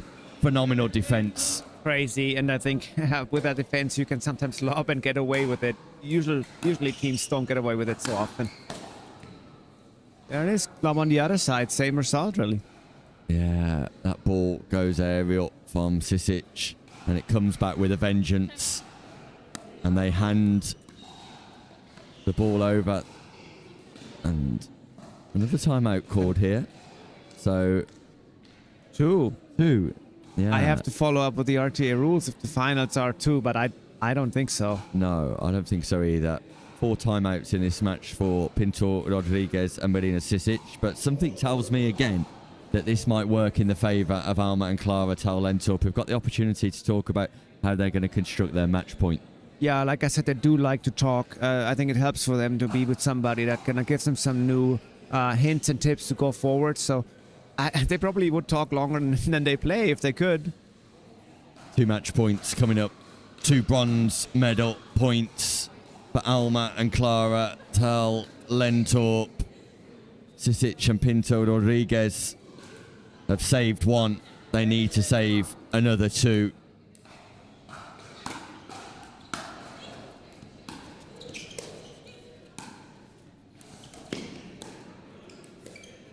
Now it's on. More silverware for Clara and Alma Tau Lentorp on home soil. They came into the weekend with high hopes, with lofty ambitions. They medalled yesterday in singles, and they've medalled today in women's doubles, and that will bring delight for the Swedish duo. For Pinto Rodriguez and Sisich, it's frustration. They walk away with a 4th place finish. But for the Swedish twin sisters in Stockholm, Sweden, their homeland, they take away a bronze medal. Bastigrau. Yeah, I mean, you can only be happy for them, right? They have the fans here, family. Like I said, it's their home court. I think that's the venue they would want to perform at their very best. And I think as Maria and Marina are frustrated now, looking back at it in maybe 2-3 days, they hopefully can find some happiness in that result, because a top 4 result, I don't know if it was in the cards 3-4 days ago. If you talk to like the majority of the people, but I love it. I love that they made it through. I love that they put up a fight. Obviously didn't go their way this time, but maybe we see them more often. I'm actually curious if they have more scheduled up together for the next events. Not so sure. We'll have to check and see. But yeah, could be a good pairing when they fix that, little disconnect in the middle of the court. Quite possibly so. Meanwhile, our attentions turn firmly to the final match of the day. It's Constantino and Kemal taking on Turkovic and Revalta, and it comes up after this short break.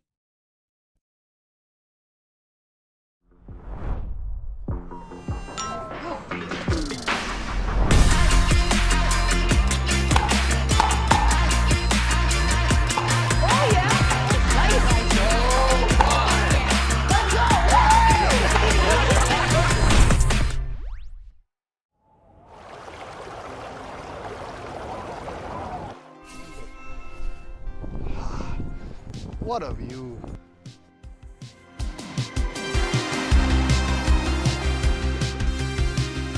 with pure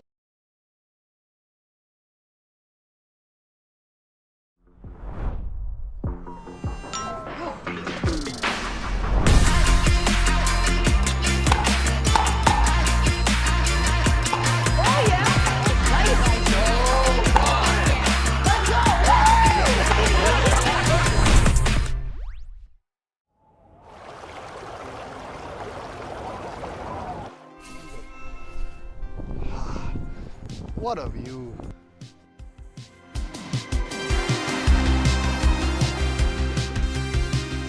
with pure indulgence.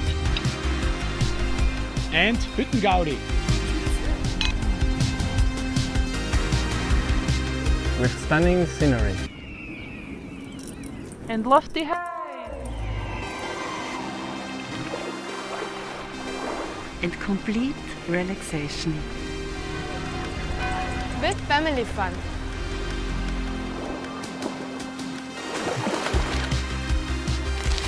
With sporty adventures.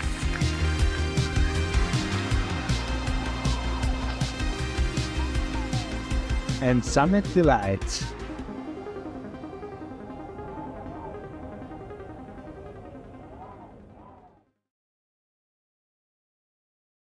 Storm closing. We gotta rotate.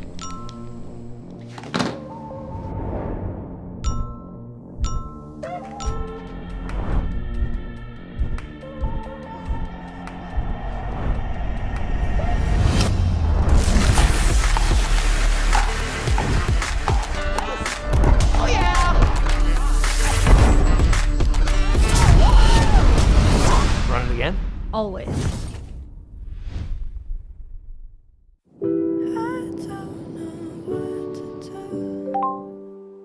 Hey, it's me. Skiing out here. It's exhausting, but amazing. Yeah, I'm totally wiped out. My muscles are screaming, but in the best possible way. I've never felt more alive. It's like all my worries kind of melt away with each descent. And you know what? I haven't slept this well in ages. It's like the physical strain is washing away any stress, leaving me with this incredible sense of peace. Maybe it's the altitude,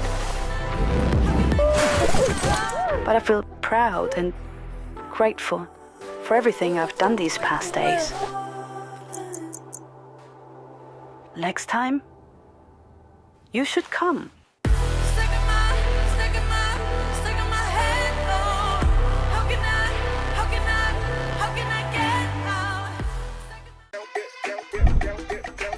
Storm closing. We gotta rotate.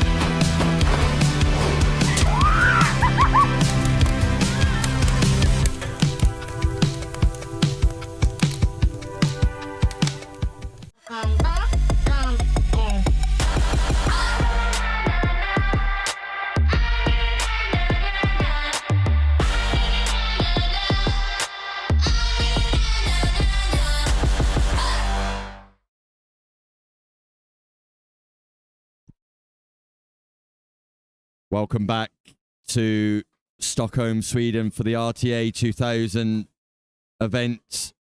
A huge thank you to our premium sponsors, St. Anton, Arlberg and JOOLA for their support here this weekend and throughout the tour this year, as well as our gold sponsors, Pro Pickleball, Ski Arlberg and Schiller University. We appreciate the support of all of our sponsors, and we're proud to be able to bring you the women's doubles final. In the first 2000 event of the season, ranking points on offer for all 4 players, and it's Dominika Turkovic who's looking to go back-to-back gold medals after taking gold away in the women's singles yesterday. The Croat team's up with Brooke Revalta, who's over from America, one of the next-gen APP stars here playing in Europe alongside Turkovic.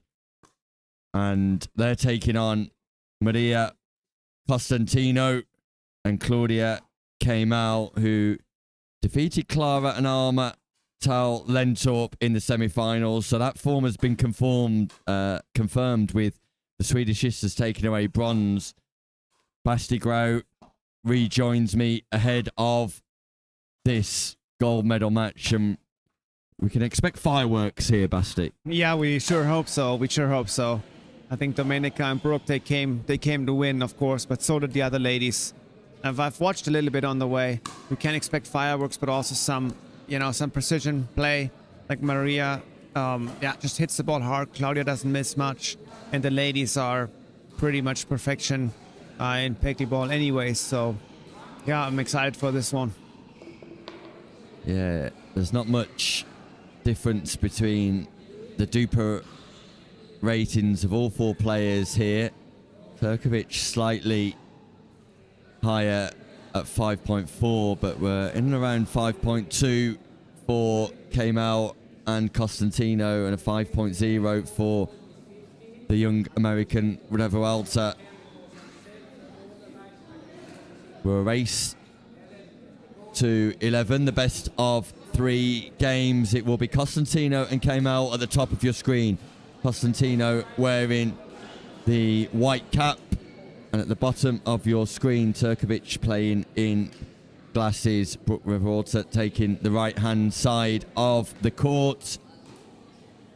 Yeah, it's just great to see Maria back on court after maybe a couple months where she was hurt over a year ago. I think it's been a year at least to see her in a final court again, and I'm very happy for her to have that stage now and to show what she's made of. And same for Claudia, might be her first one in women's doubles. Yeah, we're underway here.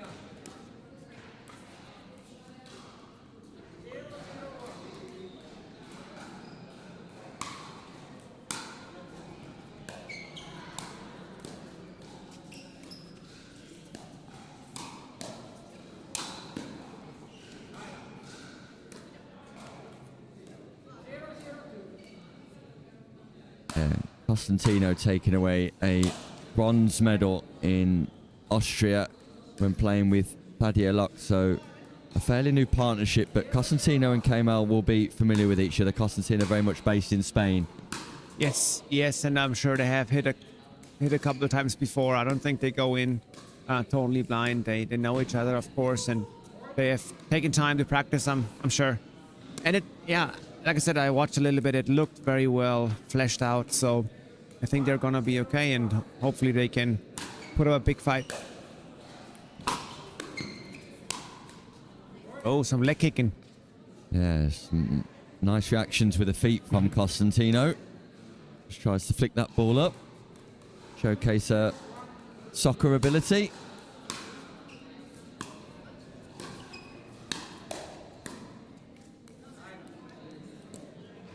So, nervy openings for both teams, but Revalta and Turkovic with the slight ascendancy. You can see Claudia has a little uncommon style on the forehand backhand when she comes from table tennis, high-level table tennis, and brought part of that over. So, take a closer look. The wrist is very, very flexible, very, very flicky, which is not common, honestly, for Pickleball so much. But it works in her favor around the non-volley zone in Oh, yeah. particular. Yeah, she hits different spots. It's different looks. It's something that's really hard to get used to. And on the dinks, she puts so much topspins on that it's just hard to put pressure on her when you go cross court against her. First point of the final for Kemal and Constantino.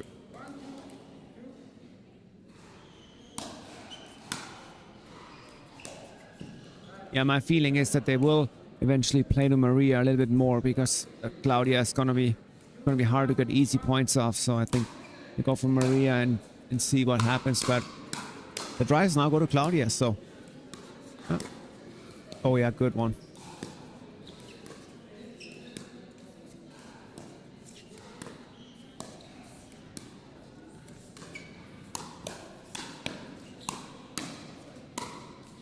Ooh, Turkovic goes for the wide angle.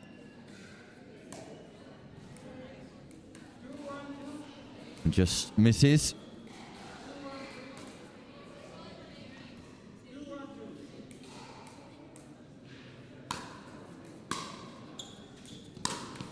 Yeah, if there's an opening for the Spanish ladies, then it isn't a slow game. Like, have the ball on the court and wait for the opportunity. The earlier they pull and the more risk they take, I think the more they would get punished for, as the Domenica and Brooke are used to that, and they would be ready. Nice location on the attack from Revalta.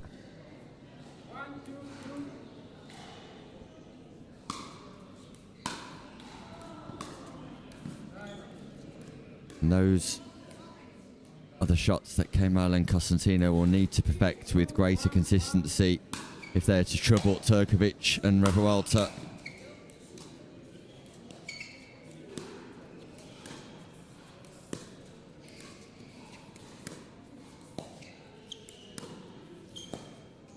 Just a little bit more venom on that cross-court attack from Turkovic. A little bit more topspin, so when it touches the surface, it races away. Yes, it's pushing Maria, and she has long legs. She has to get them in place at a time. So it's not always an advantage to be as tall, but she can work it out if she's good with her feet.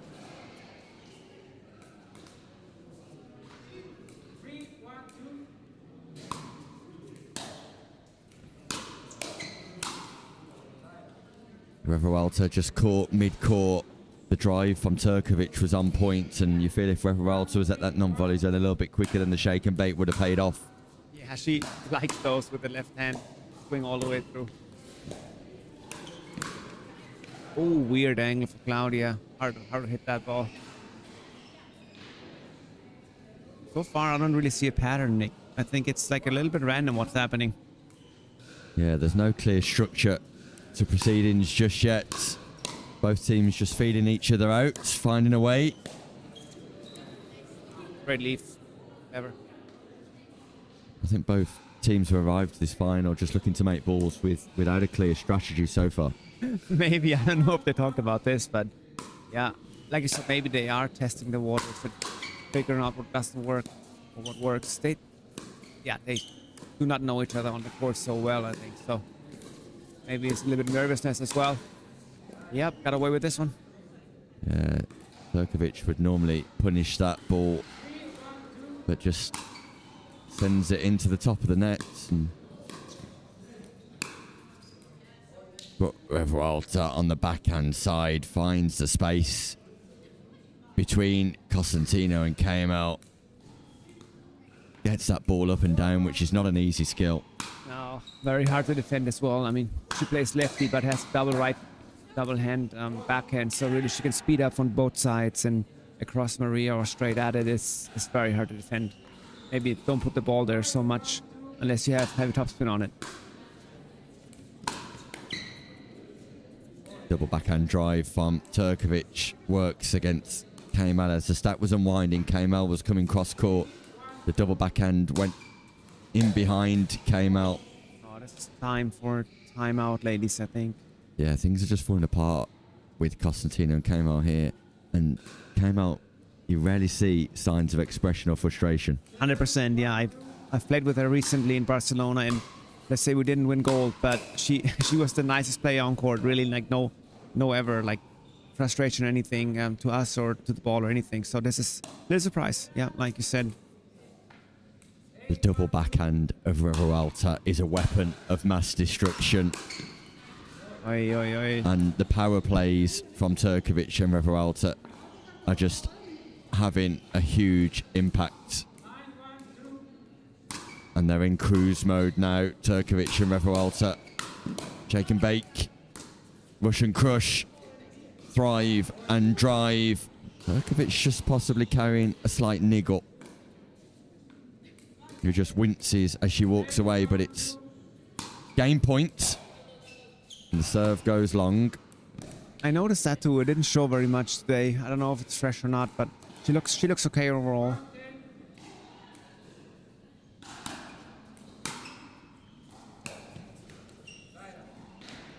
I'm surprised there's no timeout been taken so far. I'm surprised they let it rush by. There's not really any points to waste.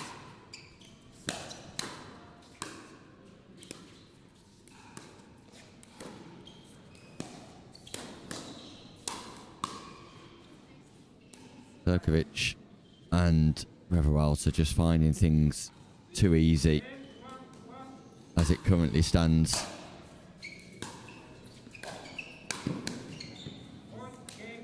Yeah, tough. I guess you got just overpowered in the last 4 or 5 minutes and suddenly the game is gone. And you cannot fail to be impressed by Dominika Turkovic and Brooke Revalta, who fairly comfortably dismiss Maria Constantino and Claudia Kamel here in no time at all. Express, pace, the name of the game for Revalta and Turkovic, who find a way to completely unlock Constantino and Kamel. They're deep in conversation in their corner about trying to find a way, and Basti surely. Third shot drop, fifth shot reset. Yeah, I'm a fan of making the ball bounce, as you might have figured out by now. I'm not a fan of hitting the balls hip high. I think it makes sense to make it bounce. Block the first one down, even if it's not super deep, just block it down, and then let them come. Maybe that's also a strategy to pull them into the kitchen and play the game that you feel comfortable with, and then see what's happening, because pushing the balls back and taking risks there has not paid off the last couple of minutes. Let's see what Karina and Pia, I think, were coaching, what they have changed.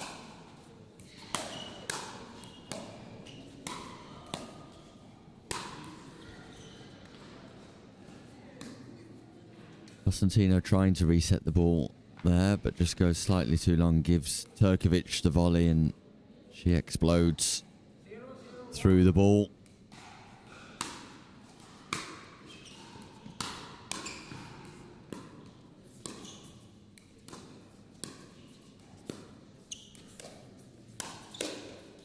Yeah.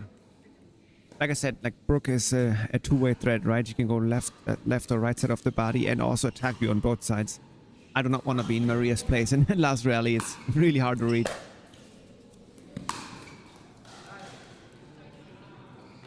They would take the break. You get the impression, though, from Revalta's reaction that she knows she can afford, in these circumstances, a little bit of wiggle room. Yeah, I think they feel very good about their game, about the situation. I think they're hanging a little bit loose right now. They're having a good time, having fun. Yeah, they're exuding confidence, and Constantino and Kamel need to try and put some pressure. Not pressure through hitting this ball harder, but if anything, hitting this ball softer. I think so. Hitting it softer, more pushing it rather than hitting, because if you try to hit a fast ball, you might overhit it or pull it wide. So just push it down, like I said. And worst case, they come to the kitchen, but that's maybe where you have to have him for a minute or two.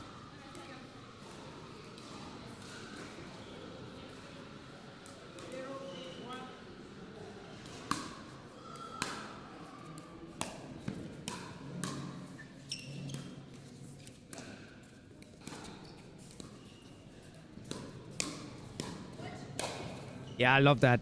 Yeah, I love that she keeps Dominika honest and plays straight behind her. She has to do that sometimes. It's not easy, but you have to. And Maria is there to put it away. Love that play. Clever point construction from Kamel. Constantino takes full advantage in her execution.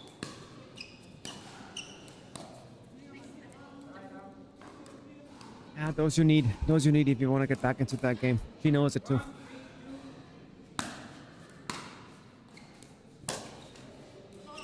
Fortune for Constantino, but she'll take every little bit of fortune that comes her way right about now, especially if you can apply some scoreboard pressure to her opponents.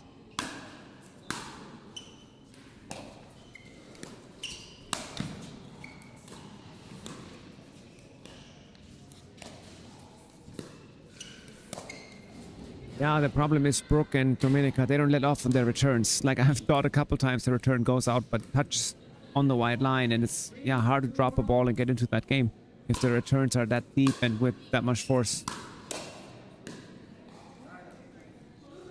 Maybe now there's some air under the wings.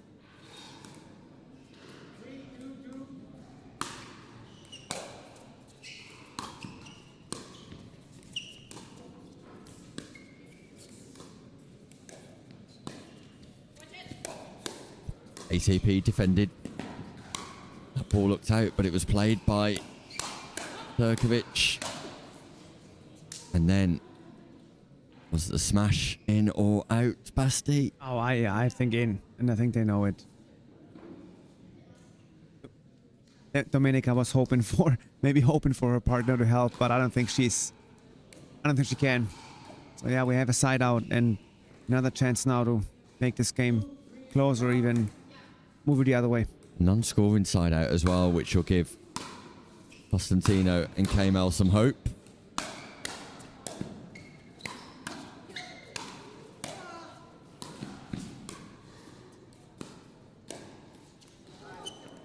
Constantino did so well up to that very point where she makes the volley reset error, but she just looks a little bit more energized, Constantino in particular. Yes, a little bit more confident.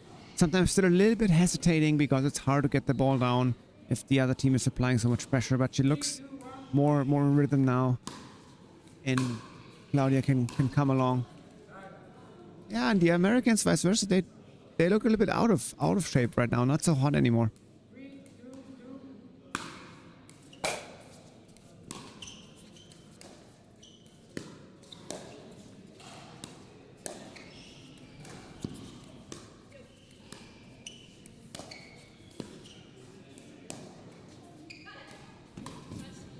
Delightful lob from Constantino.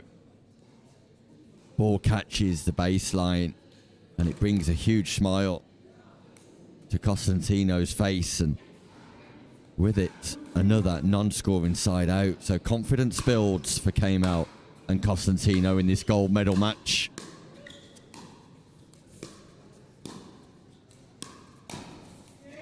I love that. Again, you gotta challenge that side. If I'm them, I don't go middle so much. I try to go on the outsides. Even a slow ball is good. Pull them apart and then throw one in eventually through the middle. But gotta target the outsides a little bit.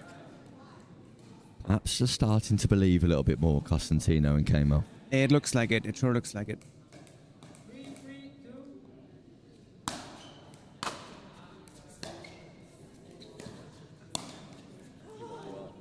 The comeback twin just ran by us.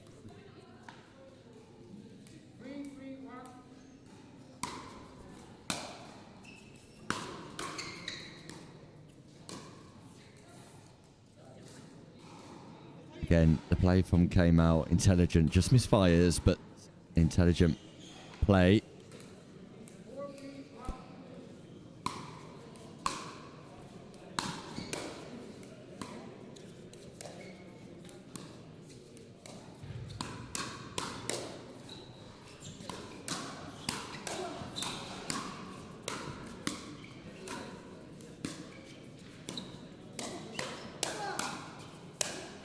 Oh, Constantino knows she had the opportunity after phenomenal work in defense. The opportunity to attack was there, but just sends that ball long. Yes, ladies, more of that. Give us more. That was good content.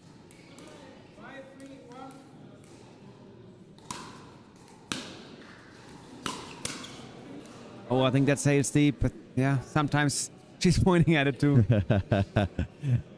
A rare show of expression from K-Mel, who points to the spot where she believes the ball was going, and it was somewhere towards the back end of the arena. Maybe it would have been a dartboard, actually. Possibly. Turkovic and Revalta, who are hitting bullseye at the minute. I like that choices, actually. It looked good for the Spanish. It looked very good. They're trying until it didn't work, of course, but you have to challenge them, have to keep them on their toes as much as they can. I like the way Constantino and Kemal have just not accepted failure here, Basti. Yeah, 100%. That's what I mean. Like, you have to go try, and if you can't win, then you at least have to learn. And I think they're not giving up, but they feel like, of course, that it's a long way to go. I think a lot of players approach these RTA events in the same vein. In some respects, you're either winning or learning here. Yeah, I know that's a saying. I don't love that like always, but I think in pickleball sometimes it is true. If you're not letting your head dip down and you're really trying and fight and you stick together, I think then there's truth in that.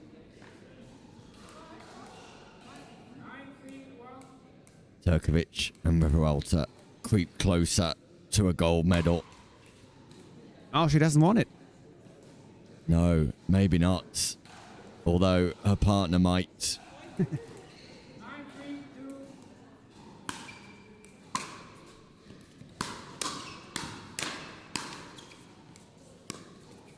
We got left side Claudia this time.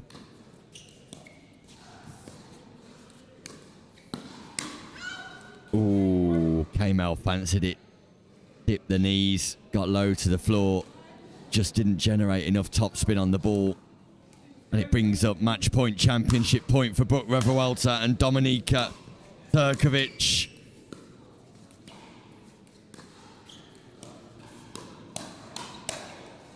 Okay. Constantino will not take defeat lying down. No, and I think a couple times they actually did get what they wanted. They could get a sitting ball, they just have to push it away, but they were maybe surprised or not in the right spot to finish it. They can create chances. They just need them back to back on a string, not just like randomly. Okay, one more life.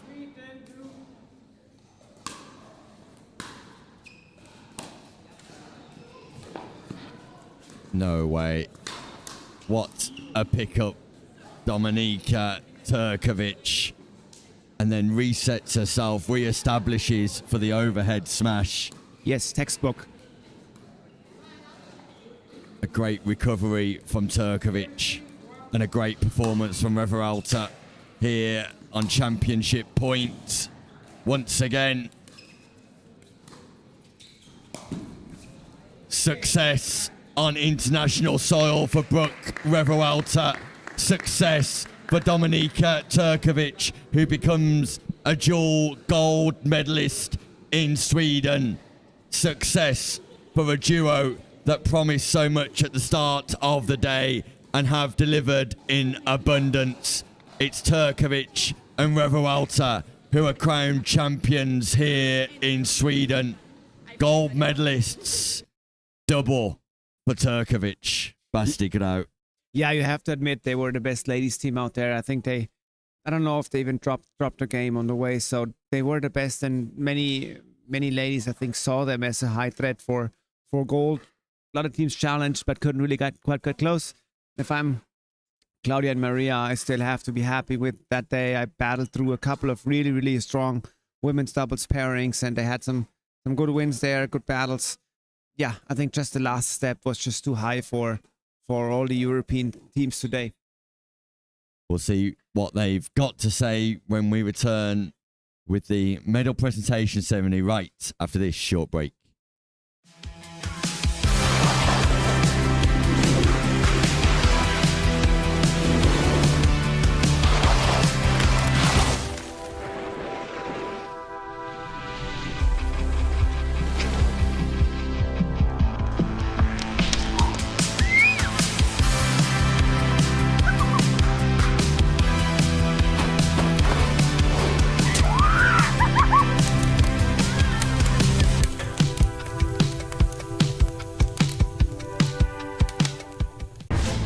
I'm ready.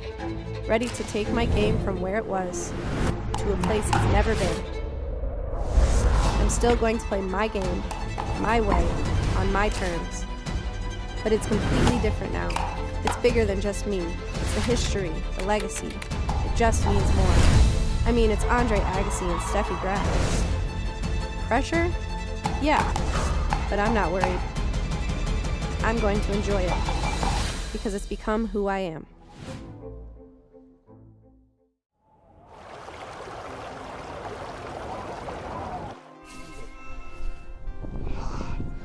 What a view.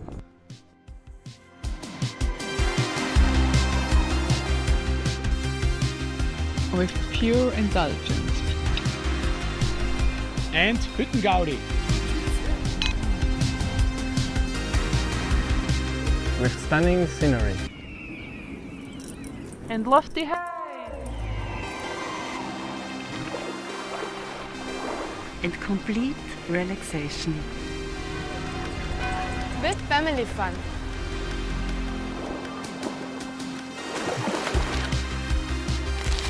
With sporty adventures.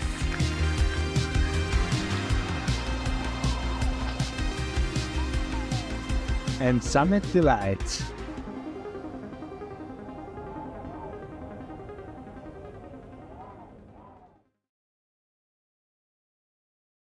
Storm closing. We gotta rotate.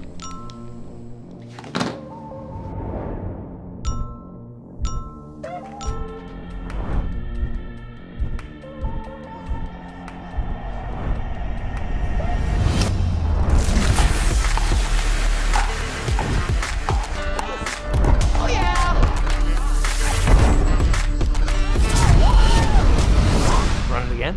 Always.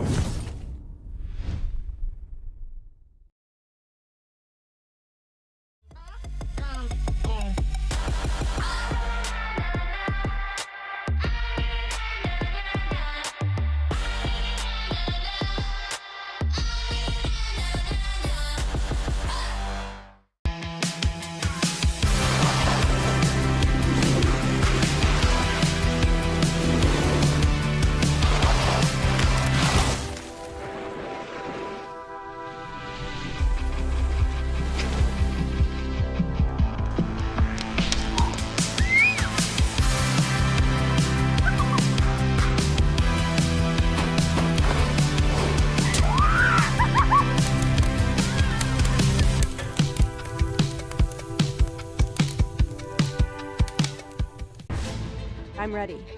Ready to take my game from where it was to a place it's never been.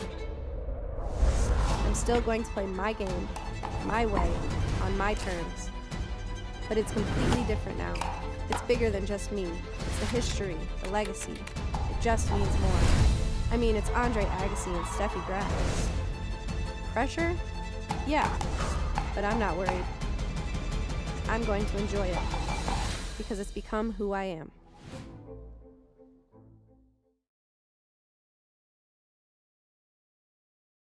It's the end of Gender Doubles Day here in Stockholm, Sweden. And what a day of action it has been. We're now ready to crown our champions at the first RTA 2000 event in the women's division. We're going to introduce the medalists in colour order and grab a quick word with all of our successful athletes here today. So please welcome, first of all, it's Clara and Alma Tal Lentorp as bronze medalists. And they're receiving their medals from Basti Grau before stepping into picture here. And come forward, please, as Magnus Sedal Podadori. The comeback queens, yet again. Every time I tend to commentate on one of your games, you produce a miraculous comeback. You saved 4 match points before getting over the line yourselves there. Yeah, I mean, we wanted to give you a show. Yes. You always do present a show, and now you're presenting a show to all of your fans here in Sweden. Yes, it's amazing. As I said yesterday, playing at my home venue with my sister is the best feeling. And you're a double medalist now, of course. Both of you double medalists. How does that feel? Very good, actually. I did not expect this, so I'm very proud of us both. Yeah, you just produced some fantastic stuff, especially in defence, but you're able to turn that defence into attack. What's the secret? You must work hard with your coach off court. Yes, you made us. He's been doing a fantastic job with us defense. Yeah, and then after the first set, we were down 0-7. We decided we have to step it up and do what we do the best, and be the comeback queens. Well, the comeback queens, the most resilient players I know, and it's an absolute joy and pleasure to watch. Congratulations on your second medal of this weekend. We hope for more tomorrow. Yeah, of course. Yes. Clara and Alma Tal Lentorp here, your bronze medalists in the women's division. And now let's invite forward our silver medalists. It's Constantino and Claudia Kemal.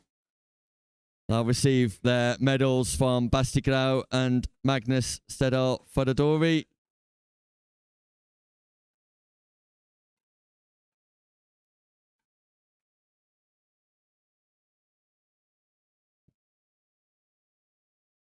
Claudia, congratulations. You had a great run here today, defeating Clara and Alma Tal Lentorp in the semi-final.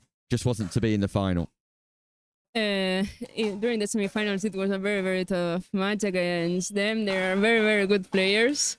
And then in the final, we did our best. I think Dominic and Brooke are like really good players, and we will keep training and we will try to learn something from them. So, but I'm very glad about our performance, and it's always a pleasure to play with Maria. And I think we have like good connection in and off the court. So I'm very glad. Yeah, I can see how pleased you are with the silver medal. Maria, you never want to talk to me in these interviews. Oh, no interview for me. My English is so bad. I hope it's nothing to do with me and more to do with your English. Don't worry, it's fine. Maria, silver medal, congratulations. Thank you. I won't ask you any more questions, Maria, okay? I'll let you be, Claudia. What's next for this partnership? Will we see you at more RTA events this year? Yes, I hope so, but we will keep this in secret. You're going to keep it a secret? No, I hope that we will partner again many times and enjoy. That second game in the final in particular, you tended to knuckle down a little bit more and show a little bit more intent. Was there a little bit more belief about your approach in the second game? No, I think we have the same. I don't know. I mean, we tried even the first one or the second one, but nothing to do. More to come in the future, I'm sure. Congratulations to you both on your silver medal. Thank you. Thank you. Thank you. You are welcome. And now on to our gold medalists, our champions here in Sweden at the RTA 2000 event, Stockholm. Welcome to Dominika Turkovic and Brooke Revalta.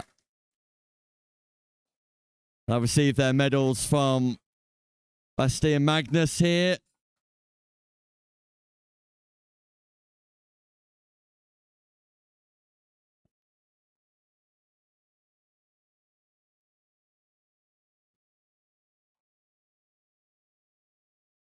And Brooke, if I can just start with you first, congratulations, you're a gold medalist here in Europe. Thank you so much. It's really exciting. To do it with Dami too, it's great.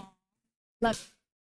What does that mean for you, Brooke, in the terms of your development and your experience coming over here to Europe and getting a gold medal? Well, I've been here a few times now, and I think my first gold was a couple weeks ago in WPC in singles, my favorite event.